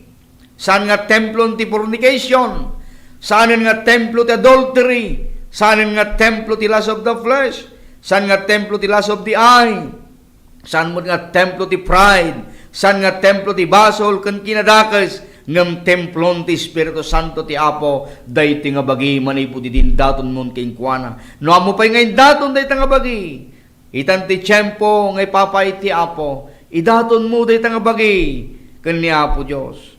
Day ti maramid kakabsat, inton apudno nga indaton mo kas living sacrifice, day biyag mo ti Apo, agbalin nga temple of God, day ti nga bagi, tati agbalin nga nasantuan nga tanan, day ti nga bagi kakabsat, isu day dyan Espiritu Santo iti Apo. Kut palubusan ti karot, kuna ti Biblia, walk in the Spirit, and you shall not fulfill the lust of the flesh. Isut ga po nakakapsat, ityan tayo, dagiti na lubungan nga raramid, kat padasan tayo, agpanuray, babaan di panangidalan, ti panakabalin, ti Espiritu Santo ti Apo. Madidayaw ti Diyos. Kaduan nga papastor kakapsat, in sakripisyo da ngayon tag, iti biyag da iti Apo. Kat handa nga kinita, iti maited kadakwada nga labgi, padudag iti amamo ka papastor, aging gana kadagat yung aldaw. Ang mga binaybayan ti Apo ida, gaputay dedda iti biyag da kas may nga daton sakripisyo, iti biyag da kakapsat, binindisyunan ti Apo. Kat kariti Apo da ita, awan ti baybayan ti Diyos, nga nanak na. Dagiti nalintag nga nanak ti Apo na pulos nga baybayan. How much more kadagiti dadipon ti Apo. No dati maysa nga makunak nga bayani, nga rumbeng nga apresyaren ti gobyerno tayo, dagiti papastor. Nagado dagiti nabalbaliwan nga tattao yung nagtikulungan gapo iti panangas nga saba dagiti papastor kadagiti BJMP madidayaw ti Apo. Dagiti papastor tattapan da mga saba kadagiti pulpulis.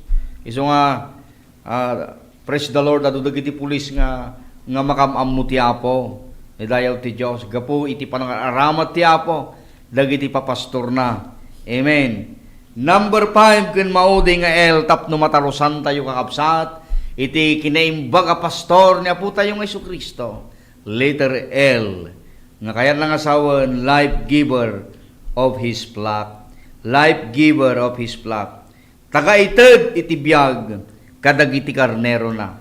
Isudaytan niya po tayong Jesucristo kakabsat. Halaan nga takaiwan ng takaited pa itibiyag. Niya po tayong Jesucristo kunana na minsan, I am come that they might have life and they might have it more abundantly. Dahito yung abundant life kakabsat, ramaramon na amin nga aspeto ti panagbiag tayo. Into ni Apo Jesus, iti pastor tayo kadag iti panagbiag tayo. Umuna umay iti spiritual abundance sa makunkuna. Rumangay, dagiti na espirituan na kasasad tayo. Mariper, dahito na espirituan na kasasad tayo. Babaan kanya po ng Jesucristo. Tanatay, iti may nga tao, na tayo din espirituan na kasasad na, no saan na nga maamu niya po ng Jesucristo. Isud ka po nga babaan lang kanya po ng Jesucristo. May kan kakabsat iti spiritual revival ti may nga tao. Numamamunan niya po ng Jesucristo. Apay nga may kan din espirituan nga panakabiyag na gapot na may kunik manan. Dahil napukaw nga relasyon ti tao kanya po Diyos. Tana minsan nagbalin tayo nga enemies of God. But through the grace of God, kakapsat, naisubli, naisiglot manan, naitalimanan, di napukaw nga relasyon ti tao kanya po Diyos. Babaan ti basol, naisinagamin ti tao. But by the grace of God through the Lord Jesus Christ, dinaimbag ka pastor, insil po namanan, day takakapsat nga napukaw nga relasyon. Nidayaw ti Apo, kumusta tabiyag mo? Adda kadi itinespirituan nga panakabiyag na. Bigbigam ni Apo Jesus itakas manlubot ken mangisalakan. Isuna ti giver of life. Nidayaw ti Apo. Laglagi pun ti kakapsat san tayo nga magatang iti talna panakaisalakan. Kadagiti karkararwa tayo. Tilubong saan na nga kabalan nga ited ti pudno nga panakaisalakan talna iti biyag. Hinesus lang ti pakasaragan ti pudno nga talna. Madayaw ti Apo. Diso nga dayto spiritual abundance ket agtalinaed dayta nga kinabaknang kada tayo intuno adda ti akang kanayo na di presensya ni Apo Dios. Isu nga daytoy relational abundance maysa daytoy nga kinabaknang. Maalam amin nga kinabaknang itilubong naawan ti relasyon mo ti Apo. May bilang kalatang kurapay ti sangwanan ti Apo. Kitaan nyo di maysa nga nabaknang nga kabayatan ti kadana ti rabaw ti dagada di ay parable ni Apo ti Jesucristo. Inabaknang ni Lazaro. Adami lang kingkuana. Imi dinatay. Kurapay isu nagaputan napan. Iji Hades. Napan di lugar nga impyerno kakapsat. Sabay ko agbalin nga adal kada tayo kakapsat nga gayem. Habang adapay lang itibiyag tayo. Pigsa tayo. Idaton tayo ni tibiyag tayo iti Apo. Kat masimpa kuma. Dahil relasyon tayo kani Apo Diyos. Makikapya tayo kani Apo Diyos. Babaan kani Apo tayo nga Jesucristo. Madadayaw ti Diyos. Kat sapay ko makakapsat nga gayem. Tanaalayaw dagiti 5 puntos, 5 litra nga pakabuklan kakapsat iti pakatarusan ti kinaimbag a pastor ni Apo tayo nga Jesucristo. No malipatan nyo kakapsat daytoy nga puntos tayo lagi po nyo lang di nagan ko Vinel. Ket buyanin to daytoy nga video kakapsat ket makita tayo kakapsat iti pakaistoryan, tapno matarosan tayo, ti kinaimbag a pastor, ni Apo tayo, nga Jesucristo. Jesus is our vigilant protector. Jesus is our ever-loving leader. Jesus is our nourisher of soul. Jesus is our example of sacrifice. Jesus is our life giver of His flock. Kakabsat, nga dumdumag iti dayto nga malayam. Dahito nga iso, saan pa nga nagbalbaliw, aging gana kadang iti nga aldaw. Dagiti 5 puntos, nga impay ko kada kayo iti dahito nga malang. Ket agpang-pangsyon pa'y laeng, dahito nga tignay, aging gana kadang iti nga aldaw. Iti aramidon tayo laeng, umasidigtaking kuwana. Ket nakasagana nga mangpakawan, niya po tayo nga Jesucristo. Dahito iti mensahe ta nga malang kakabsat ng gagayam. God bless you all kan Happy Pastors Man. Happy Pastors Day kadagiti so amin nga papastor. God bless you all kakabsat ng gagayan. Thank you, Pastor. Happy Pastors Man. Ken ka Pastor Venel. Maraydayaw iti Apo. Gyaman tayo kakapsat iti mensahe ti dayto nga malam.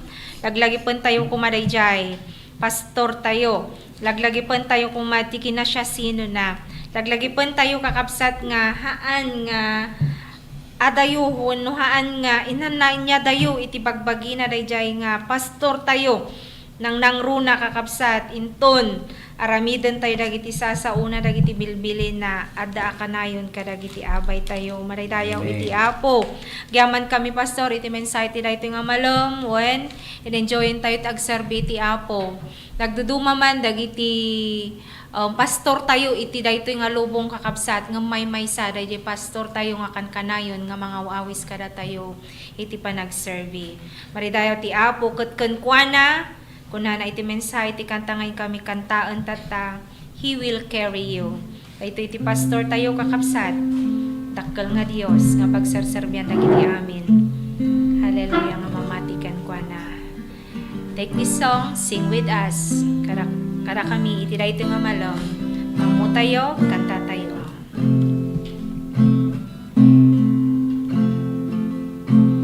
There is no problem to be God cannot solve it.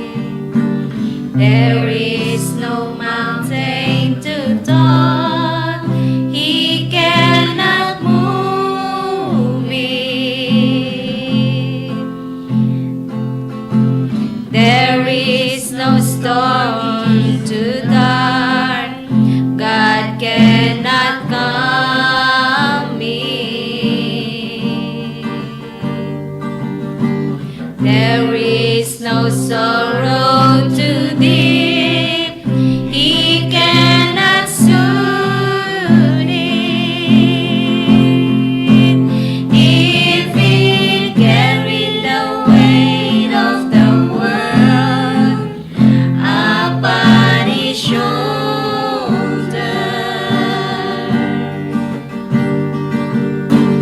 I know my brother that He will carry you.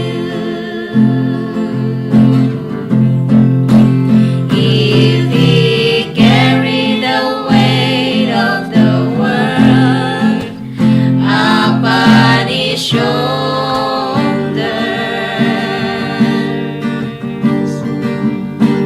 I know my sister that He will carry you. He said, "Come unto me, all who are weary, and I will give you rest." If He carried the weight of the world upon His shoulders,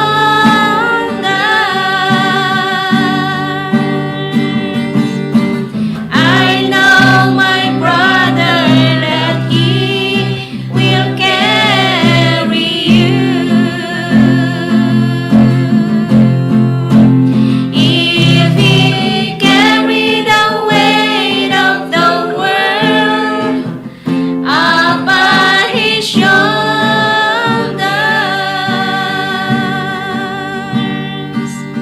and I know my sister that He will carry you.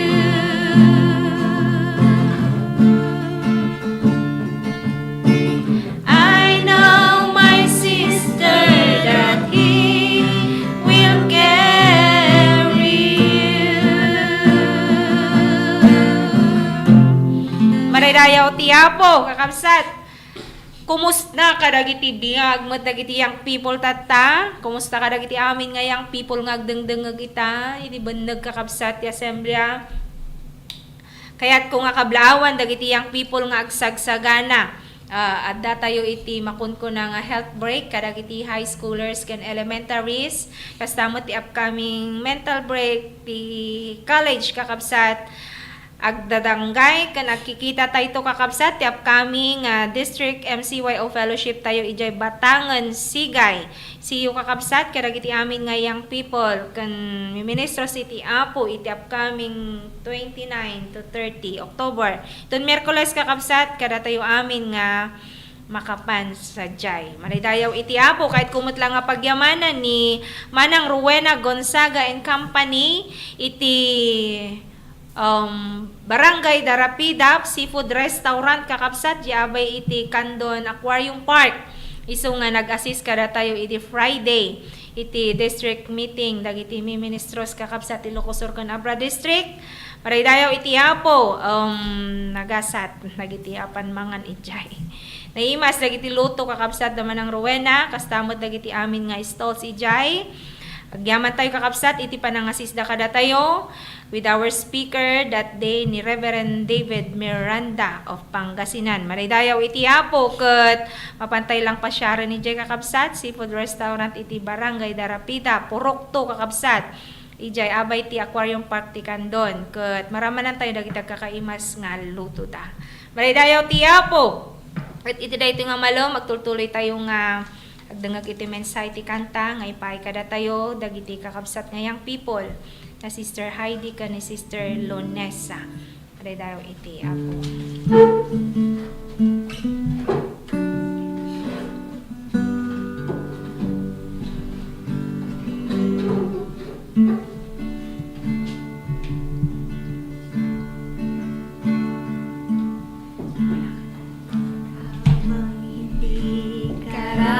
Dapat pagukulan ng habag at wagas mong pagsinta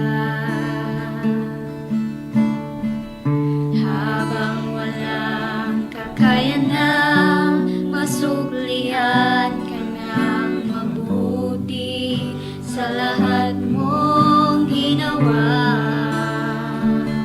Iyakap mo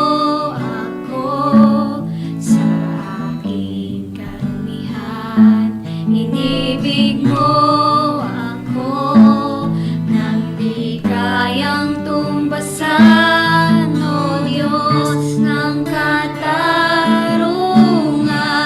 at katwiran na kahit minsan di nabahiran ang kabanalan kalwalhatian. Salamat sa sukdulang biyaya mo, O Diyos ng pag-ibig na mas malawak pa kaysa aking mga pagkakasala. Higit pa sa buhay ko, salamat sa sukdulang biyaya mo.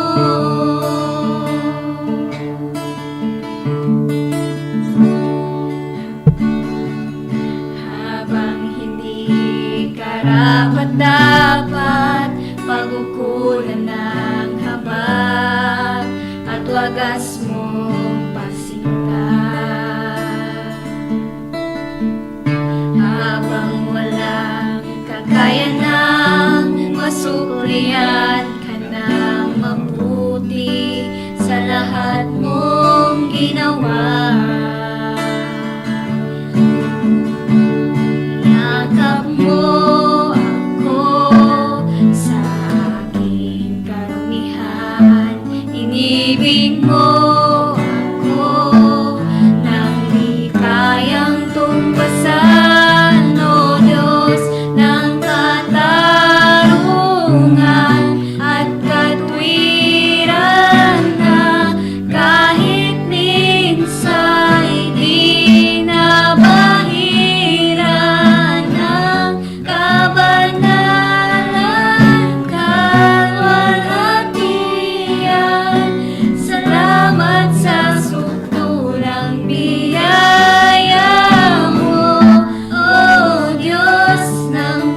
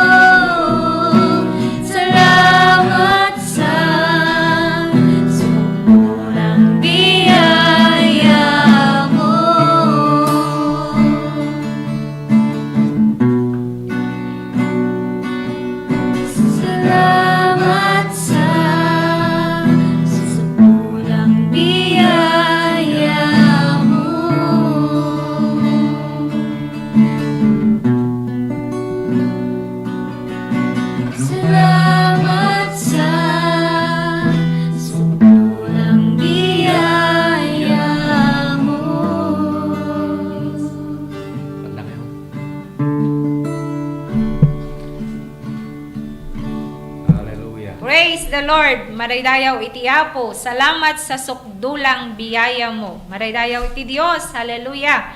Agyaman tayo kakabsat, iti dayto nga gundaway, ti kadarag iti young people, mabalin nga kadag iti sumarunong nga lawlawas, mapandamot ag bakasyon. Maraydayaw ti Apo, kablawak man dagiti amin nga babarangay nga maararamid tata iti barangay assembly, iti munisipyo, iti Galimuyod. Naimbaga malam, kada kayo, kahit ko lang kablaawan iti barangay kapitan mi ni Kapitan Arnulfo Kaligtan, kastamot kadag iti kakagawad na, kadag iti amin nga bumarangay, iti ayan mi, naimbag nga ingkay pa nagmi-meeting kat amok nga da, dagiti agdengdengeg, kadag iti radyo na latta ita. Marayda iti Apo, kahit kumot nga kablaawan, wano idanon ti panakipag-Greek na iti grupo kakabsat iti pamilya ni Manang Jocelyn Mansano, ti pupusay ti Amada, ni Apo tagtultuloy nga mangliliwa kada kayo kakabsat mi dita ni Kalimugtong. Kastamot ni nanay nating nga hanga nakadanon di kapilya tatay, gapuanan kadag iti sakit dagiti nataengan ko natayo dagiti tumtumeg. Nanay, palubos ti Apo, dumanon kami to dita.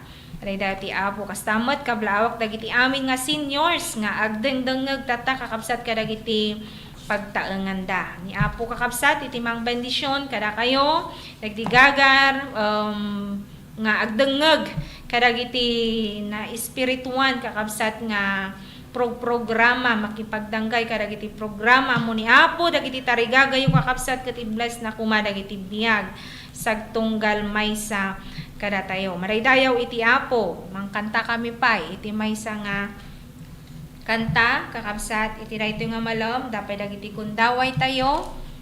Praise the Lord. Kat iti dayto nga malom, kakabsat, ragragsakon mi iti mangipa ay iti maysa pay nga mensa, iti kanta. Praise the Lord. Sige. Amazing Grace. Old to new. New pastor. Amazing. May jeans are good. Praise the Lord. Mga to.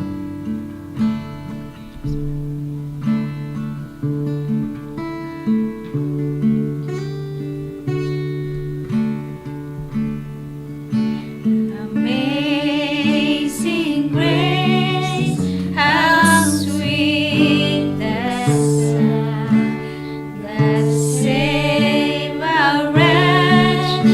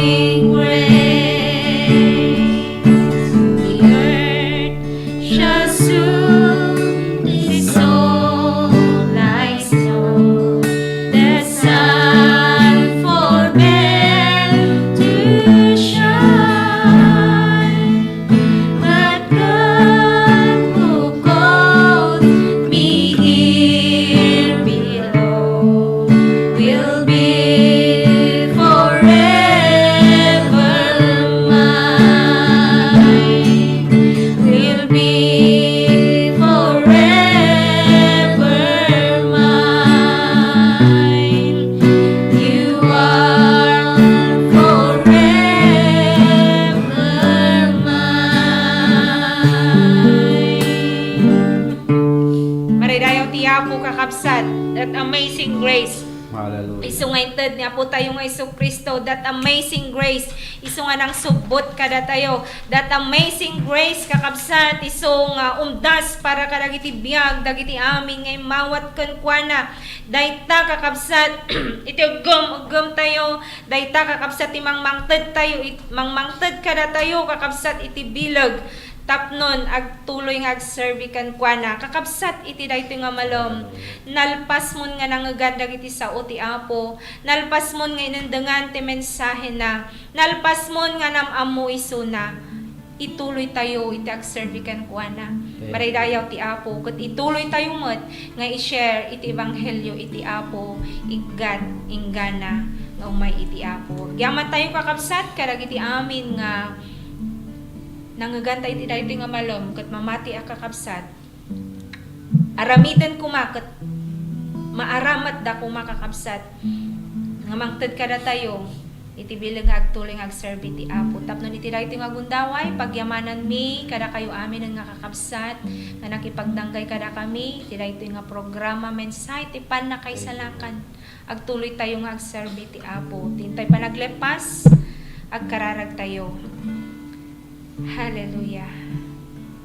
Managayat ken managparabor nga Dios, anyan Apo iti samin dagiti mensahe iti daytoy nga malom.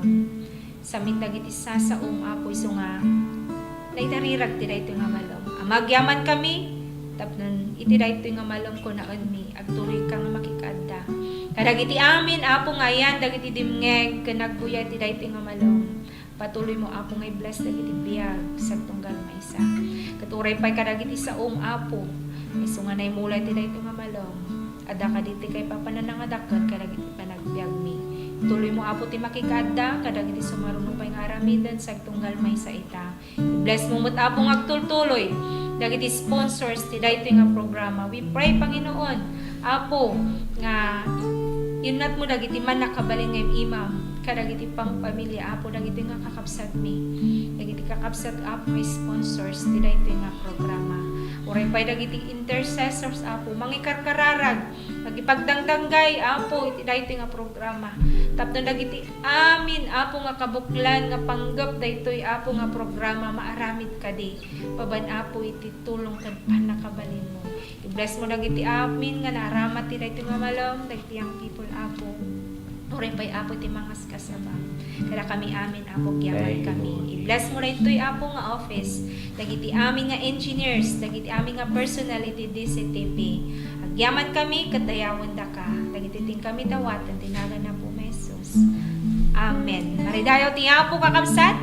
Gyaman kami ti panakidanggayo ket kasta nakikita tayo tumanan ti sumarunong nga Domingo. God bless us all. Jesus will sing and shout the victory.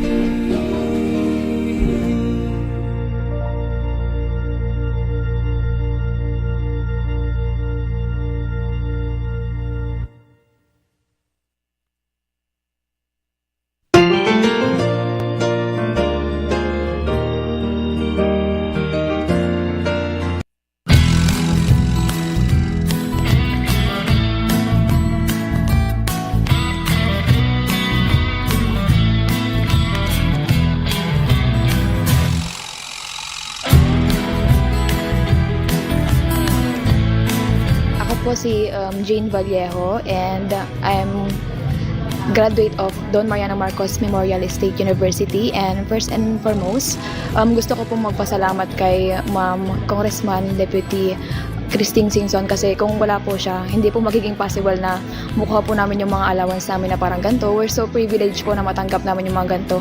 Kasi yung ibang students po, hindi po sila nakakuha ng ganitong kalaki na every semester nakakuha. Yung iba po kasi 5,000 one time lang po yung ano nila, financial assistance. Tapos kami po, every semester we're so lucky po. Tanga bigat isumuti pangalam anti dagiti scholars. So year in year out malaala da dati allowance nga gaputi CHED because they were granted a scholarship. So congratulations to these 66 students nga amok nga to get a CHED scholarship, because they're like one of the top students dito yung district tayo for them to get the Tulong Dunong, to be part of Tulong Dunong program of CHED. So congratulations man kada kayo.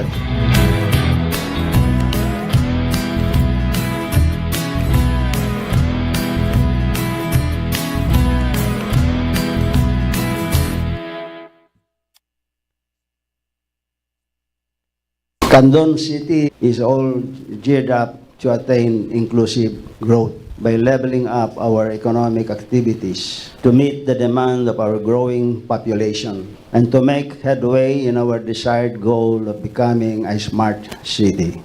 Our 7-kilometer bypass road, which we name Heroes Bypass Road, is the traffic congestion along our business central district. But more importantly, it will become our economic driver as it is the home of major government-funded projects and the main extension of our commercial and business district. Thus, it will eventually become the new city center of Candon. Among the major government projects along our 4-lane bypass road is our 8,000 seating capacity Candon City Arena and Convention Center. This will open the opportunity to the city of Candon to host major national and even international sports events and conventions, exhibits, and conferences. We made it also as a multi-purpose center for the first and second floors will be the satellite offices of national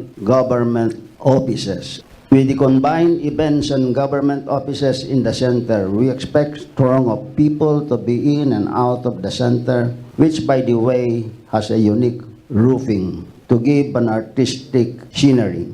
To complement is a hotel currently being constructed beside it to cater to tourists and visitors who will attend the programs and activities in the center. Also adjacent to the sports complex is the new LTO branch that caters to our city and of course to our second district of Ilocos Sur. Another big ticket project is the construction of the Candon City Airport. The city government initiated the acquisition of lots for the said project. Under the General Appropriations Act for the year 2022, CAAP allocated the initial funding for the construction of a runway in the amount of 275 million. We will start as a community airport and we will upgrade as the need arises for more air transport for domestic and foreign tourists. I push for this project knowing fully well that an airport is an integral part of the development and growth of an area. Besides, it will also benefit nearby towns, provinces like Abra, Mountain Province, and Ifugao. It will be the shortest road in going to known tourist destinations like Sagada in Mountain Province and Banawe Rice Terraces in Ifugao, cutting the travel time to half as it will only take 3 to 4 hours to reach those tourist destinations from Candon City. Health is wealth, and with our experience with the current COVID-19 pandemic, the city government collaborated with Deputy Speaker Christine Singson and the Department of Health for establishment of the Ilocos Sur Medical Center, located also along the bypass road, which will be one of the premier hospitals in the region, with initial 20 buildings being completed. We appreciated the hard work of Deputy Speaker Christine Singson, who pushed for it in the House of Representatives and eventually become a new law, Republic Act 11705. We hope to complete the necessary infrastructure and facilities and equipment operational by June next year for Candonians and will have a huge economic impact because of the business and service opportunities as we expect new establishments and food businesses to sprout in the area. The hospital's ambition to reach level 3 by next year and will serve as a training center for medical courses interns. It will also augment the healthcare requirements of neighboring provinces from Region 1 and CAR. We have an annex project which is the recently completed building of the City Candon Hospital, which it is a 5-story building with 2 elevators equipped with modern facilities and equipment. We will also pursue our tourism development, and despite the pandemic, we took the opportunity to build and develop tourism destination areas. We plan and build in our 395 hectares ecotourism zone covering 4 eastern barangays. The ecotourism zone declared as a tourist destination by law, Republic Act 11407, which I authored when I was in Congress. Our aim is to put up an environmental friendly park and tourism haven within the forest. To be more detailed, it has its own dairy farm consisting of animals like Holstein cows, buffalo with Italian, Indian breeds, and we also have dairy goats with an alpine breed, Saanen and Anglo-Nubian. We extract milk regularly that we use to sell to local foreign tourists visiting the eco park, as well as we give as a nutrition program of the city, we give our milk to our daycare centers. In general, the Eco Park and other developments in our ecotourism zone is our humble contribution in the preservation, conservation, regreening of our environment, including the preservation of wildlife. And most important, it is our intervention to address climate change in the world. The city government has regularly allotted funds for the planting of trees and bamboos inside the Eco Park. Meanwhile, on the western side of the city, particularly along our 8.5-kilometer coastal area, we continue to develop it as a tourist destination. In Barangay Darapida, we have already our Baywalk and Coastal Park that will soon house an aquarium for tourists and educational use for our children to learn more about aquatic species in our country. That area was once a dumping site and now it is already a tourist destination. One of our major programs in our city is food security. Being an agriculture-based city, we have numerous support for our local farmers and fisher folks in various assistance as we provide 60% of the requirements of our farmers for mechanization, fertilizers, and farm inputs. The same with our fisher folks, we provide feeds for fish pond owners, fish cages, fish nets for fishermen. We recently launched the Candon City Microfinance Program for additional needed funding requirements for the two sectors. The city government also included MSMEs and OFWs to give them a source of capital for their fund requirements. With only 3% interest and 3.5% service fee for this program, we allocated 80 million and a counterpart fund from our partner bank, the Ilocos Consolidated Cooperative Bank. In sum total, we will have 160 million for the program. For education, putting in mind that human resource is our main asset, we put much emphasis on our education sector. We have established a scholarship program for college students. At present, we have 350 city college scholars and 4,000 under the district scholarship program under the office of Deputy Speaker Christine Singson. Deputy Speaker Christine Singson initiated the merger of our two state colleges in the second district of Ilocos Sur to be a university, which is named University of Ilocos, Philippines. This was made into law through Republic Act 11755, which was signed by former President Rodrigo Roa Duterte. To sum up, what I presented is a glimpse of the blueprint of our master plan that we have formulated and will implement in our quest to continue elevating from poverty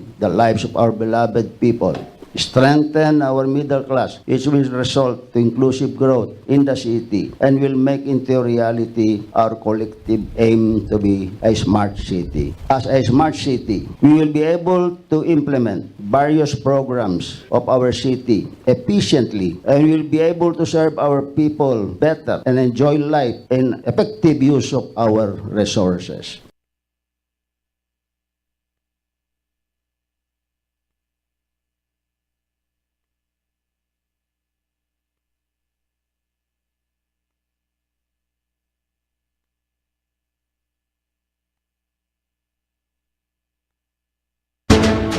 Province of Ilocos Sur, led by Governor Jeremiah Singson. 1. Ilocos Sur.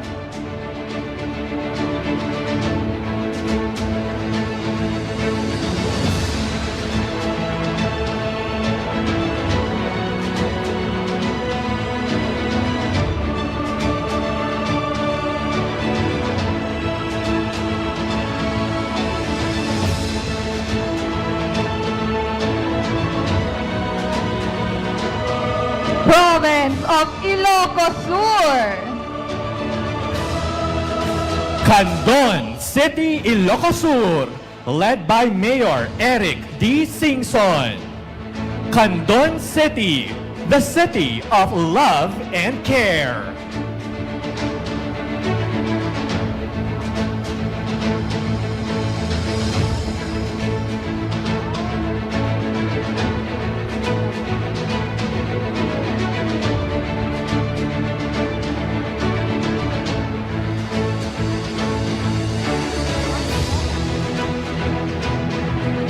Candon City, Ilocos Sur.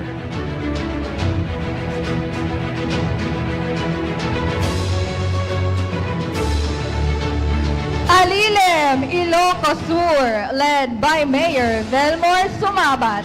Alilem!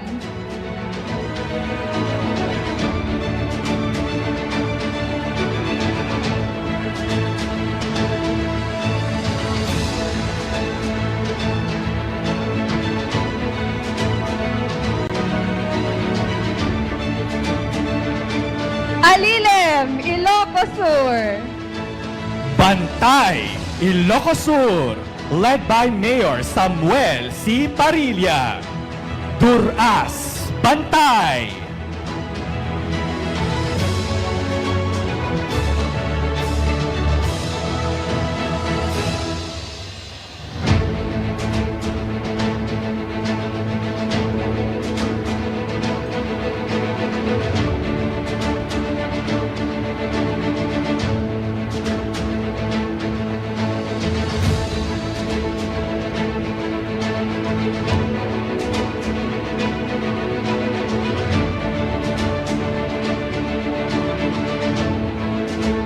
Bantay, Ilocos Sur.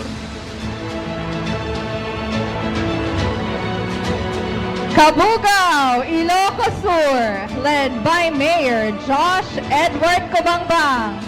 Bagnos, Cabugao.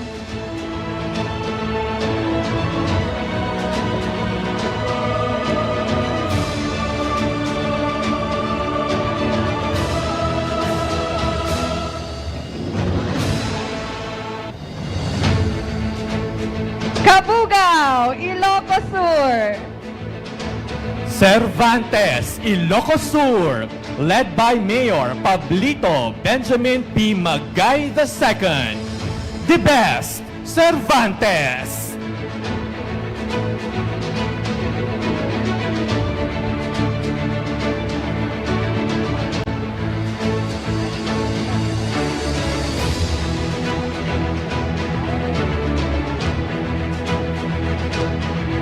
Cervantes, Ilocos Sur.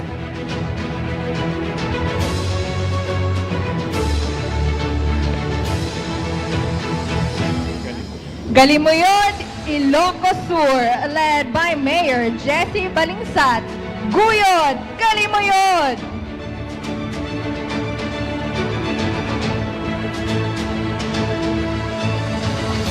Galimuyod, Ilocos Sur. Lidlida, Ilocos Sur, led by Mayor Sherwin P. Tomas. Naaliptak, Lidlida.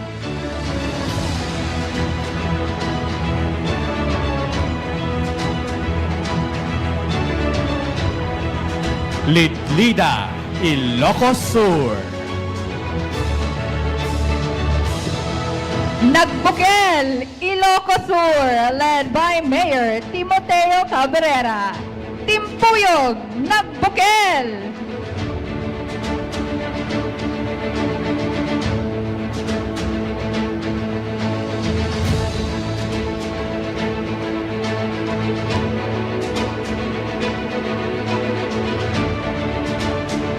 Nagbukel, Ilocos Sur.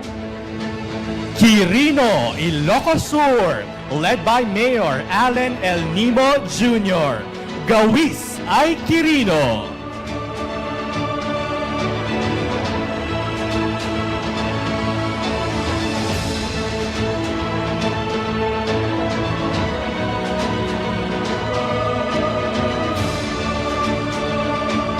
Quirino, Ilocos Sur. Salcedo, Ilocos Sur, led by Mayor Graziel G. Ichon. Banat, Salcedo.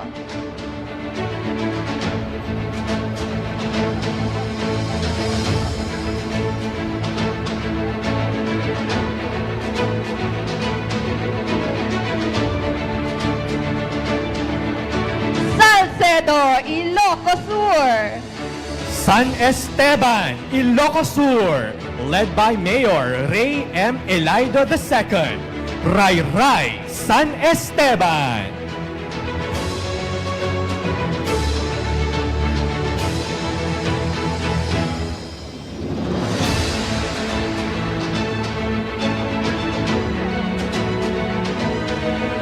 San Esteban, Ilocos Sur.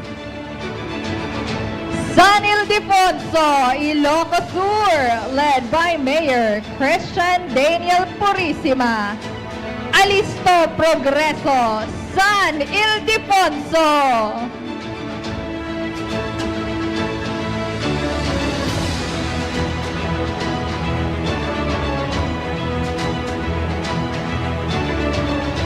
San Ildefonso, Ilocos Sur. San Juan, Ilocos Sur, led by Mayor Maria Elaine A. Sarmiento. Tatan, San Juan.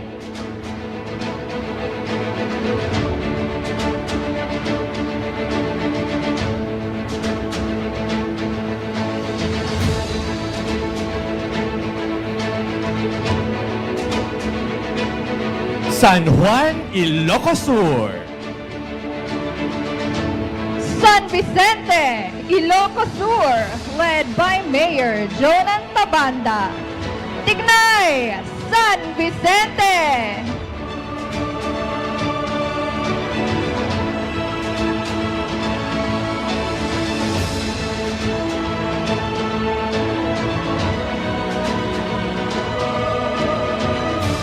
Congratulations.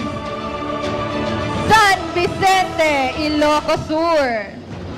Santa, Ilocos Sur, led by Mayor Jesus Bueno Jr. Paspas, Santa.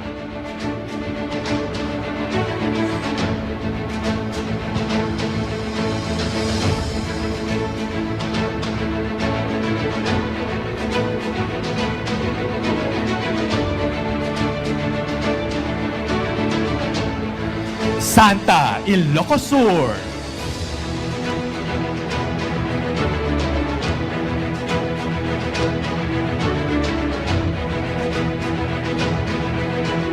Santa Cruz, Ilocos Sur, led by Mayor Teresita Valle. Forward March, Santa Cruz.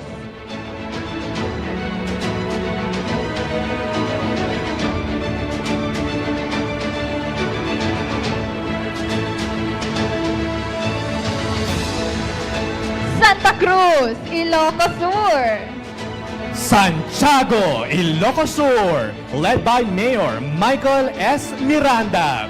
Go, go, go, Santiago!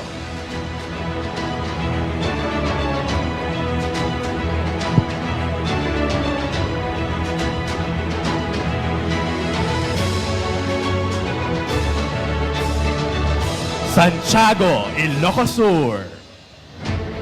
Santo Domingo, Ilocos Sur, led by Mayor Brian Dexter Tadena. Arangkada Progreso, Santo Domingo.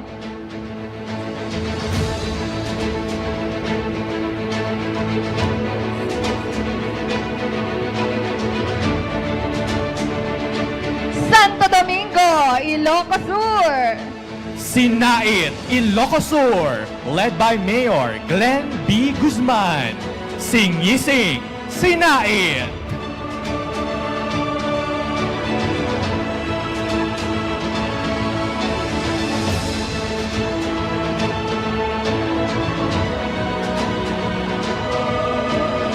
Sinait, Ilocos Sur.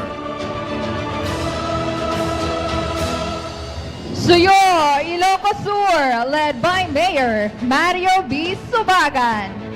Napintas, Suyo!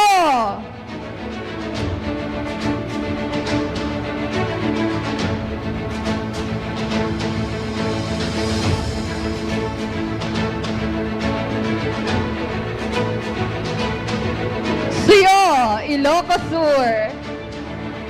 Tagudin, Ilocos Sur, led by Mayor Roque S. Versosa Jr. ASAP, Tagudin.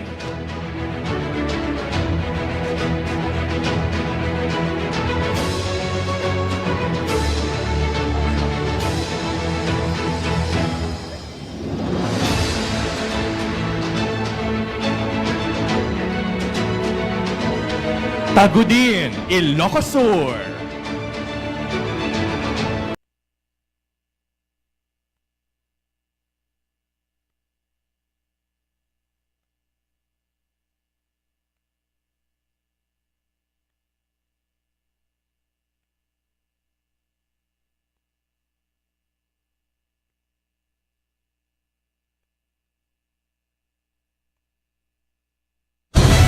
Mas pinalawak, mas pinalakas sa paghatid ng mga pinakahuling kaganapan saan man sa Ilocanja at Cordillera. Higit 2 dekada ng pinagkakatiwalaan. Ito ang radyong pambalitaan ng Tiradpas Network. DZTP, Radyo Tiradpas.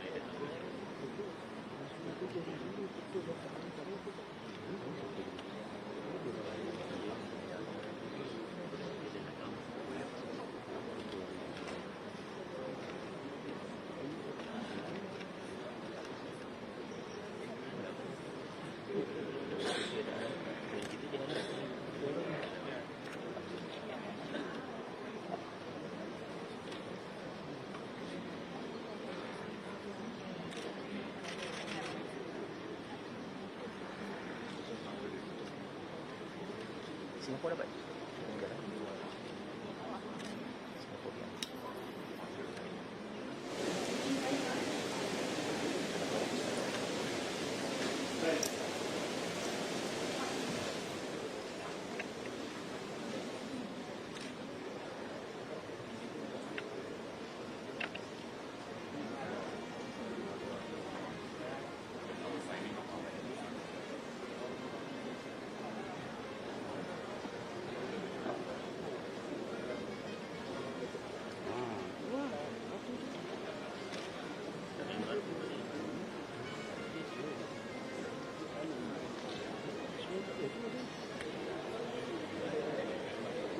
Pakai spek.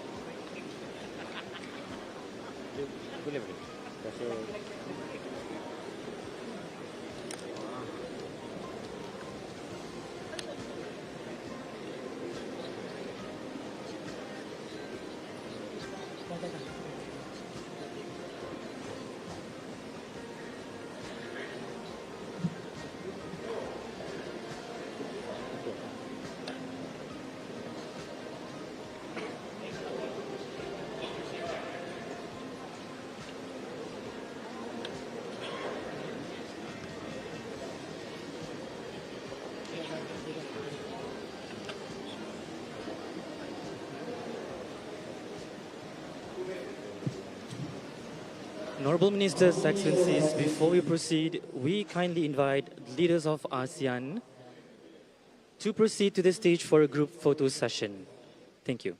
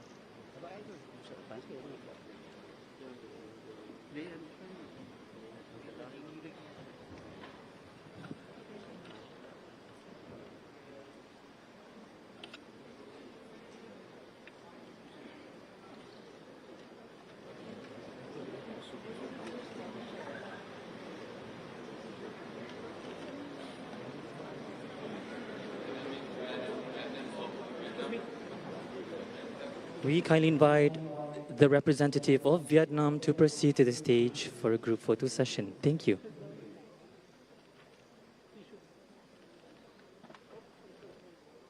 Excellencies, allow me to count in 3, 2, 1. Excellencies, you're kindly requested to remain on stage for our next event.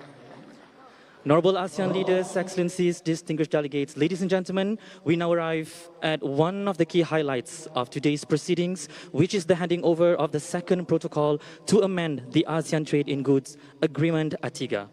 This milestone reaffirms ASEAN's commitment to deeper regional integration through openness and shared prosperity. As a key driver of intra-regional trade and supply chain connectivity, ATIGA's enhancement is timely amid today's challenging global trade landscape. And with that, I wish to invite the Honorable Senator Tengku Datuk Sri Utama Zafrul, Tengku Abdul Aziz, the Chair of the AFTA Council, together with His Excellency Dr. Kao Kim Horn, Secretary General of ASEAN, to the stage for the handover ceremony and to be witnessed by the ASEAN leaders.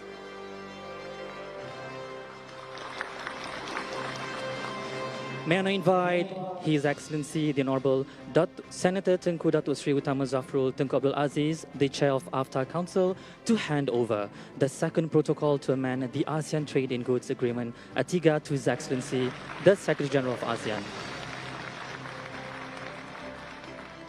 Thank you very much, Excellencies. You may kindly take your seats.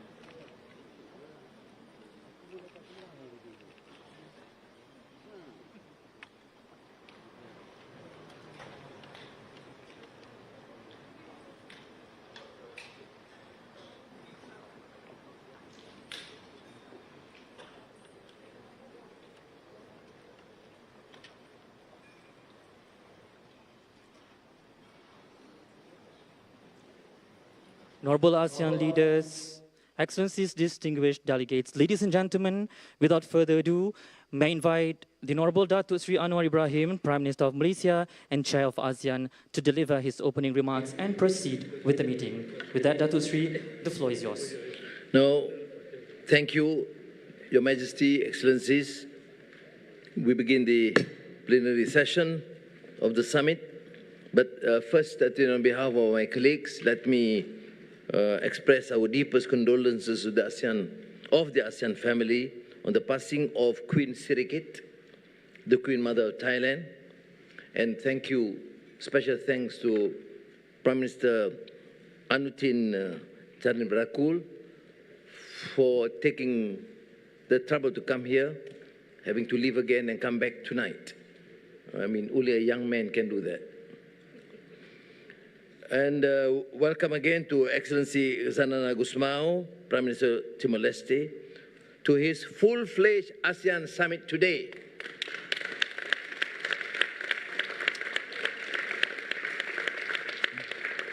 My pleasure too to welcome guests of the chair to this plenary session. Right Honorable Mark Carney, Prime Minister of Canada.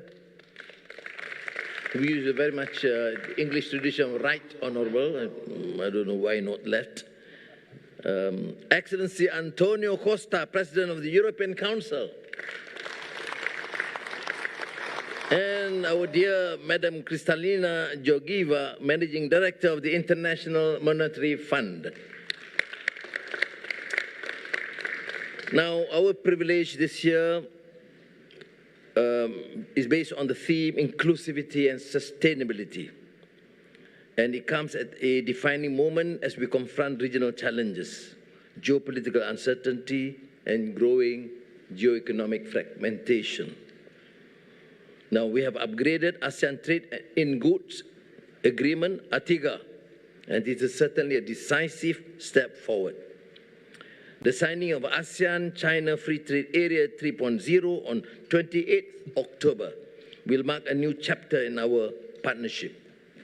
Beyond ASEAN Plus One framework, we are accelerating the Regional Comprehensive Economic Partnership, the world's largest free trade pact. We will host the 5th RCEP Leaders Summit tomorrow to give a new momentum to this implementation. May I now request politely the members of the media to adjourn for tea or coffee.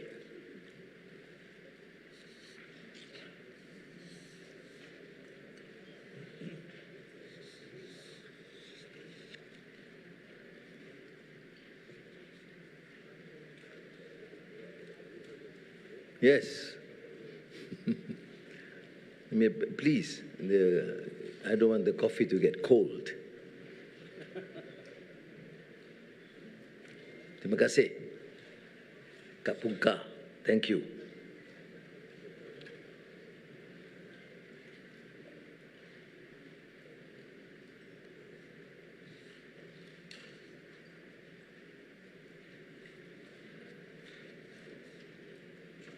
Earlier, I made this remark of special thanks to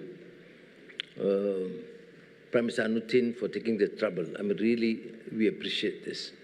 But I must also say this, that in during my chairmanship, I must give special recognition thanks to Your Highness, Tunku Sultan of Brunei, for his invaluable advice. All along, from the beginning, I went to seek his advice because no one has that experience of sitting down to all these plenary sessions of ASEAN.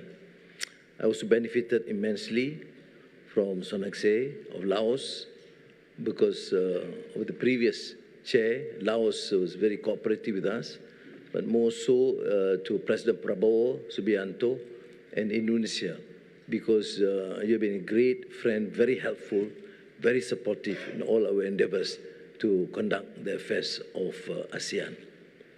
Now, Excellencies, ladies and gentlemen, as for the tradition, we will first invite the guests of the chair and we begin with the Prime Minister of Canada. Thank you very much, Prime Minister, for that introduction, for your hospitality, and for your leadership in this vital forum at this historic time, and your leadership over the years and going forward. Your Royal Highness, Your Excellencies, it is an honor to be here. I chose this summit and this visit to Malaysia as my first trip as Prime Minister to Asia for a reason. And that is, like ASEAN, Canada values sustainability and inclusivity in everything we do. And I felt as I walked in to the summit, as I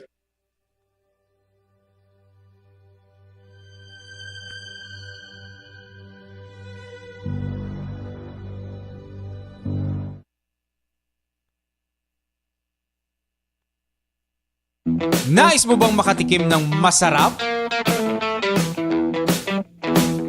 Malinamnam at kakaibang pagkain, international o local cuisines. Tara na at samahan si Danny Antalan at tikman ang kakaibang trip ng Bida Ka Food Trip. Dito lang sa TPN.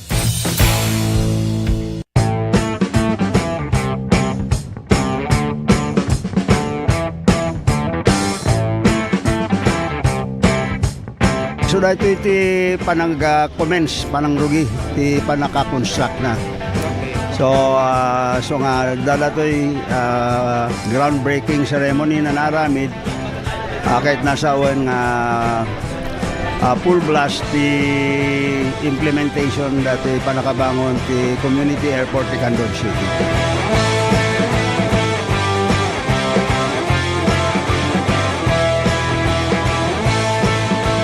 Una pong activity natin, embankment, para yung kalsada, pumantay po tayo doon sa kalsada natin. And yung finished product po kasi natin, we have to be even higher than the road elevation.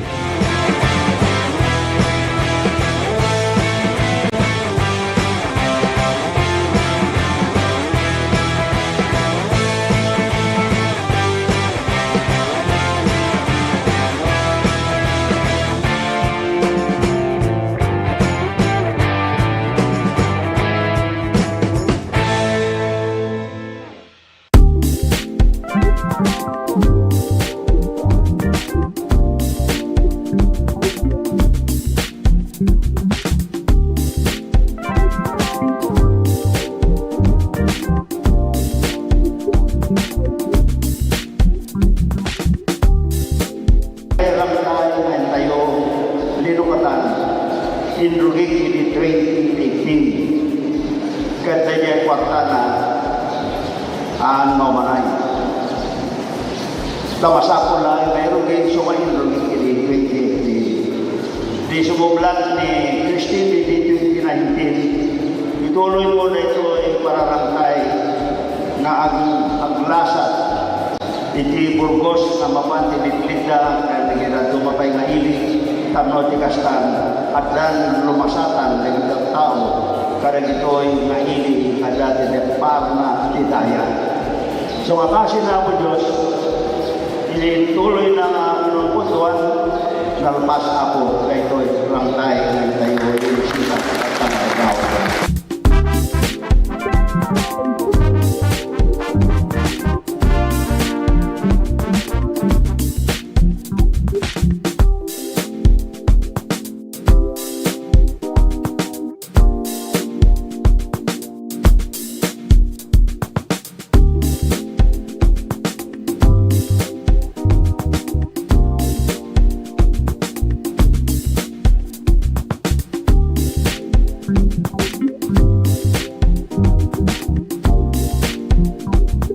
Tata, mayda nakita da nga kabarbaro, ada pa game aircon dagat. Pag tiyaman alaw nay, napansin da ito'y nga gymnasium Mitila Burgos ket sapay kumbatan. At danto pay kurang na ito'y sinanama ka po ngagpatulong to kentuan na nga maddanto manan da ito'y basketball court mit na pinpintas ako.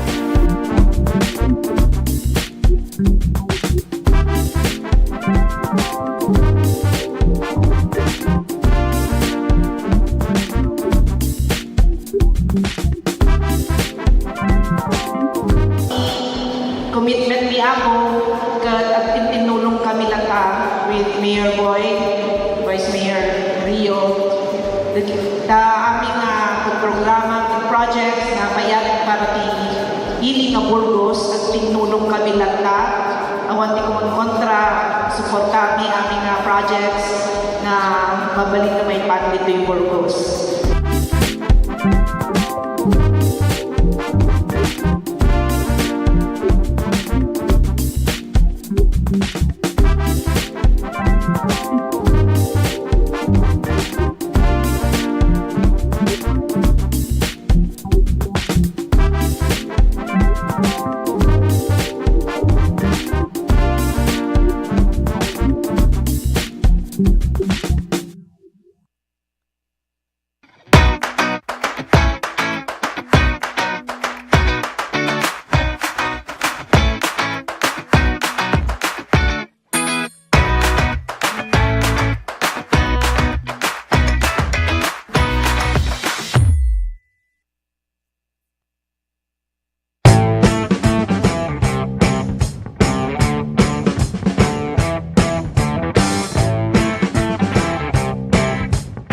So dito iti panag-commence, panang rugi, iti panaka-construct na. So, so nga dadatoy groundbreaking ceremony na naramid kahit nasa awan nga full blast the implementation dati panakabangon ti community airport ti Candor City.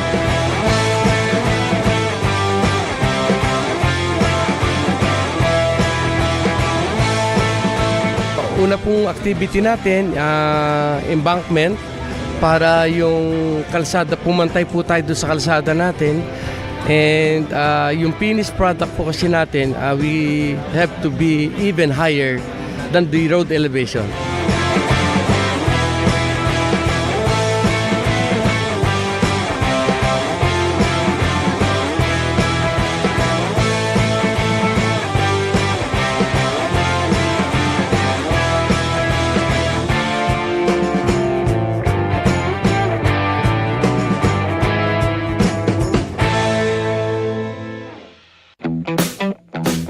Nais mo bang makatikim ng masarap? Malinamnam at kakaibang pagkain, international o local cuisines. Tara na at samahan si Danny Antalan at tikman ang kakaibang trip ng Bida Ka Food Trip. Dito lang sa TPN.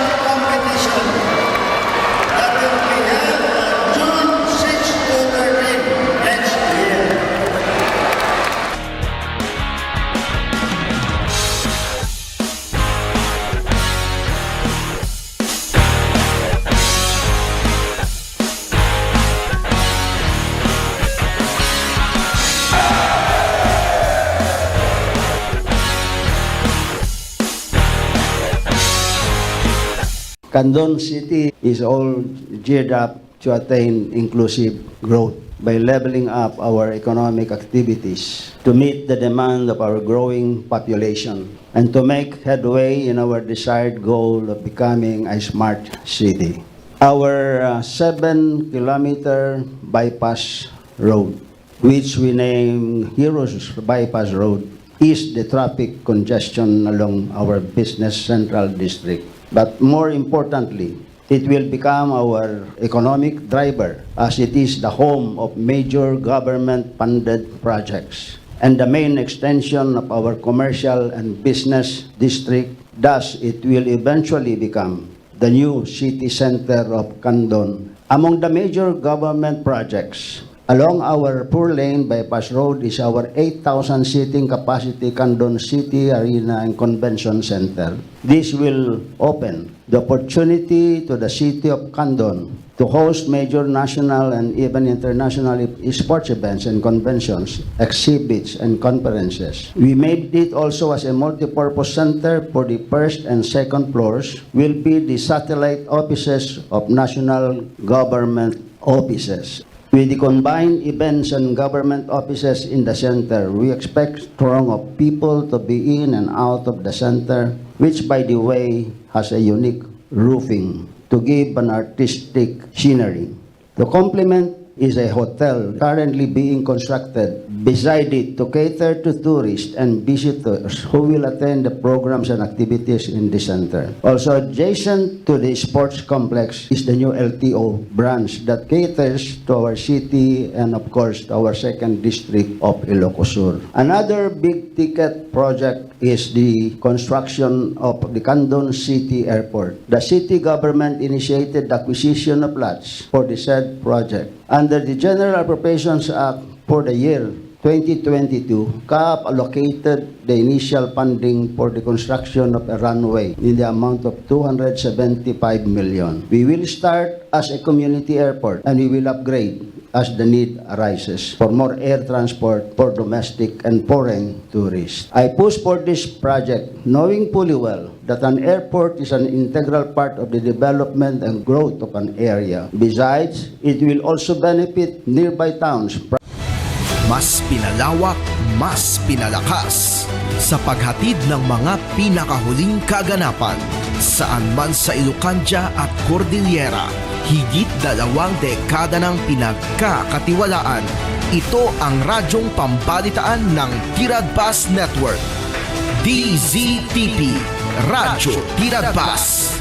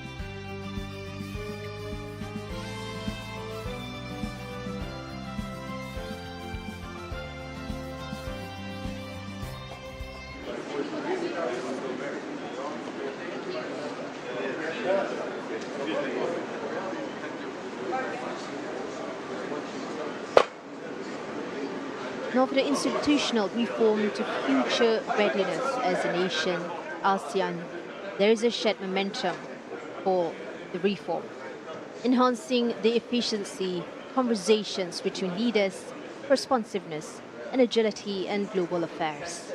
Malaysia's 2025 chairmanship has emphasized reform, inclusion, digital innovation, and strengthening community building.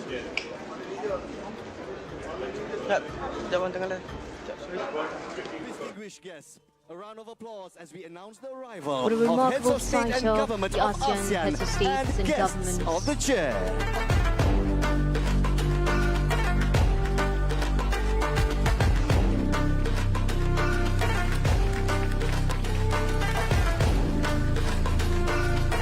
Conversation is more than ceremonial entrance. A powerful vision of ASEAN's enduring unity, trust, and shared purpose, reflecting the strength of mutual respect, dialogue, conversation, and the region's commitment to progress together, side by side. Among them are leaders representing over 600 million people,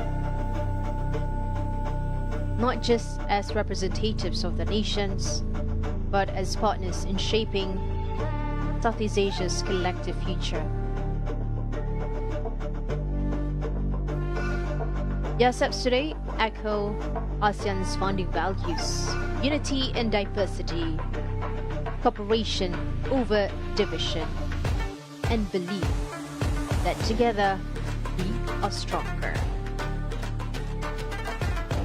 Now, as they take their seats for the upcoming session, let us take this moment to reflect Distinguished on the guests, significance please of their rise for the presence. ASEAN anthem.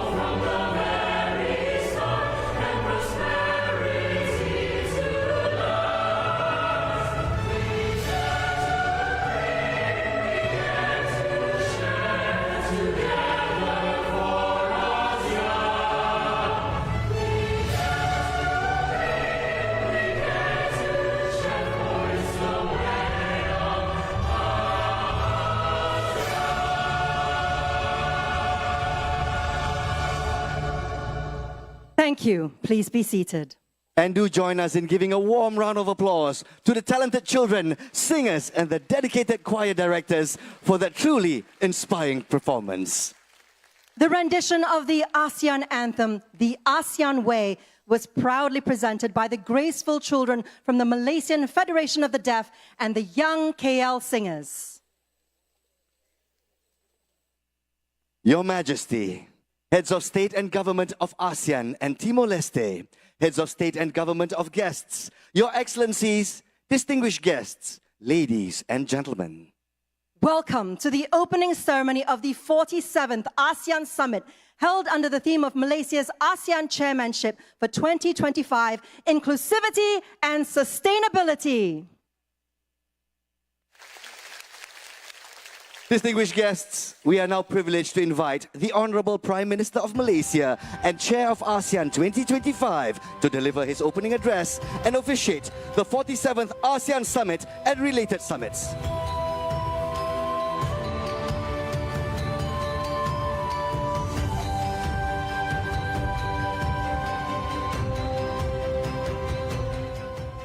Assalamualaikum warahmatullahi wabarakatuh.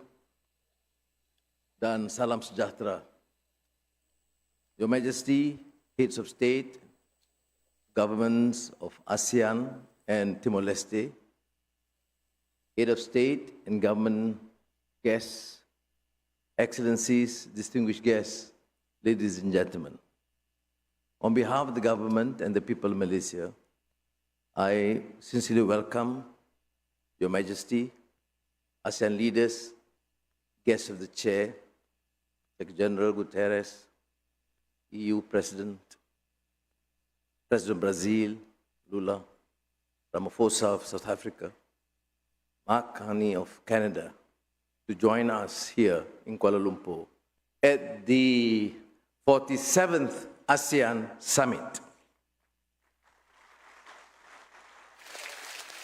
When Malaysia assumed the ASEAN chairmanship, we certainly recognize the magnitude of responsibility before us. Leadership is never a matter of routine. It is a matter of choice. To define priorities, to renew ASEAN's sense of purpose, and chart a course worthy of our people's hopes. 2025 is a year that asks and demands more of us. The world feels unsettled, the old order no longer certain, the new one not yet defined. Across regions, we see rising contestation of growing uncertainty. These crosswinds test not only our economies, but our collective resolve to keep faith in cooperation, to believe that understanding and dialogue can still prevail in a divided age. And yet, amid these trials, ASEAN endures. Our strength lies not in conformity, but in the conviction that respect and reason still bind us together. Later this morning, when Cambodia and Thailand signed their peace agreement here in Kuala Lumpur, the world will see that conviction can achieve. It reminds us that reconciliation is not a concession, but an act of courage, and that peace, once chosen, can reshape the future of nations. Thank you, Prime Minister Thailand and Prime Minister Cambodia. The ASEAN Community Vision 2045, adopted here in May, speaks of who we aspire to be and challenges us to make these aspirations real. It calls on us to strengthen ASEAN's unity and centrality, to pursue growth that is both resilient and fair, and to safeguard the welfare of generations to come. Timor-Leste's historic admission into ASEAN today gives new meaning to that vision. Congratulations again to President Ramos Horta, Prime Minister Zadana Gusmao. Its place here completes the ASEAN family, reaffirming our shared destiny and deep sense of regional kinship. Within this community, Timor-Leste's development and its strategic autonomy will find firm and lasting support. Your Majesty, Excellencies, distinguished guests, as chair this year, I ought first to recognize the support, understanding of my colleagues, the leaders of ASEAN. Through that, we are able to realign our priorities to keep the association resilient, relevant, and responsive to the times. Together with fellow member states, we have worked to foster the conditions for peace in Myanmar. We know this requires patience and persistence, and an honest appreciation of the realities on the ground. Guided by the 5-point consensus, ASEAN has drawn on every available channel and partner to reduce violence and ease the humanitarian crisis. But lasting peace cannot be imposed. It must be Myanmar-owned and Myanmar-led. Only then will the reconciliation endure.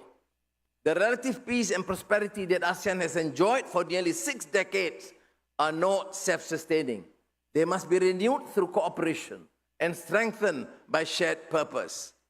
That is why ASEAN is deepening economic linkages, widening trade, and enhancing competitiveness.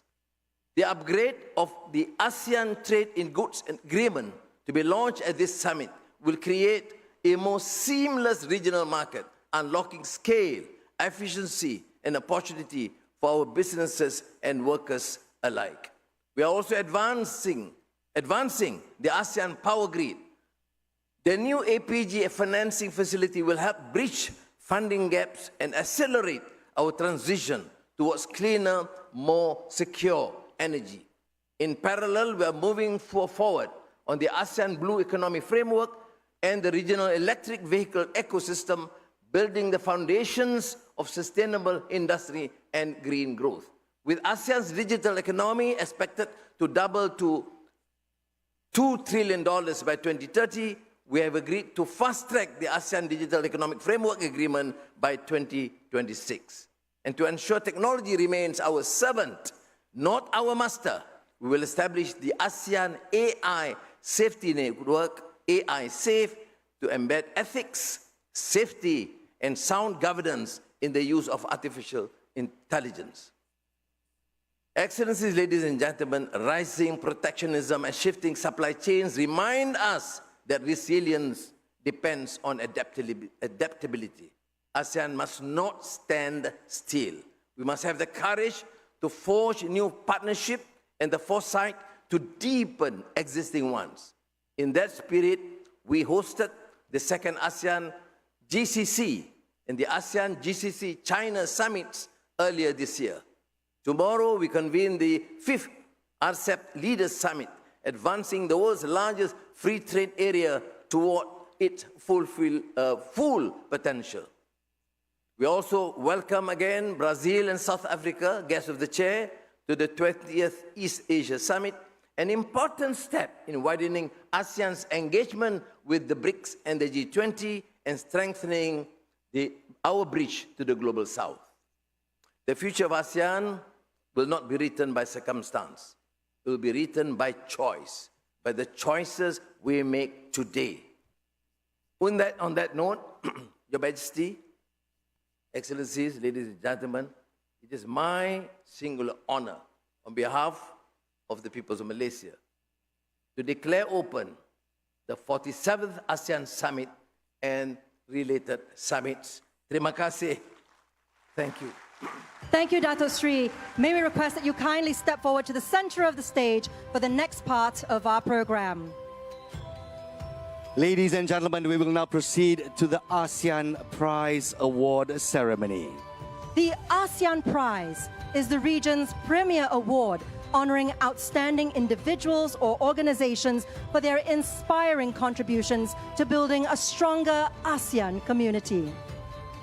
This award, initiated by the ASEAN member states, is supported by Temasek Foundation of Singapore and Yayasan Hasanah of Malaysia. We now invite His Excellency Dr. Kao Kim Horn, Secretary General of ASEAN, to accompany Dato Sri on stage for the ASEAN Prize Award ceremony.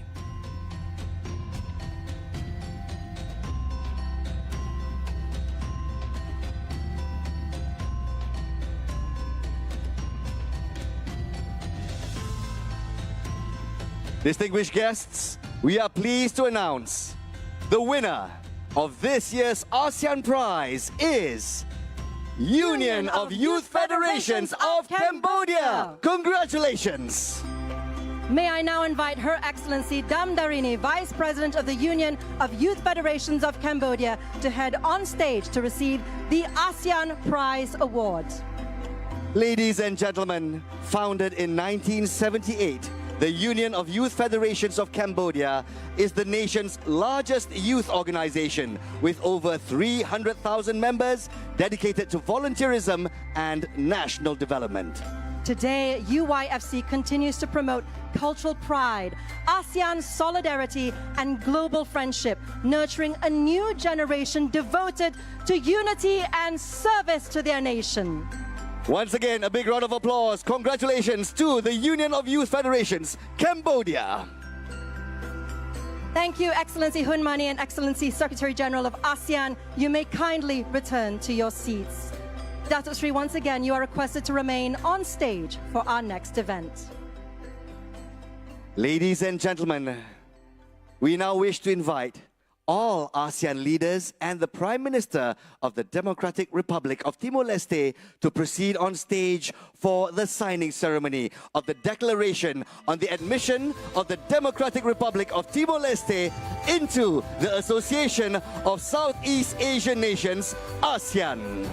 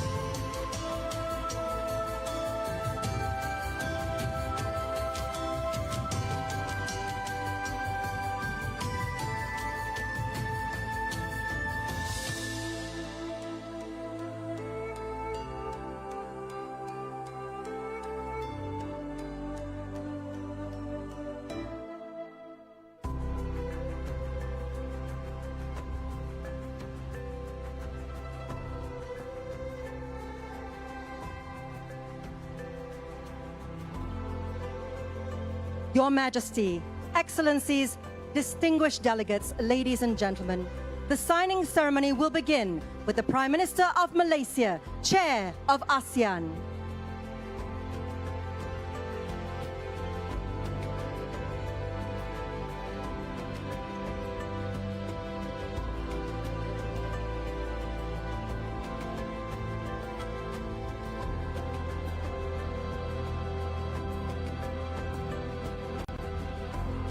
Next, His Excellency, the President of the Republic of the Philippines.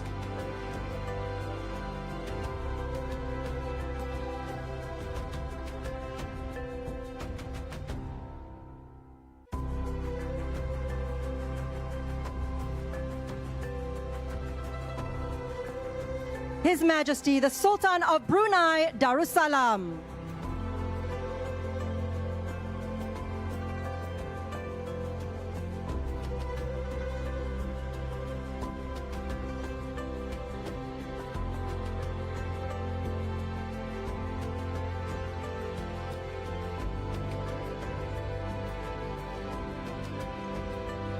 His Excellency, the Prime Minister of the Kingdom of Cambodia.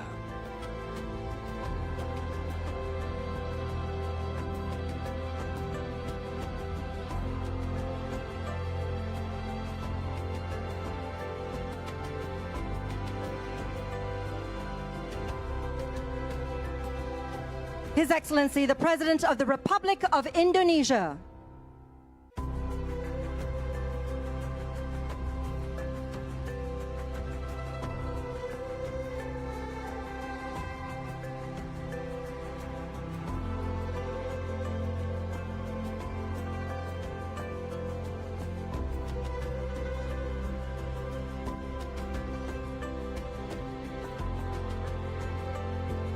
His Excellency, the Prime Minister of Laos People's Democratic Republic.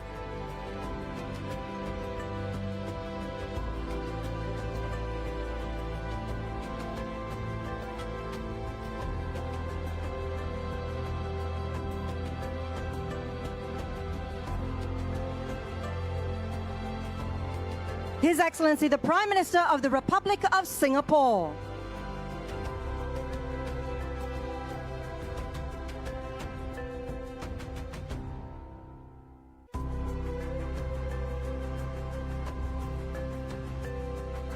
His Excellency, the Prime Minister of the Kingdom of Thailand.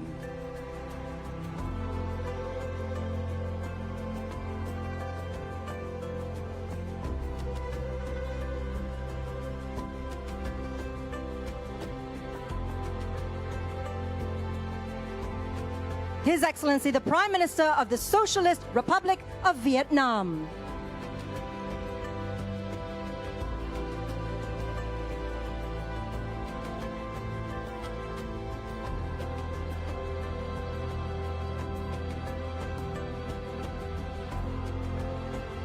His Excellency, the Permanent Secretary of the Ministry of Foreign Affairs, the Republic of the Union of Myanmar.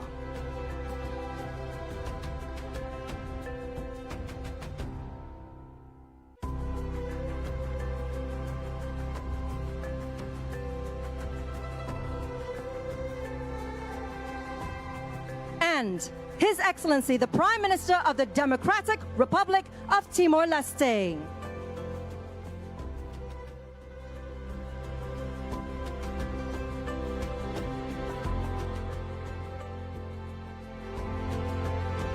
With the spirit of solidarity in the air, thank you, Your Majesty and Your Excellencies. We now invite all our ASEAN leaders to please move forward to the center of the stage for a photo opportunity.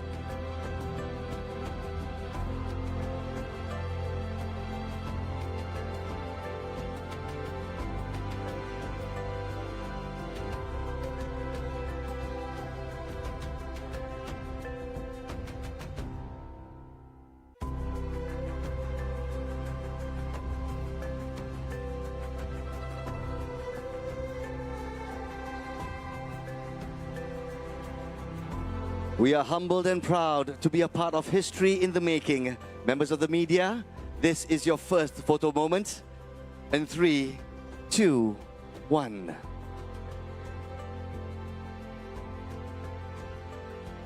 Next is the customary handshake, the ASEAN way, please. Right hand over left.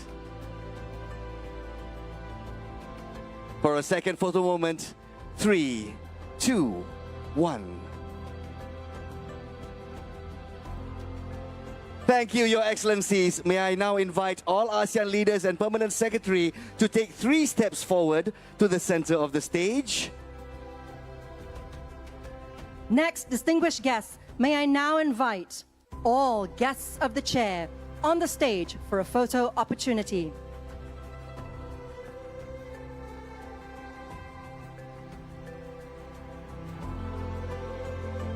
Please welcome the President of the Federative Republic of Brazil, The President of the European Council, the President of Republic of South Africa, the Prime Minister of Canada, the President of the Democratic Republic of Timor-Leste, and last but not least, the United Nations Secretary General. And for this official photo, we shall do it the ASEAN way. Right hand over left in solidarity.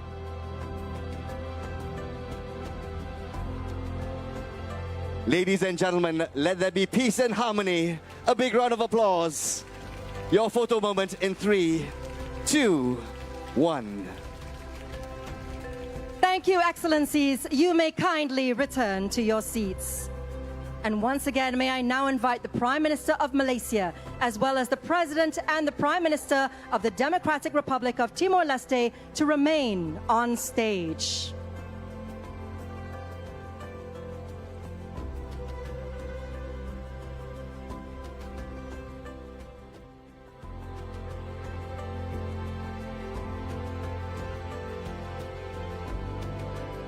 Once again, the Prime Minister of Malaysia, as well as the President and the Prime Minister of the Democratic Republic of Timor-Leste on the stage. An emotional moment, ladies and gentlemen. We would now like to invite His Excellency Dr. Kao Kim Hoorn, Secretary General of ASEAN, to once again proceed to the stage to receive the signed declaration from the Honorable Prime Minister of Malaysia.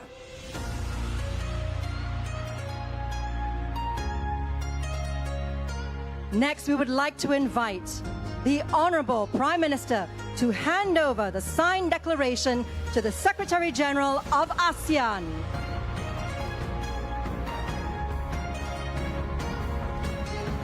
A big round of applause. Thank you, Honorable Prime Minister. And now, the moment we've been waiting for. It is time to officially place the Timor-Leste flag onto the stage, joining the other flags of ASEAN member states.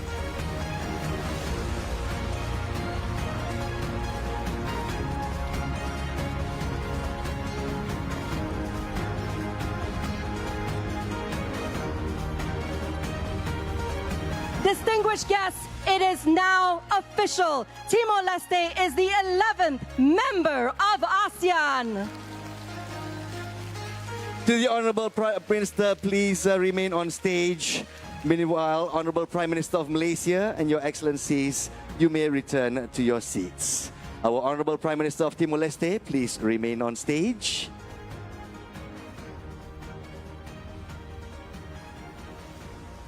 kepada Yang Amat Berhormat Perdana Menteri Malaysia, to the Honourable Prime Minister of Malaysia, and to Your Excellency, we'd like to invite you back to your seat. Distinguished guests, this is truly a milestone moment for the Democratic Republic of Timor-Leste. And on that note, it is now our honor to welcome the Honorable Kairala Xanana Gusmao, Prime Minister of Timor-Leste, to deliver his remarks as the 11th member of ASEAN.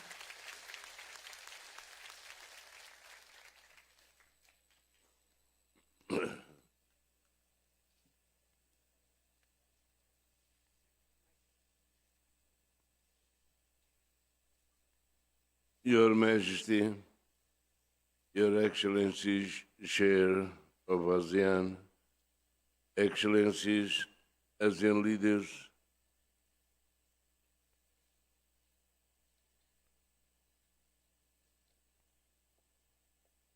Excellency, the President of the Republic of Timor-Leste,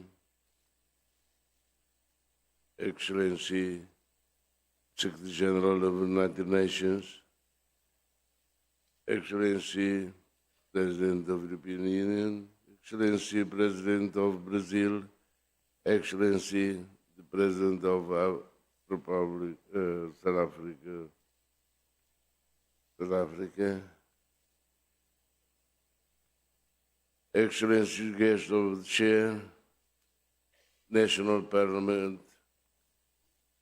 the members of the National Parliament of Timor-Leste here, Excellency, Secretary General of ASEAN, distinguished colleagues, ladies and gentlemen. Today, history is made. Timor-Leste has been admitted as the 11th member state of ASEAN. For the people of Timor-Leste, this is not only a dream realized, but a powerful affirmation of our journey, one marked by resilience, determination, and hope. For ASEAN, it is the continuation of a vision, a truly united family of nations, bound together by shared values, common aspirations, and collective destiny. On behalf of the government and people of Timor-Leste, I extend our deepest gratitude to all ASEAN member states, to the ASEAN Chair, the ASEAN Secretariat, and our dialogue partners. Your trust, encouragement, and unwavering solidarity have made this historic day possible. Our path to membership has been long and purposeful. Since we applied in 2011, we have prepared our institutions, reformed our policies, and strengthened our readiness, guided by the wisdom, support, and patience of ASEAN and its partners. Our accession is a testament to the spirit of our people, a young democracy born from struggle, now embracing a new era of collaboration and growth within one of the world's most dynamic regions. Today, ASEAN reaffirms its vitality and its inclusivity. Timor-Leste joins with humility and with pride, fully embracing the core values of ASEAN: mutual respect, peaceful cooperation, unity in diversity, and regional solidarity. We see ASEAN membership as both as natural affiliation, rooted in our culture and geography, and a strategic imperative for our nation's future. Timor-Leste enters ASEAN with full commitment to its charter, ready to be a constructive, peaceful, and devoted member. We pledge to work with all member states to keep our region peaceful, open, and prosperous, and to be part of efforts to build resilience, deepen unity, and ensure that no one is left behind. For Timor-Leste, this new beginning brings immense opportunities in trade, investment, education, and the digital economy. We are ready to learn, to innovate, and to uphold good governance, strengthening our institutions as we work together toward sustainable development. This is not the end of a journey. This is the beginning of an inspiring new chapter. Together, we will advance the ASEAN Community Vision 2045, a peaceful, prosperous, resilient, and people-centered ASEAN, with Timor-Leste as an active contributor. On this day of pride and celebration, I speak not only as a Prime Minister on behalf of the President of the Republic of Timor-Leste and all Timorese people, but now as a fellow member of ASEAN family. Thank you very, very much. And thank you, Honorable Prime Minister of Timor-Leste, for those insightful remarks. Please, we'd like to invite you back to your seat. Once again, congratulations, the Democratic Republic of Timor-Leste, for their inclusion into ASEAN today. Timor-Leste, welcome to the ASEAN family. Once again, ladies and gentlemen, a big round of applause for the Democratic Republic of Timor-Leste. Ladies and gentlemen, we are now so pleased to present a performance by Malaysia's renowned Sape performer, Miss Alena Murang, and Malaysia's leading dance fusion ensemble, delivering a compelling artistic statement on unity and transformation. This showcase highlights the connection between our shared heritage and the opportunities presented by the digital era. It recognizes the diversity, creativity, and resilience of the human spirit, demonstrating how we can stand together as one community of ASEAN. We embrace a future defined by intelligence, connectivity, and progress. Please, distinguished guests, feast your eyes and your ears as we present to you this bedazzling performance.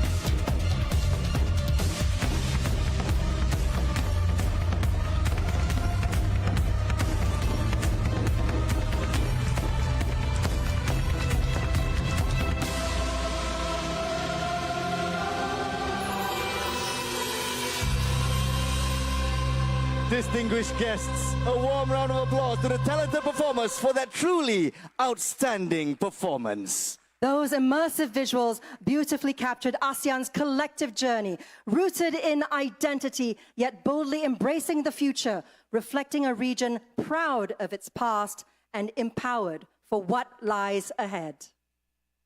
Your Majesty, Your Excellencies, distinguished guests, ladies and gentlemen, with that, the 47th ASEAN Summit and related summits are officially open. We wish all delegations successful summits ahead. Terima kasih and thank you. Announcing the departure of the Honorable Datuk Sri Anwar Ibrahim, Prime Minister of Malaysia, accompanied by our ASEAN leaders and guests of the chair. Once again, we thank you for sharing this momentous occasion with us. We kindly request that all other guests remain at your seats to allow the heads of state and government of ASEAN, as well as guests of the chair, to exit the plenary hall first. Distinguished guests, thank you.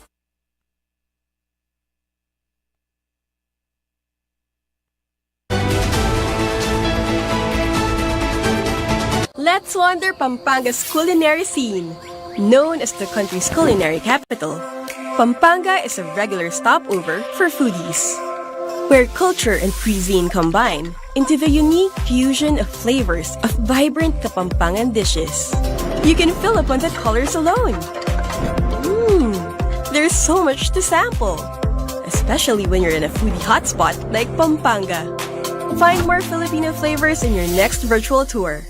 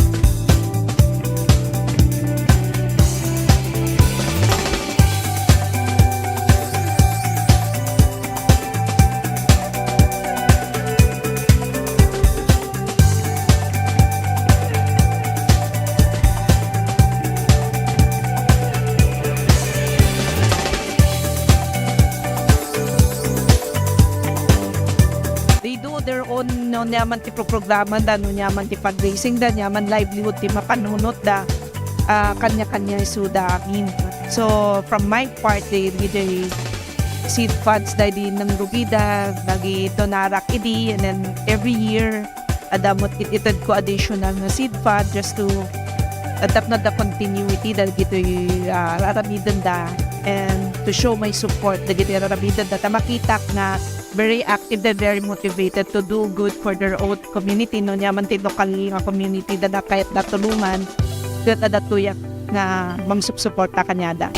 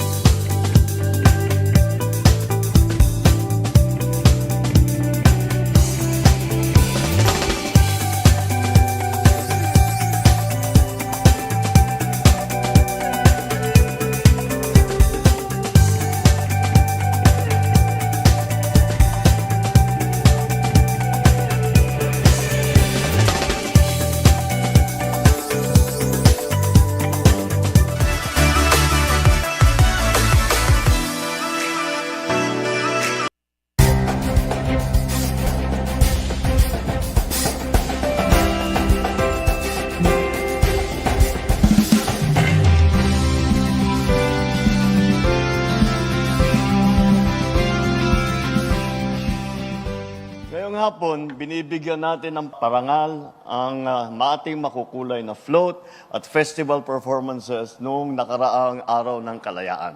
Dahil ang bagong Pilipinas ay hindi lang tungkol sa pagsulong. Ito rin ay ang pag-aalala at pagbibigay halaga sa ating pinanggalingan. Your creativity, your passion, the spirit that brings depth and meaning to who we are as a nation. Kaya't saludo ako sa inyong lahat.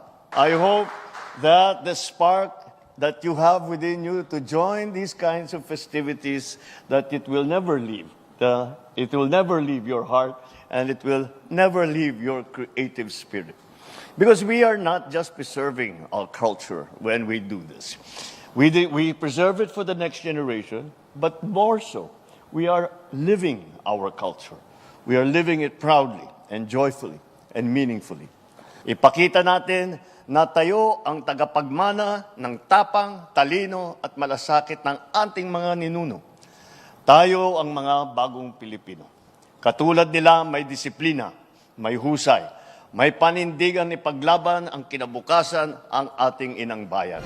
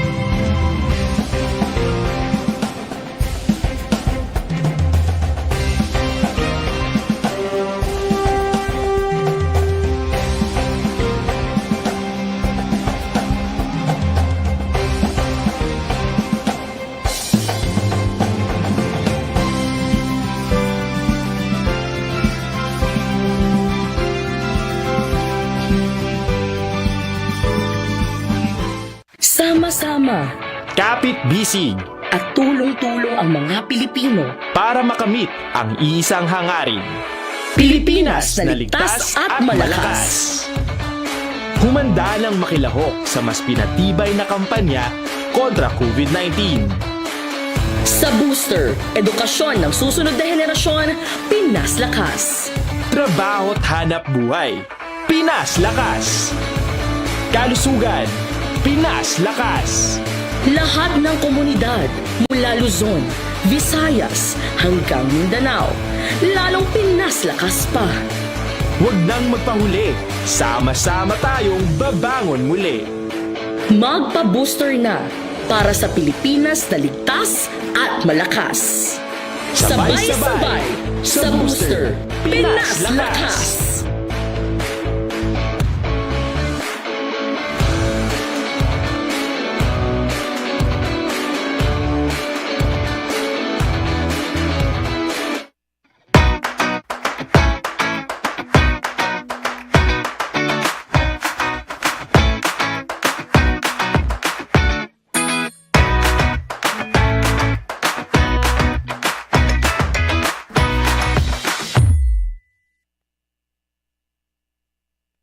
Let's wander the 100 islands of Pangasinan, 124 to be exact, each with their own hidden secrets to be explored.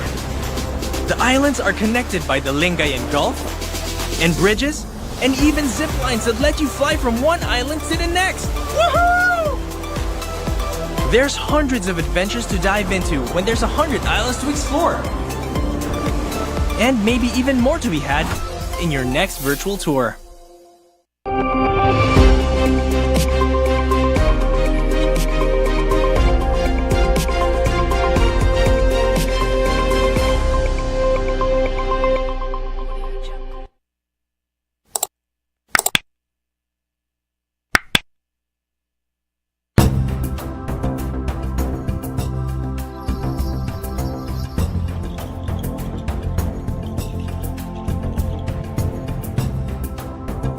Today, I'm happy and honored to welcome you all in this formal and official opening of our aquarium and children's park.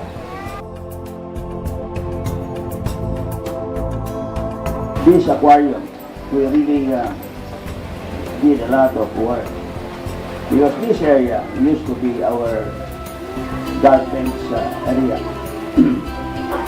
Dito yung tayo naglibas basura. We place our garbage in this area for the past, I think, 40 years. After going around the aquarium, all the guests, especially the children, will continue to proceed to the children's park and enjoy the children's park. So that's the privilege that will be given to all who will be coming to visit our aquarium.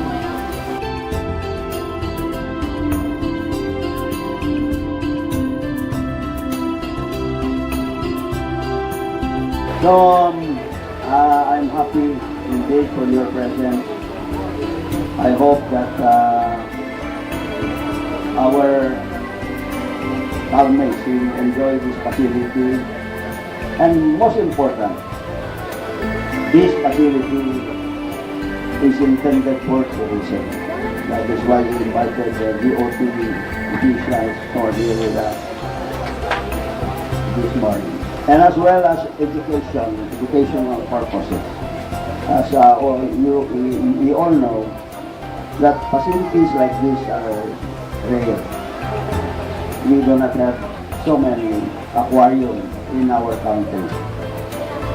I think it's just in Manila and us in Luzon, and also Subic, and then Visayas in Cebu, and somewhere in Mindanao.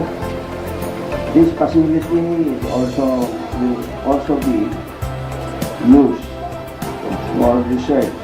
I had an occasion to discuss this with our Bureau of Fisheries, and they are happy to partner with us to make use of this facility for research purposes as well.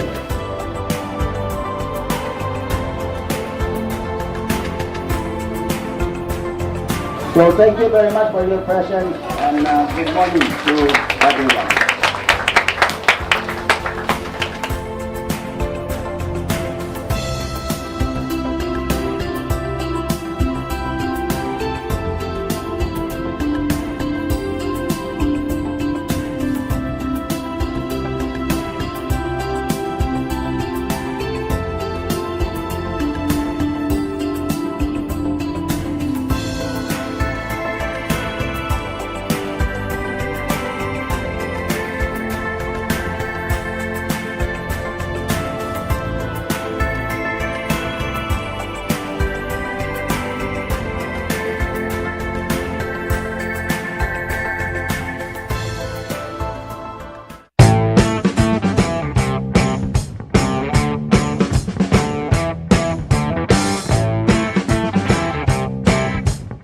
So dito iti panag-commence, panang rugi, iti panaka-construct na.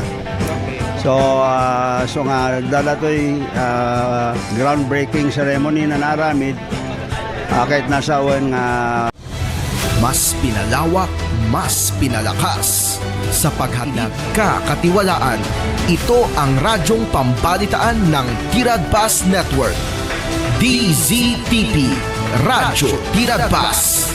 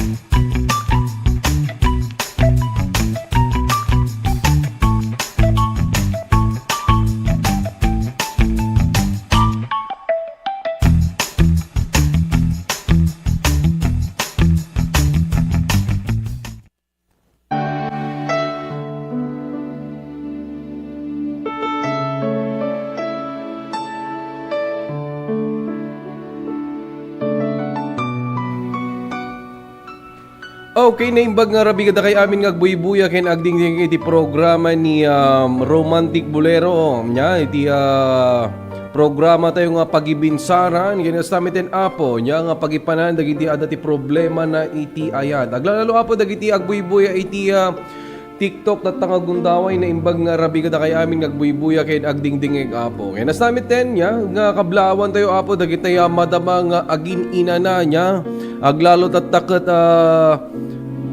aldaw iti Sabado wala nga ruden nya basta no aldaw ti Sabado apo nya daytoy apo iti aldaw nga urayan met apo nagiti padak nga mannalon ken padak nga karpentero at the same time apo nya dagiti nga panaginana ket gubway apo nya dagiti arapa abdabot nga makamit dagiti kunakon nga makaurno nya tapno ti panaginana nya ket may isang rason tapno makaurno.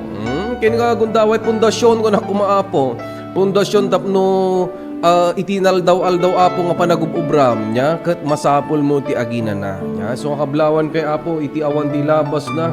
At the same time dagitay ako nakon nga madamadatang nga sumuksukat nya iti anti-bibinag nya no anti-bibinag apo amuyo mo no anti-bibinag wa no Ilocano ka nya ammo no anya ti anti-bibinag. Kasla kung mamula ang awan duman na apo datay ko na akon nga datay sapsapo nya no dati sapsapo apo nya no napudot ikatan na dagitay kunakon nga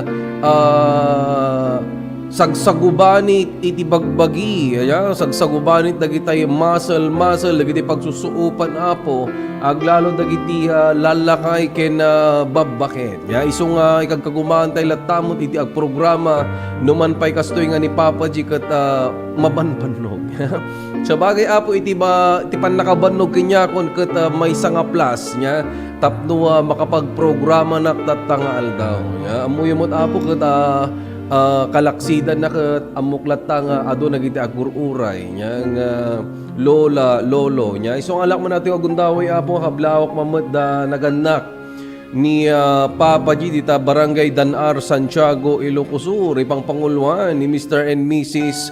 Gakusan. Kinasabi na po lagi dungdungwak nga nakaikamangan ni Papa G ni Apo Rizal Leal kanya stamiten ni Mirna Leal kinastamiten at tay nabayag nga nagararam toy numutibiyang nya paitam mo yung mga idol iti panagaram kahamag nga si-asi nya no kwenta apo iti panagaram nya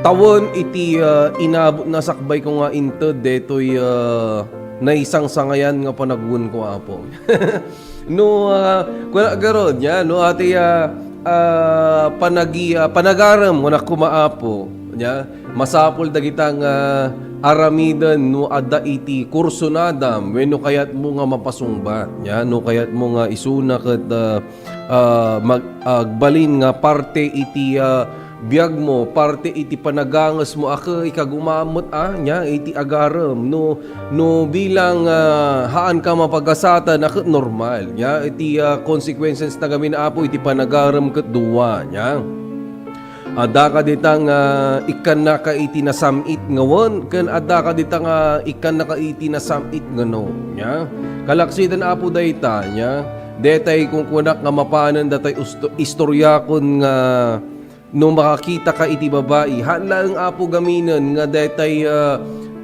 pigsa iti pakinakam munuturod pakinakam kunak man laangan apo nya no may panggap ti panagar hanga gaputan nakita ka iti napintas nya wino datay kunadang nagmorena ya datay blonde long hair nga wala na pay kanta iti Eric Clapton ako iso ti arumumon nakita mo ta idol apo no may kumbieni mo laang ti standard mo kunya standard na tapnohan nyo mapadasan apo ti kung kunadang victims of love nya kasla ko manatay batch ko dita Olo Norte nya ni Apo Erwin Elefante nya jak lang ipagpagarumot apo nga may kamang ditoy pamilya me nya so kablawang man tay batch ko nga nagagat ken na nagwapo dita Olo Norte ni Erwin Elefante nya jak amuno na kaano nga naudi ka man nagkita apo nya ngema kalaksidan na no makita mo laki di apo maya ti isam-isam da nya.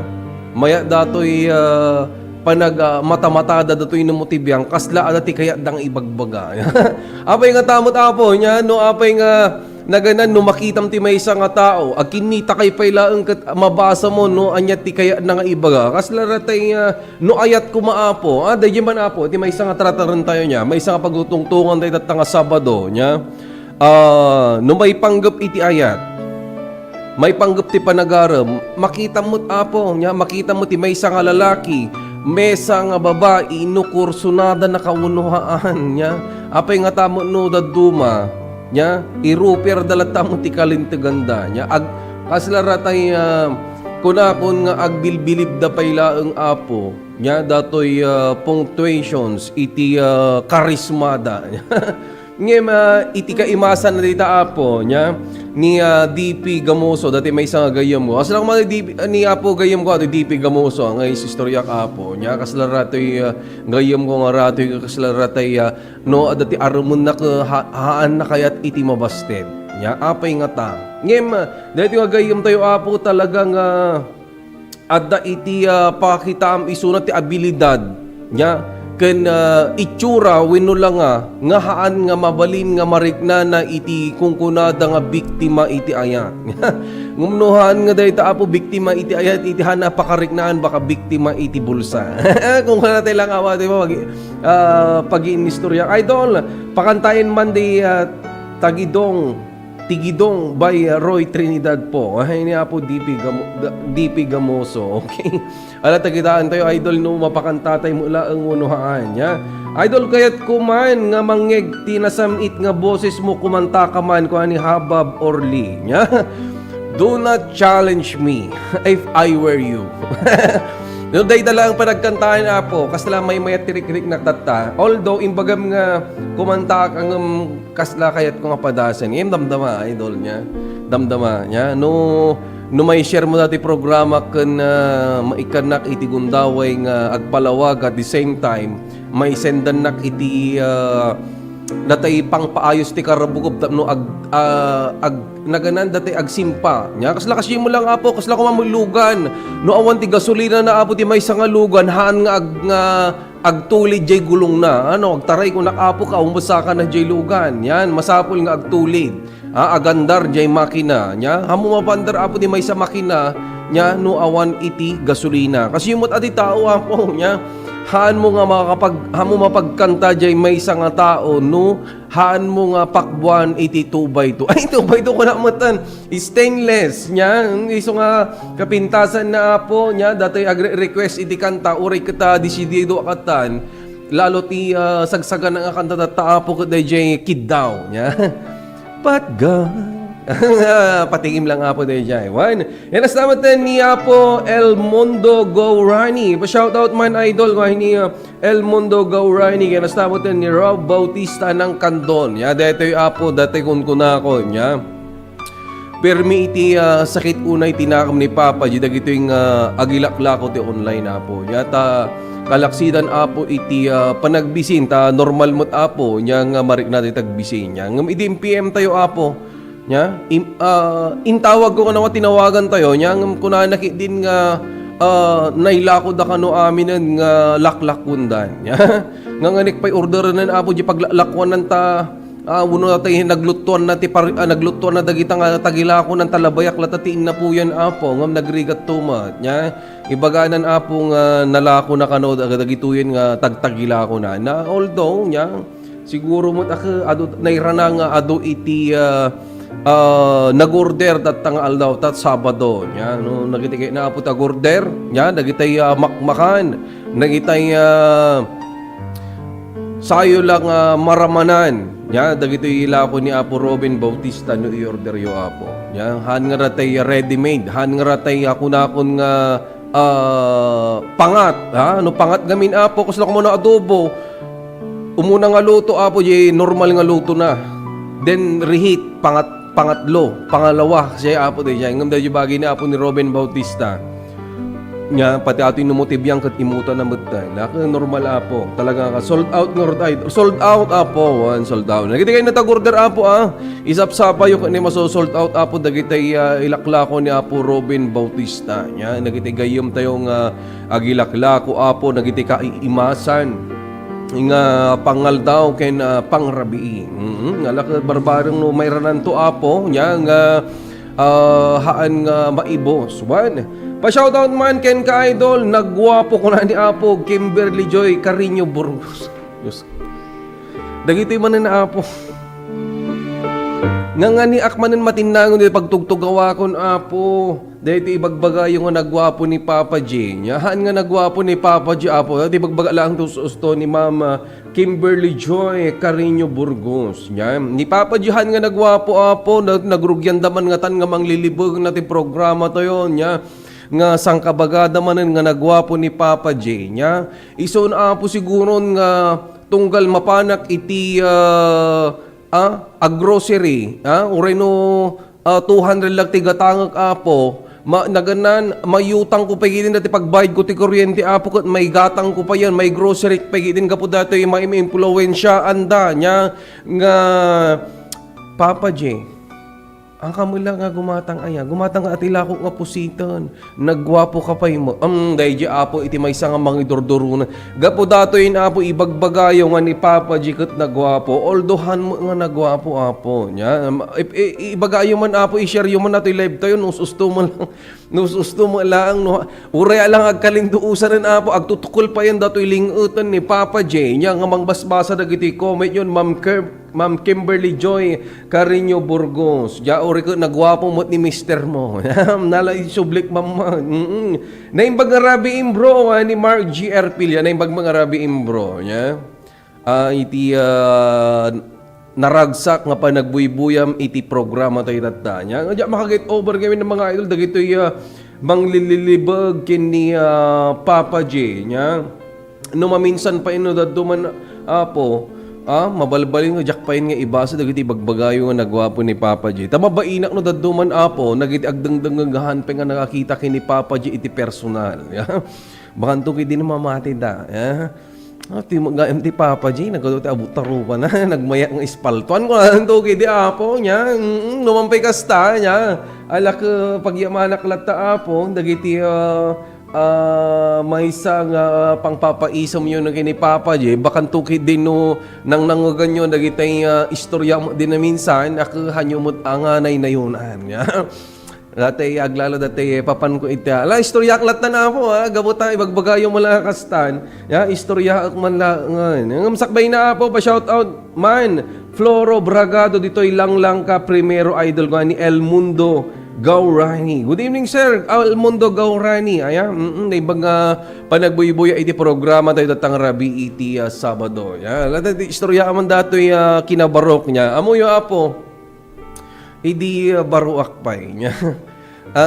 Kanayo nak nga mapan makitsenda. Ngam dato'y panakitsendak apo ako detay ibaw na lang ni inang kung mapan gumatang tilaya ken lasuna. Nyata awan mo't apo iti nawadwad nga kwarta. Ngayon po apo dito'y papan ko iti market, winuhet market, dito'y ko apo nga narik na iti may isang naragsak.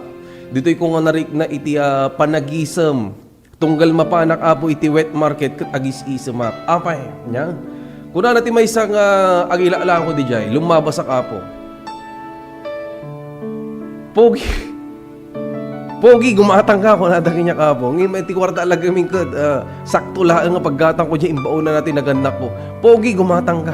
Ay, haan, mother, jak masabol dahi tanga ilalakong po na. Dati ilalako na gamin apo ko, dati kunakon nga, datay pangpapugkat itinapay. Gatigatangag apo ko dagitay condiments, dagitay bawang, sibuyas kanya. Dawan limabasa apo iti paggatangan ti mantika. Nya kunana dati may isang lola. Nakong sumardang ka malabasit. Sabsabali dati kinagwapong tata lang nga makikita iti nagwapong barito. gumatang ka man dato'y lakok kunanaki din apo. Dato'y duwag gasot nga intad ni inang ko, nya, inggatang ko apo amin ti mantiga, nya, iso nga nabudulak apo. Sumarongal daw napanak manan, kasi manan apo ti inaramid da, nya, iso nga iti pakangkang lang apo nga mangibagbaga nga natarakin ni Papa Ija wet market. Ngam iti manipo din ang rugi ako iti programa ko na apo. Nya haan ako nga mapanagmar market ditoy laangan iti pakangkangagak iso nga ditoy alaangan nga programa. Apo ti istoryana nya iso nga alaka agyaman aklat ta apo nya dagiti manglilibag kini Papa G, okay? Kaya nas damit ten nga kablawan taypay ni Apo Victor Wandas nya nga naayat apo nya nga sponsor iti programa tayo iti romantic bolero nya amuyo apo uray no hangag buybuyan na apo Victor Wandas nya mariknak da ito simpati na datoy no motibyang nya no ja agrira apo di kalman nya hanak pala nga mababa datay nakiluganak nga lugan tatinted apo tinted. Nga makita ko niya, makita ng sama at aniwan ni Papa J, agraraayin apo ti isum na. Nya? Dito yun apong nakitak manan nga istorya kami manan ni Apo Victor Wandas kuna garon. Nya? Iso nga, bahit apo iti panagin inistorya mi. Nya? Dito yun apong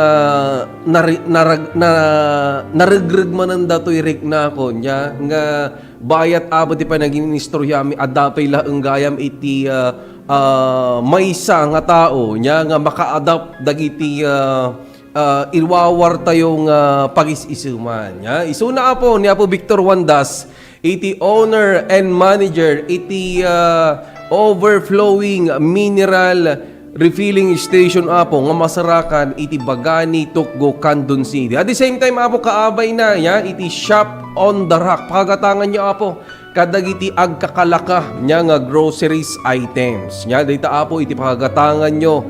At the same time dagiti kasapulan nyo ti pang inaldaw-aldaw. At the same time apo datoy ibaga mo lang datoy refilling station da apo nya. Hangkay ka dumdumlaw datoy delivery boy da. Narnoy apo iti kinagawa po nga adaan kanya na. At the same time apo, libre apo datoy panagi-deliver na iti danom basta tawagan nyo apo datoy heartline ni Apo Victor Wandas tano kasapulan nyo apo iti danom nga naggapo iti nasamit nga panagpuspuso na Apo Victor Wandas. Mabalin nyo nga tawagan iti number da tapno i-deliver da po ti usto nga oras. Basta kayo order apo wan iti rabi iket amuyo mo ti rabi aket panaginana nya pinaga murmuray iti panunot panaginan ti panunot apo so nga kanak nga uray no kasano ti kadagsen iti trabaho masapol apo iti panaginanak. At the same time masapol tayo apo iti uminom iti nadalos ken nasamit nga danom nga naggapo apo iti overflowing mineral and refilling station masarakan apo iti barangay Tukgo, Candon City. At the same time, kung naggarod, masarakan pa iti daabay na iti Shop on the Rock. Okay?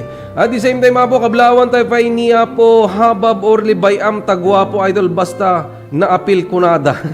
Naapil manan, naapil manan apo ti insukat yun nalbas lagoron di ginagawa po taapil manan apo. Diyak amo no lililibagan nyo lang datoy no motibyang mo no talaga nga pag-isuman nyo lang hanyo mo unay apo nya matinagak tukot dito yung pagtugtugaw kinas namin ten niya Nadine si Bolboro na imbag nga rabin Papa di pa shout out kami man ni Mama Presi nga madama nga agdingdingeg ti programa ni Ma'am Nadine si Bolboro dita Kaburaw Daya Santiago Ilocos na ibagrabi kita kay amin apo nya dito sa si Bolboro family kinas namin ten dita Kaburaw Daya nya apay nga ta idol nga gumapgwapo ni Roy Trinidad ken ni Jodel Bakwaden anya nga ta brand arak ta inumenta ko na ta ditoy apo nya speechless. Sa bagay, nya no Ilocano apo iti brand na mula ti Ilocano da dumakat kasyata na dayjay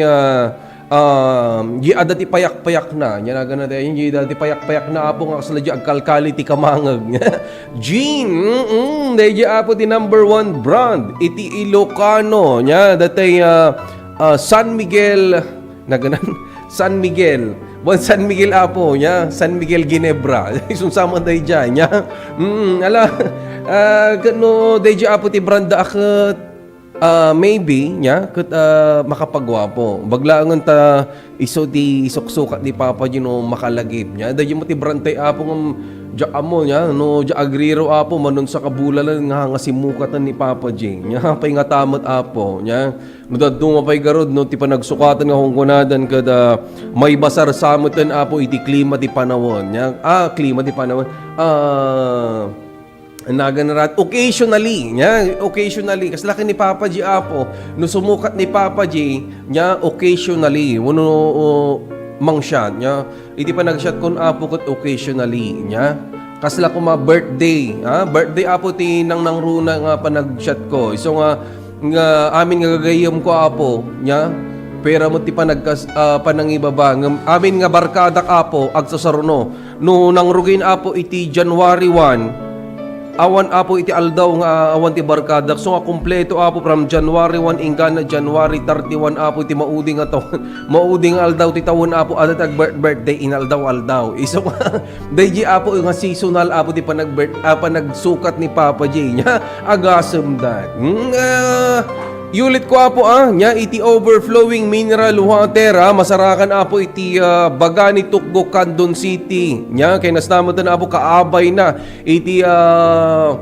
pakagatangan nyo paggroceryan nyo apo kadagiti aglalaka nga grocery item iti shop on Darahap okay kung na pagkablawak man ni inang ko nga ni Junicia Arellano amok nga ururayan na makasangpet balayan thank you idol ko ni apo Mark Arellano. Kaya nasamitan ni Chedita Ishavere. Dahil rabi kada kayo amin. Dita Ilocos pa shout out from Bataan. Wani Chedita Ishavare. Hello, good evening Ma'am Chedita Ishavare. Likewise. Siyempre, okay kumata Ilocos ko na kasimot apo niya isublitay mo lang niya nga okay da kumamo ijay Bataan. Ya mo iti Bataan apo. DJ kuma iti pa kay bangunan apo iti nuclear plant nya nga mang sustento nya pangpasardeng apo iti baybayadan tayo iti nakangingin nga kuryente apo nya narigat sa payin apo ta per kilo iti kuryente dat nya na may pay kumano per kilo ti bayadan tayo ta numano nga kilon to iti bayadan no masuma apo nga bayadan ko iso ti bayadan tayo nya nga misuda ati mang kilo apo daytang kuryente nya na may maya mulaan okay kaya nagbaga-baga ng boses ni Papa G. I'll be right back mga idol.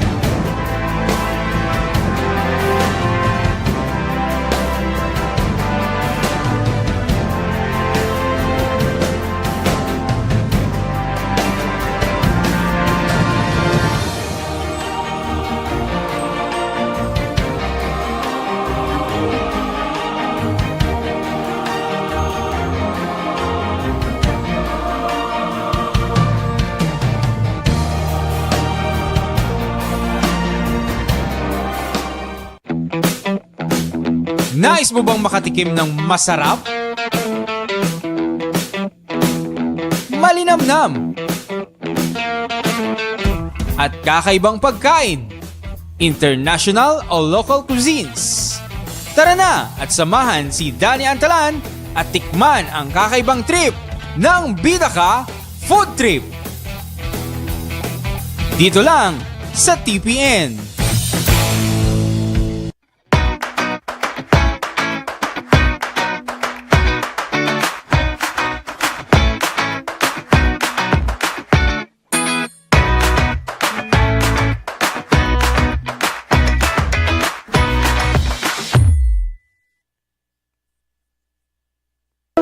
Let's wander La Union's Tangadan Falls.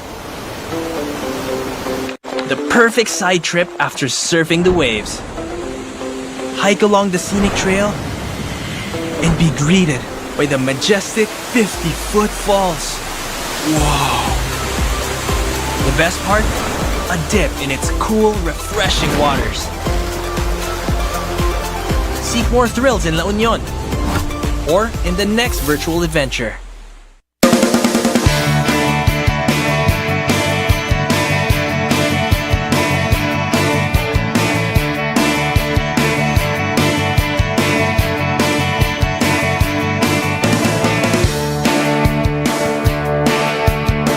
Pagkasa tayo, ang kaya ng ipagpagang ito yung siguro distrito, at least haniti nga babayan na po dagiti ay managaya tunay nga leaders tayo dito, kano na kita Deputy Speaker Christine, nga po Mayor Eric Sison, kaya dito na dumaduma pa nga leaders tayo dito siguro distrito.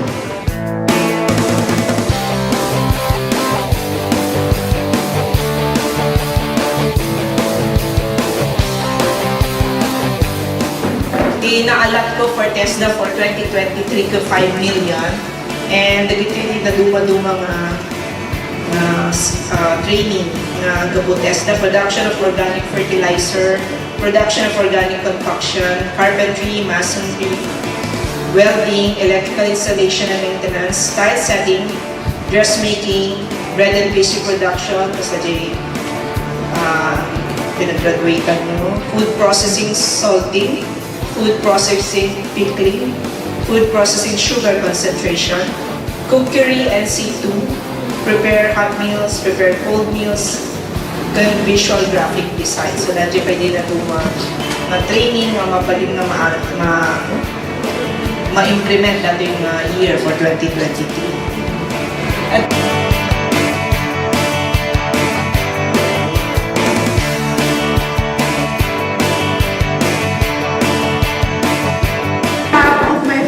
Trainees, I would like to thank our Deputy Speaker, Ma'am Christine, for having generously sponsored TESDA Scholarship Program and also awarding us these starter kits for each one of us. I feel very honored not only have received these starter kits, but also to live in a community where there are so many opportunities to get involved.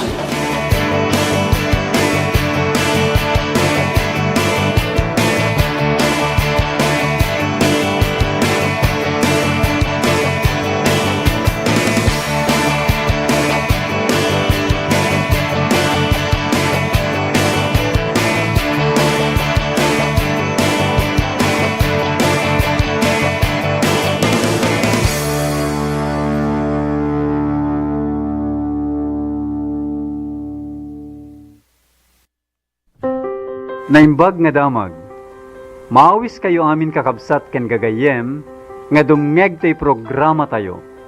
Titimek, tiyo mauawag itiletang. Dayti nga programa tayo, ket para iti amin, ubing mano wenno nataingan. Babaen tinainsiriban nga balbalakad, nga maadaw iti sasao ni Apo Dios.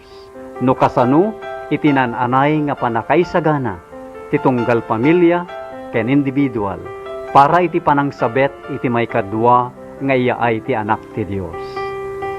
Dayti nga programa tayo, titimek ti umawawag iti letang, ket manggigan iti tunggal aldaw ti Domingo, iti oras manipud alas 8 inggat alas 9 iti bigat.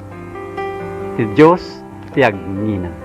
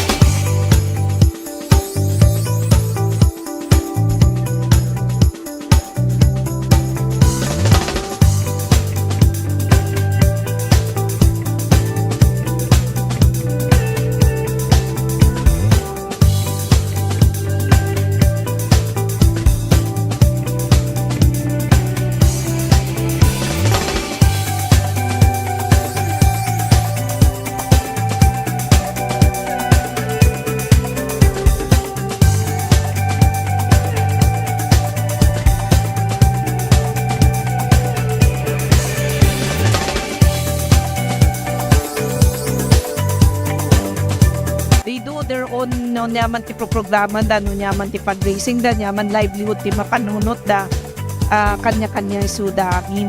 So from my part the seed funds da di ng Rugida nagi donarak idi, and then every year adamot ititad ko additional na seed fund just to atap na the continuity da gito raramidan da, and to show my support da gito raramidan da ta makita na very active and very motivated to do good for their own community no nyaman ti local nga community da kahit natulungan ket adatuyak nga mangsuporta kanyada.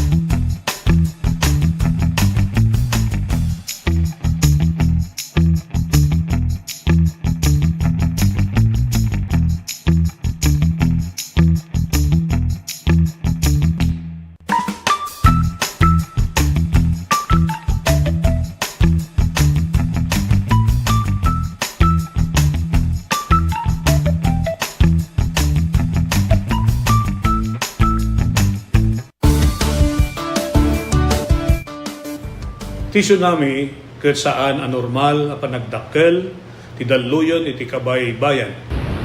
Gapo iti napigsa agen ginet iti ansad iti baybay. Dagiti daluyon ket mabalin ang natupay hanggang iti 5 metro.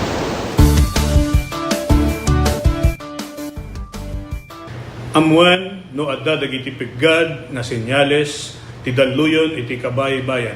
Amuan ti lugar a pagbakwitan ken ti kadarasan ken katalgedan adalan a pakadanunan daytoy. Makipaset kadagiti panagsanay ken panagsagana dagiti komunidad para iti idadateng ti layos. Agmula ti bakawan ken dagiti rumbeng nga kayo nga mangtengel ti daga nga mangriggaay iti igid ti baybay. Isagana ti gobag ang nakargaan kadagiti kasapulan ti sanga pamilya.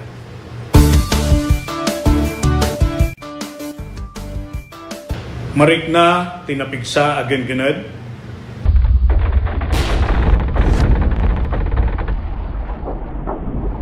alisto wenno napaspas a panagbaba wenno pagngato ti danom ti kabaybayan.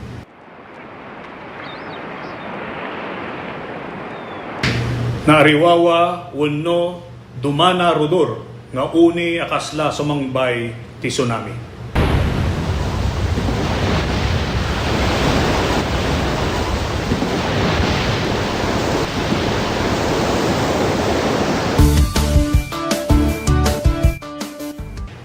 Saan nga talinaed, iti igid ti baybay kalpasan ti kengkened. Mapanadagos iti nangato a lugar. Saan amapan iti igid ti baybay tapno buyaen wenno alaan ti ladawan iti tsunami. Panawan ti nagbakwitan no natalgeden iti lugar babaen ti pakaammo dagiti otoridad. Umadayo iti kabaybayan aging gana awan iti pakaammo manipod kadagiti maseknan ang natalgeden ti sitwasyon. Amwen no adda mapuppukaw a kabagyan ammo wenno kabarangayan ken i-report adagos kadagiti otoridad. Ipan iti kasikgan nga ospital dagiti nasugatan ken dagiti adda rekreknaan na. Siguraduen nga awan tinabasa wenno nakababad nga outlet wenno alikamen sakbay alokatan ti linya ti kuryente. Kitaen analaeng ti pagtaengan wenno balay no adda dagiti nadadael a paset na kenno kasapulan a masimpa dagitoy.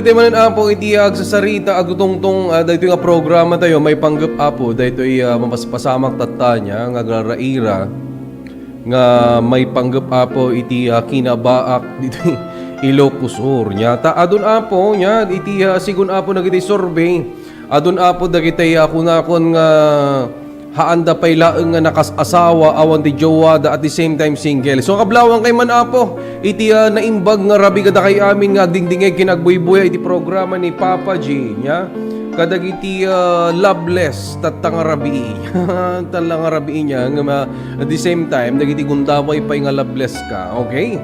Wala na pa dito yung apo kuna na ni Bunso Gawat Cobales idol kami kain tat sumukat tayo. Kena kablaw man dagitoy kadwak ditoy Kuya Tor Etrata Brad Dante Etrata Pare Gerson et Chalan kena Boss Romel bungulan nya ag murag pagkapagkat dati boses ko nga nakabasa apo iti shot nya. Basta kami nakabasa apo iti comment nga shot kat ati karabugub ko jak mauawatan apo. Kasla kay ati umalunon apo iti maysang stainless nya maysang tubay to kunak uma. Ning sakto pa shoutout man bro. Kada kitay baak JC guy kuna na pay apo ni apo Victor Wandas datay owner and manager apo iti overflowing mineral and refilling station dita Bagani Tukbo. So kapablawang kay apo dita si guy.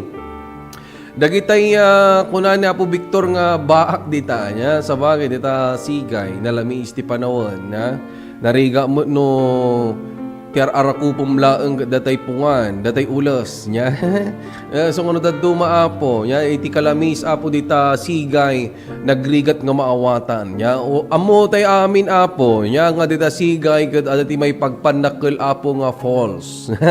Kaya at the same time dati magpapanakkel apo nga robusta coffee iti sigay nya no apay mo't apo nga nagnanam iti kape dita sigay nya no kasanumot apo ti kinananam ti kape dita sigay apo isumot ti kinaaduna nagitay loveless kin baak dita sigay apay anya ti mapaspasamak apo iti ili ti sigay nya no siya amanggit kita apo no dita sigay iti pakay kamanga na imbag baglagan apo ta ni Papa J nya adati nasingod apo wenno datay kunakon nga naguray iti manungatawon bayat iti panagararam na kanyak nya no ti panagararam apo nya istorya lakumang nagrigat tuma nya nagrigat mo ti mabukulan.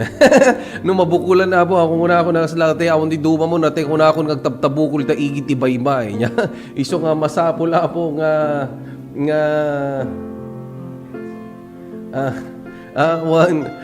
nga kunakon nga ratay matabukulan iso ka na ibagrabi kita kay amin na po dati sigay ilang nangrod na kinapo Mayor Peredo nya dita ili ti sigay na ibagrabi kita kay amin nga wanti labas na kaya nasabi na po nya nga dito syudad nga Kandon kat naiwaras manen apo dagiti pagsiyaatan ken pagimbagan apo dagiti estudyante nya dagiti allowances da nya kas kuna natay naganak apo datay nga maysa nya nga di maray apo dayta nga panagiwaras apo ng inisyatiba ni apo Congresswoman Christine Singson nya nga dagitoy nga mauawat dagiti ubing nya ket maysa nga pakalaganan apo nya nga makaited ti allowance ken the same time nya nga makatipid mo dagiti naganak apo nya kalaksidan apo nya dagiti panakaiwara sa tangal daw dagiti allowances napasamak pay apo ti inauguration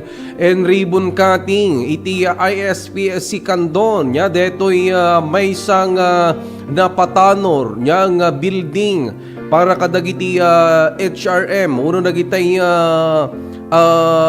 agar-arapap apo nya nga agbalinto nga chef nya kaslaki ni Papa G apo nya iso nga idi na-inauguran datay nalpaso na po dagiti panaka-inaugurasyon na nakita apo dagiti equipment nga impay apo iti city government nga idodolwan apo ni Mayor Eric Singson nya talagang maragsakan apo ni Mayor Eric nya nga mangipakita nya datoy kabarbaro nga building iti ISPSC Kandon at the same time dagiti usaran dagiti ubing nya nga mang train kadakwada nga agluto iti naimbag mang preserve iti maysa nga banag apo nya nga linuto da nya so nga di makikita apo dimteng manen detoy pagbutbut nga nya nga arapap nga jakpulusen nga makawid wenno datay kunakon nga jakpulusen nga maragpat arapaap kung gamin apo iti agbalin nga chef nya nuhan agbalin nga chef apo ket DPWH kumano kas pangarigan ngem dito arapaap ko apo nga agbalin nga chef ket datoy san iti haan kun nga may bagang arapaap nga jakton pulos nga makauin nya galaksidan apo nya iti panagraman nya arapaap ko pay tagbalin nga DPWH ko nang urdatay tada itoy DPWH apo amudam mo lang tagluto nya nalaing damo lang agluto Ta iso na pay dahil ta apo, nya iti pa nagluto. Uno isuda apo nagiti agluto nga handan nga ramramanan. Nya. Sige mo apo tagluto ti ispalto. Ramanan nyo ko ti ispalto mo apo. Dati ba pag isiman tayo lang nya kaya natatangal daw apo. Nya sigon iti amang ibagbagi nya wenno dagitay kunakon nga adda iti DepEd mapadasan dan apo daya agina namot iti tallo nga aldaw nya nga maadulat tamot apo nya dagitay mangisursuro nya nga uray no naaddan iti wellness nga kunakon nga adalat ta apo iti naidesignar wenno adalat tamot ti aramidon da nya kasjay apo iti ka dedikasyon dagiti mangisursuro nga mangi-implement apo tapno maikan nya iti naimbag wenno datay kunakon nga pulos kang matag-aw nga edukasyon para kadagiti ubing nya iso nga saludo nakmut apo nya dagitay kunakon nga mangisursuro aglalo kadagiti memestro memestra nya nga agbalbalin nya nga sumaruno wenno segundo nga amma inna nya dagiti anak tayo nya amuyomot apo iti karigat na iti mangisuro nya no dadto mapayen apo maliwayan da pay nagiti mismo anak dan tapno maikandalang iti gundaway ken the same time dagiti ubing wenno anak tayo nga maikanda iti usto nga edukasyon nya sapay la kumaapo nya nga dagitoy nga ipakpakita dagiti mangisursuro nga ikantay mo't iti napintas apo nya nga kalikagom da nga may pangato iti sweldo dahil apo iti napintas nya ko mga mapasama kanlang apo nga dagiti talo aldaw no dagiti manmanong aldaw ito tayo nga willness nya amuyo apo iti pa nagisuro ko naggarod nya iti by profession katamon nga iso iti kunakon nga iso lang iti aramatan da gubat kumaapo ko sandata da nya masapol damot apo ati gumatang iti bala paltog gumaapod gumatang dapat dagiti bala nya iso dayjay apo nga idurduron datta iti ACT Teachers Party List oy dayjay ma dagdingdag tattapo ni apo Rabe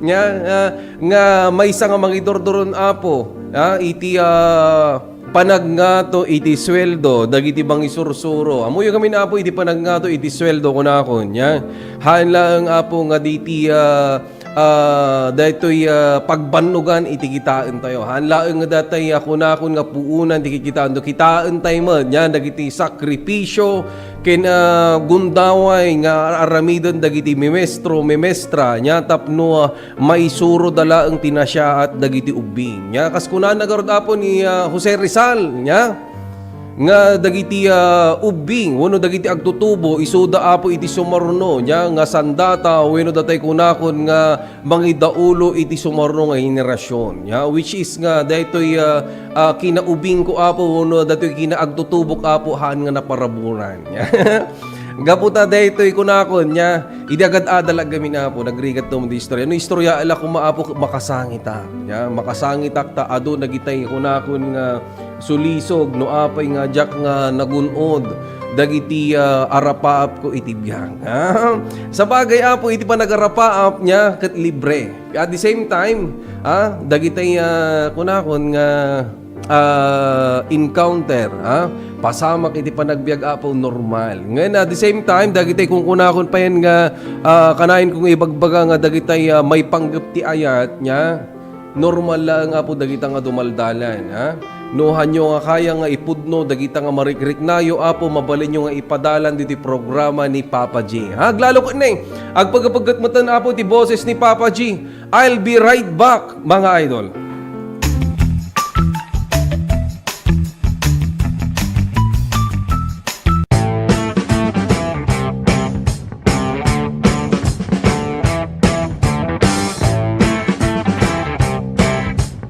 So dito iti panang-commence, panang-rugi, iti panaka-construct na.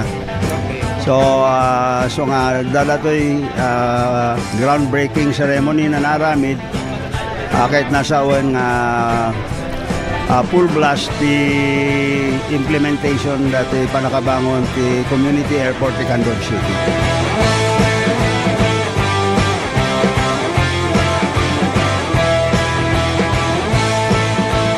una pong activity natin, embankment, para yung kalsada, pumantay po tayo doon sa kalsada natin.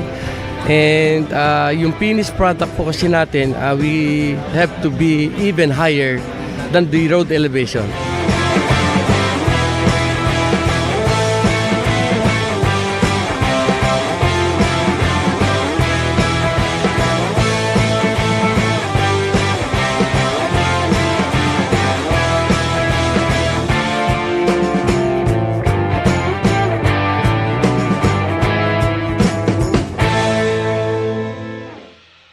Habits para sa healthy Pilipinas. Galaw-galaw baka ma-stroke. Like bike, jog, jump rope. I'm so kumain ng sapat, dapat balance. Kahit pinggang Pinoy, malami. There you have it. Isa sa 7 healthy habits. Sundin! Do it na yan. Kalusugan ay unahin at mga nahin ng mamamayan. Ay healthy Pilipinas. Malakas sa magandang bukas. Ang bawat Pilipino sa mundo. Sa ulado ang pitong ito. Sa healthy habits, go na go. Move more. Eat right. Be clean. Live sustainably. Get vaccinated. Don't smoke. Lessen alcohol. Say no to drugs. Care for yourself. Care for others. Practice safe sex. Do no harm. Put safety first. Do it na yan. Sa healthy Pilipinas.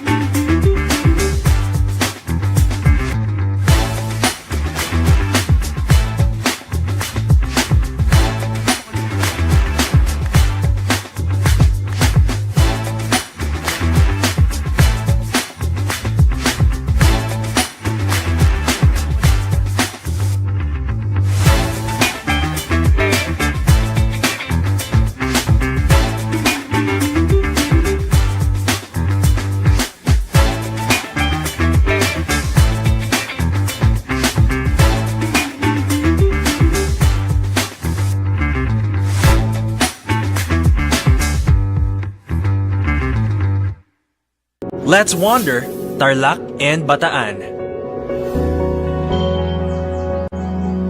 In Capas, you'll find a 54-hectare memorial park, which used to be the site of a prison camp that incarcerated thousands.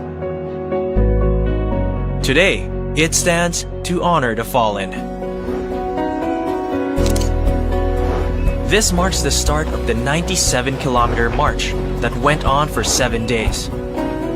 After the war, reparations were made, and this bell tower stands to symbolize the reconciliation between the two countries. At Mount Samat, you'll find the Shrine of Valor, the scene of the final stronghold, honoring the gallantry of Filipino and American soldiers. Walk the pages of history.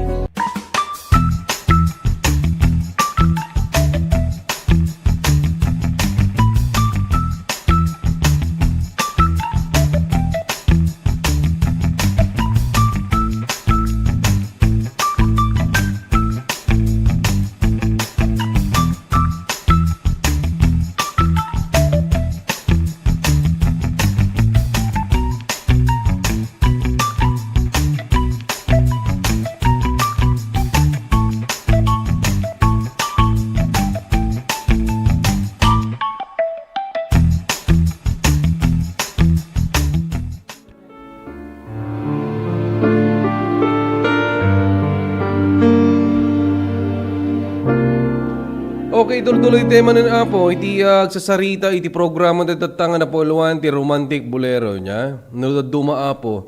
Dato yung panagprograma tayo tatta niya, malmalda ay tirik na ni Papa J niya. Dagito aglalo dagito mga ibagbaga nga nagwapo ni Papa J. Ngam ibagbaga lang apo niya, linawak laeng.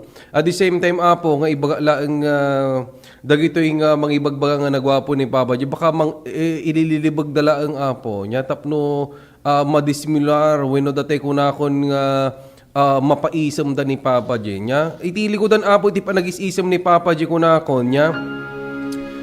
Nagrigat apo nga panunutan nga iti likodan iti panagis-isam ko apo ada iti kaakibat na nya nga mangsalsalabay kanya nga problema may panggap apo matlaan kadagiti normal nya nga problema no ken at the same time medyo mapaspasaran tayo dag na mga idol nya.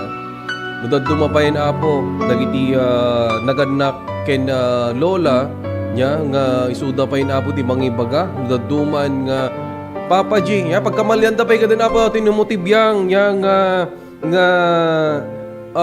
single. Oh. No kikitaan tayo apo ni Papa G ket kaslarate agpupuunan apo iti kunakon nga 5-6 ya. Kena kunakon apo ya dagiti may panggap ti programa tayo apo.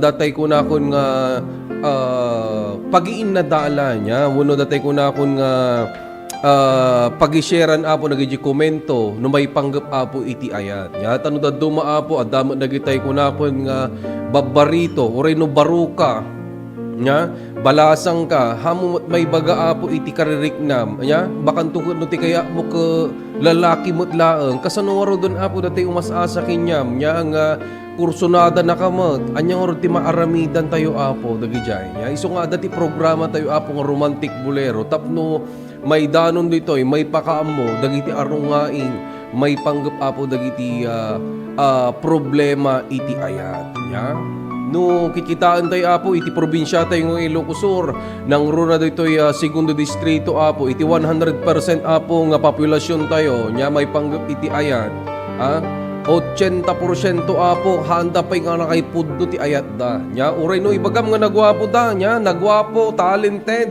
ngem ti problema dita apo handa gurud nga maibaga apo iti kaririknada apay nga ta nga apo nga dagitoy nga nalaing daing sumarita may panggap ti ayat ngem no panang ibaga apo ti marikriknada handa nga maarami kaya nasa uwan apo dayta nya kaya nangatang sa una po ada ti problema na iti panagrik na uno ada ti problema na apo iti mutual mutual ko na matan uno dati ko na akon nga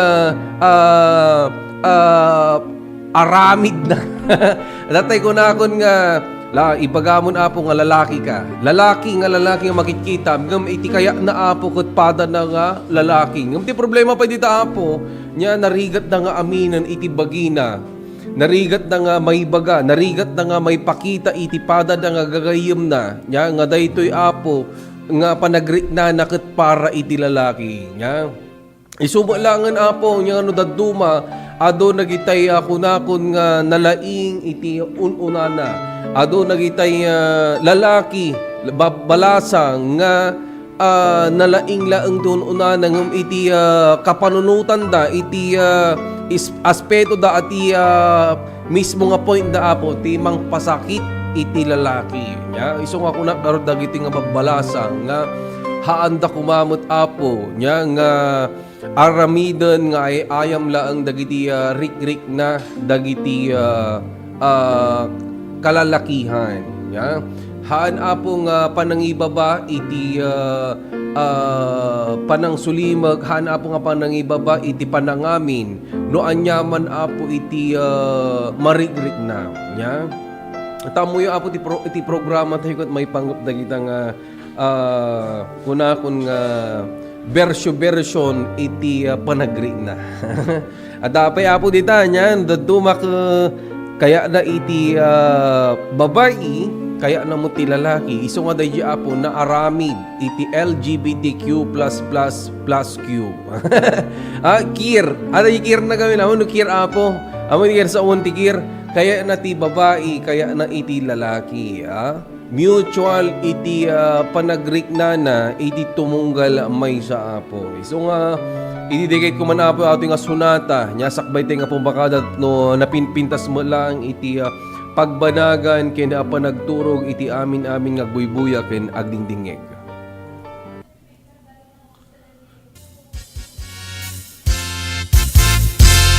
Ay napay ni marigrigat may Papa G on the line. Baka naman. Maipat patublag, tinirog nga bagas, tinapagbibiag, dinan mabaelanen at tuluyen ti agbiag. Balangin saluyot ken marunggay, pangaldaw, pangmalem, pangmigat, di payen makaangot, itinalanitan, siket na dandanin mapugsat. Uping lakay bakit ken agtutubo, agpanunot agagawa, agridridam kayo, angayen yu amin, akabaelan yu, ibangon kabibiyag ni Filipino.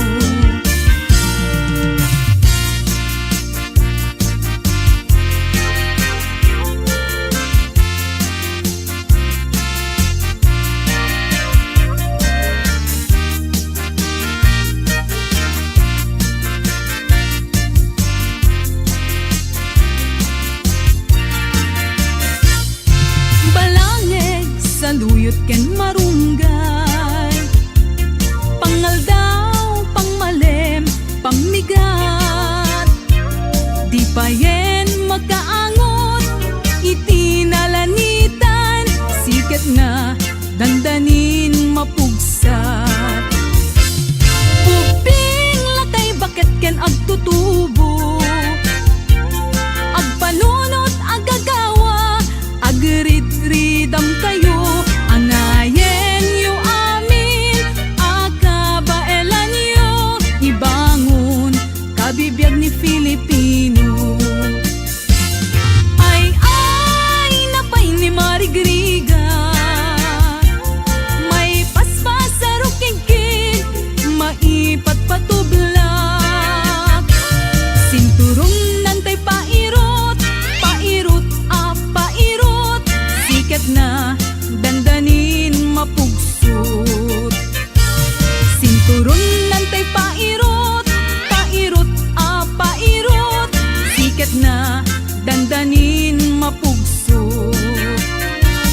Siket na dandanin mapugsot. Bagis nan tay nagsisining galot.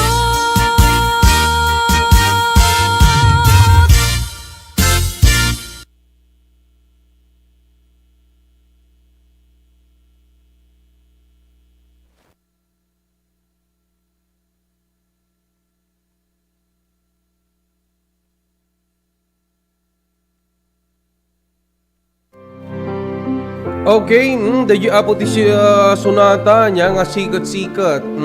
Nga magusto alauna dayo apo nga sikat-sikat. Kaya same time apo.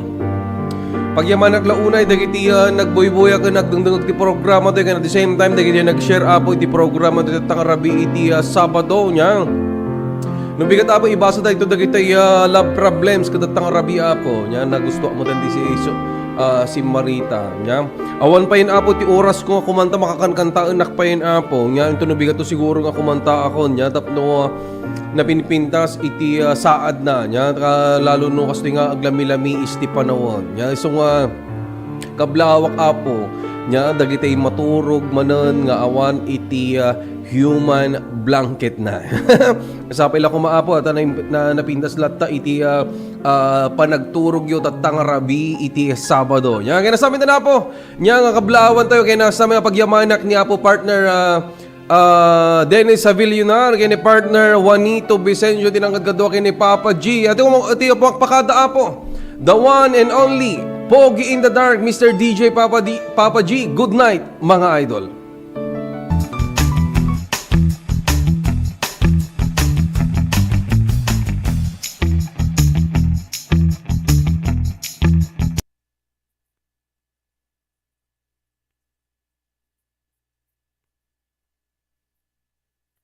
Pinalawak, mas pinalakas sa paghatid ng mga pinakahuling kaganapan saan man sa Ilocania at Cordillera. Higit 2 dekada ng pinagkakatiwalaan. Ito ang radyong pambalitaan ng Tiradpas Network. DZTP, Radyo Tirabas.